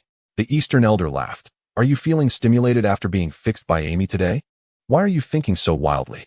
The vice president said, Old man, I don't know if you've seriously read the history of the Shinkong Academy, but one of the founders was a female holy dragon knight. I think Amy is very similar to her dragon. How could that be? You're thinking too fancifully. The vice president said seriously, after the death of each generation of holy dragon knights, their holy dragons returned to the mountains. It's very possible that Amy is the holy dragon that returned to the deep mountains 1,000 years ago, and it just happened to be discovered and brought back by that senior in the academy. The Eastern elder said, I've also read the academy's history in detail. Amy does resemble that holy dragon from 1,000 years ago, but her personality is completely different. According to historical records, the holy dragon from 1,000 years ago was extremely wise, while Amy has a childish nature, which is quite different. The vice president said, but Amy really has a special affection for the academy. From her daily behavior, it seems she has truly lived here. The Eastern elder said, if she is indeed the holy dragon from 1,000 years ago, something must have happened to her in this millennium. Her strength seems to have reached the highest realm of holy dragons, but her temperament, sigh, it's really hard to fathom. The vice president sighed. This guy is really giving me a headache. If this continues, the precious herbs in the storage will definitely be eaten clean by her. Why did that senior encounter her? Why bring this little troublemaker back? It's truly a great misfortune for Shinkong Academy. The last time Chunnin came out of the vice president's office, he was attacked. This time, although he didn't find anyone ambushing in the academy, he still felt a bit uneasy. At this moment, Dongfang Phoenix hated him immensely. If she knew he was in Shinkong Academy, it would be strange if she didn't come to find him for a fight. On his way out, many students looked at him with strange expressions, whispering behind his back. Chunnin could guess what those students were discussing without thinking. He had now become a celebrity at Shinkong Academy. His reputation had reached an extreme low, and all news about him was certainly negative. When he smiled at a beautiful girl, he immediately received a big eye roll and a light scold. Pervert. A kind smile is actually misunderstood as a pervert. I guess I should just keep a straight face while walking. As he approached the academy gate, Chunnin suddenly felt something was off. The students here seemed overly concentrated, and many had a look of watching a show. You disgrace, you finally came out. I've been waiting for you for a long time. Chunnin felt miserable as Dongfang Phoenix, with a frosty expression, walked out from a nearby moon gate. The little princess, holding Xiaoyu, giggled beside her, followed by more than a dozen girls. So it's the beautiful and unparalleled, wise Dongfang Mississippi. Do you need something from me? Dongfang Phoenix gritted her teeth and said, Damn disgrace, stop putting on that smirk. You know why I'm looking for you. Today, we won't rest until one of us is dead. Wait, Sister Phoenix. I have something to say. The little princess stepped forward and said, You robbed me of 50,000 gold coins. Give it back to me now. This. Chunnin was momentarily speechless. At this moment, the little princess asking him for money was undoubtedly adding chaos to chaos, clearly kicking him when he was down. If he could pay it back, that would be fine, but he only had a little over 100 gold coins on him right now. Sister, it's not safe to keep so much money with you. Didn't we agree that I would keep it for you? Whenever you need it. I'll give it back to you. Uft, who is your sister? You robbed that money from me. I never asked you to keep it. The little princess glared at him, her face full of anger. Give it back to me. I don't have a single coin on me now. And every day Sister Phoenix is paying for my meals. Chunnin rummaged in his pocket and pulled out a few gold coins, saying, Take this and spend it for now. Ha ha. The crowd around burst into laughter. Not expecting the brother who held his sister's tens of thousands of gold coins would only pull out this little bit in the end. They really couldn't understand what was going on with this strange pair of siblings. Every time they got together, they argued and fought without any semblance of sibling affection. The little princess's face turned pale with rage, biting her lip. She said, Disgrace. Are you trying to deny it? Humph, if you don't give me my money back. Don't think about leaving here today. Looking at the furious little princess, the glaring Dongfang Phoenix, and the unfriendly expressions of the onlookers, Chunnin said, All right, I'll be honest. Your 50,000 gold coins were extorted by that despicable and shameless vice president. I don't believe it. At this moment, Dongfang Phoenix stepped forward and said, "Little trouble. Step back. This guy clearly wants to deny it. How could the dean do such a thing? To deal with such a despicable rogue, we can only use force." At this moment, the magical genius girl was filled with rage, her stunning face covered in frost. Chun Nen saw that things were getting serious. He wanted to escape, but found that the onlookers had intentionally or unintentionally blocked his way. "Miss Dongfang, I think our grievances have been resolved, right? Didn't you say before the last duel that as long as I won, you wouldn't bother me again? Why are you blocking my way today?" For many days, rumors about Chun Nan and Dongfang Phoenix had never ceased, which made Dongfang Phoenix extremely embarrassed. Last time, she thought she would definitely win the duel, but in the end, she was defeated by Chun Nan and caught by him from the air, which left her utterly humiliated. For days, her anger had been boiling, and she had wanted to find Chun Nan for revenge multiple times, but her grandfather, the Eastern Elder, had stopped her. Today, upon learning that Chun Nan had come to Shinkong Academy, she immediately led a group of friends to wait early at the academy gate. "Shameless disgrace. Even if I were to slice you into 1,000 pieces, it wouldn't relieve the hatred in my heart." At this moment, Dongfang Phoenix was exceptionally agitated, her right hand gripping the purple jade magic wand so tightly that the blue veins were clearly visible. She slightly adjusted her emotions and said, "That's right. You won last time. I'm not here to trouble you today, but to challenge you to a duel." "Is that so?" Chun Nen was almost speechless.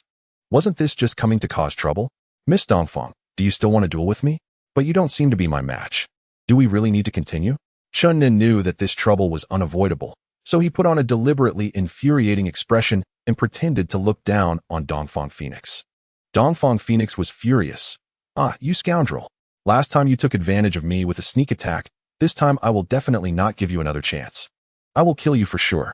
At this critical moment, Chun Nan remained calm and said leisurely, "This duel was proposed unilaterally by you, and I haven't agreed to it yet." Dongfang Phoenix retorted, "You have no choice. If you don't duel with me, I won't let you go."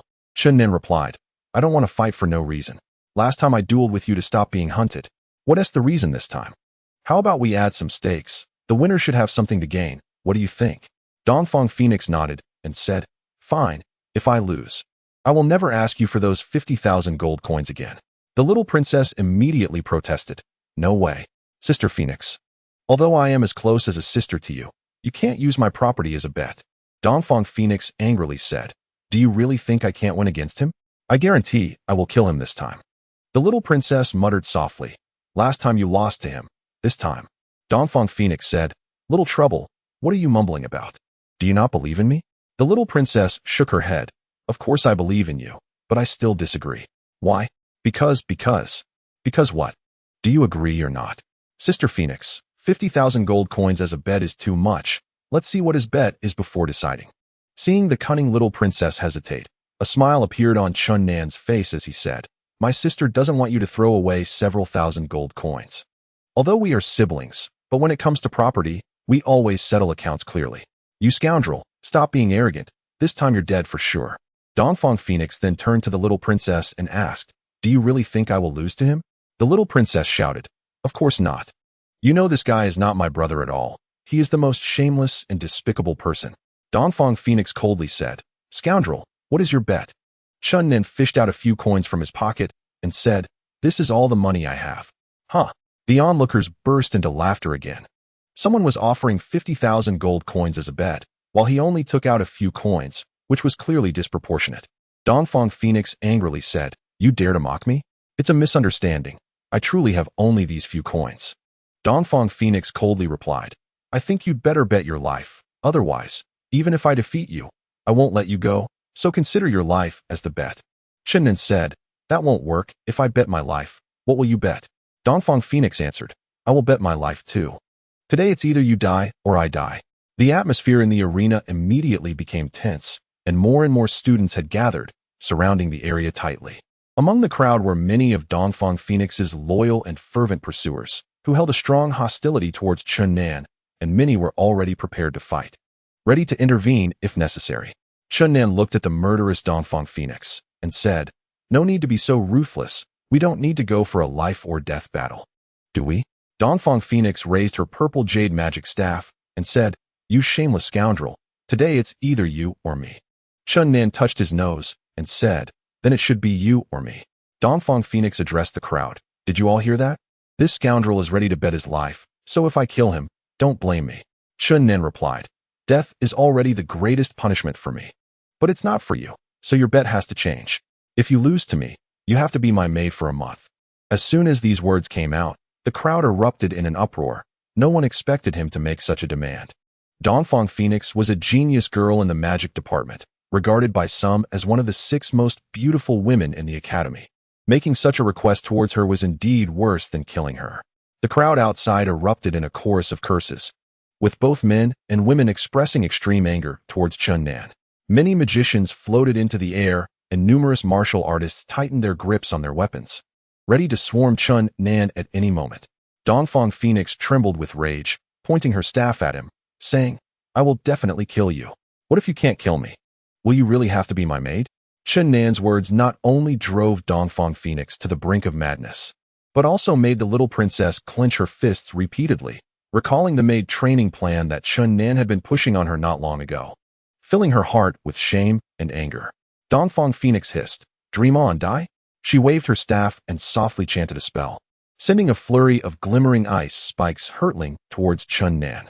Chun Nan did not dare to be careless. He struck with his right fist, and a blazing golden light appeared in front of him, shattering the ice spikes, which finally turned into a swirling white mist dissipating in the air. He took a step back and said, "Wait a minute, what exactly is your bet?" At this moment, Dongfang Phoenix was furious and shouted, "If you have the ability to win against me, you can set any bet." Chun Nan laughed heartily and said, "Good." He turned to the crowd and said, "Did you all hear that? If I win against Dongfang Phoenix, she will be my maid for a month." The crowd outside was in an uproar, with angry shouts echoing. Dongfang Phoenix quickly flew into the air, using the wind glide spell, her eyes nearly spitting fire. Gritting her teeth as she said, "Scoundrel, go die." She began to chant a spell, with magical elements continuously gathering around her. The vice principal and elder Dongfang had just finished discussing the Holy Dragon and then the upcoming competition among the 4 academies in 3 months when a sudden, urgent knock interrupted their conversation. "Come in." A girl hurriedly pushed open the door and said, "Principal, it's bad. Senior Dongfang Phoenix is at the academy gate challenging the scoundrel to a life-and-death duel." Elder Dongfang jumped up in shock and said anxiously, "What happened?" Seeing Elder Dongfang there, the girl quickly said, "Teacher Dongfang, you must hurry. If Phoenix loses, she will have to be the scoundrel's maid for a month." The vice principal said, "This girl has always been competitive since she was young, and her temper is a bit fiery. Elder Dongfang, you better go take a look, or your granddaughter might really have to become someone else's maid." Elder Dongfang shot out of the room like an arrow, moving at incredible speed, disappearing in an instant. When he arrived at the academy gate, several hundred people had already gathered, and the scene was chaotic and noisy. Dongfang Phoenix was hovering in the air, and the magical elements around her were fluctuating intensely. She had gathered enough magical energy and was about to launch a magical attack on Chun Nan. Elder Dongfang quickly pushed through the crowd and shouted to Dongfang Phoenix in the air, "Phoenix, stop." Just as Dongfang Phoenix was about to wave her staff, she suddenly heard Elder Dongfang's voice and looked down to see him waving at her. "Phoenix, come down." "No, Grandpa. Today I will definitely kill this scoundrel." The Eastern Elder said, "Have you stopped listening to your grandfather? Come down quickly. I have something to tell you." The Eastern Phoenix was filled with rage, hating Chun Nan deeply. After hearing the Eastern Elder's words, she hesitated, knowing that if this continued, her grandfather would definitely stop her from continuing the duel. "Grandpa, don't worry about me. This scoundrel is too despicable." The Eastern Elder interrupted her, saying, "Come down now, or I will really be angry." The Eastern Phoenix glared fiercely at Chun Nan and finally, reluctantly descended to the ground. The Eastern Elder walked over and said to the dozen or so girls who had come with the Eastern Phoenix, "You all take her back." "No, Grandpa, I don't want to go back." The dozen girls were all friends of the Eastern Phoenix. They glanced at her and then at the Eastern Elder, hesitating. The Eastern Elder waved to 2 girls in the distance, and they quickly walked over. Both were martial artists, each with a long sword at their waist. "You two, take her away." These 2 girls were the Eastern Elder's direct disciples, so they were very familiar with the Eastern Phoenix. They quickly approached her, and one of them said, "I'm sorry, Phoenix, but you should listen to teacher Dongfang and go back for now. The two girls flanked her and began to lead her out of the arena. Let go of me. I want to kill that scoundrel. Grandpa, let them go. The Eastern Phoenix struggled continuously, but as a mage, her strength could not possibly compare to that of two martial artists. Looking at the Eastern Elder not far away, Chun Nan silently sent him the strongest greetings in his heart. At the same time, he knew the Elder must have added another debt to him, and he would likely have to endure more suffering in the future. Chun Nan looked at the struggling Eastern Phoenix in the distance and couldn't help but smile slightly. But just then, the Eastern Phoenix, who had turned her head, caught the expression, completely enraging her. "Ah, you scoundrel!" She quickly recited a spell. The two female martial artists holding her suddenly felt their bodies become as heavy as mountains, unable to move an inch. This was a new spell the Eastern Phoenix had recently learned, a gravity spell that could double the weight experienced by the target, making movement difficult. The Eastern Phoenix quickly broke free from the two girls and immediately charged towards Chun Nan, but was swiftly blocked by the Eastern Elder. "Phoenix, are you not going to listen to me?" "Grandpa," the Eastern Elder said, "you are really not his opponent right now. The reason I am stopping you is for your own good. When your strength is enough to defeat him, I will not stop you." The Eastern Phoenix's face was filled with unwillingness and grievance. Finally, in anger, she drew a long sword from the waist of a nearby female martial artist and waved it, shouting at Chun Nan, "Scoundrel, I will kill you sooner or later." The onlookers were dumbfounded. A mage was actually wielding a long sword and shouting at an enemy, demonstrating just how furious she was. Chapter 7. Battle of the Strong. The Eastern Phoenix left unwillingly, and the little princess, holding Xiao Yu, walked up to Chun Nan and softly said, "Scoundrel, you've completely provoked her. You're going to have big trouble from now on, hee." After saying that, she also left the scene. Among the onlookers were many of the Eastern Phoenix's admirers, who glared angrily at Chun Nan, ready to rush at him at any moment. At this moment, the Eastern Elder spoke, "Don't just stand around. Disperse quickly." The students, intimidated by the authority of the Eastern Elder, finally scattered. The Eastern Elder then approached Chun Nan and said, "You rascal. Old man, stop right there." Chun Nan interrupted him, saying, "This has nothing to do with me. Your granddaughter gathered a group of people to surround me. She wanted to trouble me, so you could say I'm the victim." The Eastern Elder said, "Pa, you little brat, I don't have time to argue with you now. We will settle this later. The vice president just came to see me and told me to let you off this time. Our 3-day agreement is temporarily canceled, and we will deal with you later." As Chun Nan walked out of the gate of the Shinfeng Academy, he felt that he had been conspired against by the vice president and the Eastern Elder.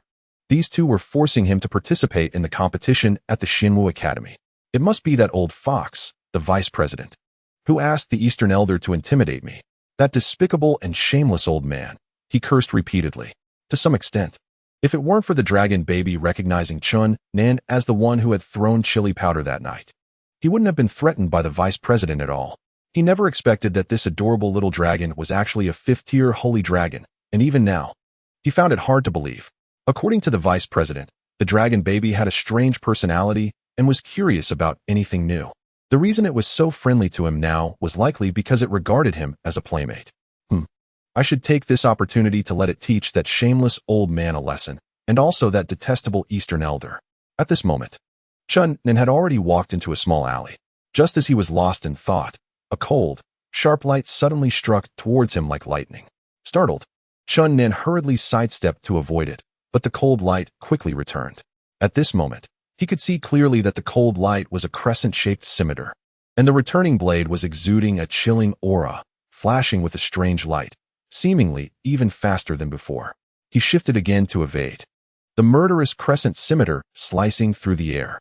In the depths of the alley stood a young man with a stern expression, holding the scimitar and blocking Chun Nan's path. This young man had sharp eyebrows and tiger-like eyes, looking exceptionally handsome. Although he wasn't very tall, he gave off a strong and powerful vibe. "Scoundrel, I've been waiting for you for a long time." The young man coldly stared at Chun Nan, filling the entire alley with a murderous atmosphere. "Why did you ambush me? I wanted to see if you were worth my effort. If you can't even dodge this strike, then I have no need to fight you. Who are you?"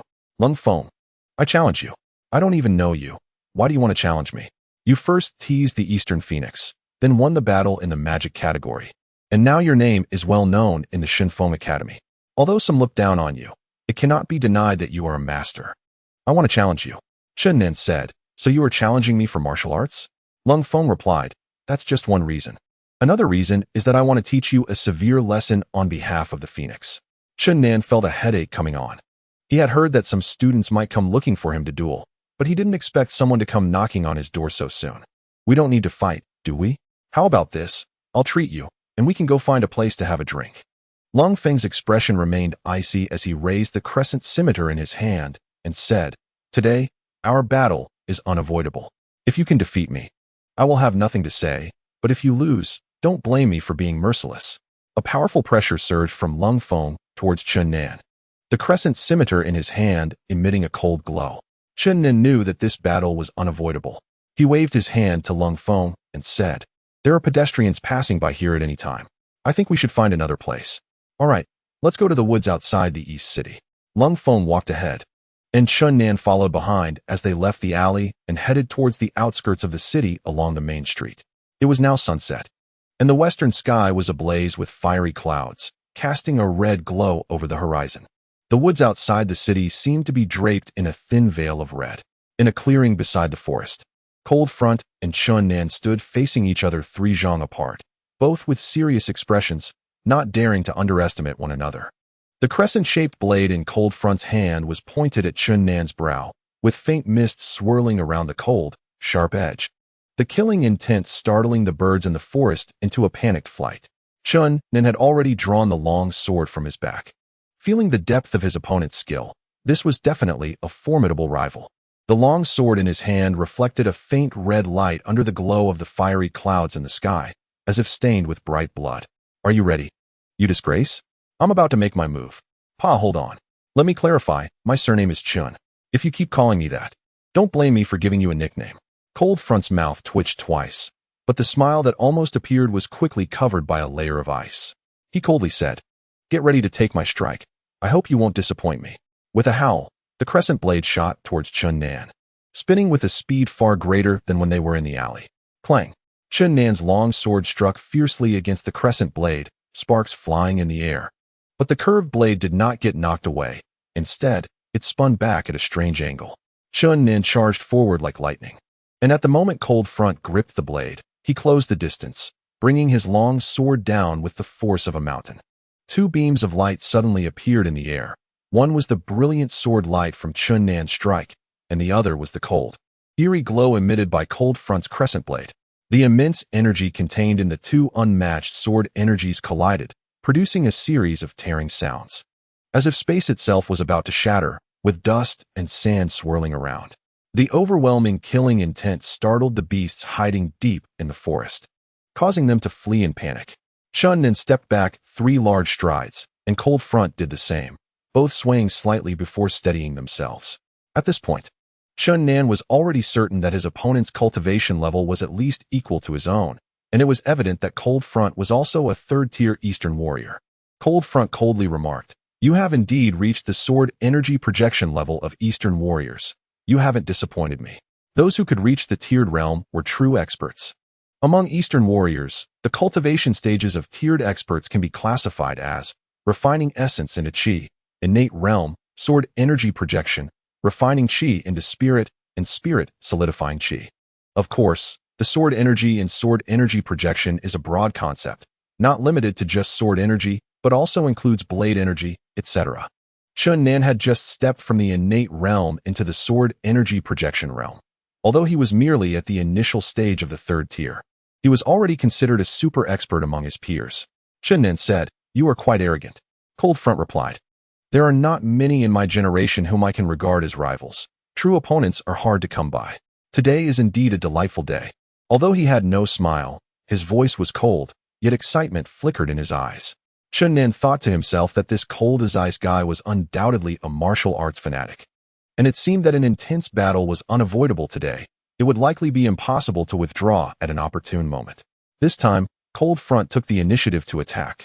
Wielding the crescent blade straight at Chen Nan, the blade energy like a rainbow, emitting a dazzling light in the air. Chen Nan met it with his long sword, the unmatched blade energy solidifying like a ribbon, brilliant and blinding. Boom! The destructive force of the 2 blades colliding was astonishing. and the clearing by the forest was filled with flying sand and stones, the scattered blade energy creating deep craters in the nearby ground. Both combatants were knocked back, but at the moment they landed, they quickly charged at each other again. The blade energy surged in the arena, the brilliant blade lights weaving together like lightning in the air. At this moment, the area was illuminated, and the deafening sounds of boom boom echoed endlessly. Chun Nan and Cold Front moved like lightning, like two shadows darting about.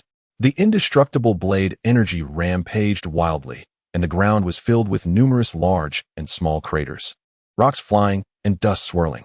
The two fought from the clearing into the forest, trees collapsing in rows, turning to dust under the unmatched blade lights, scattering in the wind. In the forest, a fierce battle raged, the killing intent soaring.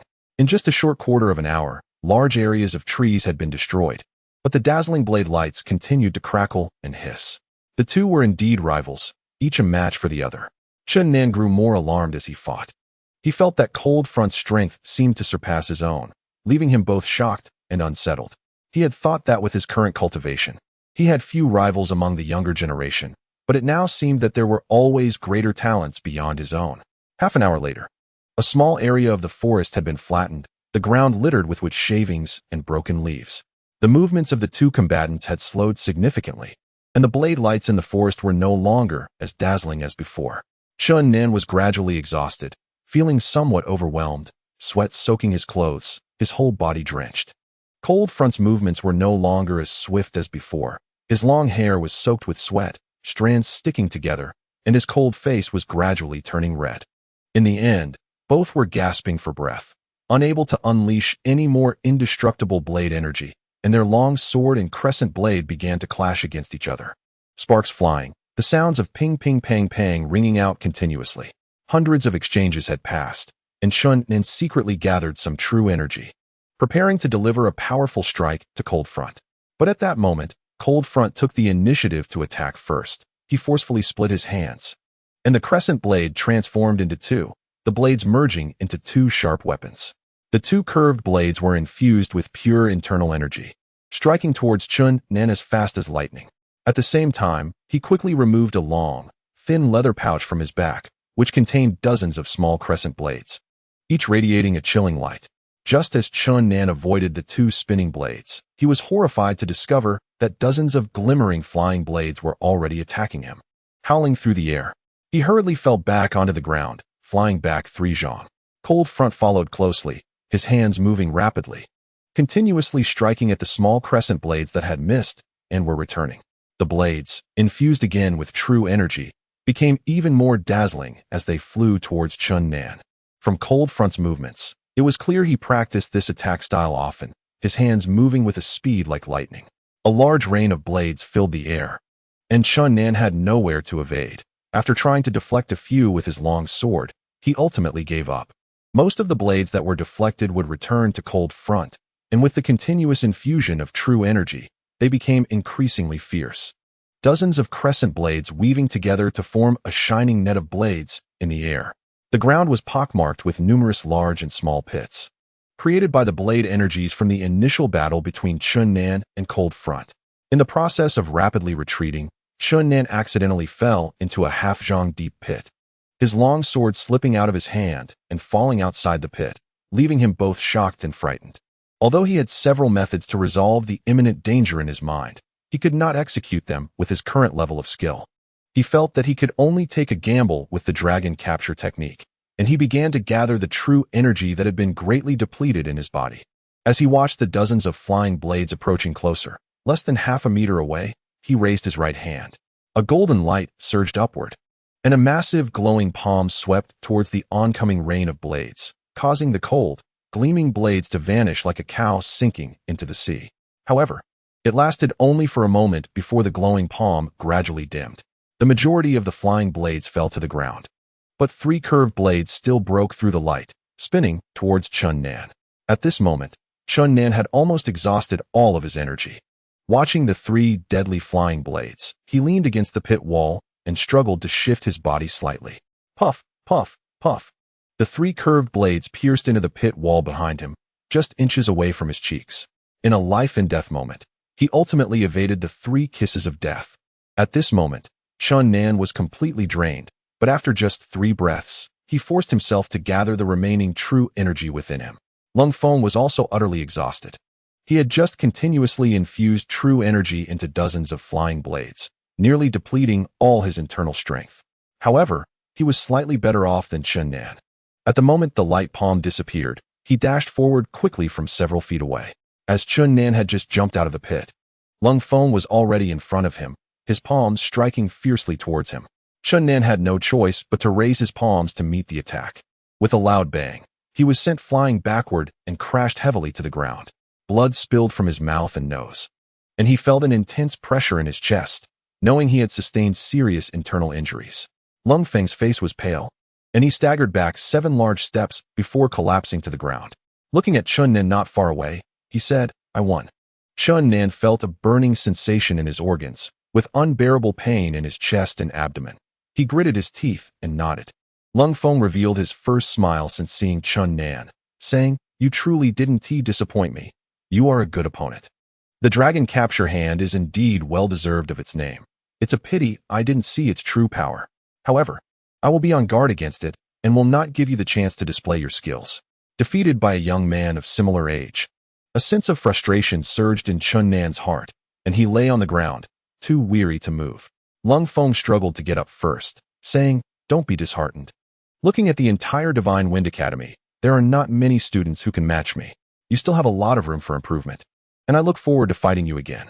He swayed as he walked towards the city of Sin, coldly saying, "This time I won't teach you a lesson.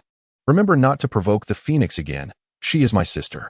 If I hear any bad rumors again, I will not let you off so easily." Chapter 8. Bloodbath and Life or Death Struggle Sister. One with the surname Lung and the other with the compound surname Dongfang. Chun Nan muttered as he watched Lung Feng's gradually receding figure. The old man Dongfang is already perverse enough. Now there's this cold guy appearing. This battle left Chun Nan with a sense of crisis, making him deeply understand that there are always stronger opponents. Before the age of 16, I was the best among my peers. This dream should wake up. I was harmed by Dan Tai Xian and wasted 4 years of time. And I am already far from being the best. Moreover, countless years have passed. The world is turbulent, and circumstances change. The world will never lack geniuses. But even geniuses must study hard. Otherwise, they will fall into mediocrity. Chun Nan was defeated this time by a slight margin. And he has now awakened to the fact that there are countless extraordinary talents in the world. He had previously overestimated himself. Cultivation is never-ending, and even among his peers, there are many powerful practitioners. After adjusting his breathing for a while and feeling a bit better in his chest and abdomen, he finally stood up. At this point, Lung Feng was already nowhere to be seen, and the forest was quiet. Just as Chun Nan was about to step away, he suddenly sensed a hint of danger, as if someone was approaching stealthily. Although his internal energy was greatly depleted, his keen senses remained sharp as ever, and he felt an unusual fluctuation the moment the newcomer approached. He remained calm and collected, casually picking up the long knife from the ground, and while walking forward, he quickly circulated his internal energy to recover the depleted true energy. The danger seemed to be getting closer, and Chun Nan felt a bit anxious. It was not a good time for him to engage in battle again. He stopped and said, "Strange, didn't that guy Lung Feng say to wait here? Why hasn't he returned yet?" While he mumbled, he hurriedly focused on recovering his energy. Indeed, 3 people had come in secret, all with their faces covered in black veils, and they were observing Chun Nan from a distance in the woods. Upon hearing his murmurs, the 3 were about to take action but immediately stopped, their eyes flashing with confusion. Chun Nan stopped in a clearing that was most suitable for defense, continuously mumbling to confuse the 3 hidden figures. After a quarter of an hour passed, the 3 in the woods went from initial suspicion to anger. They realized they had been tricked, as Chun Nan was merely stalling to recover his energy. Unable to hold back any longer, they quickly charged out. One person floated in the air, while the other 2 ran swiftly on the ground, surrounding Chun Nan from 3 directions.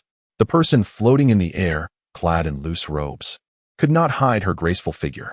It was clear she was a well-built female mage, but her face was obscured by a black veil, making it hard to discern her features.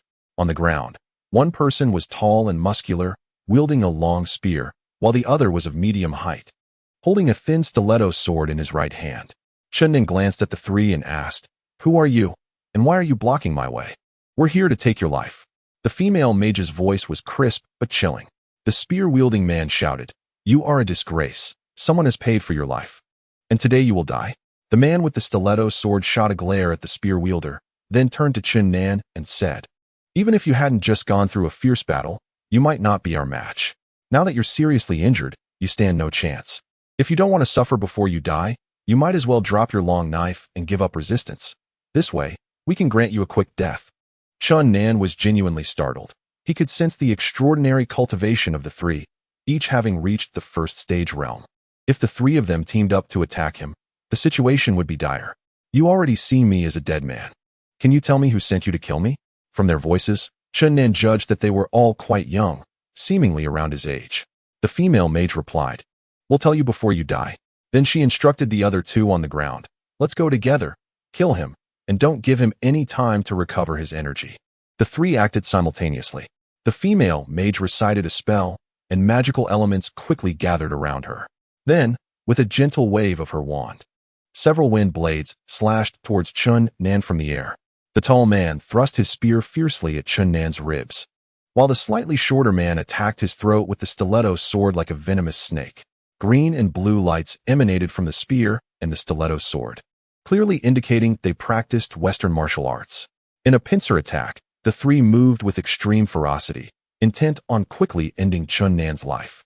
Chun Nan took a deep breath, swiftly changing positions, and several wind blades struck where he had just stood, leaving terrifying deep gouges in the ground. The two energies also missed, leaving behind two afterimages in the air. At this moment, Chun Nan's strength could not support a prolonged battle. If it continued, his life would be in jeopardy. He gathered the little true energy left in his body, preparing for a swift resolution. He leaped into the air with the long knife, fiercely slashing towards the floating mage. The dazzling knife light shot upwards, startling the mage into hurriedly evading. As the blade passed, a strand of her hair fell from the air, and the female mage broke out in a cold sweat. She had not expected that Chun Nan, who had just experienced a life-and-death battle, would still be so formidable. The blade narrowly grazed past her. Chun Nan missed a strike in the air, and as he fell, he swung his blade horizontally at the two people on the ground. The fierce blade light swept towards them like a fiery tongue. The powerful force caused the two to be greatly shocked, and they dared not confront it. Quickly retreating 3 zhang away. After landing, Chun Nan supported himself with his blade, gasping for breath, cold sweat dripping down his forehead. The three masked figures cautiously approached again, still haunted by Chun Nan's fierce 2 strikes. If Chun Nan were to confront them with such momentum, they would likely have to expend a great deal of effort, even at a certain cost. The female sorceress in the air said, "Don't hide your strength. I know you still have the energy to fight. You won't fool us." As she spoke, she quickly cast a fire magic spell, and several tongues of fire descended from the sky, attacking Chun Nan.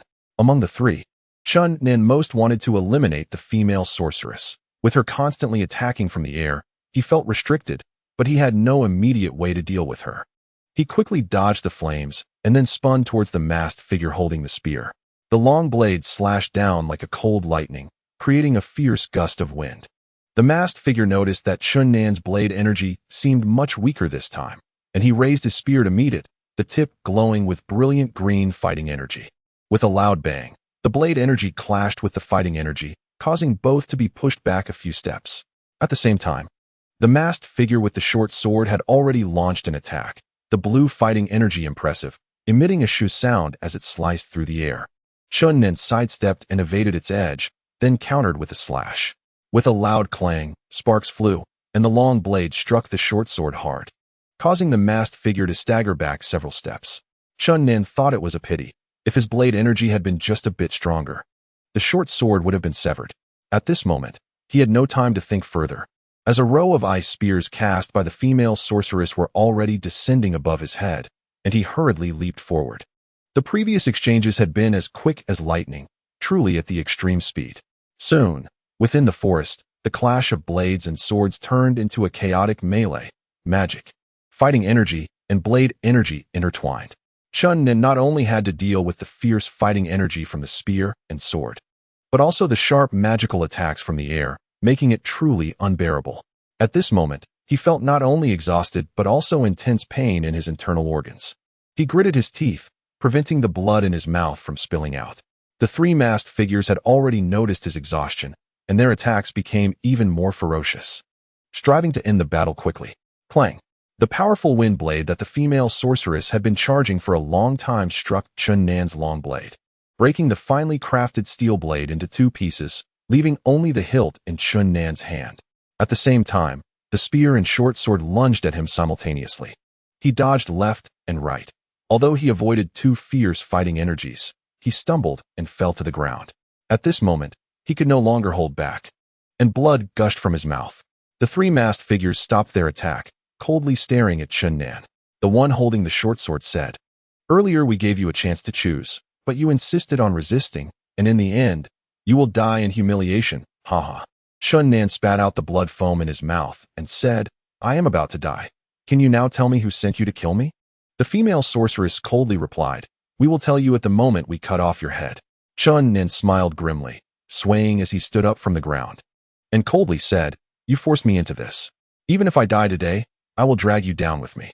After finishing, he threw away the broken blade, looked up at the sky, and let out a low roar, then struck the major acupoints on his body with both hands. The bang-bang sounds echoed continuously as blood sprayed from his mouth, and a blood mist enveloped him, dyeing his whole body a faint red.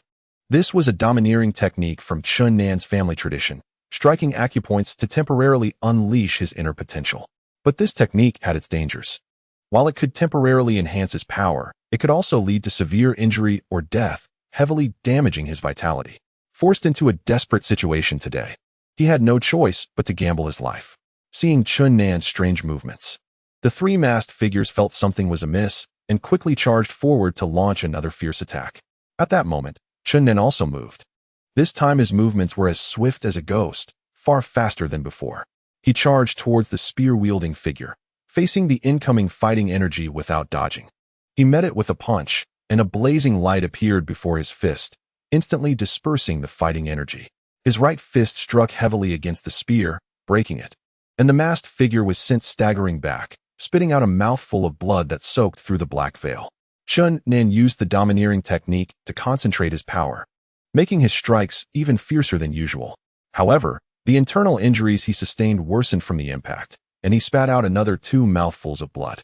The masked figure with the short sword flashed in, the blue fighting energy attacking Chun Nan's back, while at the same time, the female sorceress's fierce magical attack came down from above, releasing terrifying sounds of powerful arcs. Chun Nan quickly dodged to the side, avoiding the attacks from both, then bent down to pick up a crescent blade that had fallen to the ground from the cold edge, and threw it at the sorceress in the air like lightning. The crescent blade emitted a chilling glow, as eerie and terrifying as the scythe of death. The sorceress could not evade in time, and the blade pierced into her left shoulder, splattering blood as she let out a scream and fell from the sky, fainting on the spot. The sudden burst of power from Chun Nan was too shocking, and the other 2 masked figures exchanged frightened glances. They hesitated for a moment, then approached again. Though they felt fear, they did not want to miss this opportunity. Chun Nan knew that even if he survived this time, his cultivation would likely be damaged. He looked at the 2 masked figures with a cruel smile and charged forward barehanded. The 3 once again became entangled, the scene dazzling with light as the 2 masked figures raised their powers to the utmost, clashing against the successive sharp strikes from Chun Nan. During this process, although Chun Nan occasionally spat out blood, his power seemed to grow stronger, quickly shattering the broken spear and short sword in the hands of the 2 masked figures. He was covered in blood, hair disheveled, resembling a demon from hell. The 2 masked figures felt a chill in their hearts. They knew this assassination had failed. If they continued to fight, although they might exhaust Chun Nan or seriously injure him, they would likely pay with their own lives. They exchanged glances, quickly retreating to the female sorceress, dragging her as they fled into the distance. Chun Nan chased closely behind, with only one thought in his mind: kill. However, after running a distance of more than 10 meters, the power he had unleashed at the cost of his own injuries began to wane. He felt a wave of dizziness, and with a thud, he collapsed to the ground. The 3 masked figures, eager to escape, did not notice that Chun Nan had fallen and missed the best opportunity to kill him. The fiery clouds painted the edge of the forest a faint red. Chun Nan lay on the ground motionless, having already lost consciousness, his body weakened to the extreme. At this moment, An old man with white hair and a youthful face, exuding an otherworldly aura, emerged from the forest. It was the old monster. He approached Chun Nan, helped him up, and placed his right palm on his back. Chapter 9. Extreme Martial Theory. A faint green light emanated from the old monster's body, flowing like water from his right palm towards Chun Nan. He furrowed his brows and said, "All 5 organs are injured, and my cultivation has suffered. If there is no unparalleled expert to rescue me, my life is in jeopardy." Suddenly, a brilliant light appeared by the forest, and a green light like water completely surrounded Chun Nan and the old monster. After a long while, the old monster finally stopped. But immediately after, he lifted Chun Nan and threw him into the air, using both hands to strike him all over, sending waves of green light into Chun Nan's major acupoints. After about a quarter of an hour, the old monster placed Chun Nan on the ground. The sky gradually darkened, and Chun Nan groggily opened his eyes. In an instant, he became fully alert and hurriedly jumped up. The 3 masked men had long since vanished, and the old monster was quietly watching him from a distance. Chun Nan was startled and involuntarily took 2 steps back. At that moment, he realized that his severely injured body was now mostly fine. He had forced himself to gather his power despite his injuries, and there were no lingering effects. Aside from feeling exceptionally fatigued, his body was as strong as it had ever been, and he was immensely surprised. "Did you use magic to save me, Senior?" The old monster nodded and said, "I returned from the depths of the mountains today and happened to find you lying on the ground after chasing the enemy."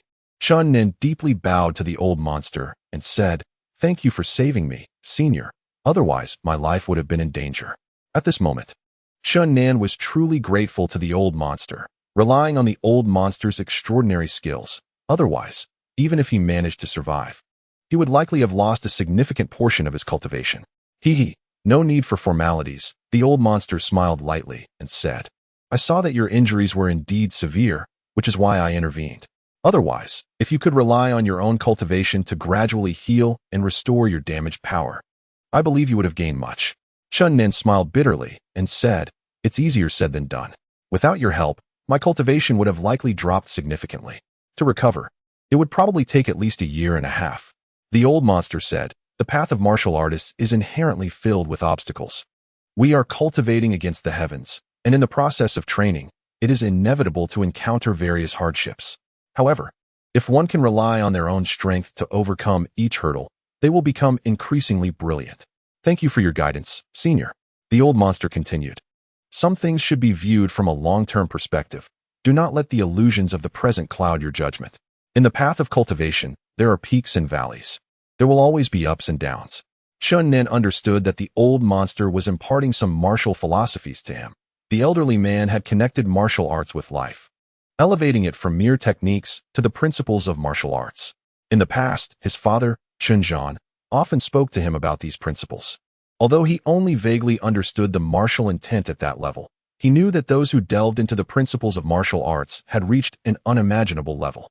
According to Chun Zhan, when a martial artist no longer becomes obsessed with the changes in martial techniques and begins to ponder the principles of martial arts, they have entered the sacred hall of martial arts, beginning to grasp the true essence of martial arts. This level is known as the true martial realm. And only by reaching this realm and cultivating both body and mind can one advance to the supreme martial realm. Undoubtedly, the old monster had already reached the true martial realm. According to the current classification of cultivators' realms, the 6th realm of Eastern martial artists is undoubtedly the true martial realm. Chun Nan had always felt a deep and unfathomable aura from the old monster and had maintained a sense of caution towards him. However, this time the old monster's act of saving him greatly increased Chun Nan's goodwill towards him. "Senior, I would like to ask you some questions about martial arts." "Sure. Go ahead." "A few months ago, I entered the sword aura manifestation realm of Eastern martial artists, initially reaching the 3rd stage. However, despite my efforts in cultivation over these months, why has my progress stagnated?" The old monster said, "Eastern martial artists encounter several difficult checkpoints during their training.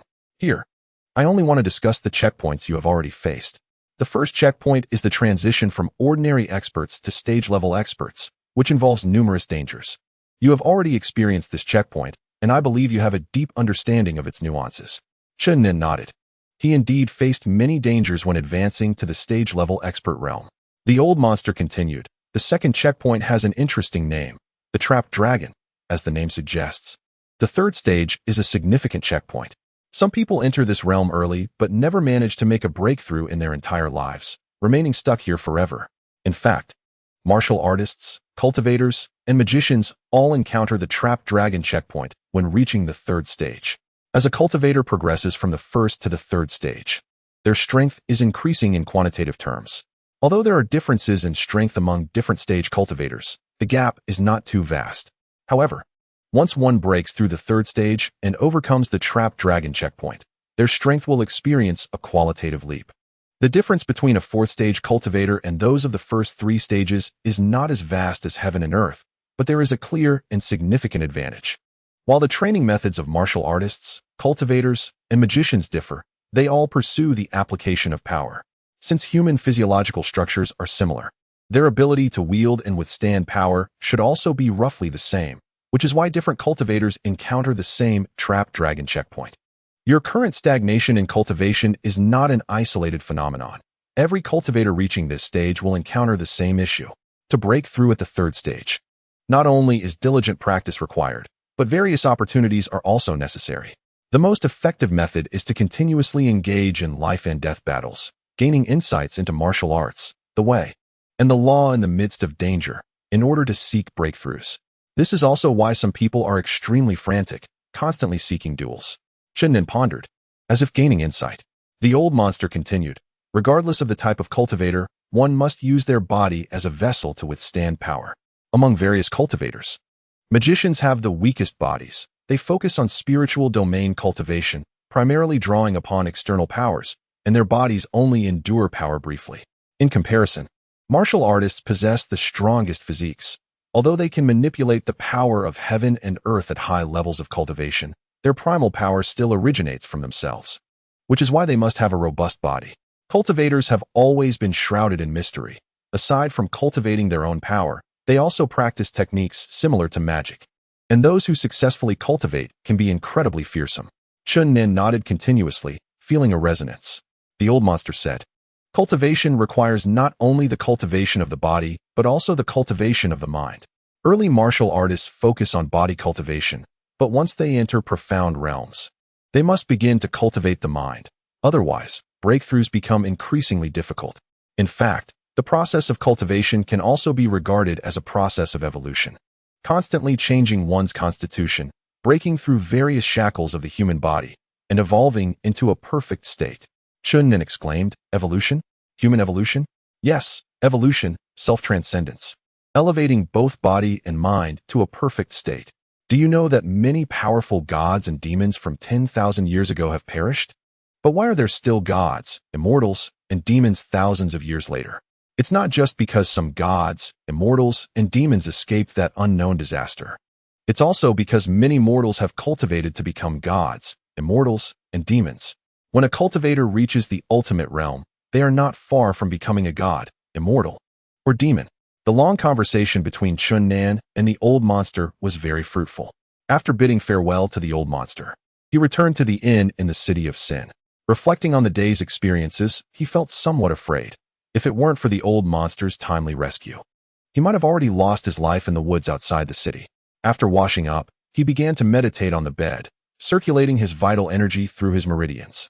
The process of the battle today kept flashing in his mind, and the movements of Lung Feng and the three masked men gradually slowed down, replaying in his heart. Chun Nin closed his eyes in contemplation, and a series of radiant light emerged from his body, with a shimmering halo spreading outward like water waves, filling the entire room with a faint glow. After a long time, he finally opened his eyes, and the fatigue from the battle was completely swept away. He lay on a rattan chair in the courtyard, gazing up at the stars in the night sky. The two battles today seemed to have dealt him a considerable setback, but they also sounded a wake-up call for his recent comfortable life. He had already contemplated this while cultivating earlier. If he wanted to improve his cultivation in the future, he could no longer practice in a routine manner.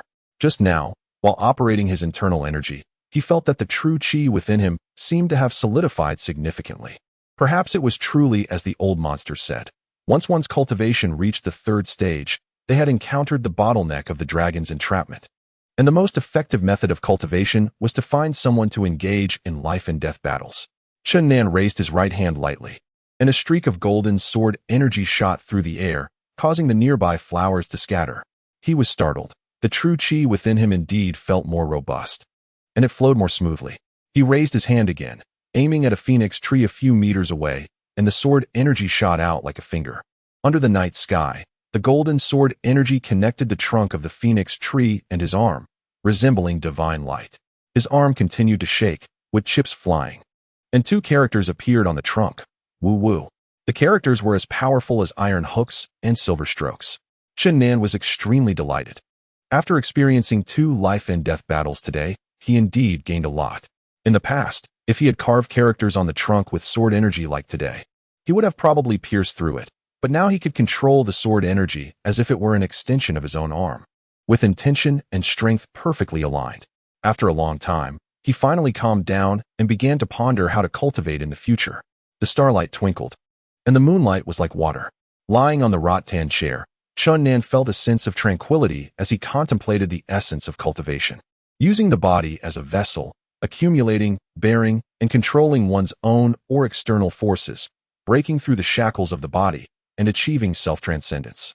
Suddenly, he sat up and said, "Cultivation is about changing a person's constitution, bringing the body and mind to a perfect realm." If understood this way, cultivation can be both difficult and easy, finding opponents of the same level for decisive battles, allowing the body's potential to be fully unleashed in life-threatening situations. Indeed makes breakthroughs easier. This is a shortcut, but not the only one. Chun Nan got up from the rattan chair and slowly paced around the courtyard, stopping to speak to himself, pushing oneself into a desperate situation, breaking through barriers in peril, and achieving an elevation in cultivation. A crazy idea formed in Chun Nan's mind, and he decided to take a risk and give it a try. He turned and walked into the house, sitting cross-legged on the bed to begin meditating. He activated the family's secret technique, allowing the true chi to circulate through various meridians. Only when he felt his body relax and the surging power fill him did he cautiously separate a small amount of true chi to explore the unknown meridian realms of his body. The human body is filled with meridians, primarily comprising 12 main meridians, including the 3 yang meridians of the hands, the 3 yin meridians of the hands, the 3 yang meridians of the feet, and the 3 yin meridians of the feet, collectively known as the body's regular meridians. Besides the regular meridians, the body also has the governing vessel, conception vessel, penetrating vessel, belt vessel, yin wave vessel, yang wave vessel, yin qiao vessel, yang qiao vessel, and other extraordinary 8 meridians. Generally, Eastern martial artists can connect the main meridians that link the body's major acupoints, namely the 12 regular meridians. Only those who reach a certain level of cultivation can open the extraordinary 8 meridians. The governing, conception, and belt vessels are the most important among the extraordinary meridians. If these 3 are open, the other 5 extraordinary meridians will also be connected, allowing for smooth meridian flow, abundant qi and blood, and continuous operation of true qi, resulting in profound internal strength. In addition to the 12 regular meridians and the extraordinary 8 meridians, there are many unknown meridians that remain unrecognized. Furthermore, there are many subtle meridians connecting the known major meridians. The meridians outside the 12 regular meridians and the extraordinary 8 meridians are generally blocked, and martial artists with insufficient cultivation do not dare to attempt to unblock them easily due to the high risk involved. Typically, the higher the cultivation level, the more meridians one can open. This process is gradual, and no one dares to forcefully break through. Today, Chun Nan wanted to make a bold attempt. He wanted to forcibly separate a small part of his true chi to impact the unknown meridian realm, using his strong true chi to break through and open some obscure but real meridians.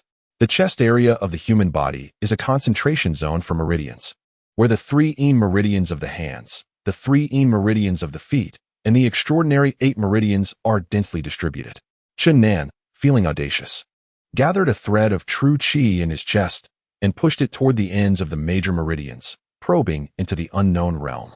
Dots of light radiated from his chest, filling the room with a hazy glow.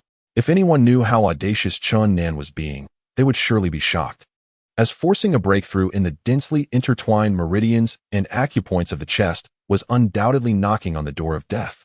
Initially, Chun Nan felt no abnormalities, but as time passed, He began to experience intense pain in his chest, as if the meridians were being torn apart. He tried to retreat several times, but held on. Though he knew this was extremely dangerous, he could not conquer the mad thought in his mind. The path of cultivation was fraught with hardships. Many extraordinary masters had taken risks in their pursuit of breaking through their limits, resulting in unfortunate deaths. Qinnan's forced breakthrough had already yielded some results. He sensed that some weak meridians seemed to have been opened up by the impact. However, at that moment, his keen perception caught a hint of danger. Before he could react, his body shook violently, and his chest felt as though it had been struck by lightning, causing intense pain that distorted his facial features. Blood gushed from his mouth, the powerful blood splattering against the wall by the window. Qinnaan felt countless golden stars swirling in front of his eyes, his eyelids heavy as if weighed down by a mountain. He longed to close his eyes, but feared that he would fall into an eternal sleep. He summoned his spirit and retracted the true qi that had forcibly attempted to break through and explore the unknown realm. Then, he repeatedly operated his family as secret technique, allowing the true qi to circulate through the familiar meridians. The pain in his chest gradually faded, and the heavy feeling began to dissipate, replaced by a tingling sensation. He felt that he was gradually losing sensation below his chest and abdomen. Qinnaan was alarmed. This was a sign of going into a devilish state, a situation many esteemed predecessors had encountered while practicing. Although anxious, he did not panic. Slowly, he calmed down again. He continued to circulate the family's secret technique without interruption, gradually entering a meditative state, his mind becoming tranquil. In that moment of forgetting himself, the primordial energy of heaven and earth surged toward him like waves, slowly penetrating through the pores of his body. After absorbing a considerable amount of primordial energy, Qinnan's body gradually regained sensation and the numbness began to fade. He hurriedly got off the bed and stretched his muscles and bones in the room. That was close. I almost went into a devilish state. It seems that there really are no shortcuts on the path of cultivation. He took a deep breath, feeling that there was no major issue in his chest and abdomen now, although he had forcibly broken through some weak, small meridians. Qinnaan did not feel any changes in his body, nor any signs of progress in his cultivation. He smiled and said to himself, I was too eager for success. Breaking through some insignificant meridians is trivial compared to the entire network of meridians in the body and will not lead to significant changes. If I were to break through a little bit each day, perhaps soon, I would experience some unexpected changes. But if I were to do this every day, it would surely lead to a life and death situation. Qinnaan did not dare to gamble with his life again, yet he felt somewhat unwilling. After careful consideration, he decided to change his approach and use one of his fingers as an experiment. Although the meridians connecting the fingers, the 3 yang meridians of the hands, and the 3 yin meridians of the hands, were already open, he firmly believed that the human body was most mysterious, and even a finger must contain many fine, unknown, and peculiar networks of meridians. He had an idea, to imagine that the entire middle finger of his right hand was filled with tiny meridian networks, and to gather true qi daily to impact this middle finger.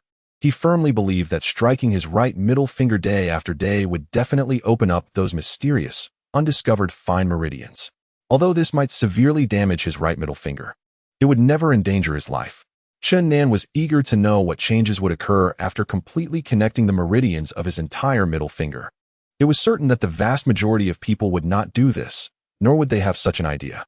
Warriors emphasize balanced development during their cultivation process and would never want to have an odd finger, because solely impacting the meridians of one finger could easily lead to a lack of coordination between that finger and the others.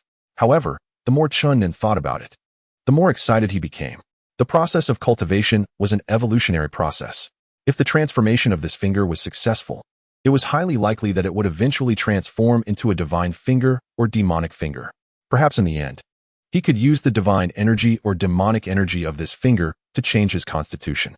Of course, everything has its variables, and this was merely his wishful thinking. But he had already made up his mind to successfully transform this finger. Chapter 10. Seduction. The next day, with the sun high in the sky, Qinnaan lazily climbed out of bed. After he finished washing up, a rare visitor from the Divine Wind Academy arrived. He had changed to another inn, yet he was still found by the people from the Divine Wind Academy. He could only admire their vast capabilities. The visitor was the beautiful Ruth, whom he had met a few times before.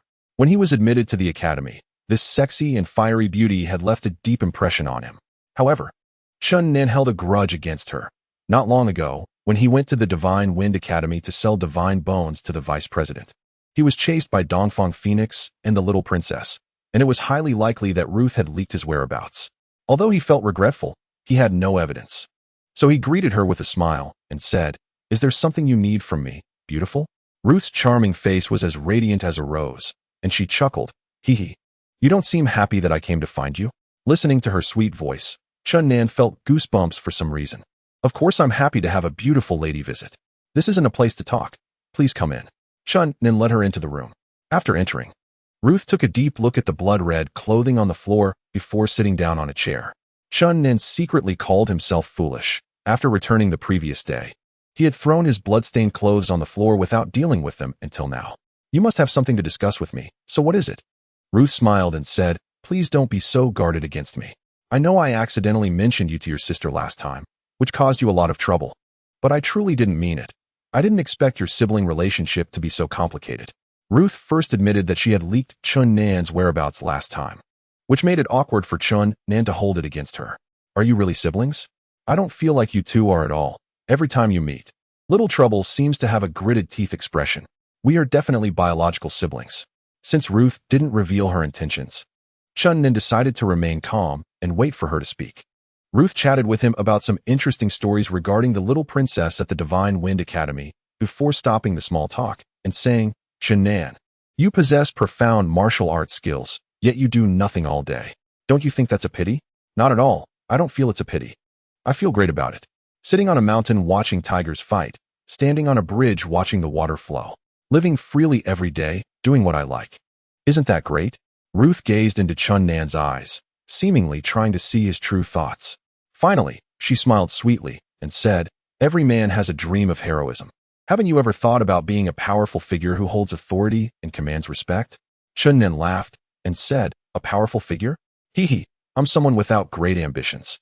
I've never thought that way. In life, everyone has their own way of living. I believe as long as I'm happy, that's enough. Otherwise, even if I dominate the world and am revered by all, there would be no joy in it." "Hee hee, you really are detached, but it seems insincere. An emperor who rules the world holds the lives of millions in his hands, and no one dares to go against his wishes. The entire world is under his control. How can one say he isn't happy?" Ruth stared intently into his eyes and said, "And you think of yourself as a carefree wanderer, but is it really like that? From what I know, you were chased yesterday, and the blood-stained clothes in your room indicate you returned after a fierce battle. Is this the happy life you speak of?" Chun Nan said coldly, "What is your relationship with those 3 people from yesterday? Don't doubt me. I only learned about yesterday's events through special channels. I mentioned it just to make you understand something. As long as one lives in this world, one inevitably has to interact with others. If you want to live well in this world, having power is essential." "What do you really want to say?" Chun Nan interrupted her. "I want you to join a certain faction and provide you with a vast stage. If you perform excellently, you won't miss out on wealth and honor in the future." Chun Nan had already realized that Ruth was likely serving a certain country, and her visit to the Divine Wind Academy was not for cultivation. Her main purpose was to recruit usable talents. He didn't want to serve the forces behind her, but he also didn't want to offend her. He smiled and said, "I'm sorry to disappoint you. I really don't have any special abilities. You might think my skills are decent, but apart from that, I have no other talents. Moreover, I'm used to a free and unrestrained life and don't want to be bound by any faction." Ruth said, "In fact, what we need are deeply skilled cultivators. And for those with rare talents, we won't impose any restrictions. The tasks aren't numerous, and usually, everyone is free, enjoying privileges. For example, you can mobilize financial, material, and human resources for your use. Of course, the extent of the privileges you enjoy is proportional to your potential. I see great potential in you. Defeating Dongfang Phoenix indicates your capabilities are considerable. If you join our organization, you will enjoy great privileges."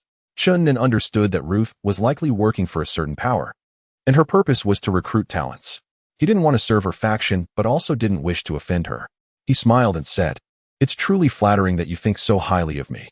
However, I really don't want to join any faction, nor do I care much about power or status. Hee hee. You can say I lack ambition. That's just who I am." Ruth twisted her waist slightly, her delicate body reclining on a wrought tan chair. Her enchanting figure showcased perfect curves, with firm breasts, a slim waist, and rounded, voluptuous hips, leaving no flaws to pick at. Ruth lazily said, "If you serve us, not only will you have unimaginable power and status, but also endless wealth, and we will do our best to satisfy your requests." As she mentioned beautiful women, she moistened her bright red lips with a flirtatious expression, her large, watery eyes seemingly captivating souls as they continuously glanced at Chun Nan. Such enticing temptation made Chun Nan feel a surge of heat, but he quickly regained his composure. He couldn't afford to indulge in such a poppy flower. The forces behind Ruth were certainly not simple, likely akin to the extraordinary talent house of the Chu kingdom, and he didn't want to provoke such a power. Seeing that he remained unmoved, Ruth seemingly intentionally or unintentionally kicked off one of her shoes, revealing her smooth, jade-like little foot, resembling a jade sculpture in Chun Nan's eyes. She appeared a bit flustered as she curled that foot back into her skirt and through the sheer fabric of her dress. The curve of her leg was alluring and captivating, making one lose themselves in thought, with her fair little foot faintly visible, igniting a fire in one's heart. A woman so sexy and alluring was seducing him, causing Chun Nan's heart to race a bit, but he showed no sign of it. Seeing her seduction fail, Ruth casually sat up from the lounge chair and nonchalantly put on the shoe. "Chun Nan, you should think it over. I truly hope you can work for us." Noticing Chun Nan was about to speak, Ruth added, "Don't firmly reject my request. I'm giving you time to consider, and if someone else approaches you, I hope you can choose us." With that, she stood up. Chun Nan pondered slightly and said, "I will not join any forces." He emphasized the word any, stating, "Though I regret disappointing your goodwill, we are still friends and will never become enemies." Chun Nan did not want Ruth's backing forces to see him as a potential threat because of this incident, so he clarified that he would not join another organization to be their enemy. A person's power is ultimately limited. Whenever you need my help, feel free to find me," Ruth said as she suddenly paused at the door, turning back with a smile. "I seem to have seen a prince from the moon-worshipping nation along with 2 men and 1 woman getting quite close these past few days." Chun Nan nodded and replied, "Thank you. If you join us, you'll get more information." Ruth winked at him and turned to leave. Chun Nan returned to the house after watching her disappear at the courtyard gate. He mulled over Ruth's earlier words, and according to her hinted words, the 2 men and 1 woman who attempted to assassinate him yesterday were undoubtedly sent by the 3rd prince of the moon-worshipping nation. He had suspected this possibility earlier. He and Ren Jian had formed a deep feud in the western border of the Chu nation, and not long ago. His notorious reputation had spread during his visits to the Divine Wind Academy, surely being noticed by Ren Jian. So it was not surprising that Ren Jian sent people to assassinate him. "Ren Jian, I want to trouble you, yet you came looking for me, wanting to put me to death. We'll see." After lunch, Chun Nan left the inn and, after inquiring with passers-by, arrived at the mercenary guild in the Sinful City. The City of Freedom has a unique geographical location, situated between the eastern and western continents, making it one of the most important hub cities on the continent. People traveling between the eastern and western continents must pass through here, and the mercenary industry thrives along this route. The daily necessities of the Sinful City are half self-supplied and half continuously transported from the eastern and western continents. Due to the long distance, it is necessary to have escorts, which is also a reason for the flourishing of the mercenary industry. The mercenary guild in the city accepts a large number of tasks every day and then waits for mercenaries or mercenary groups to claim them.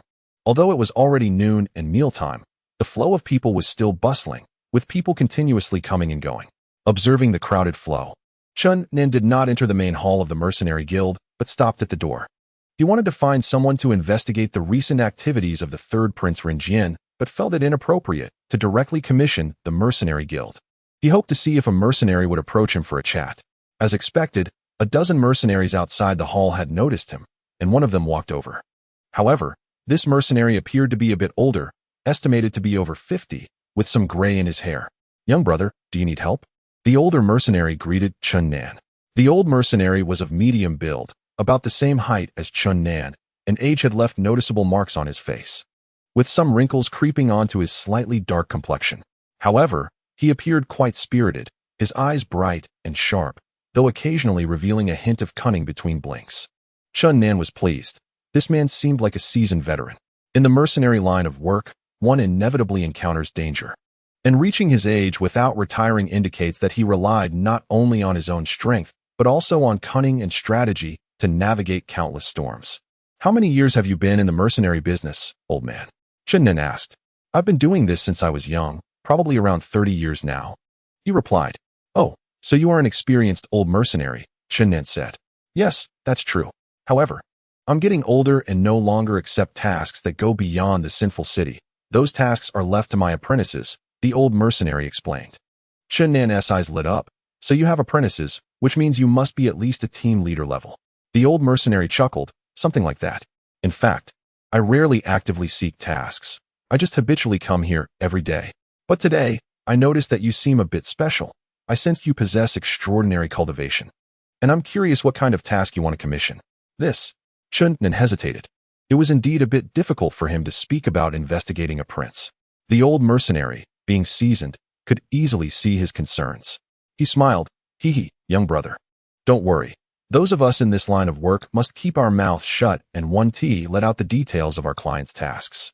Chen Nan said, I want to commission you to investigate a person, but this person has a special identity. Are you willing to take on this task? The old mercenary squinted his eyes and smiled. No problem, as long as it's not a task to assassinate someone. Relying on an instinctive feeling.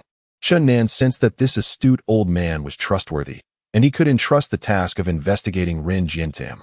I'd like you to help me inquire about a student from the Divine Wind Academy named Ren Jian, who is the third prince of the moon-worshipping nation. I want to know his recent activities and whom he has been in contact with. The more detailed, the better. A small matter. I thought it was something significant. The old mercenary chuckled. Chen Nan added, he is a cultivator, and he should be a student of the cultivation department. The old mercenary chuckled, just investigating a person, regardless of whether he is a prince or a commoner, is quite easy for me. Thank you. May I ask how many gold coins you require? Chen Nan felt a bit guilty. He had only about 100 gold coins on him. Normally, investigating a person wouldn't cost much. But due to Ren Jian's unique identity, he feared the old mercenary would charge a high price. Investigating a person doesn't cost much. My subordinates can gather the information you want in just one day. How about this? Let's be friends, and I'll investigate for you for free. How can I accept that? Please name a price. Chen Nan declined. Appearance reflects the heart. I can tell you are not a villain. And I sense you have profound martial arts skills. It is truly not easy to have such cultivation at your age. If you don't mind, let us be friends. Chen Nan released a few traces of weak true energy, probing the old mercenary's cultivation, but failing to reach a clear conclusion. He was somewhat surprised. The old man seemed to have extraordinary skills and could possibly be a super expert. How can I refuse such kindness? Old friends meet like new. The depth of friendship does not depend on time. I feel like I've known you for ages. My surname is Chun. Oh. Chen Nan was about to reveal his name, but suddenly realized he must not disclose his true name. The old mercenary, experienced in the ways of the world, noticed that he seemed to have a hidden concern and quickly interjected. My surname is Li. You can call me Brother Li, and I'll call you Brother Chun. Brother Li, I appreciate your willingness to befriend me, but I really have a hidden concern and cannot reveal my true name. Knowing that the old man was a super expert and willing to befriend him, Chen Nan candidly stated the truth. The reason I asked someone to investigate Ren Jian is that I suspect he once sent someone to assassinate me. For my safety, I have no choice but to do this to take necessary precautions. Due to the chaos in the capital of the Chu Kingdom. Although the news was blocked by the Chu Kingdom, he still did not want to reveal his name to avoid unnecessary trouble. As for his matters with Ren Jian, he was not afraid of the information leaking out. The old mercenary smiled and said, everyone has some privacy. Brother Chen can be so honest. Which is already very admirable to me. Come here tomorrow noon, and I will tell you the results of the investigation. After thanking the Li surname old mercenary, Chen Nan walked out of the mercenary guild. As he walked out, he noticed that many mercenaries on both sides were looking at him, and upon listening carefully, the discussions reached his ears. Does Senior Li know that young man? The old man usually doesn't take the initiative to greet people. Upon listening closely, he realized that this Li brother he had just met seemed to have a significant identity in the mercenary industry, as if he were a heavyweight figure. After returning to the inn, Chen Nan did not go out again and began to quietly meditate in his room. He decided to take some necessary actions after understanding Ren Jian's recent movements. Of course, while preparing for the potential war. He did not forget to operate his profound skills to impact the meridian network in his right middle finger. Chapter 11. An eye for an eye. Since the little princess's restrictions were lifted, she had become even more lively and was flourishing at the Shinfeng Academy. In her 16 years of life, she felt that this time was the happiest. Previously, she lived within the Chu Kingdom's imperial city, and due to her noble status, her peers treated her with utmost respect. Apart from her sister Chuyu, there was hardly anyone who dared to play with her. Even the noble youths were fearful upon seeing her, largely because the little princess was too willful, causing headaches for everyone. Recently, she had been jumping around, often causing trouble and disturbing the peace. At first, she only teased the boys who fawned over her, but eventually, she could not help but extend her mischief towards the girls. The clothes hung out to dry in the girls' dormitory were often marked with a small black handprint. And when the girls discovered it, feeling ashamed and angry, the little princess, having succeeded in her prank, was hiding not far away, laughing. Dongfang Phoenix, who shared a room with her, soon noticed her unusual behavior. The little princess was now agile and light, and once, as she went downstairs, she even jumped directly from the second floor. Dongfang Phoenix was terrified. In her impression, the little princess was a frail and willful girl, and if she fell like this, she would either die or be seriously injured. At that moment, she wanted to help but found it too late. However, to her surprise, the little princess floated down lightly, landing unscathed and grinning at her, making a funny face. From that day, Dongfang Phoenix realized that the little princess actually had remarkable martial arts skills. Reflecting on the little princess's previous lies made Dongfang Phoenix furious, and she immediately pinched her little face. The little princess, having accidentally exposed herself, hurriedly smiled and explained to Dongfang Phoenix. Of course, it was another set of lies, but this time, Dongfang Phoenix was not willing to believe her, with no other choice, considering that Dongfang Phoenix treated her well and was her long-term meal ticket. The little princess finally revealed the truth. She had been under the control of the confined God Finger and had only recently had the restrictions lifted by Chun Nan. The little princess, light as a swallow, was running around causing chaos. Dongfang Phoenix quickly guessed that the black handprint incident on the girl's clothes was her doing, and her face turned pale with anger, almost losing her temper. When Dongfang Phoenix angrily questioned the little princess, the little devil stuck out her tongue in fear, repeatedly claiming that it was an accidental kill. Finally, under Dongfang Phoenix's restraint, the little princess was forced to rein in her antics, and peace was restored to the girls' dormitory area. In these days, the little princess had thought more than once about taking Xiaoyu back to the capital of the Chu Kingdom. But when she thought of the palace, which felt like a cage to her, she dismissed those thoughts. The more she played freely with her peers, the more she felt that her past monotonous and dull life was like being imprisoned. Ultimately, she decided to write a letter to Emperor Chu and Empress Chu, informing them that she was safe and proposing that she would stay at the Shinfeng Academy in the Sin City to study.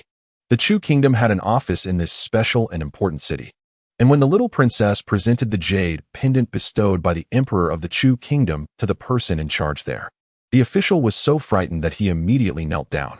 Then, he quickly sent the carrier pigeon carrying the little princess's letter into the sky.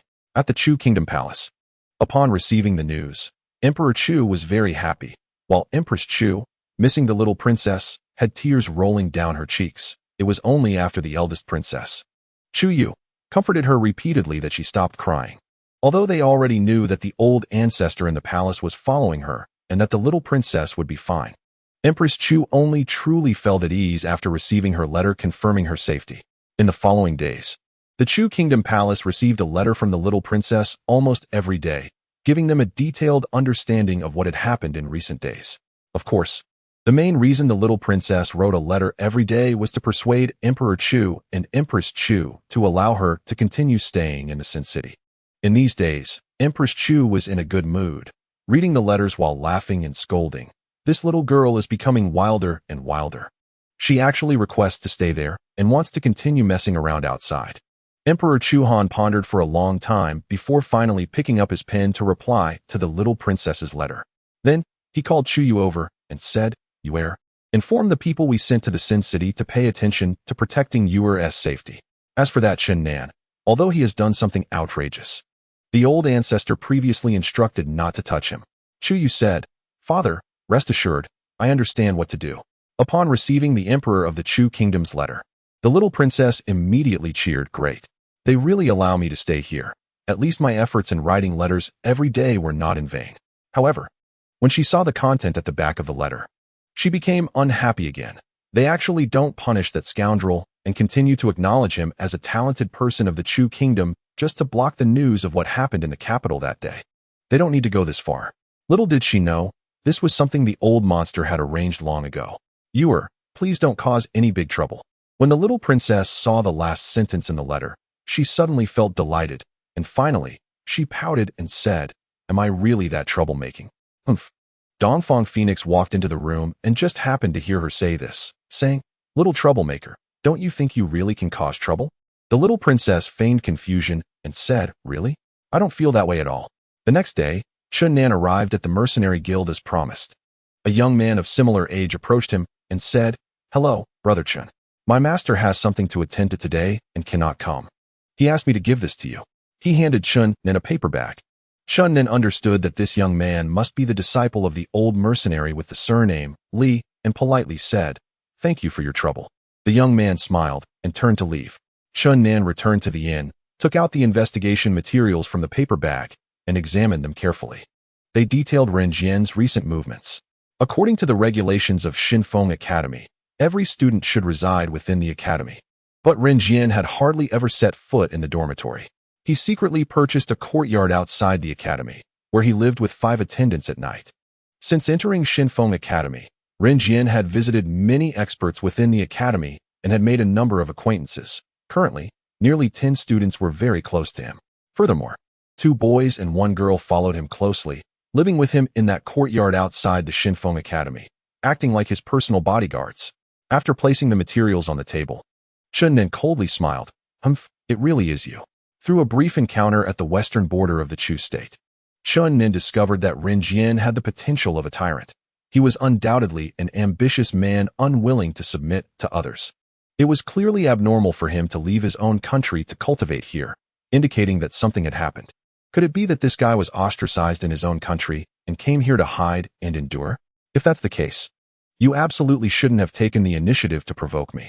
I had promised the little demon to teach you a lesson. And it seems that even if not for the little demon, for myself, I have to give you a taste of your own medicine. After reviewing the materials, Chun Nan couldn't help but marvel at the old mercenary's vast knowledge, as he had managed to uncover Ren Jian's background in such a short time. It seemed that the old man's identity was indeed extraordinary, holding a prominent position among mercenaries. That night, under the pitch-black darkness, a figure quickly leaped over the courtyard wall of the inn, disappearing into the streets like a gust of wind. The night traveler was Chun Nan. He navigated through the streets and quickly found Ren Jian's residence based on the information provided by the old mercenary. The courtyard purchased by Ren Jian was located on the outskirts of the city, right next to the city river, making it a tranquil place compared to the bustling downtown area. It was already past midnight, yet a faint light was still visible in the courtyard. After arriving here, Chun Nan cautiously crept towards the main gate, using his right hand to grip the wall tightly, suspending his body in midair and carefully peering inside to observe the movements. The courtyard was large, and at this moment, only one room in the main house was illuminated by a dim light, while the other rooms were pitch dark. After observing for a while and confirming there was no issue, Chun Nan lightly jumped into the courtyard. He approached the lit room like a ghost, and strange sounds emanated from within, revealing the scene inside to Chun Nan. Inside the room, 2 naked bodies were intertwined, wildly trembling in the flickering candlelight. The man's heavy breathing mixed with the woman's shallow moans created an intertwining melody. Finally, the woman raised her head and let out a mournful cry like a swan, entangling herself around the man like an octopus, and the man let out a low growl, lying motionless on top of her. Chun Nan could clearly see that the man in the room was Ren Jian, the 3rd prince of the Baiwei kingdom. He hadn't expected to witness such an erotic scene, with the 2 engaged in a passionate struggle under the light, though it seemed to have ended by now. After a long while, the woman's charming voice came from the room. "Your Highness, sleep well. There will definitely be good news tomorrow. That scoundrel is bound to die." The naked woman's beauty was enchanting, and her voice was identical to that of the female sorcerer who had attempted to assassinate Chun Nan the other day. Only this time her voice was sweet and syrupy instead of cold. Through the open window, it was clear to see that the female sorcerer had a white cloth wrapped around her left shoulder, a a wound left by Chun Nen 2 days prior. The sorcerer was not only a powerful ally brought in by Ren Jian, but had also developed such an intimate relationship with him. No wonder she was so loyal to him. The candlelight in the room flickered, plunging it into darkness.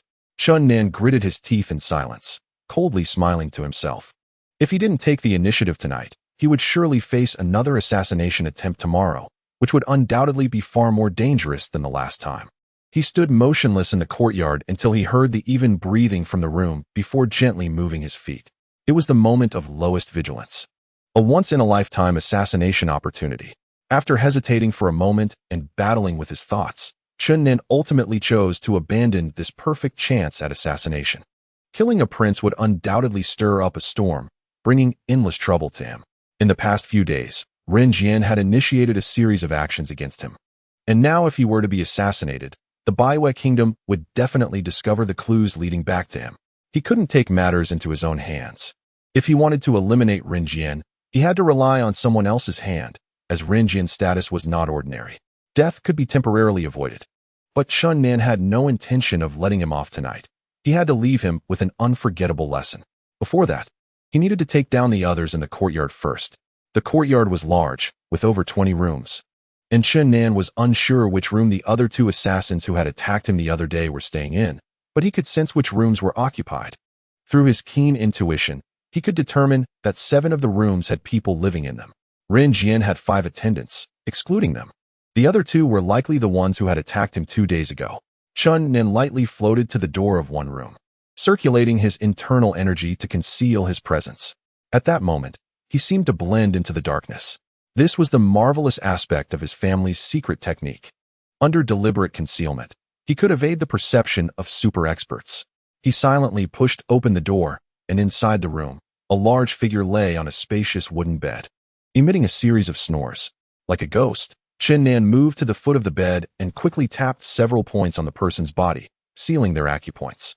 Upon realizing that this was an Eastern martial artist, Chun Nen didn't hesitate to place his right hand on the person's dantian, dispersing the true energy within their body and rendering their martial arts cultivation useless, before leaving the room silently. In the second room, Chun Nen recognized the person lying on the bed. Their physique was very similar to that of the masked man wielding a gun who had attacked him the other day. Chun Nen frowned slightly. As far as he knew, those who practiced Western fighting energy had a completely different circulation of energy compared to Eastern true energy. With no concept of meridians to disable their cultivation, it wasn't enough to just strike the dantian.